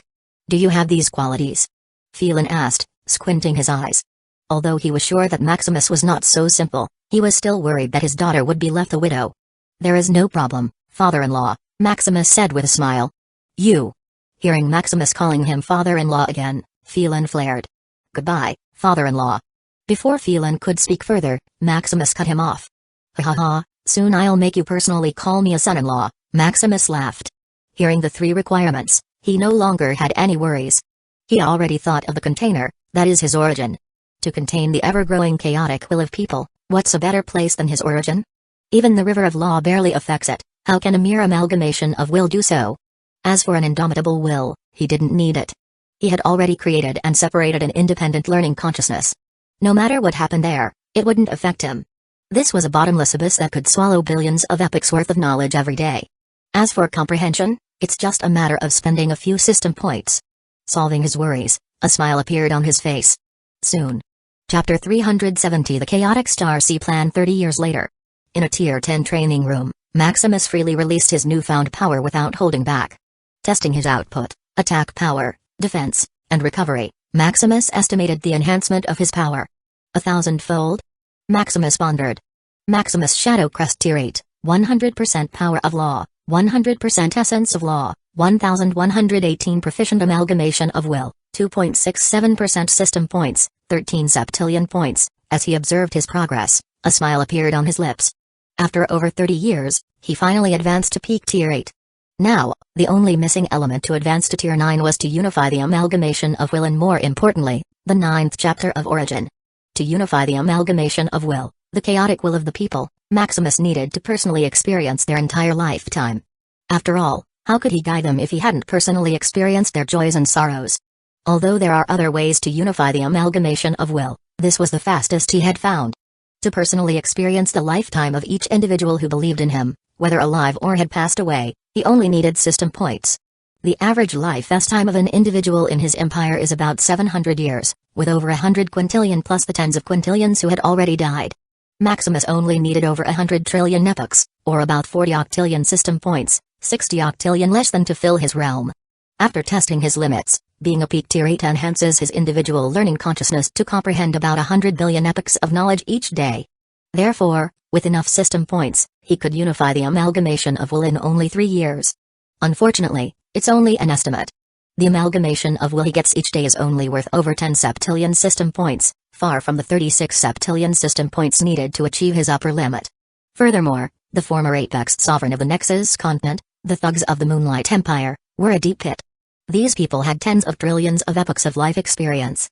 With 11 of them, he needed to experience an additional 300 trillion epochs of life. Thus, even with his current acquisition rate of system points, Maximus would need 50 to 60 years to unify his amalgamation of will. However, this is not the end. After unifying the amalgamation of will, he would need to create the 9th chapter of Origin. To create it, he needed to master 1118 essences of law present in the Ethereum realm to transcendence. This is the hardest part, needing hundreds to thousands of years. Seeing that he was still far from reaching the apex, Maximus only smiled. I'm not in a hurry, my strength is enough. With his current strength, except for those ancient apex sovereigns who mastered some origin of law in advance, no one was his match. Thinking that he needed more amalgamation of will, he sighed again. Previously, he thought that 10 septillion units of amalgamation of will per day was already a lot. Now, to achieve his current upper limit, he needed 36 septillions of it. What about reaching tier 9? Hundreds of septillions? Hundreds of octillions? Hundreds of known millions? Shifting his thoughts about the unknown future, he focused on the present. It's time to launch the chaotic Starsea plan. A few months later, a piece of world-shaking news was announced in the Empire. In the grand manner of the Nova family, the Patriarch, a tier 8 powerhouse, trembled as he read the news. The chaotic Starsea plan. This chaotic Starsea plan is a pioneering decree of the Holy Emperor. Each tier 8 individual, regardless of nationality and status, could apply for a moving island from the Moonlight Empire. This island served no other function than the capability to float in the chaotic sea. It might seem insignificant, but this function is heaven-defying.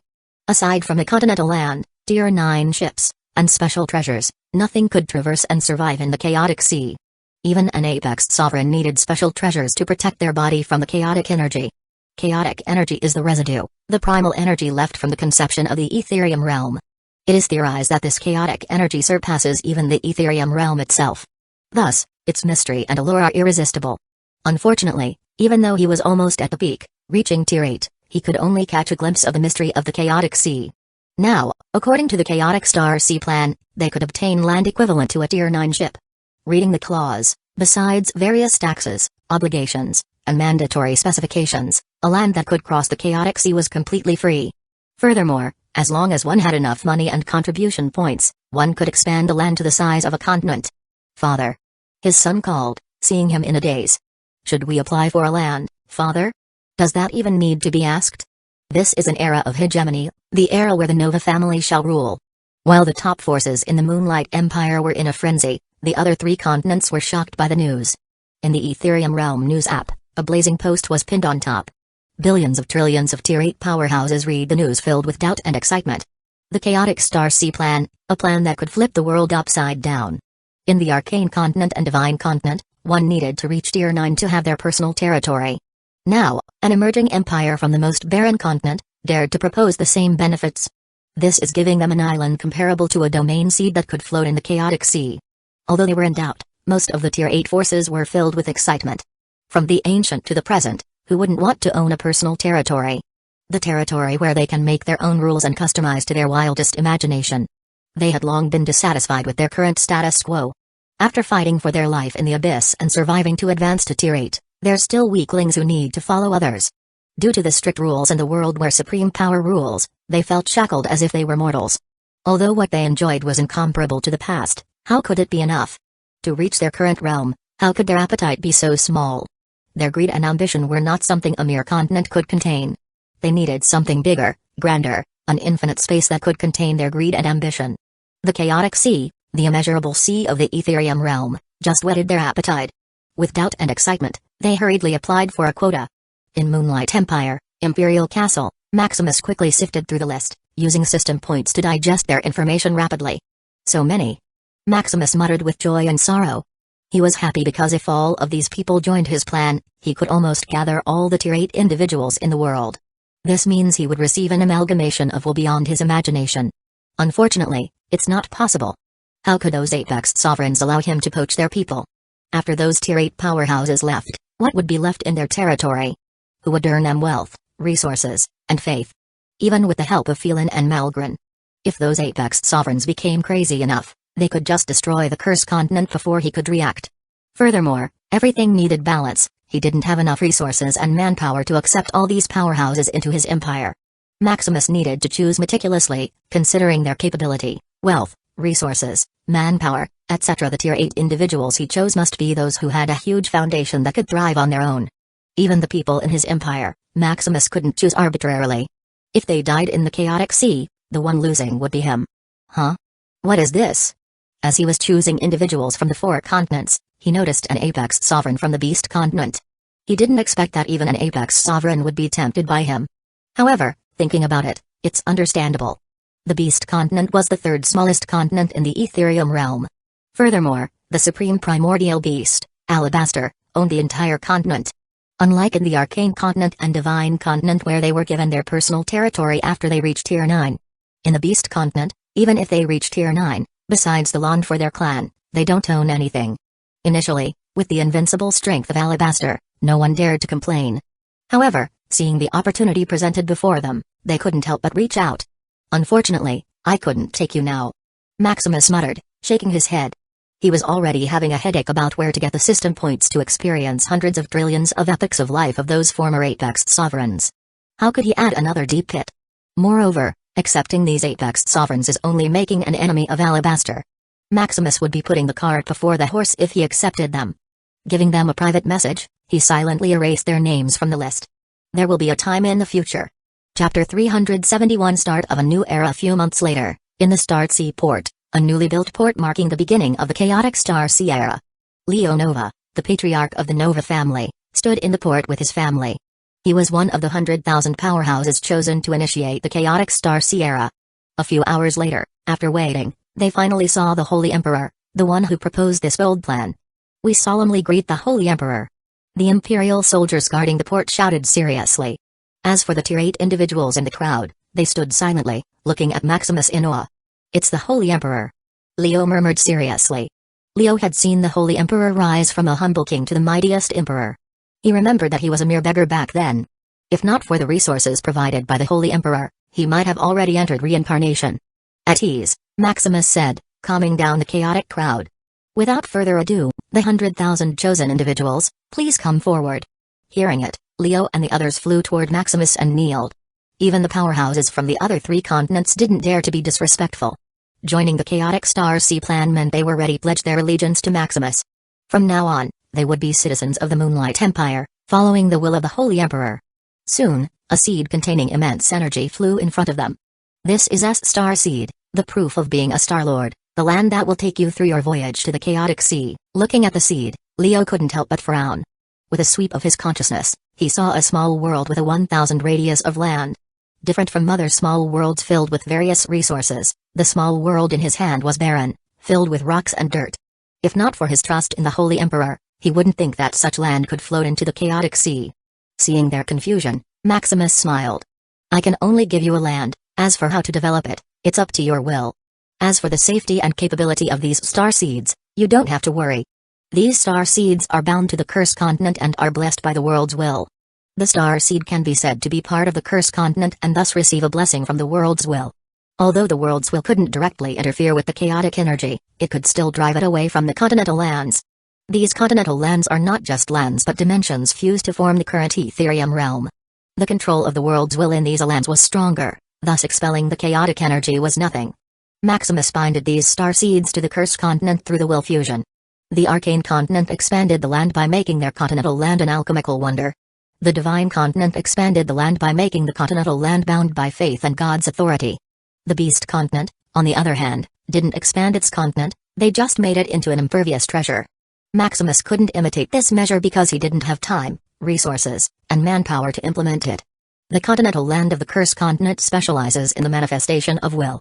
From the will of people, the battle will of apex sovereigns, the amalgamation of will, etc., it's all about the manifestation of will. Although Maximus didn't master most of these manifestations of will, as the Holy Emperor, his will is the will of the people. Maximus is equivalent to a pseudo-world's will commanding and manipulating the Curse continent through his fingertips. Integrating these star seeds into the Curse continent was simple. Meanwhile, upon hearing Maximus guarantee the safety and capability of the star seed, they heaved a sigh of relief. The Starsea code has already been sent to you, Maximus continued. Make sure to look through them, as they will be your sword and shield on the way forward. Finally, I give you my blessing. May you, the Star Lords of the Chaotic Sea, be safe on your journey. A few days later, after the Holy Emperor left, Leo began gathering the Nova family. According to the Starsea code, population is one of the leading criteria to accumulate star points. These star points are the main currency for the Star Lords, whether to exchange for more land, spirit veins, spirit mines, natural resources, etc. Bringing his whole family, not only could he obtain more star points, but also develop the island more quickly. Father. Except for those managing our property, I gathered all the clan members here. That's good. Turning his attention to the star seed, he couldn't help but admire such a treasure. After binding the star seed to his consciousness, he felt the island become a part of his body. Every grain of sand, dirt, and rock seemed to be under his control. Summoning the star seed, an island with a 1,000 radius appeared on the port. The other 100,000 powerhouse also summoned their star seeds one by one, filling the Starsea port. Fortunately, the Starsea port was a few light years in size. 100,000 islands were like mere dust in front of it.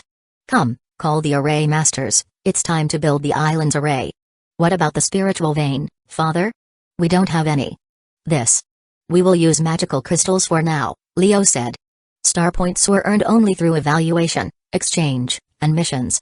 Evaluation could only be done a year later.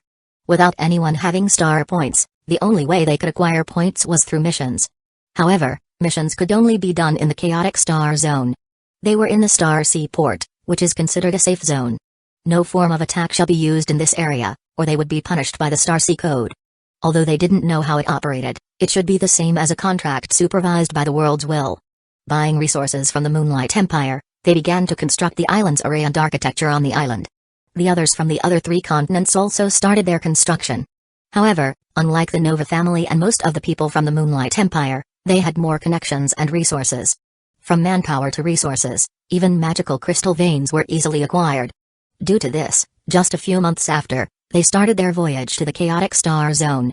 This is not a vacation, they are here to fight for their future. The sooner they start, the higher their chances of reaching the top.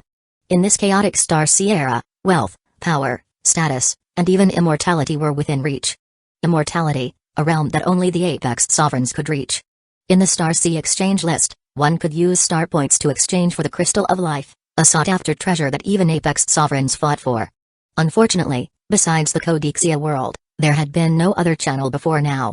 Seeing the Starsea exchange list gave them hope. Furthermore, according to the Starsea code, everyone was equal in the chaotic Starsea. No Tier 9 beings and forces were allowed here. Maximus didn't accept any of these cheaters that would ruin the game. With their resources, strength, and manpower, once they join the chaotic Starsea plan, they would monopolize all the resources. They might even erode his authority, replacing the belief of the people with theirs. Although Maximus could prevent it, there was no need to trouble himself, he simply cut off its source. Without absolute guarantee, he wouldn't let these Tier 9 forces join in the fun. A year later, on Nova Island, Leo was still instructing his clansmen when he suddenly received a message from his star mark. The star mark is the mark of each Star Lord, similar to the Moonlight Empire system but for Star Lords. 1 year passed, assessment begins, population quantity. Slight increase, population quality. Slight increase, island income. None, island construction. Tier 4 island, resources found. None, defeated Star Lords. None, overall assessment rating, C, note, a fledgling Star Lord who didn't leave the beginner zone but still made some progress. Reward, 100,000 star points, I still got a C. Leo muttered with a smile. Leo was one of the thousands who still hadn't left the beginner zone. He thought that he would get an E or F assessment rating at most. He didn't expect it to reach a C rating. Different from the rest, Leo not only took his family to the island but also persuaded people from the Moonlight Empire to live on the island. Along with a generous birth policy, there was a slight increase in population quantity and quality. The population increase could only be the people born on the island, not the original citizens of the empire. This measure was to prevent others from buying and selling population, which is detrimental in the long run. One needed to be a meticulous Star Lord who had citizens in mind or generous enough that the people on the island were willing to give birth. Opening the Star Exchange platform, Leo bought a Tier 4 crystal vein. Tier 4 crystal vein could power a Tier 4 island, could slightly power a Tier 5 island.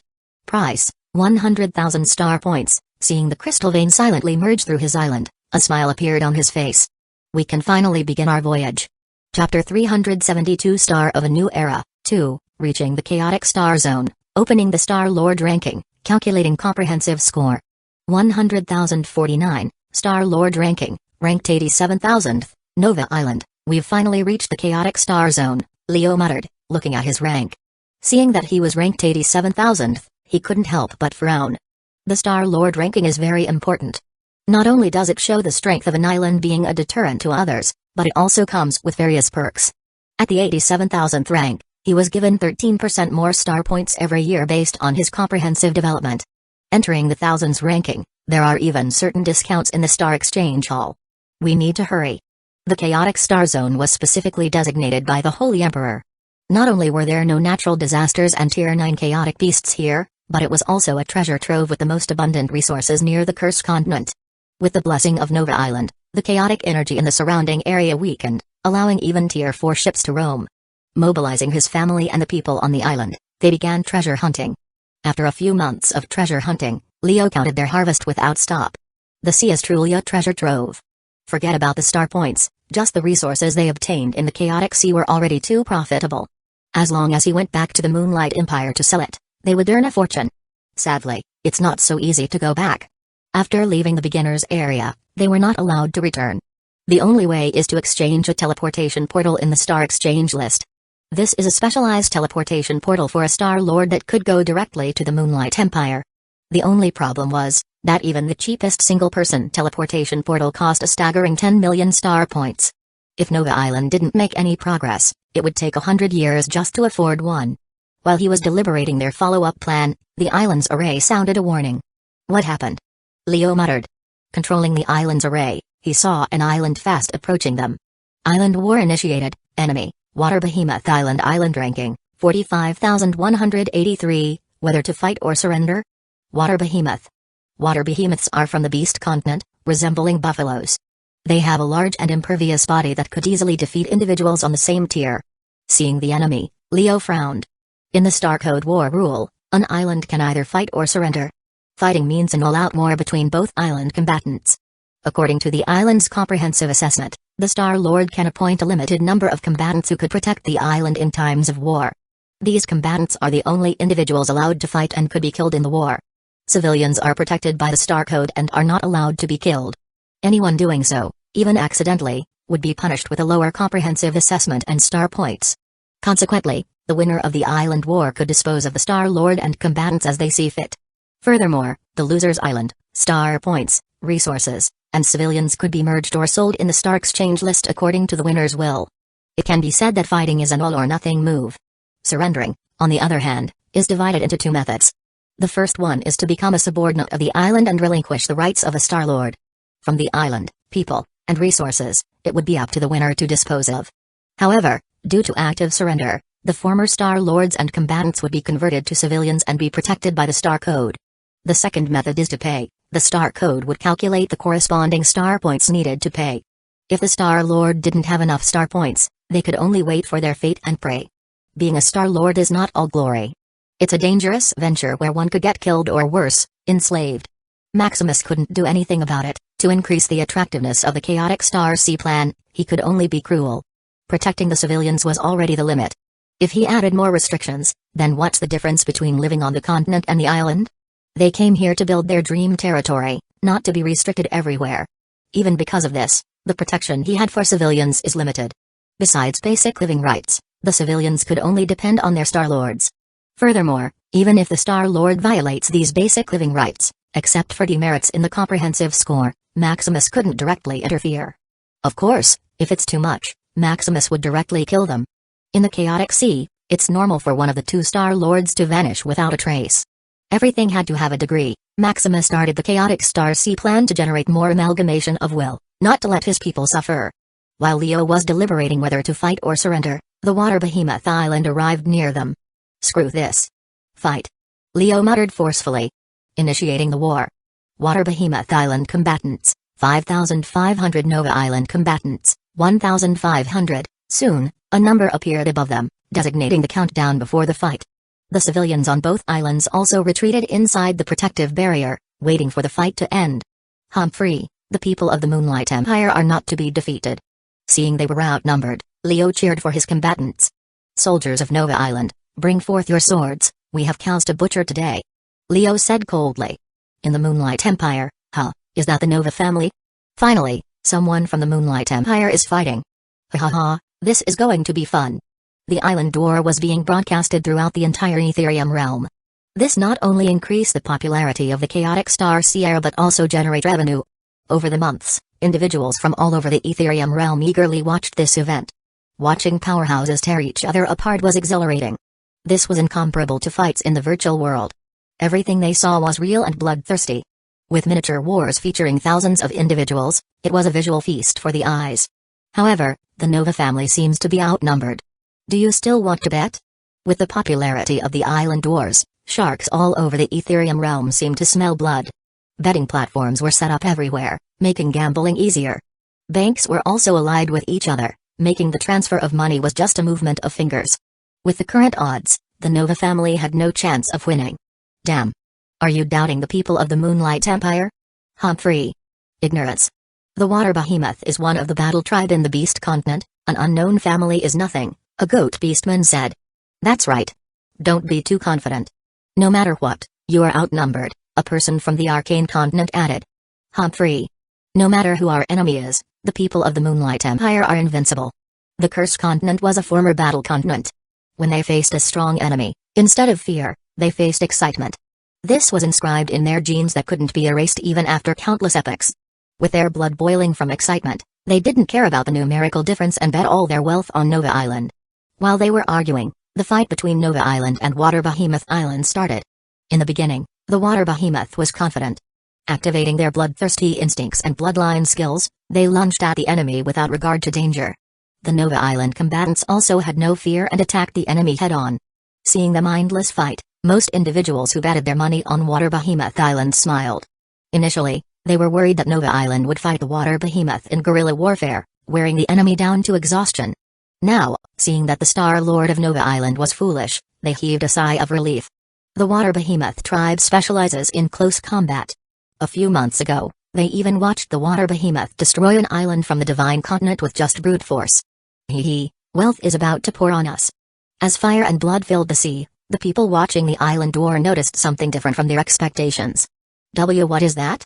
In the sea lay the corpses of the water behemoths. Meanwhile, the people of Nova family were blood red, emitting a heat that boiled the sea. What kind of forbidden technique is this? Unfortunately, no one answered them. Before they knew it, the fight ended. Winner, Nova Island. With the announcement, a carnival ensued in the Moonlight Empire. On the other hand, various gambling organizations were wailing. Who bet such an insane amount? Who allowed this? Under his fury, he couldn't help but kneel down, thinking all his wealth had gone to drain. Meanwhile, Asha watched her nephews count her harvest. TSK. I wonder how much food I could buy with this, Maxime muttered, seeing how much her auntie won. I have been eyeing a dress for a while. This is so timely, Leela's eyes lit up. I only needed a change of weapon, Auntie, Maya silently said. There is too much money here. Don't worry. Asha laughed heartily. I can't believe these stupid gambling organizations still exist. How can the people selected by Dad be simple? Chapter 373 The Crystallization of Will 50 years later. In the Imperial Castle, Cultivation Room, Maximus was undergoing a major breakthrough. A crystal made of will began to surround his intangible origin. The crystal was made of hundreds of quintillions of will attracting and supporting each other, protecting his origin. Seeing them form and solidify, Maximus slowly opened his eyes with a smile. Finally condensed. The crystallization of will. The benefits brought by the crystallization of will were immense. It gave him an impervious will, a will that was undefeatable and impenetrable. Even the origin of law could only hardly erode his will. With the crystallized will protecting his origin, unless one had a power stronger than the origin of law, Maximus was invincible. So strong. Maximus muttered, clenching his fist. From now on, he no longer feared that of an ancient apex sovereign. Although he had no means to harm them, they couldn't harm him either. From now on, the Etherium realm is my domain. Maximus said with excitement. Calming down, he reviewed his current situation. However, now is not the time. Controlling the Etherium realm now didn't bring any benefits, but instead a burden. Power is only one of the criteria to control something, one also needs wealth, resources, manpower, and time. Maximus didn't have enough time to play house, conquering the Etherium realm. The Abyss was about to invade the Etherium realm. Although it seemed that they were winning now, as long as it was there, it's a time bomb waiting to explode. Furthermore, sooner or later, the Etherium realm would begin interacting with other dimensions. Without absolute power, all that he has now may become a mere reflection of a moon in the water. Maximus had to hurry and create the 9th chapter of Origin and advance to the peak of the Etherium realm. 13 sextillion system points. In the 50 years, the amalgamation of will he received only grew from 10 sextillion to 13 sextillion. Even with the growth of population and the ongoing chaotic Starsea era, the growth of the amalgamation of will was slow. Maximus seemed to underestimate how large a number of sextillions are. Each percentage growth of the amalgamation of will was a leap of power that cost countless wealth. Just to maintain the operation of the empire, cost sextillions of dimensional coins. To accelerate its growth, Maximus needed to spend over 10 sextillions, which is more than what he earned over a year. The Dimensional Origin Library barely earned sextillion dimensional coins. Coupled with Lux business, Maximus had to add 7-8 septillion dimensional coins to the empire. Fortunately, money was not a problem for him. Although he couldn't earn enough, he could convert the amalgamation of will to dimensional coins. With 13 sextillion system points every day, he could have over 4 septillion dimensional coins every year if he wanted. A few tens of sextillion dimensional coins every year wouldn't even dent him. If not for the limited consumption, he could even flood the Cursed Continent or even the entire Etherium realm with resources. Shaking off his thoughts of the Empire, Maximus began to concentrate on creating the 9th chapter of Origin. According to his estimate, to comprehend a supreme essence of law to transcendence mastery, he needed 100 trillion epochs or 36 septillion system points. To comprehend the rare essence of law to transcendence mastery, he needed 10 trillion epochs or 3.6 septillion system points. To comprehend a common essence of law to transcendence mastery, he needed 1 trillion epochs or 360 sextillion system points. Overall, to comprehend the 1118 essences of law present in the Etherium realm to transcendence mastery, he needed 828 septillion system points. With 13 sextillion system points every day, he only needed over 177 years. Seeing that he was about to reach the apex, he couldn't help but be excited. Let's start. Soon, Maximus returned to his lazy pace. Spending system points, his independent consciousness began to comprehend the essence of law. In this state, Maximus fell into the embrace of his wives. Exploring all over the world, adventuring in the chaotic sea, to disguising as different entities, Maximus and his family were having the time of their lives. Maximus also guided them in their training, imparting the knowledge and key points he had mastered. Meanwhile, the Moonlight Empire began to grow rapidly. Without concern about the threats of the world, Maximus began heavily investing in the growth of his empire. Every year, billions of Tier 8 powerhouses from around the world were given a Star Lord quota by Maximus. Maximus didn't care about their origins or ethnicity, as long as they were capable, they were welcome to become a Star Lord in his territory. This also sparked a real revolution. With billions of Star Lords every year, the interests of the other 3 continents began to be affected. From their population, resources, and other intangible benefits, all of it was being drained by the Star Lords. Unable to negotiate with him, a few apex sovereigns attempted to attack the Cursed Continent. Unfortunately for them, it was all in vain. Maximus's control of the Cursed Continent was now as strong as the Etherium world's will. Crystallization of will made him the embodiment of Cursed Continent, a god that could command a part of the dimension's power. Anyone who entered his territory would perish, regardless of their numbers and strength. After killing a few apex sovereigns as a warning, instead of instilling fear, the apex sovereigns grew more enraged. In the Etherium realm, they were immortal and couldn't be killed. Unless their origin was directly destroyed, they had no fear of death. Although Maximus could nullify their immortality by directly destroying their origin, he refrained from doing so. Unless their origin was directly destroyed, they had no fear of death. These would be his source of wealth in the future, he couldn't bear to damage them. He had overwhelming confidence in his strength, no matter how fierce the pigs in his farms were, he would only think of them as cute. However, believing that Maximus couldn't kill them completely, they became more unscrupulous. Knowing that the Cursed Continent is a forbidden land, they began to sanction Maximus's properties within their territory. At first, Maximus thought it was a joke. He didn't even care about his income in Myriad World Mall, much less in the Ethereum realm. However, thinking that it would be a loss of face if he didn't do anything, Maximus also fought back. Maximus first stopped the sale of resources from the Myriad World Mall. Without the resources, the situation in the Abyss became a little precarious. Seeing this, Phelan became a peacemaker and began to persuade him. Unfortunately, Maximus was stubborn. Unless those Apex sovereigns who sanctioned him apologized, he wouldn't budge. As the situation in the Abyss became more precarious, they realized they couldn't afford to fight with Maximus now. They were still fighting with another dimension, infighting would only benefit the enemy if it continued. Coming to their senses, they sincerely apologized to Maximus. Of course, deep down, they still loathed this rich man. Tempting their people with wealth and land, the only thing they could do was grit their teeth. Seeing their sincerity, Maximus generously forgave them. Their sincerity, of course, came in the form of some tier 10 treasures that had come from the void. These Apex sovereigns had some good stuff hidden, making him a little interested. Seeing they still had some hidden treasure, Maximus began offering them all kinds of resources to trade. Unfortunately, they didn't need anything, and wouldn't budge or sell him anything. Losing interest, Maximus continued to be lazy. Without the sanction of the Apex sovereigns, the Ethereum realm returned to its peaceful appearance. The only difference was the rampant activity of the Star Lords. Not satisfied with the surrounding area, Maximus began to improve Star Island. Instead of limiting their movements around the Cursed Continent, the entire chaotic sea became their playing ground. Although it became more dangerous, the resources also became more abundant and unique. Soon after 100 years, Star Lords began to be an integral part of the world, like mages, knights, beasts, and gods.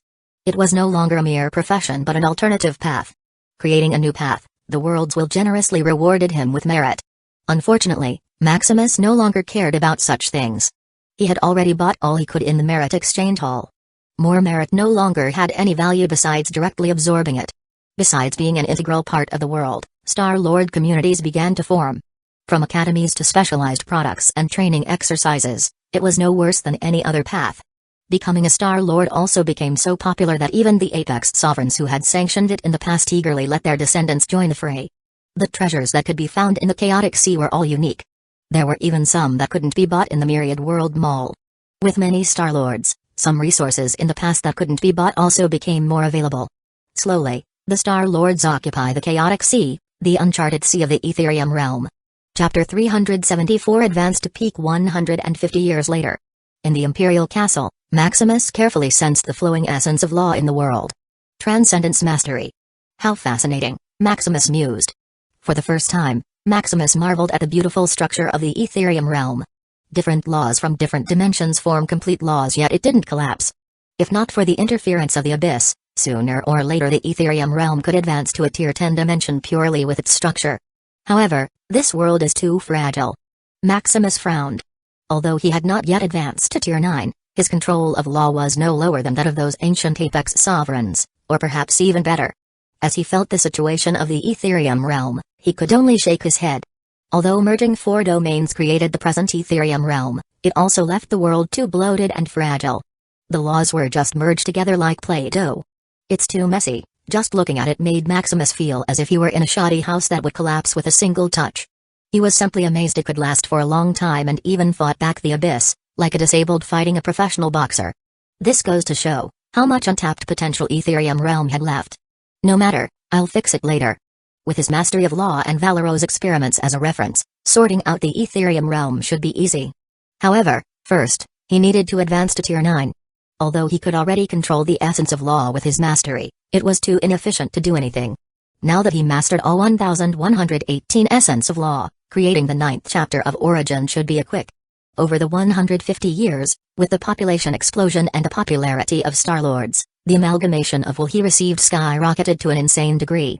From 13 sextillion, he now had over 70 sextillion unit of amalgamation of will every day. Creating the 9th chapter of Origin at the rate of 100 billion epochs every day, It would only take him a few months to finish. Let's start. A few months later.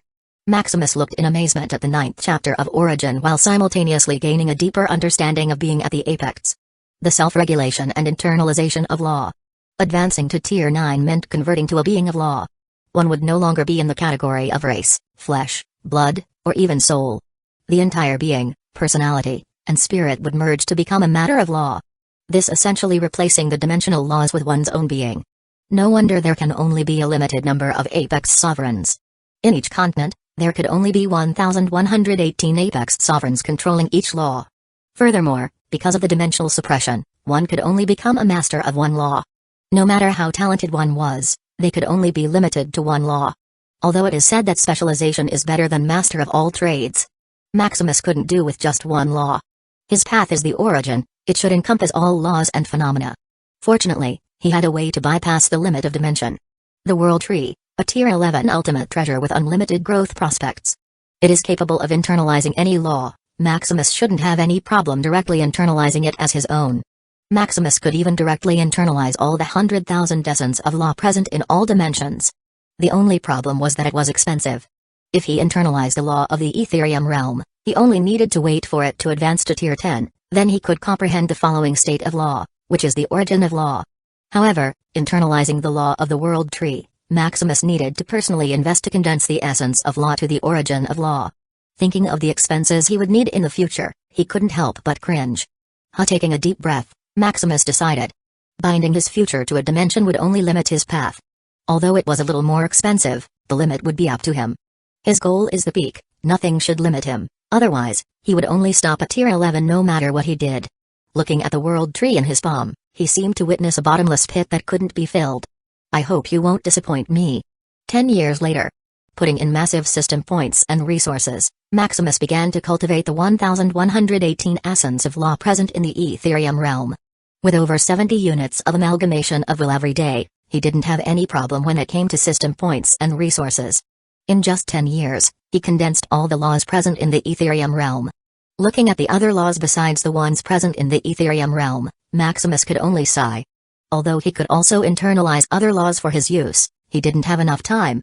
To internalize other laws, he needed to first comprehend them to transcendence and input them into his origin cultivation technique. It would take too much time, and he had a feeling he didn't have much of it. Tier 9 is self-regulating and internalizing, meaning its laws would become part of the body. In the past, when he absorbed elements not present in the world, they would immediately shatter and disperse in the world. However, upon reaching Tier 9, the dimensional law could no longer interfere. No matter what type of energy he absorbed, it would be contained in his body and wouldn't disperse. This is also why an apex sovereign is immortal. The energy they absorb would be theirs, unless they use it, it won't dissipate on its own. They were basically robbers, robbing the worlds of their energy. That's why those ancient apex sovereigns were so suppressed that they could only send clones out to interact with the outside world. Although it's not as bad as when he was suppressed. It was enough that they needed to resist all the time, being locked into seclusion. Taking a deep breath, he turned his attention to the present. Reminding his family of seclusion, Maximus began to internalize the 1,118 laws inside the World Tree. Maximus slowly replaced the properties of his body with law. The common elements, fire, water, wood, earth. The rare elements, space, time, nether. The supreme elements, chaos, creation, fate. With each law, Maximus felt endless power coursing through him. As he continued to internalize his laws, the crystallized will that surrounded his origin also started to change. Feeling the change was not causing harm, Maximus continued. Law after law merged into him, replacing his flesh, blood, and soul. 3 years later. Inside the World Tree, an explosion of will and energy began to spread. Resources and life that it passed through began to evolve and mutate, taking a leap of origin. In the center of the explosion, Maximus silently breathed, making waves of energy each time. Opening his eyes, a light shone through like a god descended from earth. Tier 9. Maximus softly muttered. Moving his hand, the law around began to stir. How fascinating. If previously Maximus felt like terraforming a land while he controlled the essence of law, now, just with his thoughts, the essence of law moved like his arms and legs. Exiting the inside of the World Tree, he saw his family waiting for him. Seeing him, excitement appeared on their faces. Maximus. Husband. Dad. Father. They greeted, as if asking if he successfully advanced. I succeeded. Maximus said with a smile. Huh. That's great. We're safe. Humphrey. It's our turn to beat the Abyss. Hearing something different, a frown appeared on his face. Abyss? Weren't they beaten already? What happened? It's the Abyss. They invaded the Etherium realm, Lux said with distress. 3 years ago, after his father's seclusion, the Abyss suddenly exploded with unprecedented power.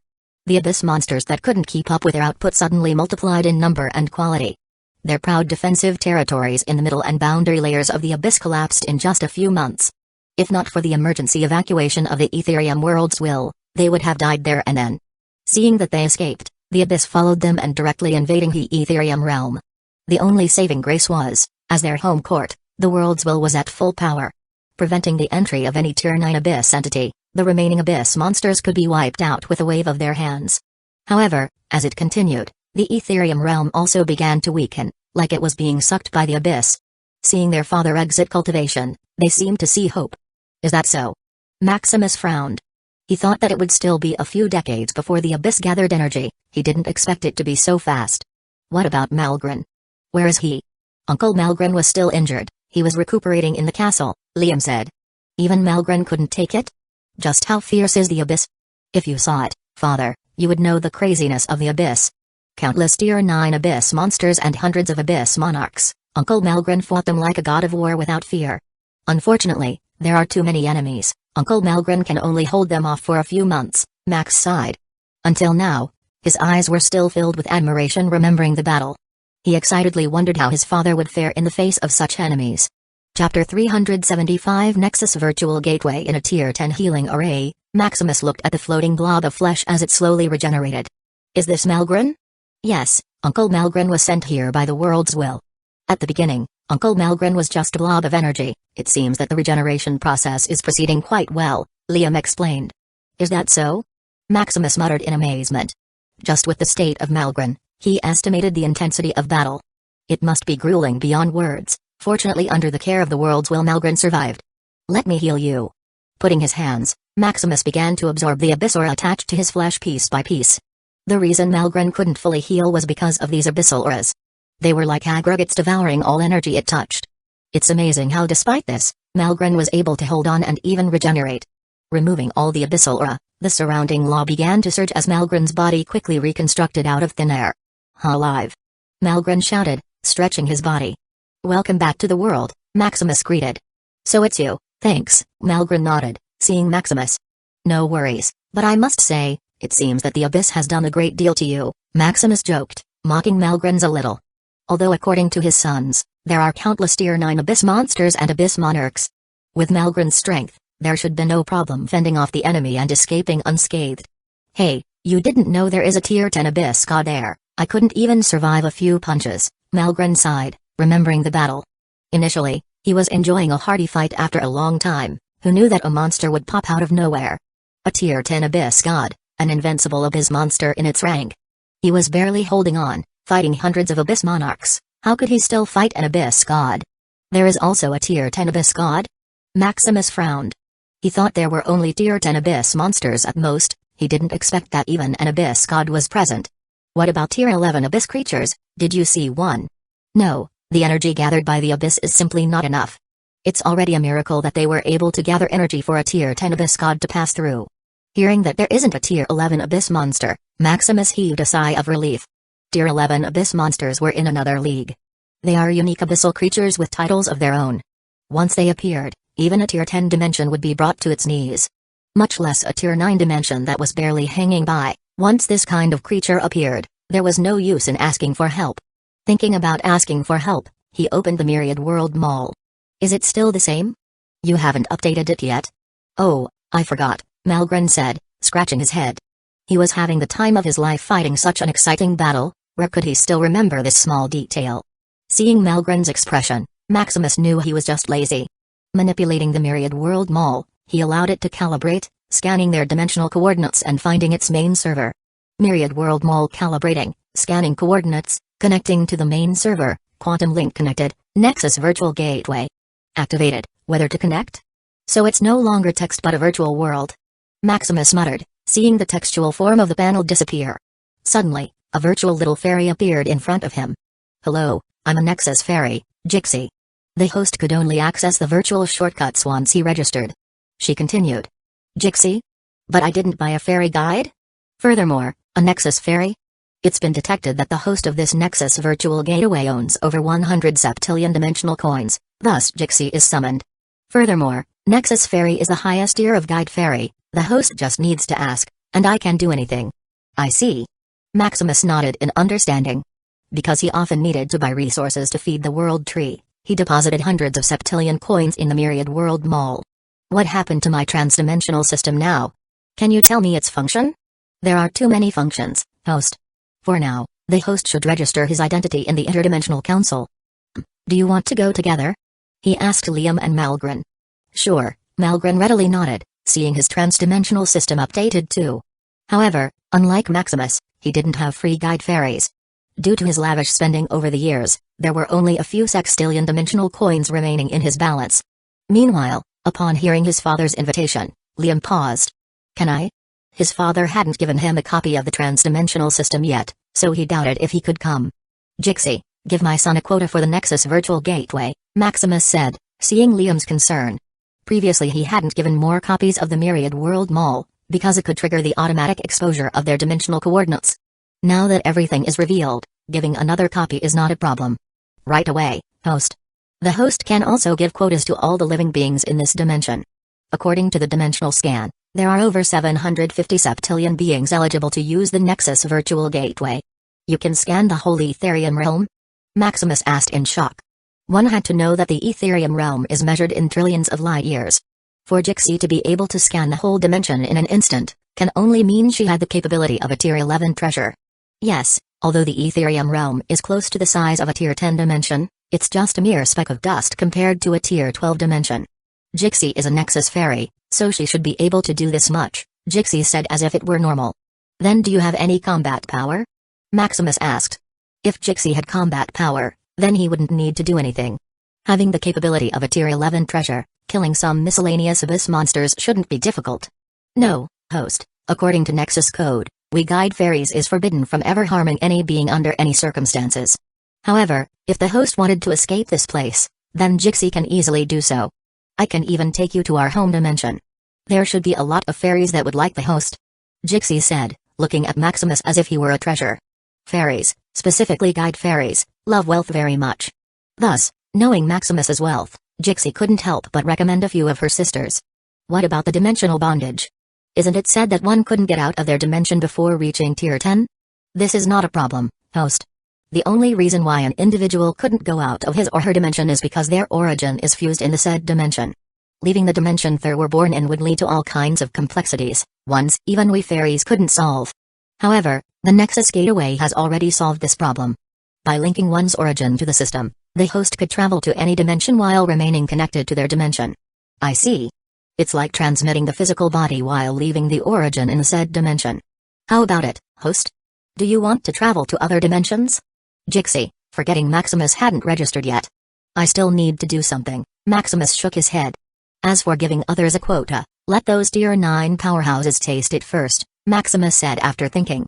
Giving all the beings in the Ethereum realm a quota of the Nexus virtual gateway would only lead to confusion. With everyone having a transdimensional system, the chaos would be something he couldn't control.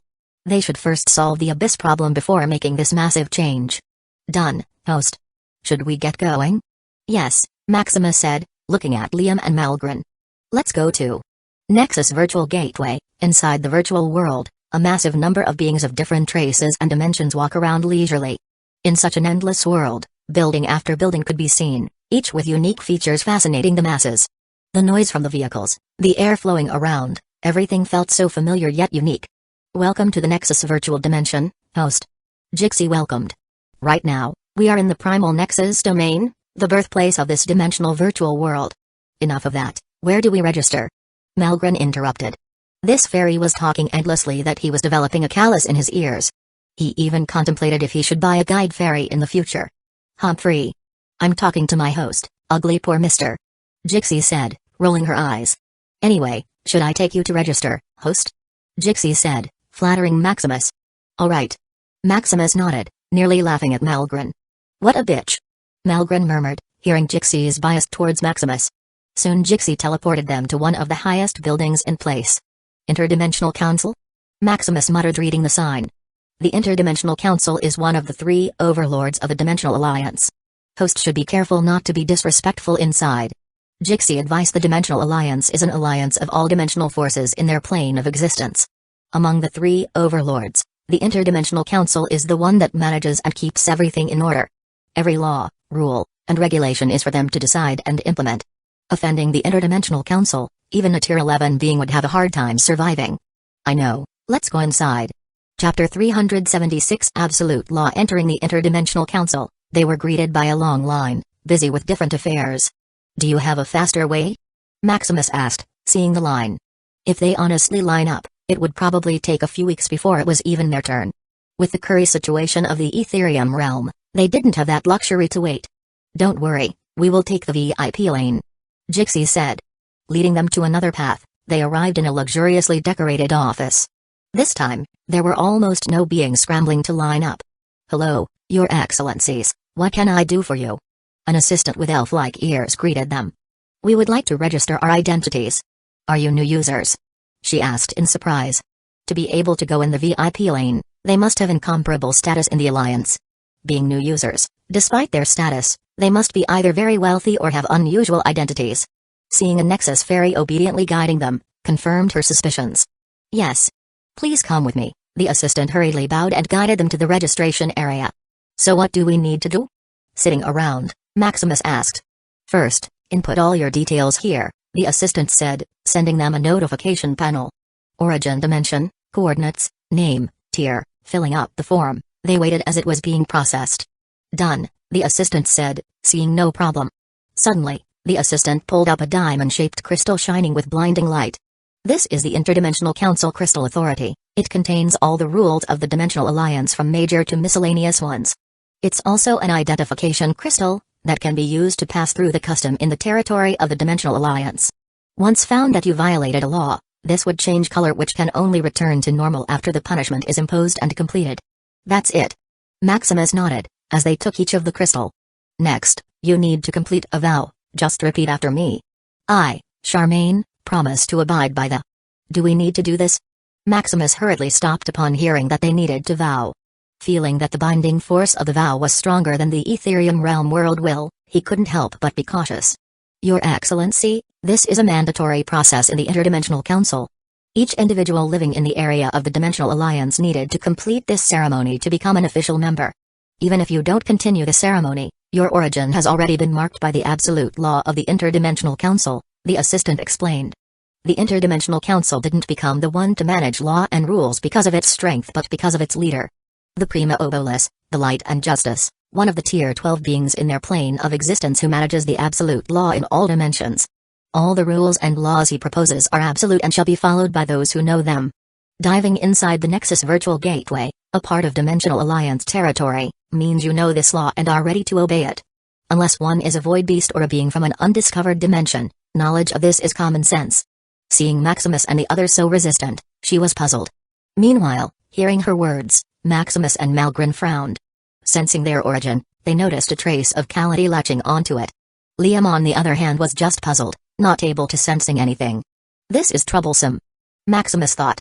Following the rules of someone was something he frowned upon, much less Malgrin, who had always been wild and free. Fortunately, it seems that this law of Calamity was not that strong and couldn't harm them. It would only mark you as a sinner to be hunted by the law enforcers. Furthermore, Maximus felt that if he reached Tier 10, he could completely remove this casualty. Finally, after a bit of struggle, having no choice, they followed the assistant's words, vowing to follow the absolute law set by the Interdimensional Council. This vow strengthened the Calamity and imposed one absolute law. Feeling such a strong casualty, Maximus and Malgrin's face becomes gloomy. They felt that this Calamity could harm them if violated. Fortunately, after recalling the absolute law, they heaved a sigh of relief. It's not so outrageous, like no killing, no fighting, and such. It was only one simple law, thou shalt not bring destruction to any dimension. This didn't mean you couldn't conquer or attack a dimension. It simply meant you couldn't destroy it, causing the dimension to collapse and disintegrate. For the life inside it, you could do whatever you wanted. Apparently, destroying a dimension was so rampant that an absolute law was made specifically for it. After all, The origin of a dimension was a panacea that could upgrade anything, from physique, talent, affinity, weapon, treasures, and such. This way of practice also divided the forces in their plane of existence into two parts, the Devourers and the Dimensional Alliance. These Devourers were the beings to be killed and hunted by the Alliance. They were the enemies that disrupted the balance of their plane of existence, devouring many dimensions. After this absolute law, the other rules of the Interdimensional Council were irrelevant. You could follow them or disregard them, depending on your capability. As long as you're tough and discreet enough, the Interdimensional Council rules were just written words. After registering their identity, they left the Interdimensional Council building. Jixie, where do we ask for help when a Devourer is attacking our dimension? Maximus asked. Devourers are divided into three factions, the Abyss, the Zerg, and the Void Beast. The rest are wild powerhouses who delve into various taboos and are wanted by the Dimensional Alliance. Knowing that the occurrence of their dimension was quite common, there should be a protocol or common practice to solve this disaster. The host could go to the Interdimensional Sentinel Guardians, a branch of the Interdimensional Council. Where is that? It's on the other side of the building, Jixie said, pointing to a building a few blocks away. Then let's go. The help would arrive 1,000 epochs later? Maximus repeated with a frown. Yes, we are a busy group and can't just help anyone anytime. You should be grateful that we would even offer help, the man said arrogantly. Is that so? Maximus muttered, feeling it was a waste of time. Since coming into this building, they were showered with coldness and indifference. Knowing they had come from a Tier 9 dimension, they looked at them like they were commoners. If not for Jixie making an appointment, they wouldn't even meet anyone to entertain them. Yes, there are too many Tier 9 dimensions being attacked by the Abyss. We didn't have time to rescue just anyone anytime, the man said lazily. A few Tier 9 dimensions being destroyed were not within his care. Anyway, this kind of dimension was as common as he could count. If not for the Nexus Fairy making a mandatory appointment, he wouldn't even be here. Just register the coordinates of your dimension and wait for reinforcement, the man said as he walked out. Seeing his attitude, Malgren nearly exploded, wanting to kill such a presumptuous being. Relax, Maximus said, holding him back. What are you scared of? It was merely a Tier 10 being, Malgren asked with a frown. Although he was defeated by a Tier 10 Abyss god, it was because it was invincible in its tier. As for an ordinary Tier 10 being, Malgren was confident he could kill a few. It's not worth it, Maximus shook his head. Although harming an official is not an absolute law, it's still within the rules. If caught, you would be sentenced to a certain prison time and compensation. Of course, if you had enough evidence, you could also appeal in the Interdimensional Court for some justice. But as a branch of the Interdimensional Council, one could only wish for winning. Humphrey. Malgren harumphed in dissatisfaction. Seeing this, Maximus just smiled helplessly. They were powerless now and couldn't be reckless. Although he could also kill these Tier 10 beings, the one behind them was something he couldn't afford to offend. Jixie, is there any other way we can get help immediately? The host could commission it in the Mercenary Alliance, although it's expensive, it's fast. Mercenary Alliance? What group is this? The Mercenary Alliance is a faction only second to the three overlords. It's the largest mercenary organization with members from all over our plane of existence. It is said that the Mercenary Alliance could solve anything as long as there is enough money. That's it. Maximus nodded in satisfaction. This is the kind of organization he wanted, only talking about money and more money. No matter your status and strength, as long as you have money, you are a god. Teleport us directly to the place, Maximus said immediately, not wanting to stay any longer in this cursed place. Right away, host. Chapter 377 Mercenary Alliance. Inside was a sea of people with varying strengths from Tier 7 to Tier 11. Each was going about their own business, posting and looking for missions. It was so lively inside that the gloominess they encountered earlier quickly disappeared. Hey, are you three new here? Suddenly, a man came up to them. Behind him was his squad, looking at them with interest. Yes. Oh, that's great. I'm Valor. Seeing your strength, how about you join our squad? No, thanks, Maximus shook his head, looking for where he could commission a task. Don't be in a hurry. You should hear the benefits of our squad first. Valor repeated with a smile. No, Maximus said as they walked away. Hey. I advise you to listen first, Valor said coldly, as his smile vanished. His squad mates also stopped speaking, as they surrounded Maximus. Brat, you should listen to someone stronger than you, one of them advised coldly. What's this? Maximus paused, taking a look at them. Based on the force they emitted, most of them were at Tier 10 realm. Seeing their greedy looks looking at Jixie, he understood. It seemed that a Nexus Fairy was not as simple as he thought. A Nexus Fairy is an indicator of wealth. With such weak strengths, They were like sheep walking into a wolf's den. Although one couldn't die in this virtual dimension, tracking someone to their own home was just a few pushes of buttons and some money. "We are just asking nicely for you to listen," Valor continued with a smile. "And?" Maximus asked impatiently. Before Valor finished speaking, a voice interrupted. "Maximus, quit wasting time talking to these clowns," Malgren urged, seeing Maximus stop. "Oh, right." Maximus nodded and followed the two. Meanwhile, seeing Maximus and his companion act so arrogantly, their faces darkened with killing intent.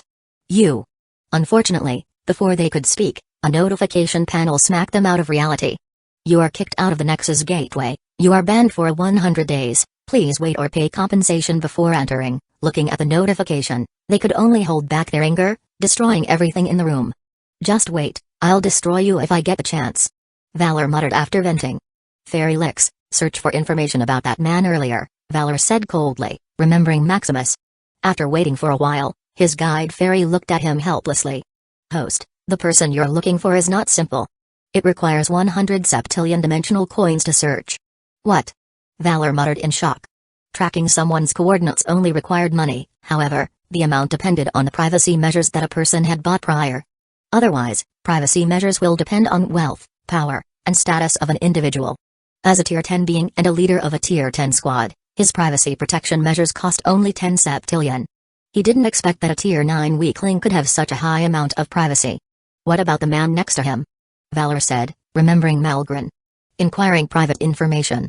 "Host, the person you are looking for needs 1 septillion dimensional coins to view." "Another one?" Usually, a Tier 9 individual only has a few quintillion dimensional coins worth of privacy. He didn't expect to encounter such a stumbling block one after another. However, the more special their identity was, the more curious Valor became. In his bank account were a few septillions he saved after countless sacrifices. Gritting his teeth, he spent a septillion to inquire about Malgren's identity. Ethereum realm. Invasion of Abyss. A few septillion properties. Huh? Ultimate physique? Supreme grade? No wonder it's so expensive. Gaurus muttered with excitement. In their plane of existence, an ultimate physique also means a son of dimension. Contrary to what most civilizations think, an ultimate physique is not so rare. It's just that many were too weak, or they died too early for the ultimate physique to show or even activate their power. According to the documentation of the Dimensional Alliance, ultimate physique is divided into 4 grades: heroic, mythic, supreme, and origin. Heroic and mythic grade ultimate physiques are quite common, with millions and billions of them spread all over the Alliance. Top families in Tier 12 dimensions can produce them however much they wanted just by giving birth and spreading their branches. As for supreme ultimate physique, it is so rare that it is considered a once-in-a-era prodigy. It needed millions to billions of epochs to produce a supreme physique, causing a significant stir in the Alliance once it appeared. However, it's been countless epochs since the Alliance was established. A once-in-an-era occurrence was no longer special. So much so that even the protection measures can be accessed by him, Valor. This is my era." Valor breathed heavily as he held back his excitement. He was from one of the top families in a Tier 12 dimension. Initially, he had a heroic ultimate physique, but using the forbidden method of his family, he could swallow Malgren's physique and enhance his own. He estimated that after he swallowed Malgren's physique, his heroic ultimate physique would reach at least mythic grade. As for the danger or if he would be caught by the Alliance, he just laughed. Although Malgren had a supreme ultimate physique, it meant nothing if he was weak. Furthermore, with methods and connections from his family, the Alliance Sentinels could only dream of catching him in the act. What a good baby. Remembering Maximus, Valor wondered if he also had a supreme ultimate physique. As for origin grade ultimate physique, it never crossed his mind. Origin grade ultimate physique is also called the firstborn physique, equivalent to the physical form of their plane of existence. Each one was unique, and each appearance would cause turmoil and revolutionize the trend of time. The Abyss, Void Beasts, Zerg, and even the Dimensional Alliance's 3 overlords all possess origin-grade ultimate physiques that ruled over their plane of existence.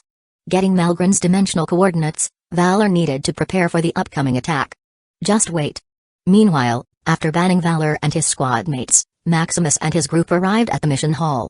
With Jixie's help, they managed to meet up with this branch mercenary alliance manager. "Hello, I'm Kazan. What I can help you with?" "We would like to consign a mission to expel an abyss invasion," Maximus said directly. As time went by, they felt the Ethereum realm getting weaker and weaker. Every second, minute, and hour they spent came at the cost of their dimension's life. Maximus could only admire the tenacity of their money-grubbing dimensional world's will. holding off a large number of Tier 9 Abyss monsters and an invincible Tier 10 Abyss god. It was a miracle that it was still standing strong. Abyss invasion? Can you elaborate? Kazan asked slowly, guiding them to sit. It's a Tier 9 Abyss dimension that managed to open a dimensional portal. Now, the Abyss contained countless Tier 9 Abyss monsters and a Tier 10 Abyss god. Abyss god? Kazan said in shock. An Abyss god, this invincibility that even a normal Tier 11 individual had a hard time dealing with. Kazan could only pity their luck, having been invaded by such horror. An Abyss invasion of this grade is equivalent to an S-level mission, which has a minimum consignment fee of 100 septillion dimensional coins. Based on your needs, you need at least 700 septillion dimensional coins to fully wipe out the invading Abyss from your dimension, Kazan quickly calculated. Although she pitied their luck, she remained professional, calculating up the price. Hearing it, Maximus and Malgren looked dazed. 700 septillion? Where would they find that? Even if they sold off their dimension, they doubted it could fetch that much. Liam, on the other hand, stayed silent. He couldn't fathom how large a number a septillion was. The budget of the Empire was only a few sextillion, and he was already overwhelmed by it. He couldn't imagine how much larger a number of septillions was. What if we only wanted the Abyss god to be eliminated? Maximus asked. Although he could borrow that amount according to Jixi, he was not willing to pay such a large sum to save his dimension. If that were the case, Maximus could just buy a Tier 9 dimension for a few octillion dimensional coins. Buying and selling dimensions was like buying a house in the Alliance. Except for a Tier 12 dimension, even Tier 11 dimensions could be sold with enough money. Although it would cost some money to transfer their origin from one dimension to another, at least he would own that dimension 100%. Not like Ethereum Realm, which had the worlds will always sits on top of his head. After all, it's rare for a dimension to have a will of its own, much less a lower rank domain. Hearing his proposal, Kazan quickly calculated the estimated amount to be paid. If it's only to eliminate the Tier 10 Abyss god, you only need 150 septillion dimensional coins. This is a little more affordable, Maximus nodded, hearing the price. Chapter 378 Betting 100 septillion. Seeing Maximus agree to the price without a second thought, Malgren was a little stunned. Over 100 septillion dimensional coins. In his lifetime, he had only ever been able to save a little over 50 septillion worth of resources. He didn't expect Maximus, who just advanced to Tier 9, to be able to easily afford that amount. While thinking about what sort of gimmicks Maximus had to earn such a large amount of money, Maximus quickly finished consigning a mission to expel the Abyss from Kazan. Thank you for your trust, Your Excellency Maximus, Kazan said, looking at the deposited money. Mercenary Guild takes a 10% commission in all of its activity. 150 septillion dimensional coins is equivalent to 15 septillions earned. I'll inform you once there is a suitable mercenary squad willing to accept the mission, Kazan said with a smile. When do you think that will be? Maximus asked in hurry. It'll be shortly. Just give us a few days, Kazan said with a smile. Maximus chose the highest advisable mission reward. With such a price, even a top mercenary squad would surely be attracted. That's good. Maximus nodded. However, looking at his balance, which shrank from over 180 septillions to 30 septillions, he sighed a little. To this day, he could receive over 70 sextillion units of amalgamation of will. With a 1-to-1 ratio to dimensional coins, he could earn over 100 septillion dimensional coins in just over 4 years. Spending such an amount to solve the trouble in the Ethereum realm was nothing. If it wasn't too expensive, he would have even bought a complete package directly wiping out the Abyss from the Ethereum realm. After settling down the mission, the three went on to explore the Nexus virtual world. Unfortunately, they didn't have enough time and can only walk around for a few hours. Meanwhile, with itchy hands, Malgren quickly found the largest arena in the Primal Nexus domain. This guy is really a fighting maniac. Maximus sighed, seeing Malgren's eagerness. Just earlier, he was still a blob of flesh. Now, he couldn't wait to fight immediately. Seeing him walk at the backstage of the arena, Maximus can only shake his head. Should we bet, Dad? Liam quietly suggested, seeing the betting area. Of course. As long as Malgren's enemy was not an invincible existence like the Abyss god, even if it was a Tier 10 individual, Maximus dared to bet all his wealth that Malgren would win. Welcome to Primal Arena. What can I help you with? The betting staff asked. We would like to bet on number 111,156. Sure, for number 111,156, we have 4 betting choices. Win the finals with a 1:50 ratio. Draw in the finals with a 1:40 ratio. Pass the qualifying round with a 1:10 ratio. As a competition where most participants is at Tier 10. Malgren being only a Tier 9 realm give him high odds. Seeing the odds, Maximus quickly chose for Malgren to win the finals, betting 100 septillion dimensional coins. He even had Jixie borrow quick credit from the dimensional bank to bet. If not for the limit, Maximus would have dared to bet octillions of dimensional coins. Unfortunately, the arena betting limit for newcomers is 100 septillion. Seeing the amount of the bet, the staff went silent, not knowing whether to approve it or not. Fortunately, the arena manager saw the amount and quickly teleported to the betting area. "Are you the gentleman who bet 100 septillion dimensional coins?" the manager asked with interest. "Yes, is there a problem?" Maximus asked, thinking he might have bet too much. No, I'm merely curious," the manager said, confirming Maximus was serious. Although the bet Maximus made wasn't the highest, it was for an unknown fighter. The fighting event Malgren attended was the highest event in the Primal Arena, a ladder fight with over 1,024 fighters, the Primal Feast. In the qualifying round, there were trillions of fighters vying for the 1,024 spots that would determine the strongest in their virtual dimension. Seeing Malgren, the fighter Maximus bet on, was only tier 9. The manager doubted why Maximus had such high confidence to bet such a large amount. Meanwhile, after betting such an amount, Maximus got bored. "Do you want to stay here?" Maximus asked Liam. He already missed his family. After he broke through, he hurriedly arranged for the invasion of the Abyss. From updating the Myriad World Mall, registering their identity, and posting missions, Maximus was a little tired. He didn't even have time to test his strength because of such a hurry. "No, I'll go back with you, father," Liam shook his head. There were still too many affairs in the Empire that he needed to arrange. Because of the Abyss invasion, the Empire had to shrink its defense and expel Abyss monsters out of the city and various resource points. A Tier 9 Empire array was simply useless against the indiscriminate invasion of the Abyss. Even the barrier of the Ethereum realm was having a hard time, much less a simple Empire array. If not for the foundation of the Empire, the cursed continent would be in chaos right now. Then let's go back. Sending a note to Malgren, Maximus, and Liam returned to the Ethereum realm. A little earlier. Arcane Continent, Origin Domain. Deep in the Arcane Tower, folded within multiple layers of space. Phelan was in deep seclusion, resisting the suppression of the world and comprehending what lies beyond the essence of the law. Suddenly, a notification appeared before his consciousness, breaking his concentration. User found. Whether to bind the transdimensional system. What is this? He thought. Transdimensional system. Looking at the blob of energy composed of a multitude of laws, Phelan became curious. Bind, he answered without hesitation. Binding transdimensional system, locking onto the main server, Nexus Virtual Gateway activated, whether to connect? Connect. Suddenly, he felt his consciousness getting wrapped as it teleported to another world. Looking around, he saw a sign saying, "Welcome to the Primal Nexus Virtual Domain." Where is this? Investigating the place, Phelan began asking around and exploring the place. After stumbling around, Phelan managed to reach the Interdimensional Council. "This is the building," the man he asked for directions said. "Thanks," Phelan said. After days of a grueling journey, he finally reached the starting point. In this virtual world, Phelan couldn't access anything without registering his identity. Even entering a restaurant, he would be met with access denied. Without knowing the cause, it took him a few days to realize that he needed to register his identity before doing anything else. Such an inconvenience, without even a notification, made him a little irritable. Going inside, he saw a long line of beings from all over the dimension, making his frown deeper. "Hey there, you can line up here." A man invited. Phelan nodded and joined the line. "I'm Alder from Solaria Realm, a Tier 11 dimension." Phelan from Ethereum Realm, a Tier 9 dimension. "Oh? A Tier 9 dimension?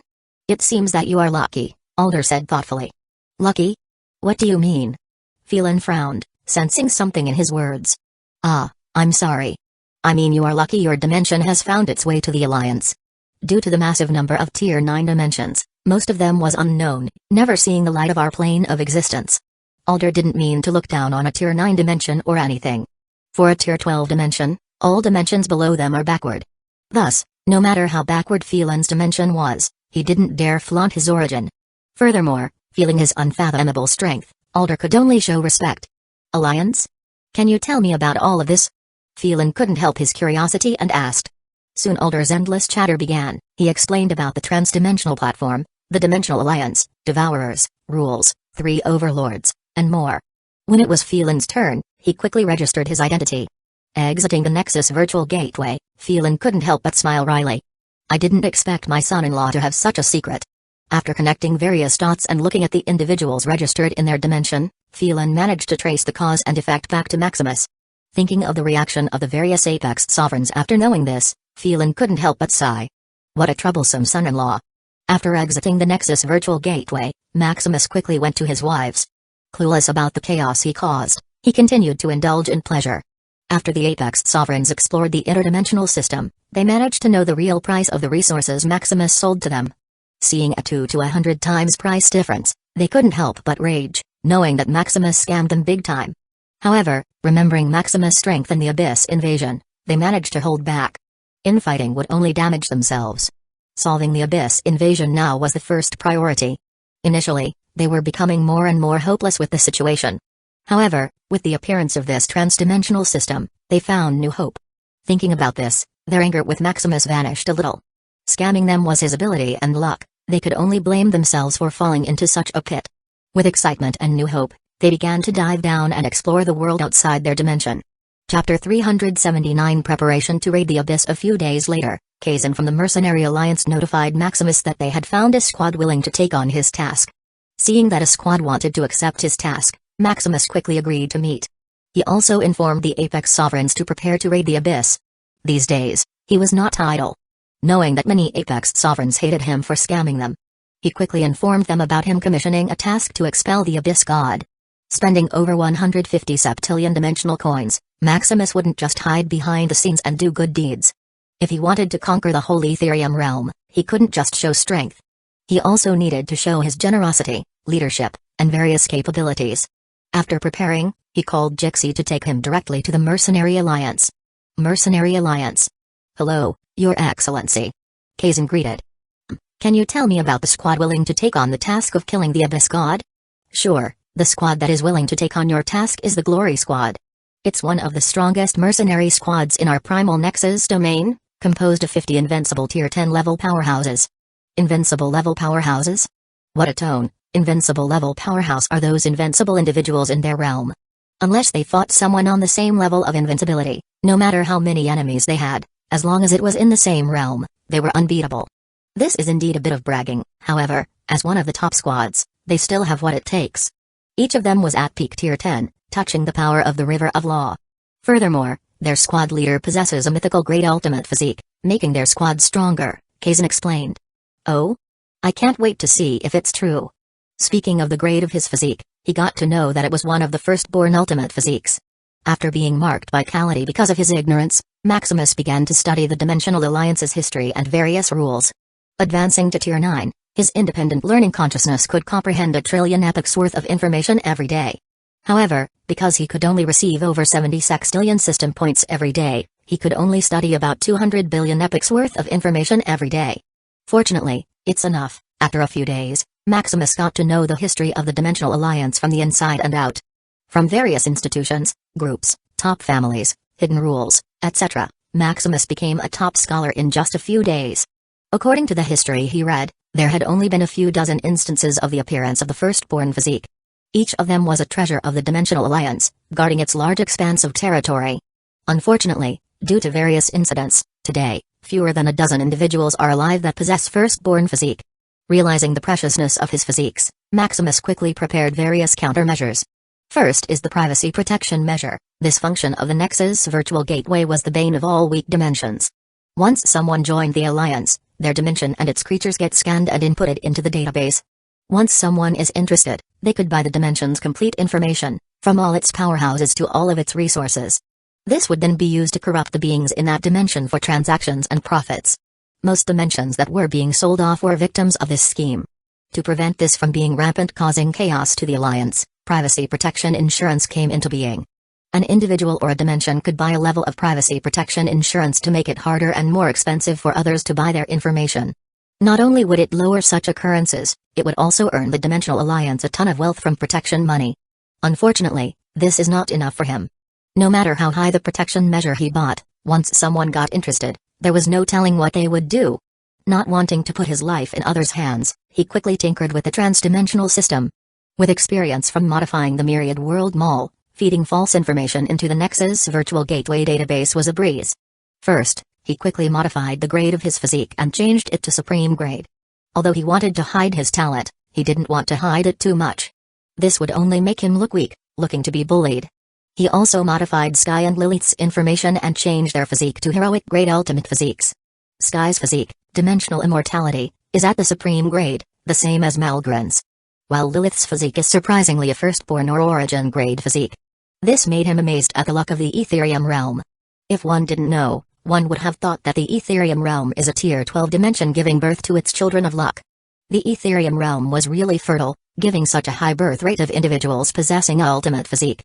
Maximus didn't completely hide the fact that the Etherium realm was capable of such a feat. The path to upgrade the Etherium realm to a tier 12 dimension just needed such fluff to make it unique and stand out. After modifying the information about the Etherium realm, Maximus continued to set up plots for future cultivation and his home dimension. While Maximus was in deep thought, they finally arrived at the meeting point. Maximus, this is the Glory Squad. Gentlemen, this is the employer of the mission, Maximus. Kazant said, introducing both parties. So, it's your Majesty, Maximus. Nice to meet you. I'm the leader of the Glory Squad, Valir. A mission that is high-paying and safe, Valir couldn't ask for more. Thus, even if Maximus was from a tier 9 dimension, he was quite respectful. He was not like those arrogant people from the Interdimensional Council. As a mercenary, he only looked at money and nothing else. I'm Maximus, the one seeking your help, Maximus introduced, quietly looking at them. Based on his induction, it seemed that Kazan was not bragging. Feeling their deep foundation, Maximus was not sure if he could win if he faced their siege. Since reaching tier 9, Maximus felt invincible. Even Malgren, whom he once looked up to, was now behind. He also tried to fight in the virtual testing space of the Nexus Virtual Gateway. The result was, he had the capability of tier 10 invincibility. Facing an endless wave of tier 10 enemies, Maximus took it unscathed, like facing a bunch of mobs. If not for wanting to hide his strength, he would have personally killed the Abyss God, bypassing the need to hire a mercenary. Seeing the Glory Squad had strength to threaten him, he nodded in satisfaction. Do you want to talk first? Kazan asked. No, just them. I'm sure they could defeat the Abyss God and free our dimension from the Devourers. Thank you for your trust. It's our duty to expel the pest running rampant in our alliance, Valis said with a smile. Then I wish you success.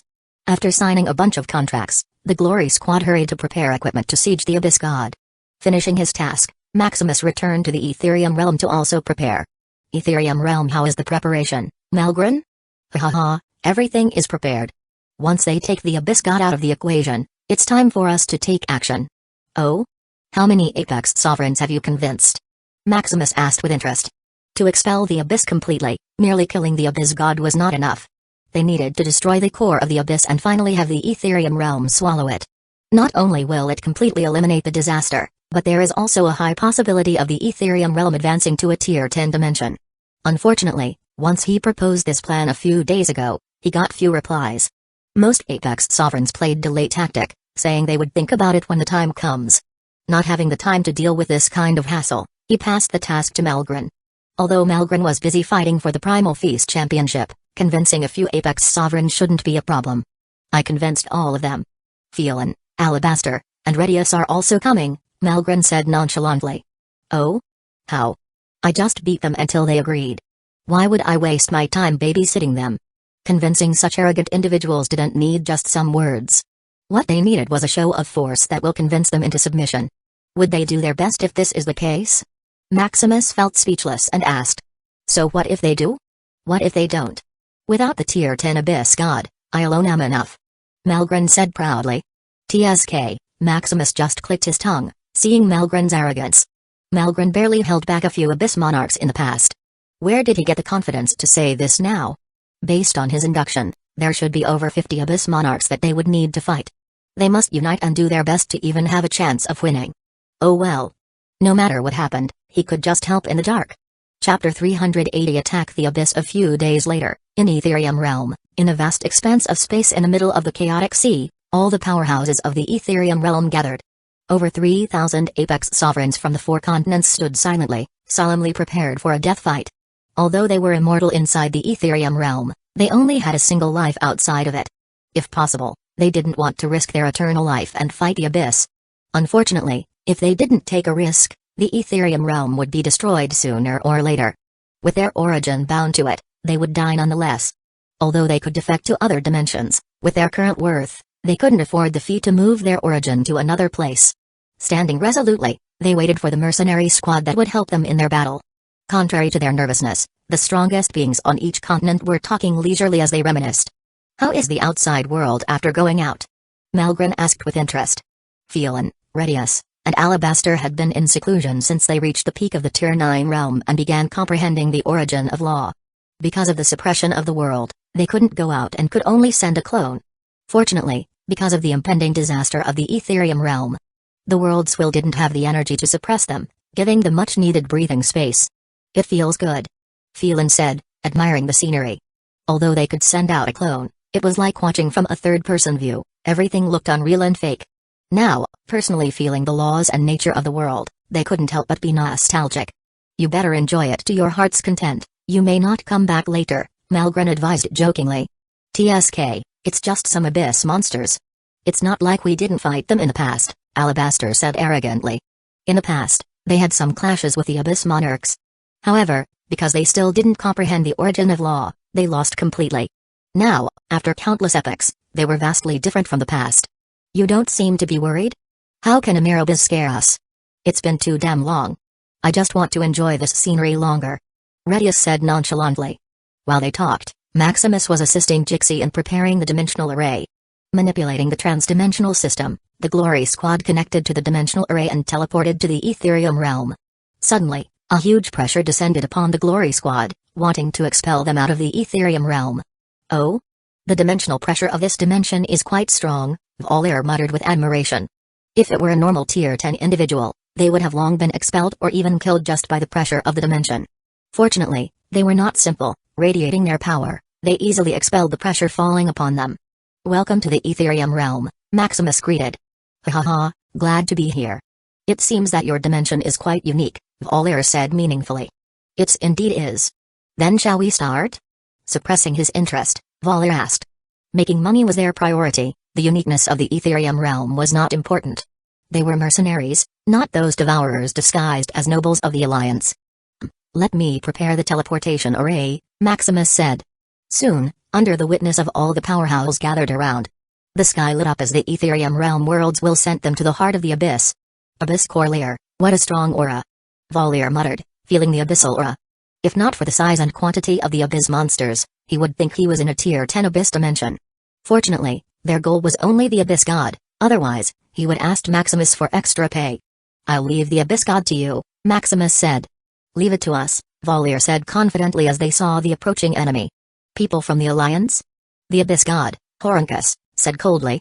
Behind him were over 50 abyss monarchs, looking at their group menacingly. The apex sovereigns behind lightly trembled, seeing the enemy. "Are you ready to die?" Valier asked with a smile. "Humphrey." Arrogant. Seeing that the enemy was only at Tier 10, Horuncus became confident. "Glory Squad." Valier yelled as his squad mates went into formation. "Expelling me to the void?" "Just right." Horuncus let go of his resistance, allowing the Glory Squad to take him out of the abyss. The fight of a Tier 10 powerhouse is not something this abyss could withstand. Not wanting to destroy the abyss foothold in this void area, Horuncus also wanted to take the fight into the void. Seeing the abyss god expelled out of the battlefield, the powerhouses of the Etherium realm and the abyss monarchs looked at each other. "Ha ha ha, I can take 30. I'll leave the rest to you," Malgren said, attacking first. "Boss, let us come with you." The former powerhouses, the friends of Malgren said. "Ha ha ha, then come." "Not so fast, leave me some too," Alabaster said in excitement, looking for a hearty fight after a long time. "Wait for us, Chief. The Beast Clan will fight with you." The 1,000 apex sovereigns of the Beast Continent shouted, lunging at the enemy with Alabaster. "What a bunch of brutes," Redius muttered boredly as he looked at his lackeys. "We'll kill everyone until there is no one left," Redius said emotionlessly, looking at the 1,000 high gods trembling in nervousness. Unfortunately, they couldn't disobey the Supreme God, the God of Gods. "Yes, Supreme God. What a feast. You can't forget the strongest continent in the party, right?" Phelan said domineeringly. In normal times, Phelan was quite gentle, like a scholar. However, when it came to fighting, he was the most domineering, like darkness wanting to swallow the light of the world. "Ha ha ha, Phelan, it seems they don't recognize you," one of the powerhouses from the Arcane Continent said, seeing no one replied. "It seems they forgot who dominates the Etherium realm. TSK, let them see why we are called the strongest." Seeing the powerhouses of the Etherium realm didn't back down despite their nervousness, Maximus heaved a sigh of relief. With them holding back the enemy, he could do his own thing. "Do you also want to fight?" Maximus asked Isabella, Liam, Amara, Elysian, and Lux behind him. "Yes, father, this is good training," Liam said resolutely. Knowing his father was behind him, he didn't need to worry about safety. Why not take this chance to polish his combat skills? Furthermore, seeing his wives, Amara and Elysian, eager to fight, he couldn't just hide behind like a weak little man. "Then go, fight to your heart's content," Maximus said, patting them and giving permission. "What about you, Isabella, Lux?" "I'll join Amara and the others," Isabella said. Although she didn't want to fight, she couldn't let the opportunity pass by. Throughout all her journey toward cultivation, her husband was always behind her. She only needed to train until she advanced. Although this approach had proved successful so far, she didn't want to reach a point where she would be a mere vase who couldn't fight. Then be safe. Maximus sighed, knowing Isabella's thoughts. His wives and children were becoming more independent, not wanting to be left behind. Because of this, all of them wanted to come to the Abyss. Unfortunately, without the strength of the Apex, they couldn't join this battlefield. Although he could ensure their safety, they would just be a mere burden to others. "What about you, Lux?" "I don't want to fight, Dad." "Can I?" Lux said silently. He was merely dragged here by his father and brother. His mind was only on his business, so besides usual training, he didn't have any fighting experience. Coming into the Abyss was only asking for a beating. "Are you sure? You should know that the core of an Abyss monarch is worth at least a septillion dimensional coins." "Huh? Really?" Lux asked in shock. His usual income was only in the sextillions. Hearing that a single Abyss monarch core could fetch such a high amount, he was shocked. "It's real. Someone is willing to buy Abyss monarch core for that amount," Maximus assured. An Abyss monarch core, after being purified, could be used to enhance a dimension. In public, each Abyss monarch core could only be sold for 150 sextillion. However, it's always in short supply and usually monopolized by the top brass. If someone knew where to sell them, an Abyss monarch core could be sold for as high as a septillion dimensional coins. "Is that so?" Hearing his father's confirmation, he looked at the Abyss monarch like a walking gold mine. "Go, you must earn at least 10 septillions." Maximus cheered with a smile. "Ha ha ha, leave it to me, Dad." Seeing that all the Apex sovereigns were on the battlefield, Maximus turned his attention to the core of the Abyss. This was his mission and nothing else. Without destroying the core of the Abyss, everything would be in vain. The Abyss monsters would keep coming back, no matter how many they killed. Chapter 381, The Mysterious Empress in the Abyss Core, protected by various abyssal arrays. "Fortunately, I studied a little of the abyssal arrays," Maximus muttered, seeing such a complicated array structure. Knowing yourself and the enemy is essential to winning every fight. In a few days, he used all the system points he received to study everything he could find about the Abyss. Abyssal arrays were one of them. Using system points, he went from a novice to a Tier 9 abyssal array master in a matter of hours. If not for the lack of time and information, he might have even become a Tier 10 abyssal array master. With access to the Nexus virtual gateway, the knowledge he could freely access and buy reached Tier 10. Except for some secret Tier 10 skills, he could buy everything with money. As for Tier 11 knowledge, it's not something money alone can buy. One needed to join a trop organization or family to have access to this peak knowledge. For example, in the Mercenary Alliance, once one reached the rank of S squad, they would become eligible to exchange contribution points for Tier 11 knowledge. This was the most easiest way Maximus found to access Tier 11 knowledge. The Mercenary Alliance didn't have strict binding rules. One just needed to complete missions and rank up. Sighing at such a strict information monopoly, Maximus quickly analyzed the abyssal array barrier before him. Peak Tier 9 abyssal array? Not bad, Maximus nodded with a sigh of relief. He thought it would be a Tier 10 abyssal array. Fortunately, it was only Tier 9. It seemed that the Abyss Monarchs didn't have enough skill or time to set up a higher ranked array. Instead of destroying the array, Maximus smoothly manipulated it, modifying it to his advantage. After modification, it could not only contain the Abyss monsters coming out but also hide everything that would happen inside. After entering, the endless Tier 9 Abyss monsters coming out of the portal looked at him. A human powerhouse. "It's the human who blocked us. Human, die." "Die? Me? You wish." Spreading his domain, he suppressed all the Abyss monsters coming out of the portal. "It's you who will die." Urging his domain, the pressure increased multiple-fold, crushing the Abyss monsters around. "No Abyss Monarch?" Maximus muttered in puzzlement, seeing no resistance. For him, killing a Tier 9 Abyss monster could be done with just the pressure of his domain. containing the power of his origin. His domain was equivalent to a conceptual killer that nothing could survive. Resurrection, skills, techniques, domain, none of it would function under his origin domain. His domain essentially stopped the origin of everything within it. While disappointed at such an easy fight, he felt a murderous gaze coming from the portal. An abyss god? Maximus muttered in shock. He thought the abyss portal energy was only enough for a single abyss god to come through. He didn't expect another one would appear. However, it's no use. Maximus thought, looking at the abyss god with interest. The human Her Majesty, the Empress, wanted. I didn't expect you would come directly to our door. The abyss god said coldly. The Empress? A tier 11 abyss creature? Maximus thought with a frown. It seemed the appearance of the abyss god was not a coincidence. It was most likely coming for him or Malgren. Did the previous abyss monarch report them to the abyss? Well, since you are here, don't come back, the abyss god said, stretching a phantom hand to grab him. Just this? Maximus muttered, also stretching his hand to parry. As two huge hands made of energy collided, the abyss began to vibrate, as the abyssal array barrier started to crack. You're pretty strong, the abyss god said in shock, seeing Maximus parry his attack. You too, Maximus praised, hurriedly repairing the abyssal array barrier. He didn't want the fight to spread anywhere else. Thanks, but it's time for you to die. Finishing his piece, the abyss god started to attack. Transforming into its true form, the abyss god lunged toward Maximus. Not so fast, Maximus said with a smile. With the essence of law wrapping his body, he fought the abyss god head-on. Boom. Boom. Boom. Clash after clash, Maximus and the abyss god fought without stopping. Employing various abyssal attacks, Maximus just smiled and conjured attacks of his own. Studying for billions of epochs each day, his arsenal of skills was uncountable. While each attack of the abyss god was like a rain of basic attacks, his was ever-changing, like a myriad of skills. Training your skills on me? The abyss god frowned. As an abyss god, an invincible abyss monster in its tier, it also had pride. Seeing Maximus seem to be toying with it, he began to rage and attack Maximus with full force. Initially, he wanted to keep Maximus alive to present him to the Scarlet Moon Empress. However, with anger, he already lost his reason. Out of his mind, the abyss god attacked at a stronger and faster pace. That's more like it. Maximus smiled, enjoying the fight.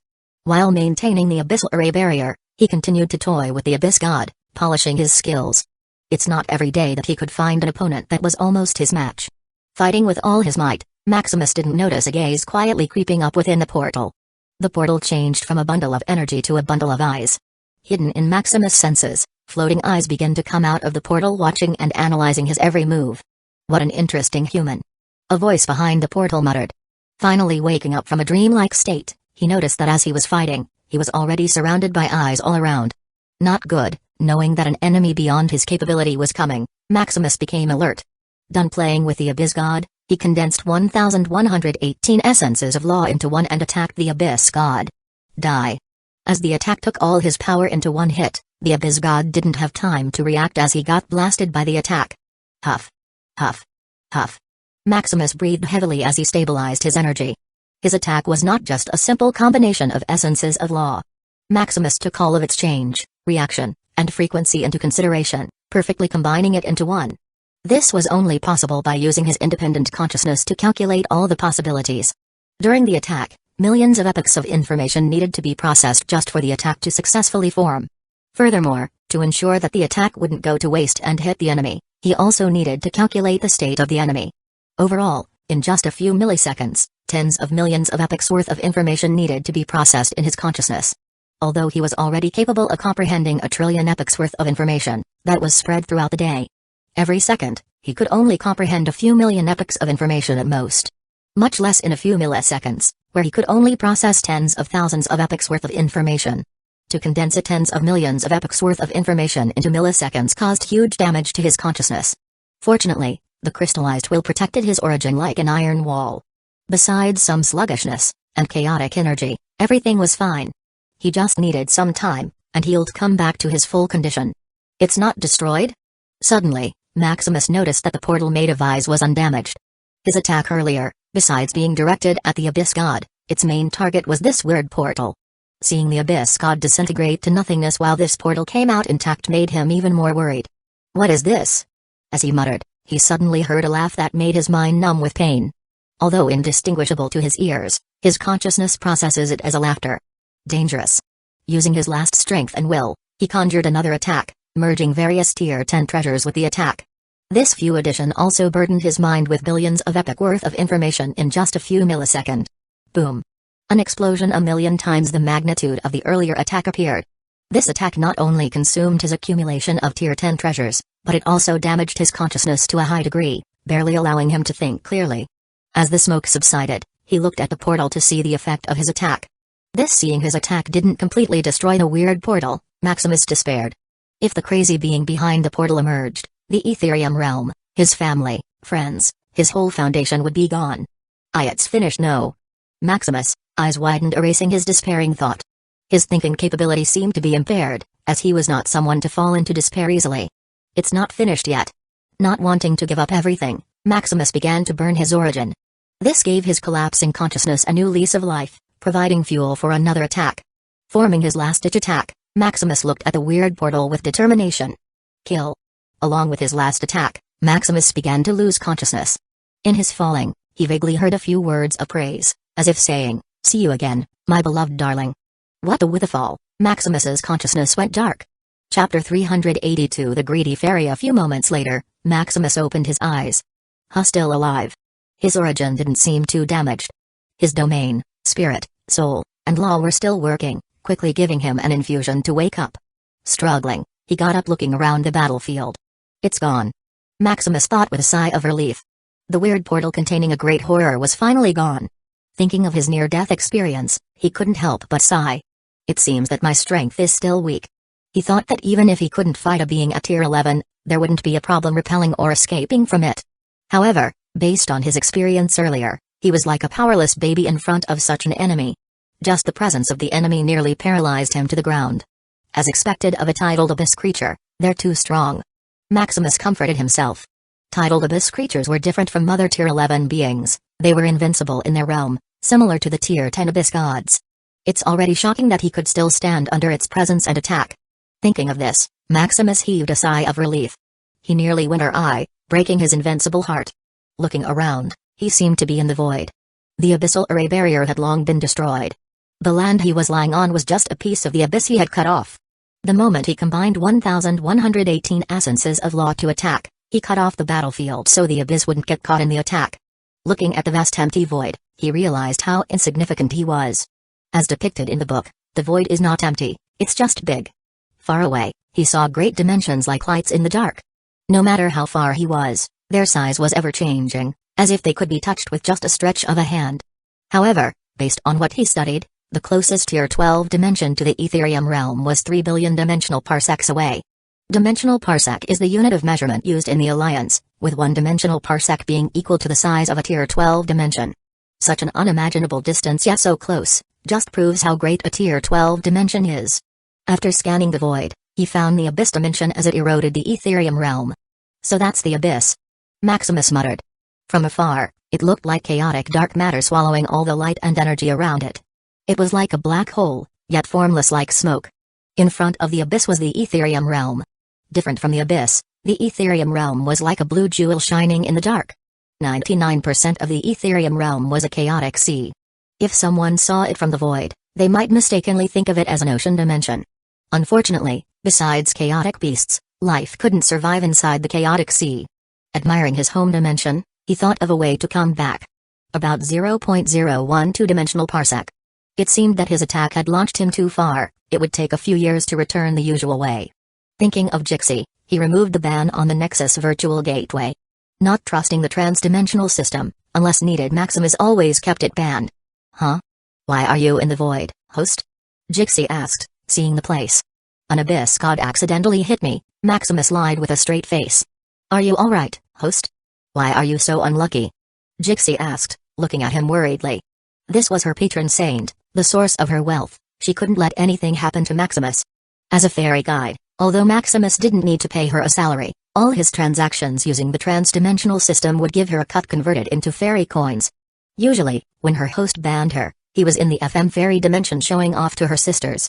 Seeing her patron saint so unlucky, she nearly had a heart attack. Alright, don't ask too much. Just take me back to the abyss. Can you do that? Of course, host. However, As this is spontaneous void teleportation, the cost will be 10 times. Whatever, just take me back.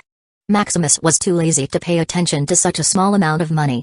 To travel from one dimension to another, one only needed coordinates and about 1 billion dimensional coins.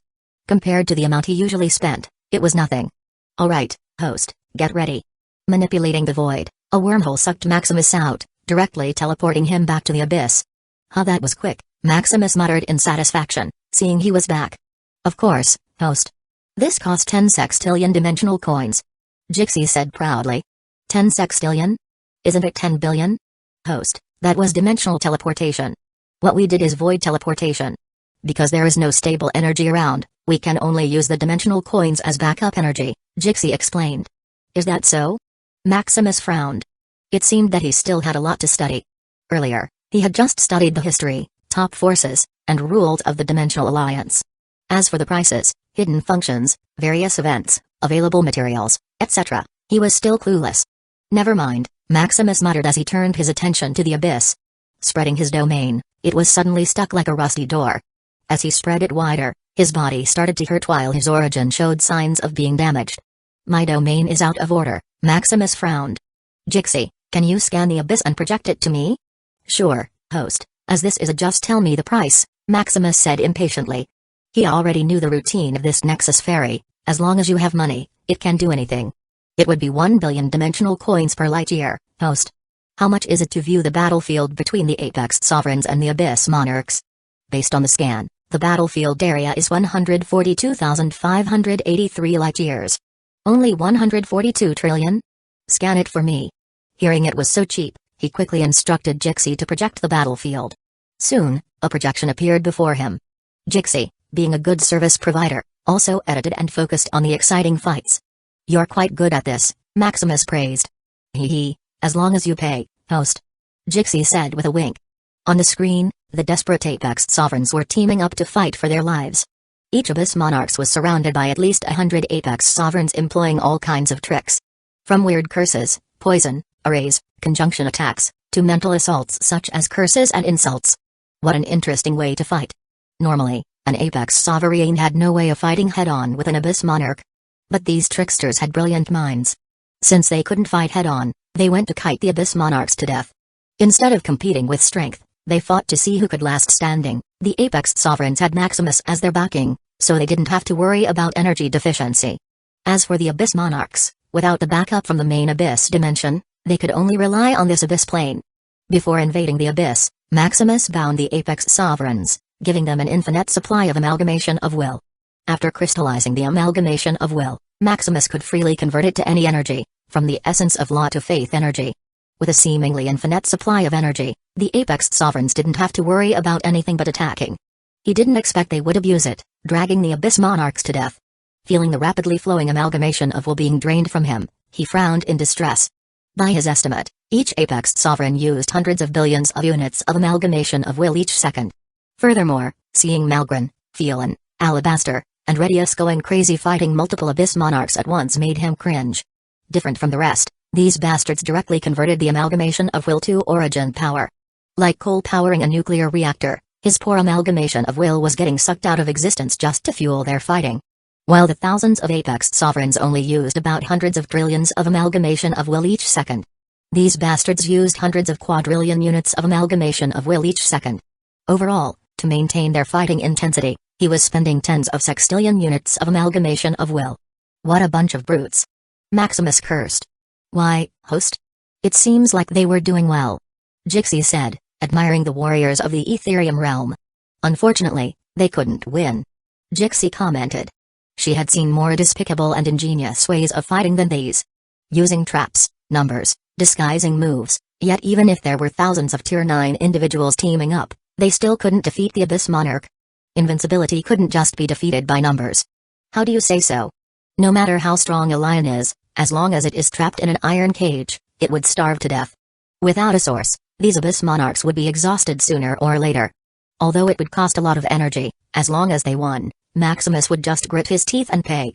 It seems that you are quite confident, host. Jixie said, looking at his smile. Haha, we'll see. Chapter 383 End of Abyss. Soon, the days continued to pass as Maximus watched the Apex Sovereigns fight the Abyss Monarchs. With his origin damaged, Maximus could do nothing but watch the fight. Fortunately, the amalgamation of will flowed without stopping, giving the Apex Sovereign the strength to continue fighting. While ensuring his family's safety, Maximus suddenly noticed Malgren, who was fighting, suddenly become sluggish. Huh? What happened to him? Did he get caught up in a spell? No, host. It seems that Malgren is participating in a primal arena, Jixi said, observing Malgren's condition. What? This bastard is still fighting in that stupid competition during this time? Without Malgren's full concentration, the Abyss Monarchs began to besiege him, causing damage even to the surrounding Apex Sovereigns. Noticing the change in the battlefield, Phelan, Alabaster, and Redius quickly went to Malgren's aid. Seeing them stabilize the battlefield, Maximus heaved a sigh of relief. This Malgren is really crazy. Although he had bet 100 septillion dimensional coins on Malgren, he was still shocked by his recklessness. In the middle of a battle, Malgren dared to lose concentration and fight on another battlefield. Fortunately, there were others who could hold the front for him. Soon, after a few hours, Malgren returned to normal. What's Malgren's current ranking in the Primal Feast competition? Maximus asked, seeing the battlefield return to its usual rhythm. Malgren just passed the qualification round a few days ago. Now, after another fight, he has reached the top 512 primal fighters. Oh? So fast? Just a few more fights and Malgren would win the championship. Maximus muttered with a smile. With a bet of 100 septillion dimensional coins, if Malgren won, he would pocket over 5 octillion dimensional coins. This amount of money is enough for him to spend for a while. Thinking about it, he chose to forgive Malgren's recklessness earlier. Tell me when it's Malgren's turn to fight. I'll cover for him, Maximus reminded. Although his origin was damaged and he couldn't fight directly, he could still control an unconscious body to fight. With this guarantee, no matter how many days Malgren fought in the primal arena, the battlefield wouldn't be affected. He also informed Malgren about this plan so he wouldn't be surprised to see his body move on its own. Thinking it was a good idea, Malgren quickly agreed. After all, the enemy was getting stronger and stronger. In the qualification round, even if he used 1/10 of his consciousness he could still fight. Now all his enemies were at peak tier 10. Malgren needed to be at his full concentration to even have the chance to win. Soon months passed, and the Abyss Monarchs began to show signs of energy deficiency. Initially, they were like mad dogs, wanting to bite anyone. Now, they were like defeated dog, wanting to preserve their energy and wait for reinforcements. Unfortunately, without a titled Abyss creature taking action, their chances of survival were close to zero. He had Jixi banned the space on this dimensional coordinate. Unless one had higher authority, no one could teleport to this place temporarily. The Abyss Monarchs seemed to know this and started to go mad. Host, the Abyss Monarchs activated its innate skill, the Forbidden Sky. It's over. It's time to escape, host. Jixi hurriedly reminded. Forbidden Sky is an innate skill of an Abyss Monarchs where they use their last breath and sacrifice it to the Abyss will. This would cause the Abyss to resonate, devouring all energy it touch. Besides physical strength, all kinds of energy attacks will just feed the enemy, making them stronger. In this state, any strategy or cleverness is useless. The only way one could survive this is through pure strength and combat ability. I know. I've already prepared for this. Maximus said with a smile. Knowing the essence of the Abyss Monarchs, how could he not be prepared? Time to close the net. As if hearing his words, the Apex Sovereigns on the battlefield paused and looked at the enemy with red eyes. With a movement of their minds, their origins started to explode, giving them power beyond their usual capabilities. Origin explosion. This is insane. Jixi muttered, shocked. Origin explosion is no different from suicide. Once the origin is damaged, it is forever damaged. Unless one has a heaven-defying ultimate treasure, repairing it is just a dream.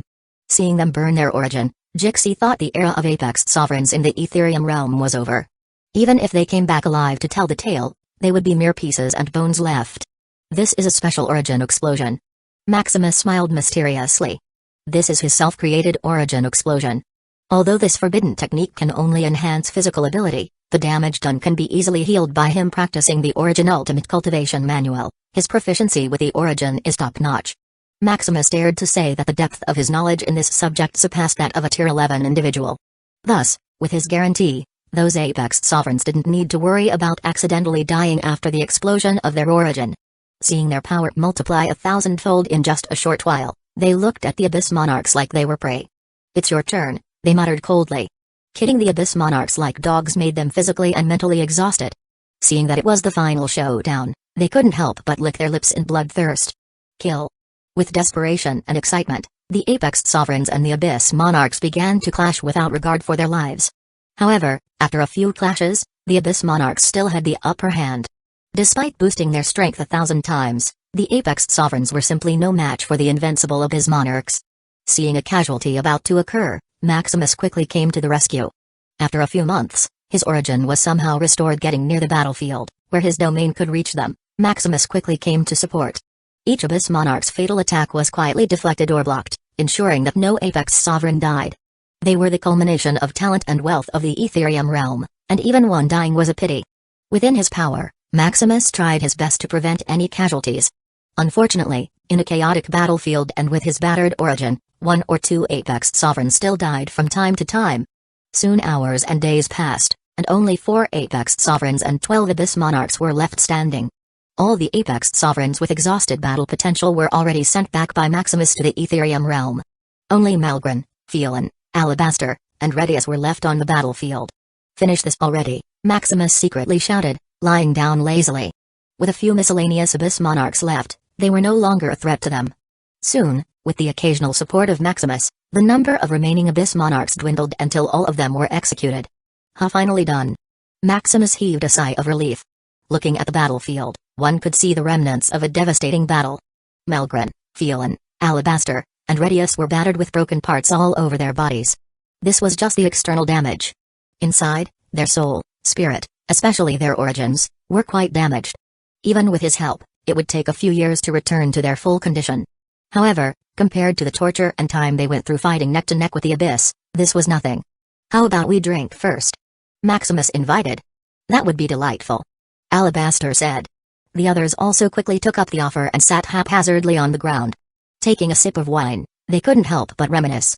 In the beginning, the Ethereum realm had barely a few dozen Apex Sovereigns. Fighting the Abyss, they could only face it with despair and wait for death. However, after countless epochs, fate took a turn.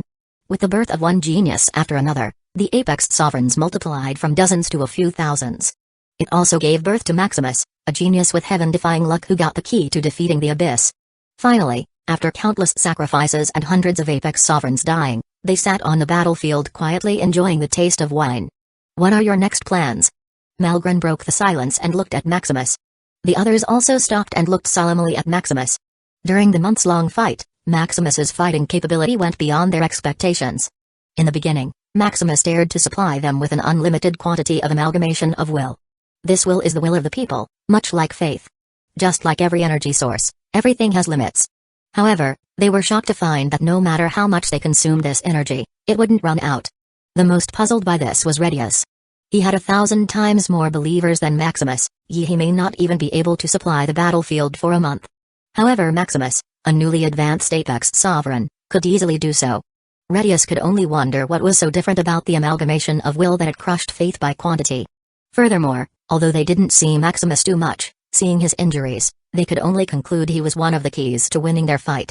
Destroying the Abyss Portal with unknown dangers and helping them minimize casualties by a large degree. They couldn't help but admire Maximus a little. However, as leaders, at the top of their respective continent, their admiration couldn't cloud their judgment. Looking solemnly at Maximus, they waited for an answer. Chapter 384 Dimensional War Ranking. "I want to unite the Ethereum realm under me," Maximus said firmly. Hearing what he said, Phelan, Alabaster, and Redius paused, thinking he was joking. Meanwhile, Malgren just smiled, looking forward to a good show. "What a greedy brat. Who do you think you are?" Alabaster said, looking like he was about to teach him a lesson. Redius, on the side, also smiled, thinking Maximus was out of his mind. "I'm Maximus Shadowcrest, the Holy Emperor of the Moonlight Empire, the controller of the Curse Continent. I wanted the Ethereum realm to be under me," Maximus said with a smile. "This is too hasty," Phelan said with a frown. Although Phelan knew his son-in-law was ambitious, he didn't expect Maximus to be this impatient. He should have waited until he was stronger than them, or at least until he was healed. Haha, this brat just needs some beating. Although they admitted that Maximus could compete with them, the winner and loser were not yet clear. As for Maximus's seemingly unlimited energy, in their eyes, it was only a trick. Although they couldn't be as extravagant as Maximus, there were many ways to achieve this kind of seemingly unlimited energy. Like Redius, although he could get less faith than Maximus getting an amalgamation of will. After countless epochs of accumulation, his energy reserve was enough to drown Maximus. Just because Redius was stingy like an old dog, he hadn't contributed his energy reserve in the battle. Anyway, there was already Maximus, who was generous enough. The unity of the Ethereum realm is a must, and it must be done as quickly as possible, Maximus reasoned, not deterred by Alabaster and Redius. Hey. Then how about you submit to me? Why should it be you? Alabaster said, looking at Maximus ridiculously. Ha ha ha, talking about this, it's only natural for the god of gods to be the ruler of the Ethereum realm, Redius said with a laugh. Now that there was no longer an external enemy, it was time to split the interests in the Ethereum realm. What about you, Phelan?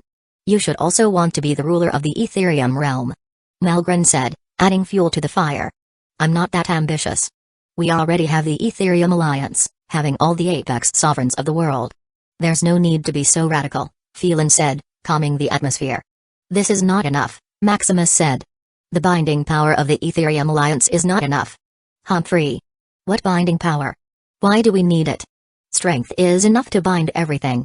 Alabaster said forcefully, not liking the word binding. Yes, furthermore, what are you blabbering about? Unite? Why do we need to unite? Isn't it enough to be on each of our continents? Redius said impatiently. Redius didn't have any interest in the other continents. As long as he had the divine continent, what more would he need? The power of faith couldn't be fully utilized on other continents. Due to the imperfect fusion of the Ethereum realm, absorbing faith on other continents is too inefficient. If he had that time, then it was better to make the divine continent bigger and more prosperous. The Ethereum realm is no longer unknown. Maximus said silently. Suddenly, they seemed to be enlightened, looking gloomily. Have we been targeted by another dimension? Phelan asked. They had only explored the Nexus virtual gateway for a few days. Getting to know the hidden rules of the Dimensional Alliance. They knew that the danger they would face next would not only be the straightforward attacks of the Devourers but also the hidden arrows of higher dimensions. Maximus nodded, showing various messages hacked by Jixi. As a Nexus fairy, Jixi was omnipotent in the virtual world. As long as one had money, even if it was a tier 12 dimension behind the scenes, Jixi wouldn't care. Unfortunately for these messages, Maximus had to spend a couple of septillions. Over 100. They muttered gloomily, looking at a bunch of traitors. Just for some money, they dared to sell out the Ethereum realm. Fortunately, all of them had already died in the earlier fight. Suddenly they look at Maximus doubtfully. Don't look at me like that. I didn't kill them. I just didn't help, Maximus defended. Most of the Apex Sovereigns who died were these traitors. If not, there would have been only dozens of casualties. To dare to sell them out for some money, they didn't deserve any mercy, much less his help. So that's why. Understanding the core of the problem, it seemed they really needed to unite the whole Ethereum realm. Only by gathering the whole dimension could they have a chance of survival. How about it? Uniting the Ethereum realm is a must. However, why should we be under you? Redius asked. Having fought together against the Abyss, they were not entirely against unity. However, having someone above them, they would rather die and have the whole Ethereum realm destroyed than accept that. Throughout their lives, they had always been at the top. Pushing them off it was worse than killing them. Is this about resources? Pride? Sentimentality, or what? Maximus frowned seeing they didn't budge. Maximus. No matter what you do or what you give, you can never persuade them, Malgren advised. In the past, he had also tried to conquer these bastards. However, even under the threat of death, they didn't change their stance and were ready to trade their lives for what they wanted. Is that so? Maximus paused, seeing their expressions. It seemed he had indeed been too hasty. These arrogant powerhouses had been on top all their lives. How could they be under him just because he said so? Suddenly, an idea flashed through his mind. He didn't need the allegiance of these arrogant powerhouses. He just needed to have absolute control of the Ethereum realm. Although it might seem the same, it's different. Since you don't want to be under me. How about your people, your territory? How about you give it to me? Ha ha ha, Maximus, you are truly the greediest of all. Malgren laughed loudly. Enough. You're testing our bottom line. Alabaster, who had the hottest temper, was already ready to attack. The enemy outside our dimension? Unite? How are these things related to you greedily eyeing the Ethereum realm? It's because I can, Maximus said with a smile. He knew reason couldn't persuade these powerhouses. He can only hope that his fist could persuade them somehow. What arrogant words. Redius said coldly, joining Alabaster. You can't beat me. Maximus said playfully. As a killing intent flashed in their eyes, Malgren suddenly coughed, interrupting the erupting battle. You don't need to be so tense. We shouldn't fight among ourselves. What Phelan said is right. Instead of fighting for the ruler, why don't all of us become one? Malgren. Maximus, although I don't know if you could defeat them, it's too hasty. Malgren shook his head. Although he had the intention of watching the show, once everything went awry, Malgren still had to step in. Like in the past, instead of sacrificing all the living beings in the Etherium realm, Malgren bravely stood up and sacrificed himself. I'm just joking, I simply want to prove that I have that capability. Since they ask for his plan, then Maximus can only truthfully say it. What he wanted was absolute control of the Etherium realm. Now that he had the strength to do it, why not? With all of the Apex Sovereigns injured, the only obstacle was these powerhouses before him. If he didn't take this chance, then when will he? Then why are so hasty? It's for the Dimensional War Ranking. Dimensional War Ranking? The Dimensional War Ranking is a way for all dimensions to advance to Tier 12, Maximus said, showing them the information he compiled. Dimensional War Ranking is an all-out war for a dimension to advance. It was a ruthless battle where only one dimension could advance. This was the Dimensional Alliance way to produce a steady stream of Tier 12 dimensions without destroying the balance of their plane of existence. In the Dimensional War Ranking, only dimensions on the same rank are allowed to fight with each other. No matter the conflict, hatred or interest, a higher dimension couldn't directly attack a lower dimension joining the Dimensional War Ranking. Unlike the current situation of the Etherium realm, although they have the protection of Dimensional Alliance, it's only superficial. As long as a high enough dimension wanted, they can make up reasons and directly declare war. As for unknown dimensions who hadn't joined the Dimensional Alliance, they were doomed to be conquered without any rights. Just like the Etherium realm in the past, which could only defend from the Abyss invasion helplessly. Without the transdimensional system, they wouldn't even know that there is a greater world out there. Now they were facing the hunters interested in their dimension. If they wanted a fighting chance, they could only join the Dimensional War Ranking, forging a path of blood. Chapter 385 Binding Etherium Realm. A complete ruling committee and a representative are needed to join the Dimensional War Ranking. Reading this rule, they understood why Maximus was in a hurry to unite the Etherium Realm. How is it? We still don't agree. I can't have a brat who hasn't even experienced an epoch be our representative, much less the master of our dimension. Then how about we vote? According to Phelan, we would establish an Etherium alliance with all of us being leaders. As for the representative, since we can't agree unanimously, we can only vote, Maximus suggested with a smile. Ha ha ha, sure. I elect myself as the representative. Who's for and who's against? Alabaster said, raising his hand. Unfortunately, no one voted besides him. Even Redius, who was by his side, just looked gloomy. After all, who didn't want to be the representative? Being the representative is not only about status but also the corresponding benefits. First is the profit sharing. 10% of the reward and income from the war goes to the representative automatically. Of the remaining 90%, 50% is for the dimension, and 40% is distributed according to degree of contribution. With such a large-scale war, one could imagine how massive the rewards will be. The second benefit is decision-making. The representative can decide everything, from who to fight, where to fight, the method of fighting, and the rewards. The representative can command them anything in the war unless they defect from their dimension. Because, third and the most important benefit of being a representative is being a master of the dimension. As the master, mobilizing the power of the dimension, unless one is an invincible existence above it, the representative could do anything as he will. Only a master of the dimension could mobilize and initiate a dimensional war.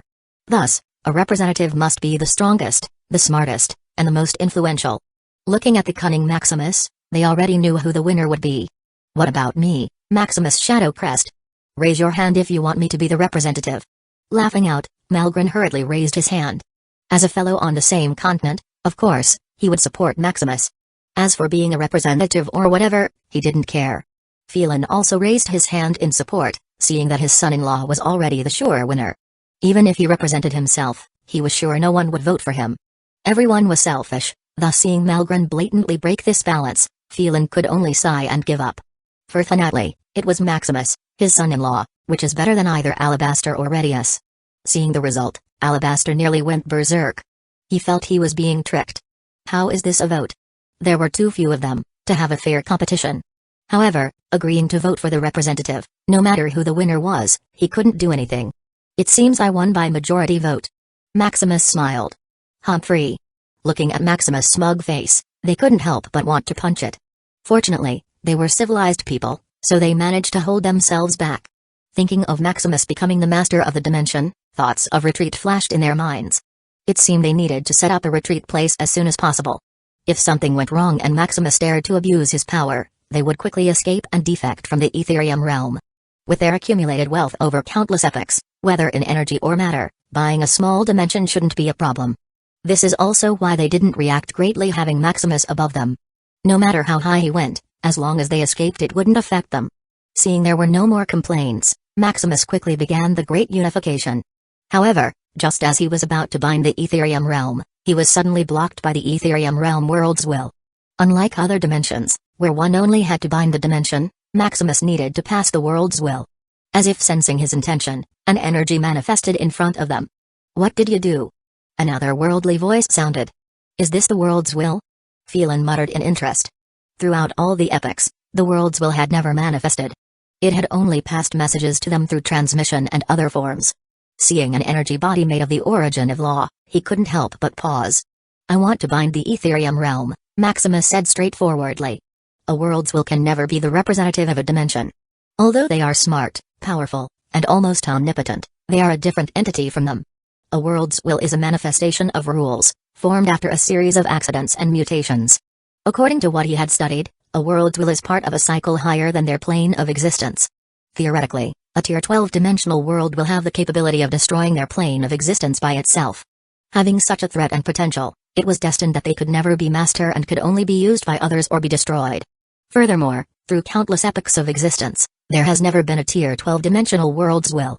A Tier 12 dimensions limit is only a Tier 11 world's will. It seemed that their plane of existence was limiting the birth of what would destroy it. "You should already know your fate. If you don't submit to us, you will either be destroyed or be captured and enslaved," Maximus explained. With the intelligence of the world's will, how could it not study the trans-dimensional system that suddenly appeared in its dimension? Maximus even gave it a direct copy so it could personally explore the Nexus virtual gateway. Seeing such a scene, Maximus was sure that it already knew its fate. "Are you threatening me?" "No, I'm merely stating a fact. This has always been the fate of a world's will. Instead of having another dimension interfere, you should just let me bind you. I promise I won't do anything detrimental to the Etherium realm and will always do my best to make it prosper." After a silence, the humanoid energy entity in front of him seemed to give up its fate. "Okay." With a nod, the worlds will suddenly merge towards him, binding itself on its own. Heaving a sigh of relief, Maximus guided the world's will on what to do. A few hours later, Maximus slowly opened his eyes. Feeling the Etherium realm bound to him, he smiled. "Since you willingly bound to me, how about I give you a name?" "What name?" "I'll consider it since you're the Etherium world's will. How about I call you Etheria?"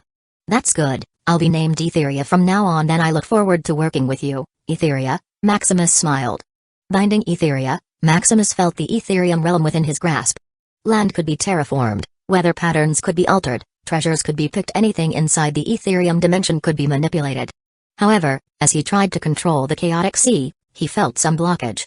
It seemed that the chaotic sea was not part of the dimension and couldn't be touched. Not having time to investigate further, he turned his attention to the abyss. "Can you absorb this abyss?" Maximus asked. Although he could do it himself, Maximus felt it was too bothersome. Absorbing the abyss was like disassembling a complete Lego set and merging it into another. Although he could do it, it was too time-consuming. "Yes, this is what should I do," Etheria nodded. "That's good. We'll leave this place to you. Tell us if you need anything else," Maximus said. The thousands of Apex sovereigns were still waiting for him to heal. Etherium realm, after Maximus returned, he hurriedly healed the Apex sovereigns. With their origin injured and almost exhausted, they barely had the power of mortals. Barely able to stand, they couldn't do anything but wait for Maximus to help them. A few days later. Finally done. After working non-stop, Maximus had barely stabilized their origin. There was nothing more he could do, he had barely even healed himself, let alone others. "Thank you, Alliance leader," they said sincerely. Even though oaths and contracts bound Maximus to fulfill his end of the bargain, they had still been worried that he might renege on his word. After all, as a dimensional master, there were many ways Maximus could cheat. It could be said that these few days, they had fallen into despair knowing Maximus had become a dimensional master. Seeing that the leaders of their continents couldn't do anything, they could only pray for themselves. Fortunately, Maximus was still trustworthy. With the stabilization of their origin, it would only take some time to regain their former glory. "Don't worry, this is what I should do as the Etherium Alliance leader." These were the main fighters of the coming Dimension War ranking, he couldn't let something happen to them. Thus even though he is not yet fully healed he tried his best to heal them. He didn't have time for needless interest. What they had to do now is to join the Dimensional War ranking as quickly as possible. With the sword of Damocles hanging above them, he couldn't afford to waste any more time.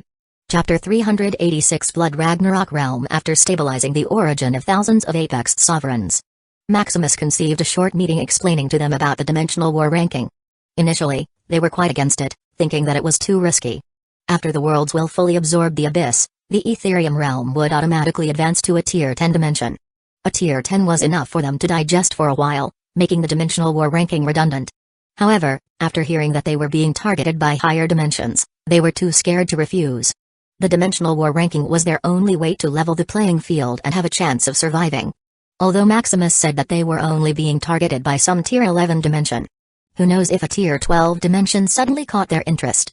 After calming down the crowd, Maximus called Jixi to start the operation. "Are you sure you want to join the Dimensional War ranking, host?" Jixi asked for confirmation. "Yes, as the representative and the Dimensional Master of the Ethereum realm, I have decided to join the Dimensional War ranking." Hearing his confirmation, Jixi hurriedly operated the trans-dimensional system. Dimensional Master confirmed, Tier 9 dimension, Ethereum realm, scanning the Void region, Sword Immortal Void region, confirming with the main server. "Congratulations to Ethereum realm for joining the Dimensional War ranking. Ethereum realm, Tier 9 dimension, 89% ranking, to be evaluated, initiate the first Dimensional War." Note, this process is irreversible. The first thing he noticed was the Void region, where the Ethereum realm was. As far as he knew, the Sword Immortal realm was the closest Tier 12 dimension to the Ethereum realm. It seemed that the arbiter of the Dimensional War in his Void region was this dimension. The second thing was the progress of the Ethereum realm. It was already at 89%. With just a little push, it would advance to a Tier 10 dimension. Taking a deep breath, he pressed a button to initiate the war. Suddenly, a huge roulette appeared above the whole Ethereum realm. Individuals from all over the world paused, looking in shock at such a huge wonder. "What is that? A huge roulette? Is this a prank by your majesty? Such a big thing could be seen all over the world, right?" While the people panicked, the huge roulette started to spin. Somewhere in the chaotic sea, the Apex sovereigns on the island was also in a panic. Although they had been informed about the Dimensional War ranking. Looking at the roulette that would decide the fate of the Ethereum realm, their hearts couldn't help but beat fast. Meanwhile, unlike others, Maximus was analyzing the roulette. After it first appeared, there was a pause, giving him an opportunity to peek at the list. The roulette contained trillions of Tier 9 dimensions in the Sword Immortal Void region, giving him a shock. This is just the Tier 9 dimensions that joined the Dimensional Alliance and had the courage to join the Dimensional War ranking.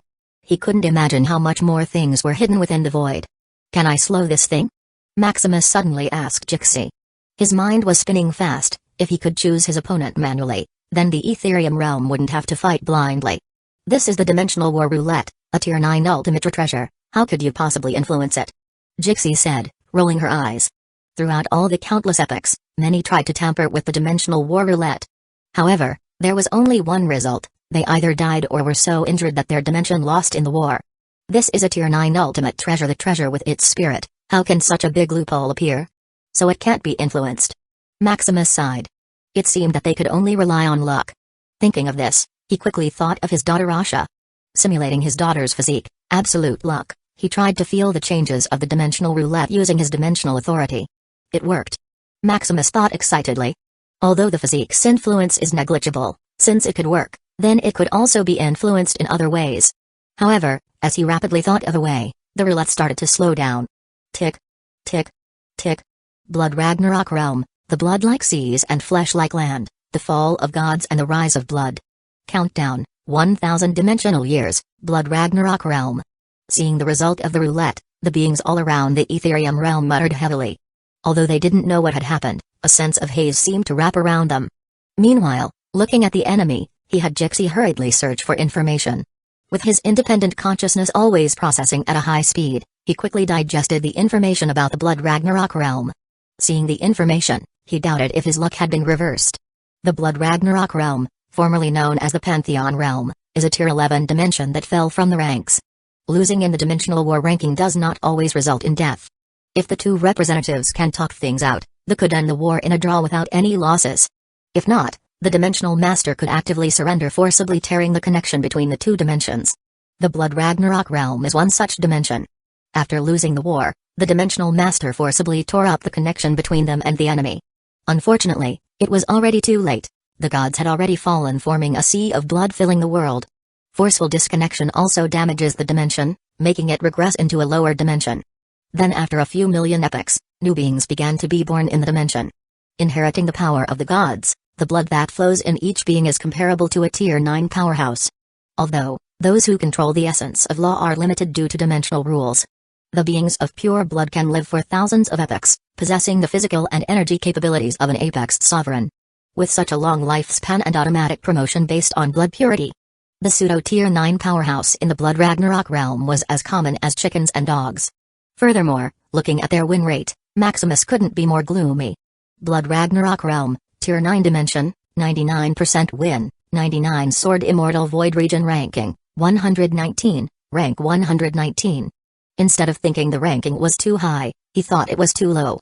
The Blood Ragnarok realm is a former Tier 11 dimension, a tier just below the Overlords. Although it regressed, it still contains the essence of a Tier 11 dimension. Thinking that there were over 100 more such dimensions, he couldn't help but sigh at the grandness of the world. Furthermore, this is only the Sword Immortal Void region. There are over 1,000 more such regions. This is not even the main front of the dimensional war ranking. The real fight starts with Tier 10 and Tier 11 dimensions fighting tooth and nail. Tier 9 dimensions fighting each other is like child's play compared to it. Calming down, he conveyed the information he gathered about the Blood Ragnarok realm. Hearing Maximus' description of the Blood Ragnarok realm, they fell in despair. They could barely hold down the abyss. How could they possibly fight such monster? Compared to the Blood Ragnarok realm, the abyss they just fought looked like a side quest. How long before we fight? Malgren asked in excitement. The stronger the enemy, the more excited he was. So what if it's a former Tier 11 dimension? With his body, he would forge a path of blood. 1,000 years. In 1,000 years, the Blood Ragnarok realm and Ethereum realm will connect, Maximus said. Hearing this, the Apex Sovereigns in despair heaved a sigh of relief.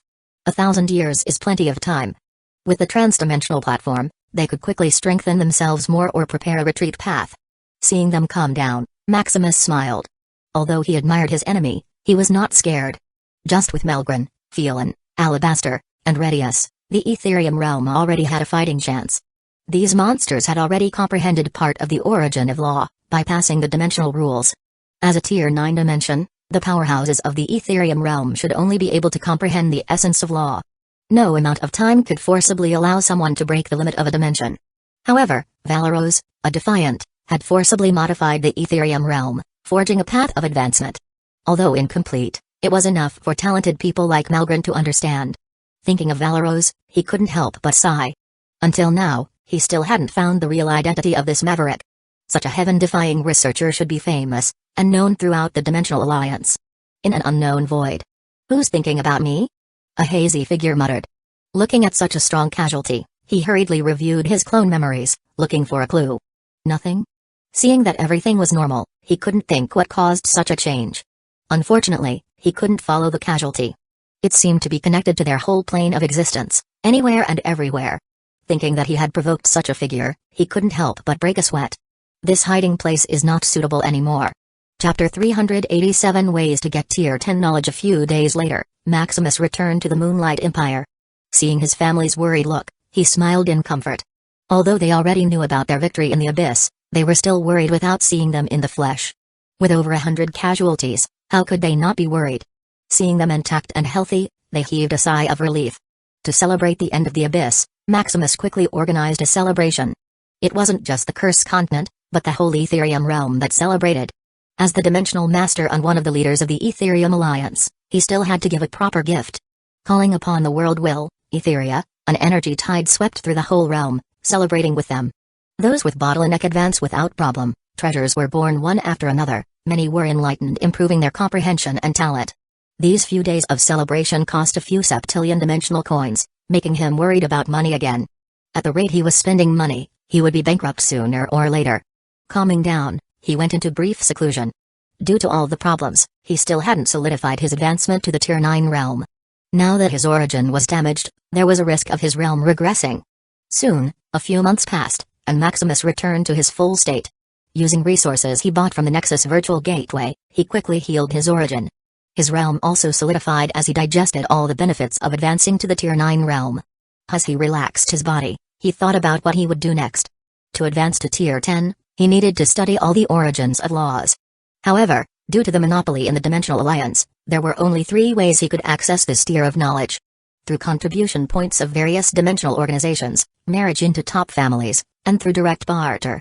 To earn contribution points, Maximus was planning to move the Shadow Hunter Guild into the Mercenary Alliance. Although they were weak, barely a few million Tier 8 individuals, they could still do miscellaneous tasks and earn contribution points. With numbers, Maximus could exchange for 1 or 2 Tier 10 knowledge. If possible, Maximus even wanted to use the Apex Sovereigns to earn contribution points for him. Unfortunately, they could only be used in war. The Ethereum Alliance cannot be arbitrarily used by him.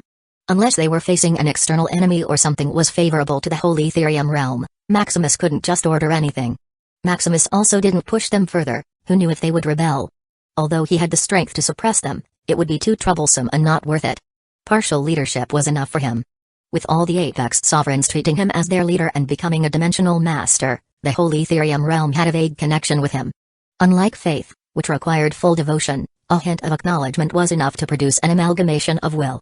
With over 750 septillion intelligent beings in the Ethereum realm, the amalgamation of will he received per day skyrocketed from 13 sextillion to 30 sextillion.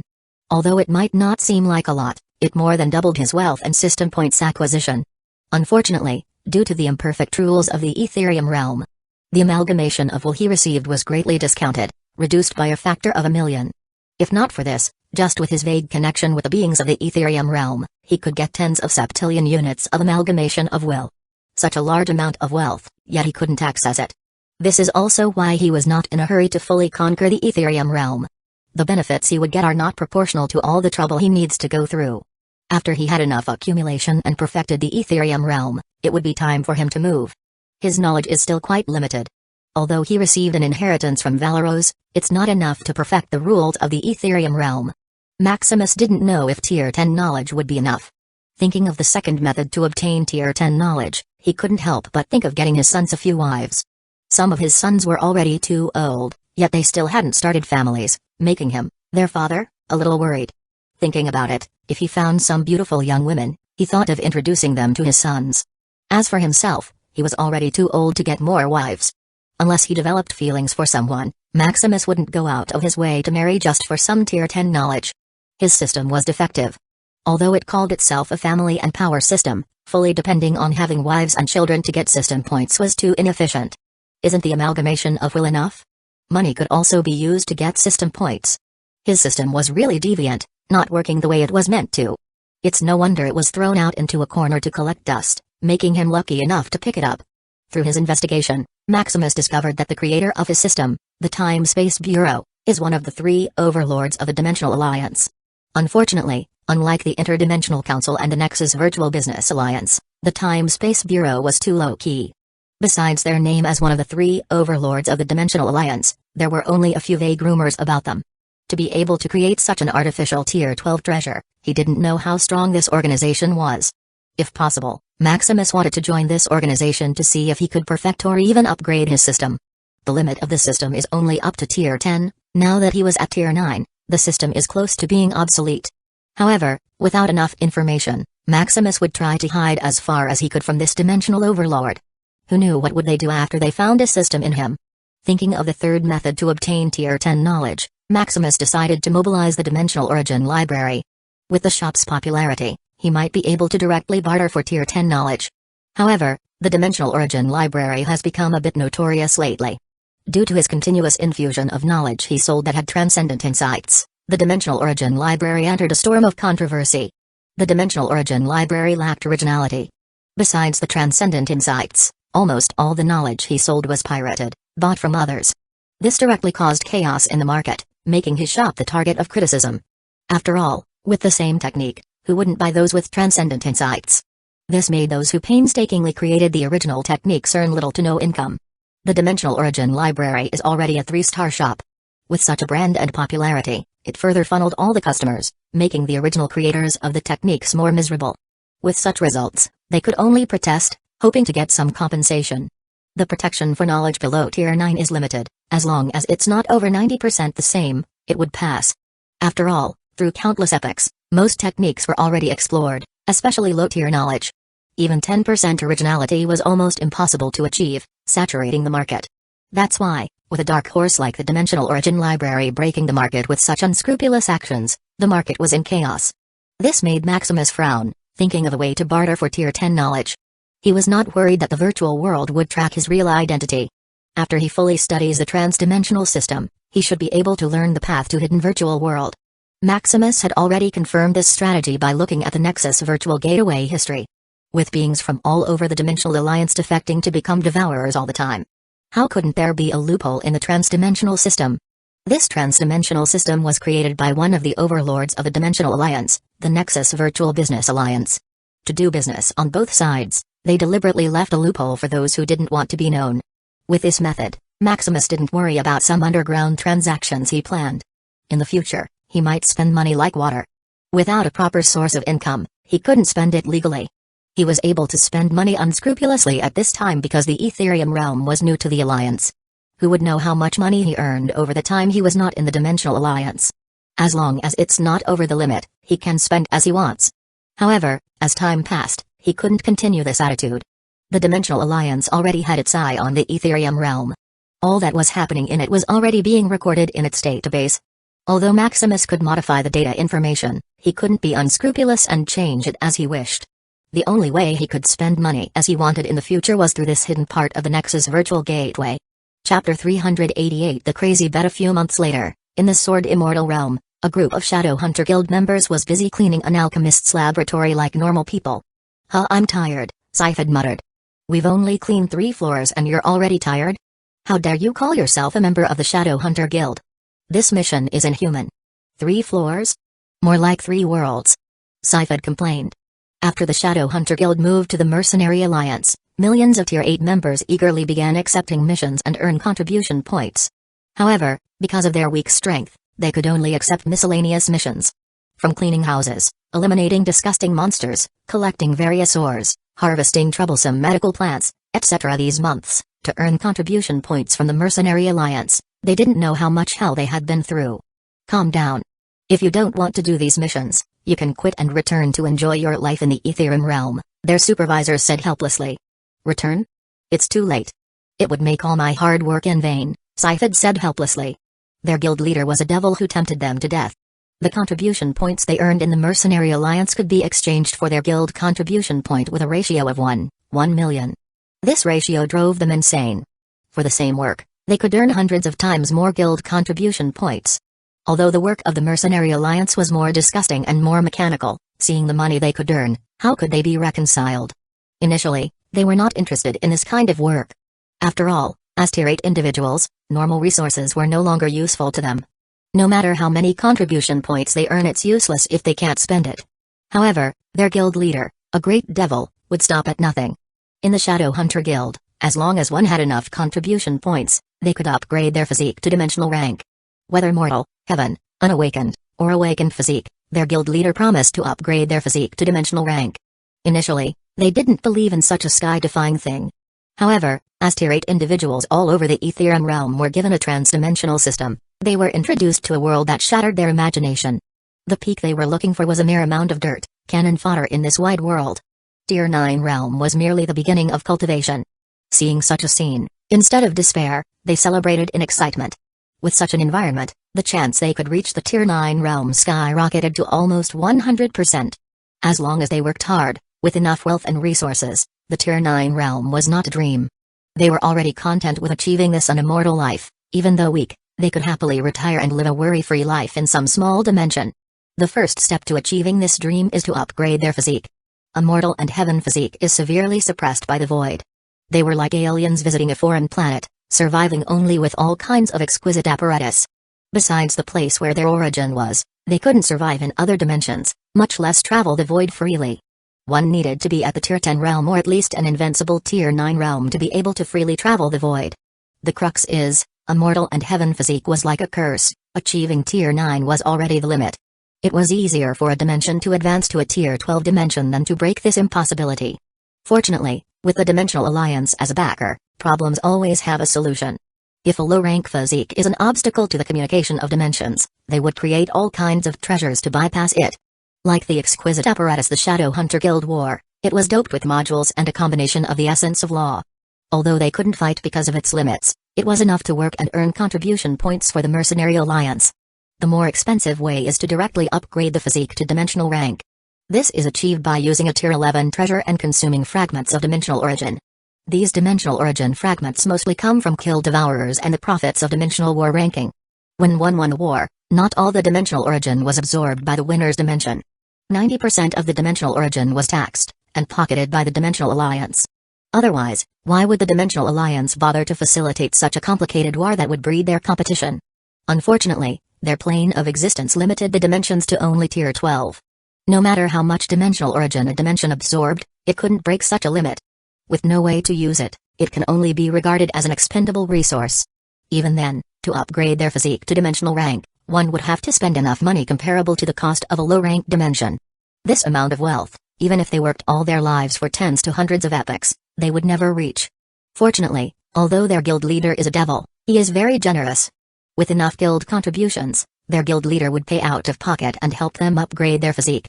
This is also why, no matter how hard it was to earn contribution points for the Mercenary Alliance, they were ready to break their teeth for it. Thinking of all this, Sifad sighed.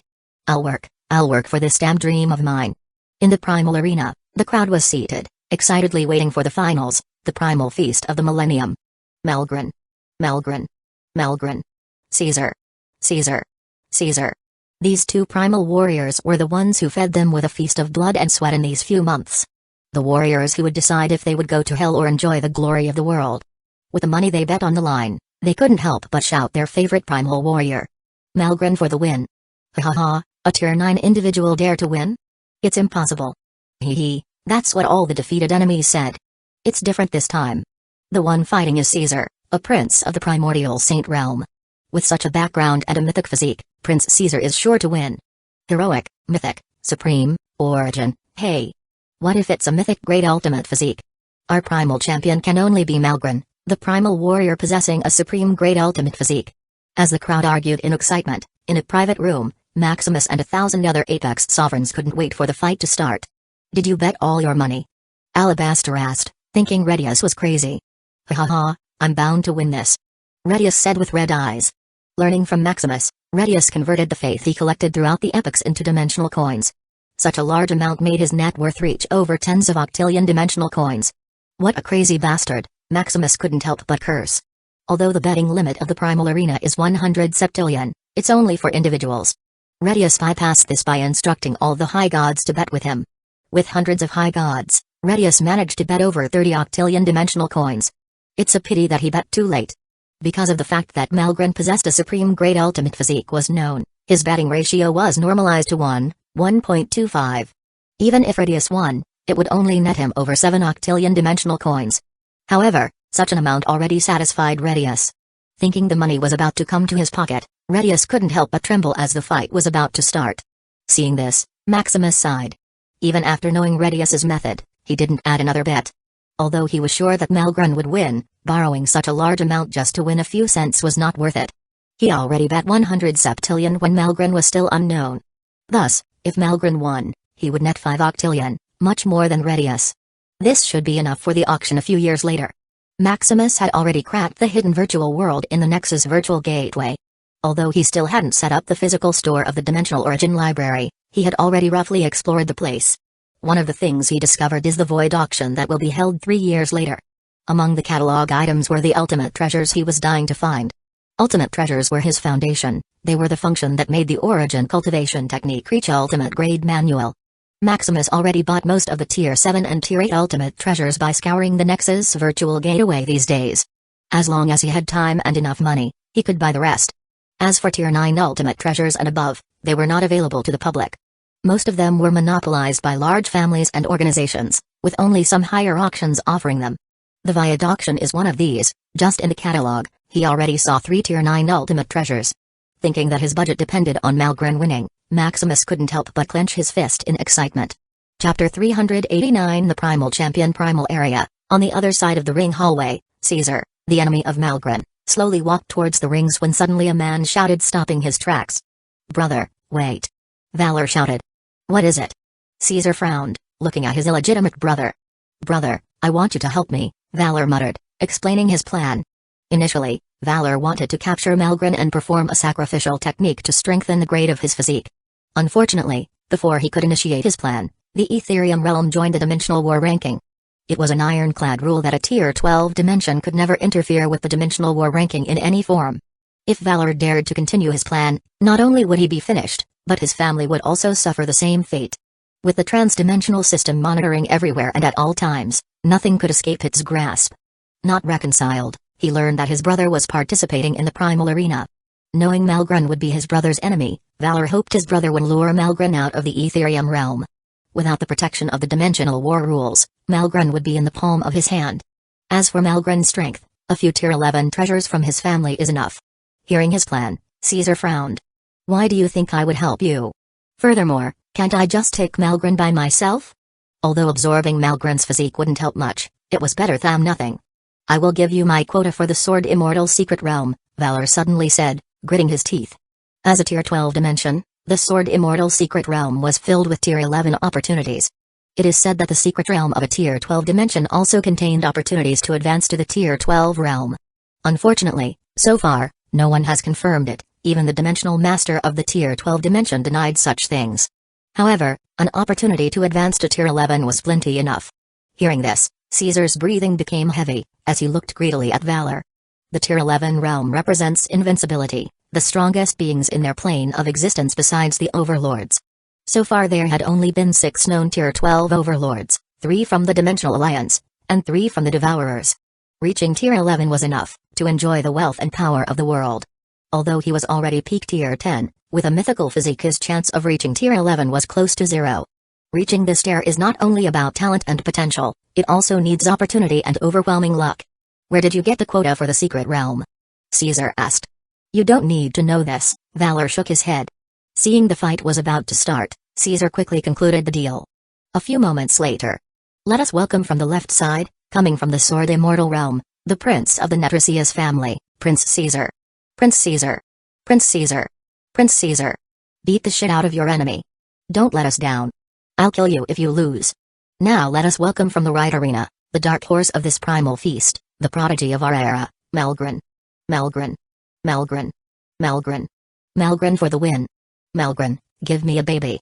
Damn, Malgren is mine. Shut up, you're a man. What are you doing here? As the crowd riled up waiting for the battle, Caesar and Malgren entered the arena. Walking slowly, the two looked at each other. Nice to meet you, I'm Caesar. Caesar introduced himself like a gentleman. Malgren. Malgren nodded. I have a proposal if you don't mind. What about we increase the bet between the two of us? No time, Malgren said coldly. He only likes to fight, not all kinds of intrigues. He didn't even care to bet on himself to earn money. Malgren felt it was a disgrace, a pollution in a fight. I think you might be interested. Can you shut up? This is a fight, we talk with our fists, Malgren muttered, looking at the referee who still hadn't started the fight. You. Seeing Malgren's arrogance, Caesar grew speechless and angry. Sensing the tension, the referee knew he couldn't stall any longer. Caesar versus Malgren. The fight begins. With cheers from the crowd, Malgren lunged at his enemy like a wild beast. Not yet back to himself, Caesar was hit like a potato, nearly flying out of the ring. Close. Caesar breathed heavily. He nearly lost because of his stupid greed. He must win the championship. After winning this tournament, he would be eligible to participate in the Dimensional World Tournament.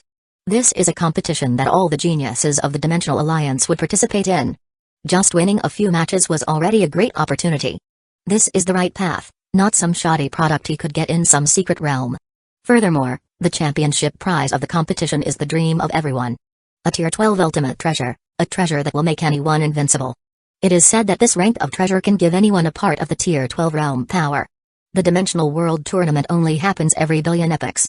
Now it was only about 1,000 epochs before the next tournament. All the geniuses in the Dimensional Alliance were starting to be screened for the tournament. According to his family, the Primal Arena is one such facility where he could easily get a quota. Thinking that he nearly lost because of Malgren, anger appeared in Caesar's eyes.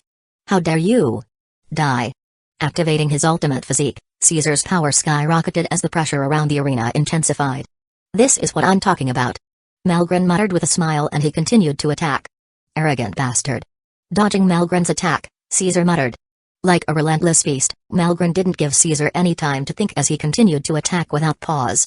His body was like a perfect machine, exploiting every weakness of his opponent with precision. Despite having more power than his opponent, Caesar couldn't do anything but dodge and block, waiting for an opportunity. Seeing Malgren's rapidly depleting energy, like a candle in the wind, Caesar bided his time. With both of them eager to win, the fight became more exciting, cheering the crowd. More. Although Malgren knew that he would lose sooner or later if this continued, the smile on his face never faded. Feeling his energy about to be depleted, he began to burn his origin. Maximus could heal origin, so he didn't worry about any injury. Are you crazy? Caesar muttered in shock. Although this is a virtual world, everything is real except dying. The injuries they received in this virtual world would be inflicted on their bodies in real time. Seeing such insane behavior, Caesar became serious. He thought he could defeat Malgren with pure suppression of strength, but it seemed he needed more tricks. You've done enough, Caesar said coldly, activating a forbidden technique. Feeling his power multiply, briefly reaching the power of a Tier 10 realm invincibility, Caesar smiled. Although this would make his realm regress, seeing his hateful enemy, he felt it was worth it. It's time to finish this. Before Caesar finished speaking, he felt a fist smash through his face. Boom. In a daze, Caesar flew out of the arena, not knowing what had happened. While not knowing how to react, Caesar slowly stood up, looking at Malgren, who was lying on the ground. This. Beings all over the Dimensional Alliance, did you see what happened? The commentator said excitedly, like witnessing a miracle. The crowd was also in a daze, waiting for an explanation. Whetting the appetite of the crowd, a replay appeared on the screen. In it, Caesar was seen activating his forbidden technique. Seeing the numbers indicating Caesar's combat power increase thousands of fold, the crowd was shocked. However, Malgren, who had been crazy a moment ago, briefly disappeared. Slowing down the footage a million times, Malgren appeared to suddenly transform, taking the form of a demon who devoured all light. In this state, Malgren's combat power quickly multiplied, surpassing Caesar's in just a few milliseconds. After that, there was nothing. An unknown fist came through, knocking Caesar out of the ring and Malgren out cold due to exhaustion. Under the verification of the referees, it was seen that Caesar was out of the arena first before Malgren lost consciousness. The winner of this primal feast, Malgren. Announcing the winner, the crowd cheered and cursed, some feeling like they were going to heaven and others to hell. Malgren. In the private room, Maximus and the thousands of Apex sovereigns clenched their fists in excitement, seeing the balance coming through their accounts. Redis was already celebrating, jumping up and down like a kid. Ha, we won. 7 octillion out of thin air. Who else? I'll just ask, who else? Redis shouted arrogantly. Although he already had tens of octillions of dimensional coins, it was through hundreds of billions of epochs of saving. As the stingiest man in the Ethereum realm, saving so much wealth came at the cost of many gods suffering. To earn 7 octillion in the blink of an eye made Redis feel like he had picked up money while walking. Redis already thought of dragging Malgren to all kinds of competitions and betting crazily to accumulate wealth. He didn't have a single thought of Malgren losing at all. Redis was even willing to put his head out, guaranteeing Malgren would always win. Otherwise, why would he risk betting almost all his net worth for little returns? Malgren was born invincible and would die unbeatable. Meanwhile, Maximus looked through his bank account in deep thought. Plus 5.1 octillion dimensional coins, Malgren didn't let me down. Maximus thought with a smile, thinking of his next course of action. Chapter 390 Nexus Casino. A few days later, in Nexus Casino, Void Virtual Dimension, Maximus, disguised with a different identity, silently looked at the casino, thinking of his plan. After winning 5 octillion from the Primal Arena, Maximus began to proceed with his next plan, to earn Origin coins. Unlike dimensional coins, Origin coins are regulated currency used only by Tier 11 powerhouses. Origin coins aren't produced from absorbing any energy like dimensional coins, instead, they are condensed fragments of dimensional origin. Unless he was willing to cut apart the Ethereum realm, no matter how many dimensional coins he had, they couldn't be exchanged for Origin coins. The only way to get Origin coins was to exchange, earn, or even steal them. The reason why he needed Origin coins was because the Void Auction, which would happen 3 years later, mainly accepted Origin coins. If Maximus wanted to buy anything rare, he could only use Origin coins. Looking at the Nexus Casino, Maximus calmly walked inside. "Hello, Your Excellency. Welcome to Nexus Casino." The staff greeted. Checking the man's identity, she was faced with various question marks. Magnus? Besides the name, she couldn't see the man's origin, strength, and even his virtual avatar seemed to be in disguise. Fortunately, she was quite professional and didn't change her expression, eagerly welcoming Maximus. This is the Void Virtual Dimension. Although it was still within the scope of the Dimensional Alliance, it was a gray area provided by the virtual realm. Enemy dimensions, devourers, and wanted convicts all come here to do transactions. Although it was more expensive than other parts of the virtual realm, it's a safe way for these vagrants to do their illegal business. Seeing Maximus's identity full of question marks, she could only conclude he was a powerful being knowledgeable in virtual rune programming. After getting inside, Maximus's eyes lit up. The place smelled like money, filled with different gambling platforms that were popular across the Dimensional Alliance. Feeling his power suddenly disappear, he didn't react. This is one of the highest gambling institutions in the Dimensional Alliance, no form of cheating could be used. Even his system seemed to malfunction, its scanning function prompting errors everywhere. The creator of this virtual world is indeed an overlord, Maximus thought deeply. The one who created the transdimensional system, this virtual realm that connected throughout all their planes of existence, is the leader of the Nexus Virtual Business Alliance, one of the 3 overlords. An existence like that making a perfect virtual world with solid rules is nothing. His system is a mere byproduct, a broken Tier 12 treasure, compared to it. Confirming his system didn't work, he could only sigh. It seems that it will be up to my skill to earn my way here. Although the scanning of the system didn't work, the life points that could boost the time of his consciousness still worked. After mastering the games here to transcendence, and having the assistance of boosted consciousness, he was sure of winning. Soon he came to a slot machine. It had 1,000 rows, with columns of millions of different images. To win the game, the player needed to click the machine 1,000 times, ensuring the same pictures lined up. The prize depends on the number of image matches. The minimum is 100 images matched, with 10 septillion dimensional coins price. In normal times, this should be easy, a Tier 4 individual could easily do this with his eyes closed.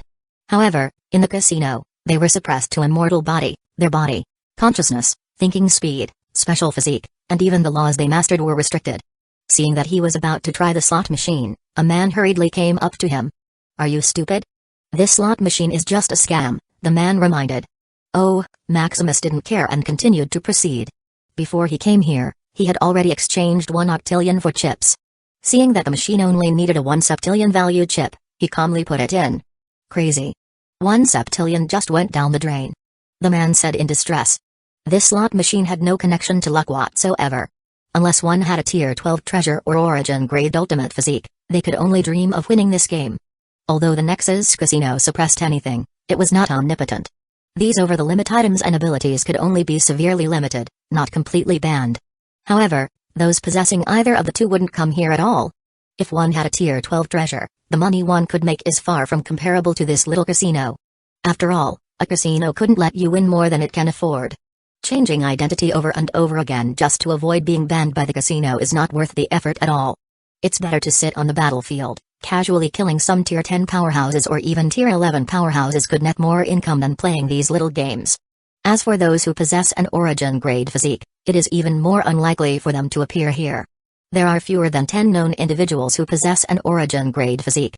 They were the treasures of the Dimensional Alliance, with all resources provided to them in unlimited quantity. Playing in the casino is senseless and a waste of time. There are far more exciting entertainments than mere gambling with money they didn't even earn. While the man was in deep thought, Maximus had already begun clicking the slot machine. With each click, an image showing dimensional coins appeared.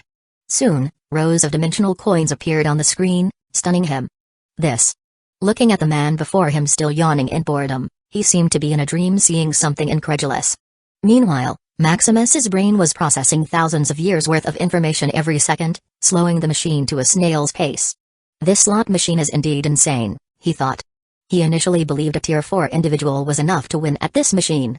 However, at the speed the machine was going, even a Tier 9 individual might fail with a bit of carelessness. Click click click with each click, the dimensional coins lined up, attracting a crowd. Who is this man? This is insane. Is he cheating? Maybe it's luck? What luck? Don't mention such an illusory thing. Even a Tier 11 powerhouse who mastered the River of Fate couldn't manipulate this thing. Luck is but a construct of law, naturally, it is suppressed by the Nexus Casino. Unless one had a fate surpassing their plane of existence, some luck wouldn't work. As hundreds of dimensional coins lined up in the slot machine, the crowd got bigger and bigger.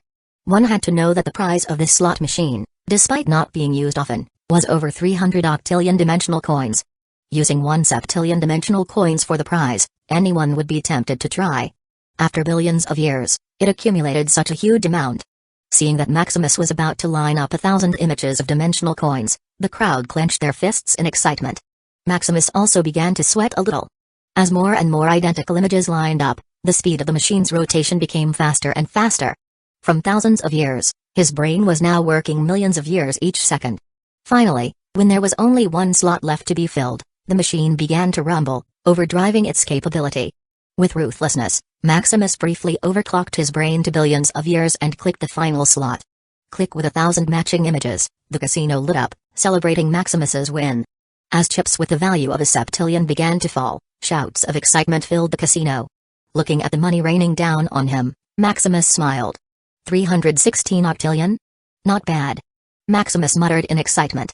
Although it was a bit high profile, he couldn't care less. Unless the creator of this virtual realm checked himself, no one could find his real identity. Picking up the chips from the ground, he looked toward another slot machine. Although it was a little low compared to the one he just played, it was still filled with over 100 octillion dimensional coins. Are you going to play with another slot machine? The man who had warned him earlier asked. TSK, are you going to bankrupt the casino? Hee, fellow gentlemen, do you want to follow me to some business? While the crowd kept chattering, luring him into various schemes, Maximus walked to the next slot machine. However, before he could even play, a warning notice appeared. Warning, player is detected to win over 100 octillion, please go to the special gambling area, or exit the Nexus Casino. Seeing the notice, his lips couldn't help but twitch. How stingy, you should at least let me win a few more times, Maximus muttered in dissatisfaction. Hearing this, the crowd beside him was also speechless. 300 octillion was already over the top. It was already most of a tier 10 individual asset after saving for millions to billions of epochs, yet it seemed it wasn't enough for Maximus. Having a limit of 100 octillion was already the casino being generous and open-minded. How do I go to the special gambling area? Maximus asked around. This was his goal on this trip, the special gambling area, the place where he could earn origin coins. Chapter 391 Sterling family, your name is? Suddenly, a luxuriously dressed man noticed the commotion and asked Maximus his name. Magnus, Maximus said, using his fake name. I'm Otto Sterling. I heard that you want to come to the special gambling area? Why don't we go together? Oh? Upon hearing the surname Sterling, Maximus became a little interested. The Sterlings are one of the families ruling a tier 12 dimension entirely. With only thousands of tier 12 dimensions, it can be said that the Sterling family is at the top of the hierarchy. The Sterling family is one of the largest treasure distributors of the Business Alliance. Maximus paid attention to this family because of his need for ultimate treasures. After solidifying his foundation from tier 7 to tier 8 by absorbing all the necessary ultimate treasure, Maximus plans to add all available elements and laws in their plane of existence to the Origin Manual. This is a long and expensive journey, requiring over 100,000 treasures in every realm. After reaching tier 9, he is no longer dependent on the laws of the Ethereum realm. His body is like its own dimension, self-containing and self-creating. Thus, no matter what elements and laws he adds to his practice, it's irrelevant to the Ethereum realm's current foundation. Snapping out of his daze, Maximus quickly accepted Otto's invitation. Talking about what just happened, Otto couldn't help but be amazed. You really won in that slot machine? Otto asked in disbelief. It's just luck, Maximus nodded in confirmation. Shifting the topic, Maximus began to ask about the special gambling area. The special Nexus gambling area is the battlefield of cheaters, Otto said thoughtfully. There is no way Otto would believe that this man who called himself Magnus just won that slot machine with luck. In every game, there is a way to cheat. Even in this seemingly perfect casino where everything was suppressed to a minimum. Tier 12 treasure, ultimate physique, ultimate grade technique, dimensional master authority, there are too many. To maintain order, the casino was divided into two sections, one for normal individuals and one for cheaters. The 100 octillion was a threshold, the starting chip for these cheaters to begin gambling. Possessing the ability to cheat in this seemingly perfect casino meant they could offer more than just money. Then how does the special gambling area work if all the players are cheaters? Simply put, they either don't play the game or make it harder to cheat, Otto said. There is nothing that can prevent a cheater, it can only be suppressed or left unused. As Otto explained the ins and outs of the special gambling area, Maximus felt as if he had been transported to a different virtual world. Inside was a vast virtual world filled with luxury that had nothing to do with gambling. Food, wine, calming music, this place looked more like a paradise than a gambling area. Welcome to the virtual fortune domain, Otto welcomed. Feeling the presence of individuals in the room, Maximus slightly tensed his relaxed body. All around, Thousands and thousands of Tier 11 individuals can be seen around. Although this virtual world suppressed everything similar to the Nexus Casino, it didn't take away the inherent suppression of a higher being. Besides Otto, he could hardly see anyone who was in the Tier 10 realm. Otto, who's this little friend of yours? A burly man approached them. This is Magnus. He just won that impossible slot machine in Void Nexus Casino. Oh? That insane toy Margaret created? It's only been a few billion years, I didn't expect it would be cracked so soon. Magnus, right? It seems that you possess a treasure that could manipulate time, the burly man concluded, looking greedily at him. The only treasure that could work in the Nexus Casino is Tier 12 treasure. Thinking that Magnus possessed such treasure, he couldn't help but be greedy. How about we gamble? I'll bet my Tier 12 treasure against yours. Oh? How about some simple arm wrestling? He asked excitedly. As for stealing, he didn't think about it at all. Hearing that he gambled in the Void virtual realm, he was sure his identity was fake. Don't listen to him, his name is Ajax, the ultimate brute in this place. He possesses the Limitless Power Gem, a Tier 12 treasure. It allows its user to possess infinite amplification of physical strength as long as the body can handle it. Although it doesn't possess any law and energy amplification, it's enough to crush anyone here in a physical confrontation. Hearing about such an insane treasure, Maximus was a little stunned. Limitless Power Gem? Infinite amplification of physical strength? Tier 12 treasure is truly in a realm of its own. Otto, don't ruin the fun. I just want to welcome this newcomer here. Ajax said, a little angry at Otto. If not for knowing this little ancestor's background, he would kill this brat in the real world as soon as possible. Unfortunately, even if he were given infinite guts, he wouldn't dare to hurt even a hair of this little one. The Sterling family isn't just a name, even if he hid to the end of the void, this family could kill him like an ant. He heard that the Sterling family possesses a few ultimate Tier 12 treasures. Just one is enough for a family to dominate a side of a Tier 12 dimension, yet the Sterling family possesses a few of them. Thinking about this, he suppressed his greed for Magnus's treasure. Turning around, he went to fool another individual for some pocket money. Ignoring Ajax, Otto turned his attention to Magnus. What kinds of games do you want to play? Although Otto already roughly knew the function of Magnus's treasure, he still asked in interest. Otto didn't know why he felt some closeness with Magnus. It felt familiar, like when he was with those guys with origin grade physique. Could it be that Magnus also has an origin grade physique? However, thinking of its rarity, he quickly dismissed the thought. Maybe it's the influence of some treasure? Or perhaps Magnus has a physique infinitely close to origin grade physique. He didn't dare to imagine Magnus possessing an origin physique at all. Throughout all the dimensions, there are fewer than 10 people possessing such a physique. Yet through all the coincidences, he met one when he was going outside? Otto would rather believe that Maximus had a Tier 12 ultimate treasure than an origin grade physique. Let's go there. After scanning the place, Maximus quickly found an interesting game. Oh? Planetary chess? This is good. Otto's eyes lit up seeing Magnus choose such a game. Planetary chess is a game played by two players vying for the supremacy of the planet. Using the chess pieces they pick, they could vie for supremacy only through planning and scheming. No treasure, alien knowledge, or outside power could be used. The player can only guide the chess piece they choose through some induction. Coming to the place, they saw a game that had just ended. Hiss, how scheming. How did you think of that? A villain stealing the protagonist's mother as his wife? How insane. It's a disgusting style of play. Who even allowed this?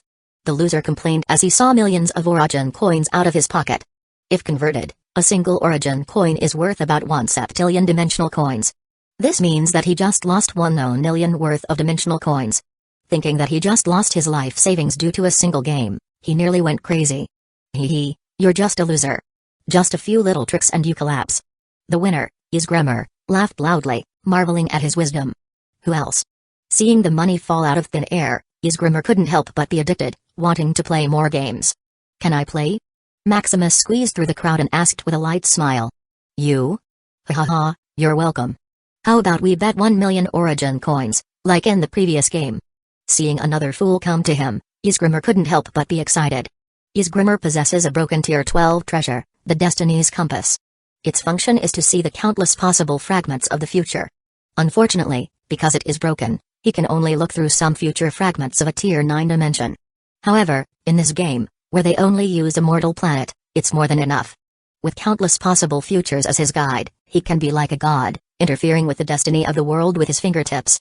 Otto quickly told Maximus about Ysgrimmer's treasure, persuading him to not be reckless. To this, Maximus just shook his head. Countless possible futures. If they had the consciousness and thinking speed of a Tier 11 powerhouse, he might be scared. With the thinking speed of a mortal, Ysgrimmar could only process thousands of future fragments at most.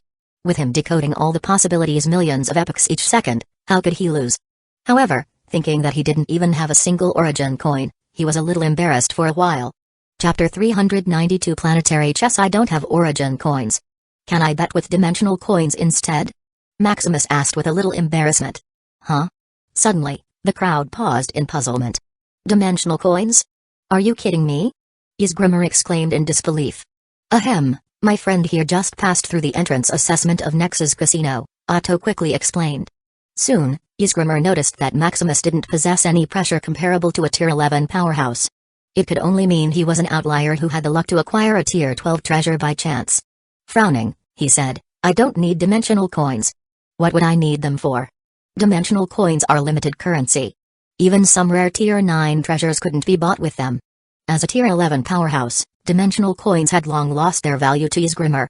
He had no relatives who could use such low currency at all. Maximus was also a little helpless. Without a starting point, he couldn't accumulate money. How about I let you borrow some money? Otto said with a smile. You? Maximus frowned, thinking Otto had some conspiracy in mind. I'm just interested in your potential, and it's just some pocket money, Otto said nonchalantly. Origin coins were no different from dimensional coins, he could spend it however he wanted.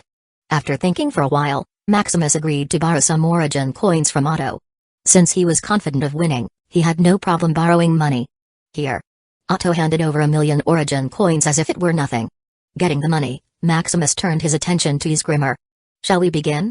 TSK, rich kid, Ysgrimmar silently muttered, accepting Maximus's bet under the notary of the virtual realm. Under the notary of the virtual realm, no one dared to act dishonestly. Although there was no physical harm, one could no longer log into the virtual world if one disobeyed the contract. Changing one's identity wouldn't work. Unless one could completely change their personality, origin, and everything about themselves, it was impossible to bypass the virtual realm's security. Unknown to most individuals in the Alliance, the virtual realm is an alternate world comparable to their plane of existence. It is infinitely expanding, boundless, with a complete set of rules, etc. Most individuals could only work their way out because the virtual world allowed it. Otherwise, even the most powerful origin grade physique, ultimate Tier 12 treasure, or a full-fledged Tier 12 being wouldn't stand a chance. Rumor has it that when the Abyss dared to invade the virtual realm, the creator of the virtual world directly suppressed it. If not for the Abyss will having some strength, it might have been locked up in this virtual world as a game. After setting everything in place, Maximus and Ysgrimmar took their positions. In front of them was a projection of a barren world. This barren world is in the void rift of Graveyard. This place is the home of all kinds of broken dimensions, void debris, carcass, etc. It's a dump site where all the trash in their place of existence is gathered. The virtual world just casually caught an abandoned planet, for them to play. Throwing hundreds of origin coins, the world began to rotate at an extremely fast speed, from changes in weather to the division of terrain. Soon, after what seemed like billions of years, small organisms began to appear, followed by vegetation. Watching the projection before him, Maximus couldn't help but be amazed. Seeing the unique rules begin to emerge, banning the appearance of extraordinariness, Maximus could only sigh. He didn't expect they would use a real world to play planetary chess. It's really ruthless. Seeing it only took a few hundred origin coins to make, Maximus could only say the weak is really insignificant. Even if they destroyed this world that was just born, it's hard to feel guilt. Casually throwing a few origin coins, they could create a more magnificent masterpiece. Soon, after a few minutes, the civilization of the planet reached the modern times. The population then began to delve into space, only to face setbacks one after another. Not finding hope for a bigger place, the planet fell into internal war. Different countries and organizations fell into a brewing conflict. The board is set. I'll let you pick out your chess pieces first, Ysgrimmar said with a confident smile. Sure. Each player could choose 16 chess pieces, 8 random civilian pawns, 2 generals, 2 businessmen, 2 scientists, an ace, and a sovereign of a state. To conquer the planet, the sovereign of the state is an important piece. Once they are assassinated or killed, the game is over. A sovereign is needed to conquer the planet, and without it, the opposing opponent can easily manipulate the game. The second important piece is the ace. In each artificial planet created for planetary chess, the player can set 2 protagonists. With their blessing, the protagonist will become the most powerful and talented person on the planet. Unlike the sovereign, The game could still continue even if the ace died. However, without this nuclear threat, the opposing enemy can just brute force their way through the game. This is also how the previous player lost to Kusagakure. The ace he chose was a person who had a strong attachment to his mother. With a little trick from Kusagakure, the ace easily fell into a trap, causing the game to end quickly. As for the remaining chess pieces, they were the eyes and hands of the sovereign to complete his conquest. Looking over the planet, Maximus carefully looked for his sovereign piece. Soon his eyes settled on a man who had just created a ragtag coalition of forces because of the war. Tired of always running for his life and seeing the deaths of his friends and relatives one by one, this man founded a country. Although it didn't even have 100,000 people, their unity was unmatched by other countries. This would work wonders in the late game, which is just his taste. Next was the ace. Not wanting to fall into the same fate as the previous player, he chose a clone who had just regained its own consciousness. Right now, it was being chased by a bunch of crazy scientists and soldiers. As Maximus chose the clone, the world seemed to bless it, giving it strength and luck. Soon, through all kinds of coincidences, it escaped the crazy pursuit. For the remaining chess pieces, Maximus didn't have any specific requirements and just chose the most talented and smartest individuals he found during the deduction of his independent consciousness. With his induction, as if guided by fate, the chess pieces he chose began to gather around the sovereign. "It's your turn," Maximus said. "Interesting choice," Kusagakure muttered, looking at the pieces Maximus chose. Although at the initial stage of the game, everything is in an equal state, this could only be seen in the grander scheme of the game. Just this, Kusagakure chose a sovereign piece of the richest and most powerful country in the world. Unfortunately, to neutralize the game, the said country was full of holes. From corrupt officials to spies, the government was like an old machine that couldn't move. Its people were also rebelling left and right. Due to being too pampered, they protested the cruelty of the country despite enjoying its fruits of victory. Such a country would collapse on its own sooner or later. Fortunately, Kusagakure chose it as his envoy's chess piece to conquer the world. Kusagakure didn't care if it was rotten to the core, its power and wealth were enough. He didn't take this game seriously and just wanted to end it sooner. For the remaining chess pieces, Kusagakure used Destiny's compass and chose all individuals who rose to prominence in the future. "Shall we begin?" Kusagakure invited gentlemanly. With the agreement of both parties, the planet began to spin rapidly. The first commands from Maximus and Kusagakure were executed as their chess pieces began to move. Soon, the world was shrouded in fog as time advanced a year in the blink of an eye. As it returned to its normal cycle, Maximus quickly deduced the current state of the world. A little less. Looking at the current situation of Altreus, the country he chose, Maximus frowned a little. His first order was to unite all the oppressed countries to gain more manpower. Unfortunately, Lensphere, the country Kusagakure chose, used its massive wealth and power to isolate Altreus from the rest of the world. Lensphere claimed the country of Altreus was just an opportunistic terrorist using people's pain to establish its sovereignty. Fortunately, due to Lensphere's lack of credibility from starting wars and stealing everywhere, this strategy didn't have much effect. Altreus continued to spread its dogma, helping people everywhere and establishing its toughness and spirit. Thus, even with Lensphere's interference, Altreus managed to multiply its population to nearly 1 million, with a few allied countries. It's safe for a while. Due to Lensphere's corruption, it couldn't quickly form an army to attack Altreus. Maximus estimated that after 3 to 4 turns, Lensphere would be unified, gathering its strongest firepower to attack him. Maximus needed to be smart in these few rounds and quickly form a fighting power. As his independent consciousness deduced billions of epochs, choosing the best path and strategy, a smile formed on his lips. "I can end this game in 7 moves," Maximus thought, giving his next instructions. Chapter 393 End of game. Conveying his next plan to his chess pieces, Maximus turned his attention to Kusagakure. "It seems that you're also finished. Let's start the next round," Kusagakure said confidently. "Sure." Soon the world began to revolve faster and faster until a year passed. Looking at the situation on the board, Kusagakure smiled. So far everything went to plan. The Lensphere began to stabilize, showing the prosperity of the top country. The allies that previously dismissed it began to show their previous enthusiasm. Even Altreus was in a state of further isolation, just to please Lensphere. Although he still couldn't form an effective attack strategy, just 3 to 4 more rounds and he could defeat the country of Altreus.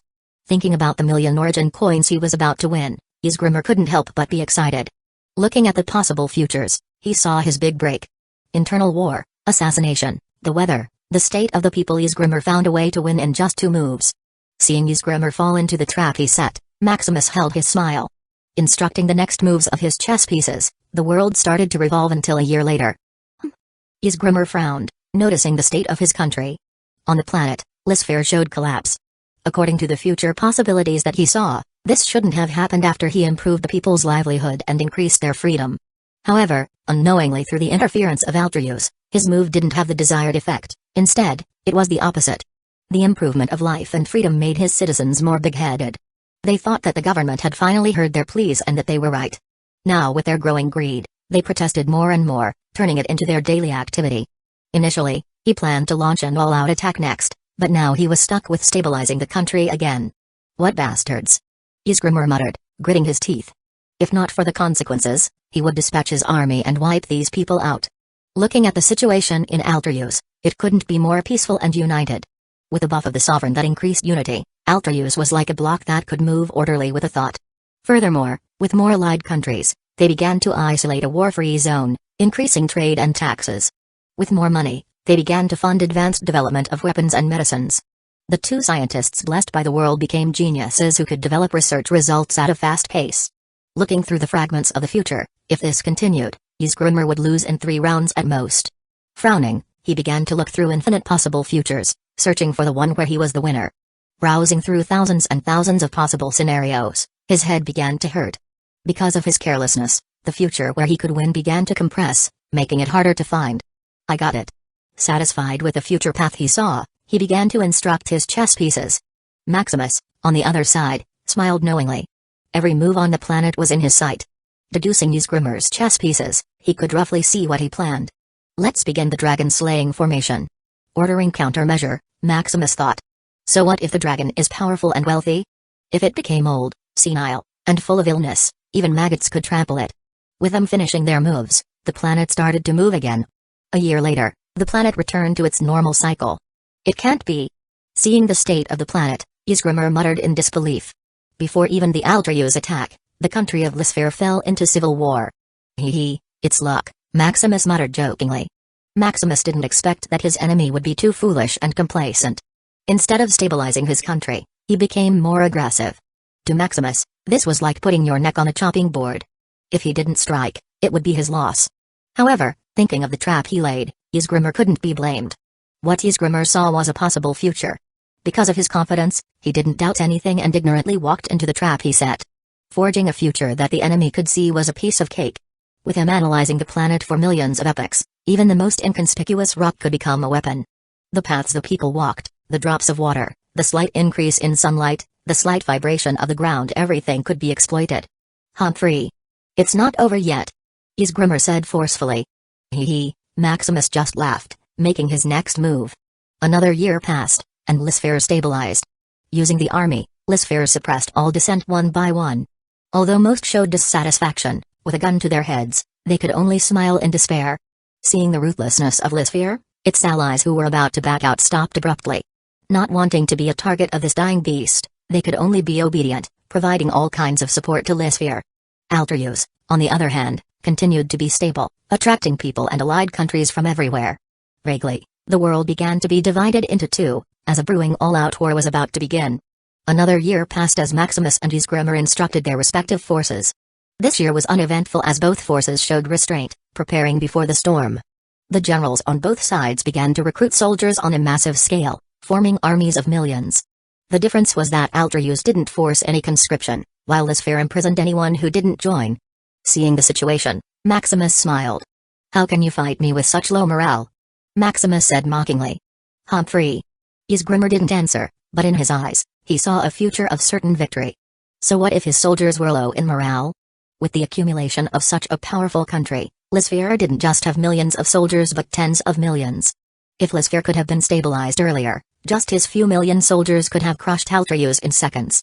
Unfortunately, it's now the 6th round, they can only fight in an all-out war. With another instruction from the two, the world started to spin for a year. The world fell into chaos as countries began to fall into an unprecedented brawl. Guns, tanks, warships, fighter jets, all kinds of humanity's weapons came into play. With the critical state of the planet, the world projection showed key battles, giving them real-time insight into the planet. Such an unprecedented war made Maximus a little interested. Although it was nothing compared to the wars in the Abyss or even a fight in the Etherium realm, it had a different flavor. Such a nostalgic scene couldn't help but remind him of his previous world. Unfortunately, he couldn't find the Earth in the Dimensional Alliance database. Maximus could only conclude that either it was too low level to discover dimensions besides their little universe, or that it had been so long since he reincarnated that it was destroyed and erased by time. Soon after a year, it was their time to move again. Looking at the state of his chess pieces, Maximus sighed. With them being the main targets of assassination and killing, only the sovereign, ace, 2 generals, a single scientist, and 2 pawns remained. Ysgrimur was in a more miserable state. Due to low morale, betrayal happened often. In such chaos, only the sovereign, ace, and a single general remained. By now, Ysgrimur had already noticed something was wrong. All the possible futures seemed to be fake, a fabrication that lured him into traps. Looking at Maximus, Ysgrimur was a little angry at himself. He shouldn't have been greedy, he should have investigated even the superficial information he could find about his enemy. Until now, he still had no idea what his opponent used to make him fall into this. Sighing, he destroyed the planet with a wave of his hand, announcing his surrender. No matter what he did, he would lose. Why make it more ugly? You're good, Ysgrimur said, taking out 1,000,000 origin coins. You too, Maximus said in surprise. He didn't expect Ysgrimur to easily part with 1,000,000 origin coins. Maximus thought he would still fight to the end before Ysgrimur give the money. Don't doubt it. Although I'm arrogant, I'm a man of my word, Ysgrimur said, seeing Maximus's doubt. Losing in the game he was good at, Ysgrimur was a little lost. Now, instead of the money, he was mulling over his arrogance and why he lost. Congratulations, Maximus. Don't forget to treat me when you're rich. Otto said jokingly. Sure. With 1,000,000 origin coins lying in his bank account, he couldn't help but be excited. Although it was not enough to buy even 10 Tier 9 ultimate treasures, it was enough starter fund. Seeing how easy it was to earn money, he looked around for the next opponent. However, seeing them back out in fear, Maximus could only shake his head helplessly. It seemed he beat Ysgrimur a little too quickly, dissuading the others from playing with him. Haha, let's just eat. No one will dare to fight you for a while, Otto said. With such a show of force, all the individuals in the virtual fortune domain turned their attention to Maximus. Unless they fully investigated Maximus's background and abilities, they wouldn't dare to play with him. I see, Maximus nodded, understanding the situation. Chapter 394 Buying Ultimate Treasures in a Restaurant. Maximus and Otto ate while talking about various things related to the virtual realm. From all the games that can be played in the virtual fortune domain, top players that he shouldn't provoke, even way to earn origin coins faster. Maximus was a little interested in earning origin coins, so he asked for more details. There are only a few ways to earn origin coins. You either had to fight for them or have something precious. For fighting, there is the Dimensional War ranking and the Dimensional Battlefield. In the Dimensional War ranking, the winner could extract the dimensional origin of a loser. You could also gamble. Sometimes when 2 top tier 11 dimensions fight, there is large-scale gambling, which even makes a tier 11 individual greedy. However, this is risky. This is a gamble of pure luck. Even if you have tier 12 ultimate treasure, there is no guarantee of winning. As for the dimensional battle, it's a unique place in our plane of existence. This is a grand battlefield for the strong and the weak. If you have confidence in your strength and skill, this is the best place to go. Thinking of the dimensional battlefield, Maximus fell into deep thought. I see that you're eager to earn origin coins. Can you tell me what they are for? Otto asked curiously. It's for the auction 3 years later, Maximus replied without hesitation. Oh, I see. The Void auction this time contains a few tier 12 treasures and even some tier 11 ultimate treasures, Otto muttered with interest. The Void auction is not a formal auction. It includes all illegal items stolen from major families and organizations. Otto heard that there was some heavyweight treasure in the coming auction. There are even rare treasures that could be beneficial to dimensions. Yes, but I'm not that ambitious. I only need some tier 9 ultimate treasures. Tier 9 ultimate treasures? Otto was a little curious, hearing Maximus needed tier 9 ultimate treasures. Although tier 9 ultimate treasures still offer some help to tier 10 individuals, it is limited. Furthermore, Maximus already had a tier 12 treasure, making tier 9 ultimate treasures seem insignificant. I need them for something, Maximus said, noticing Otto's confusion.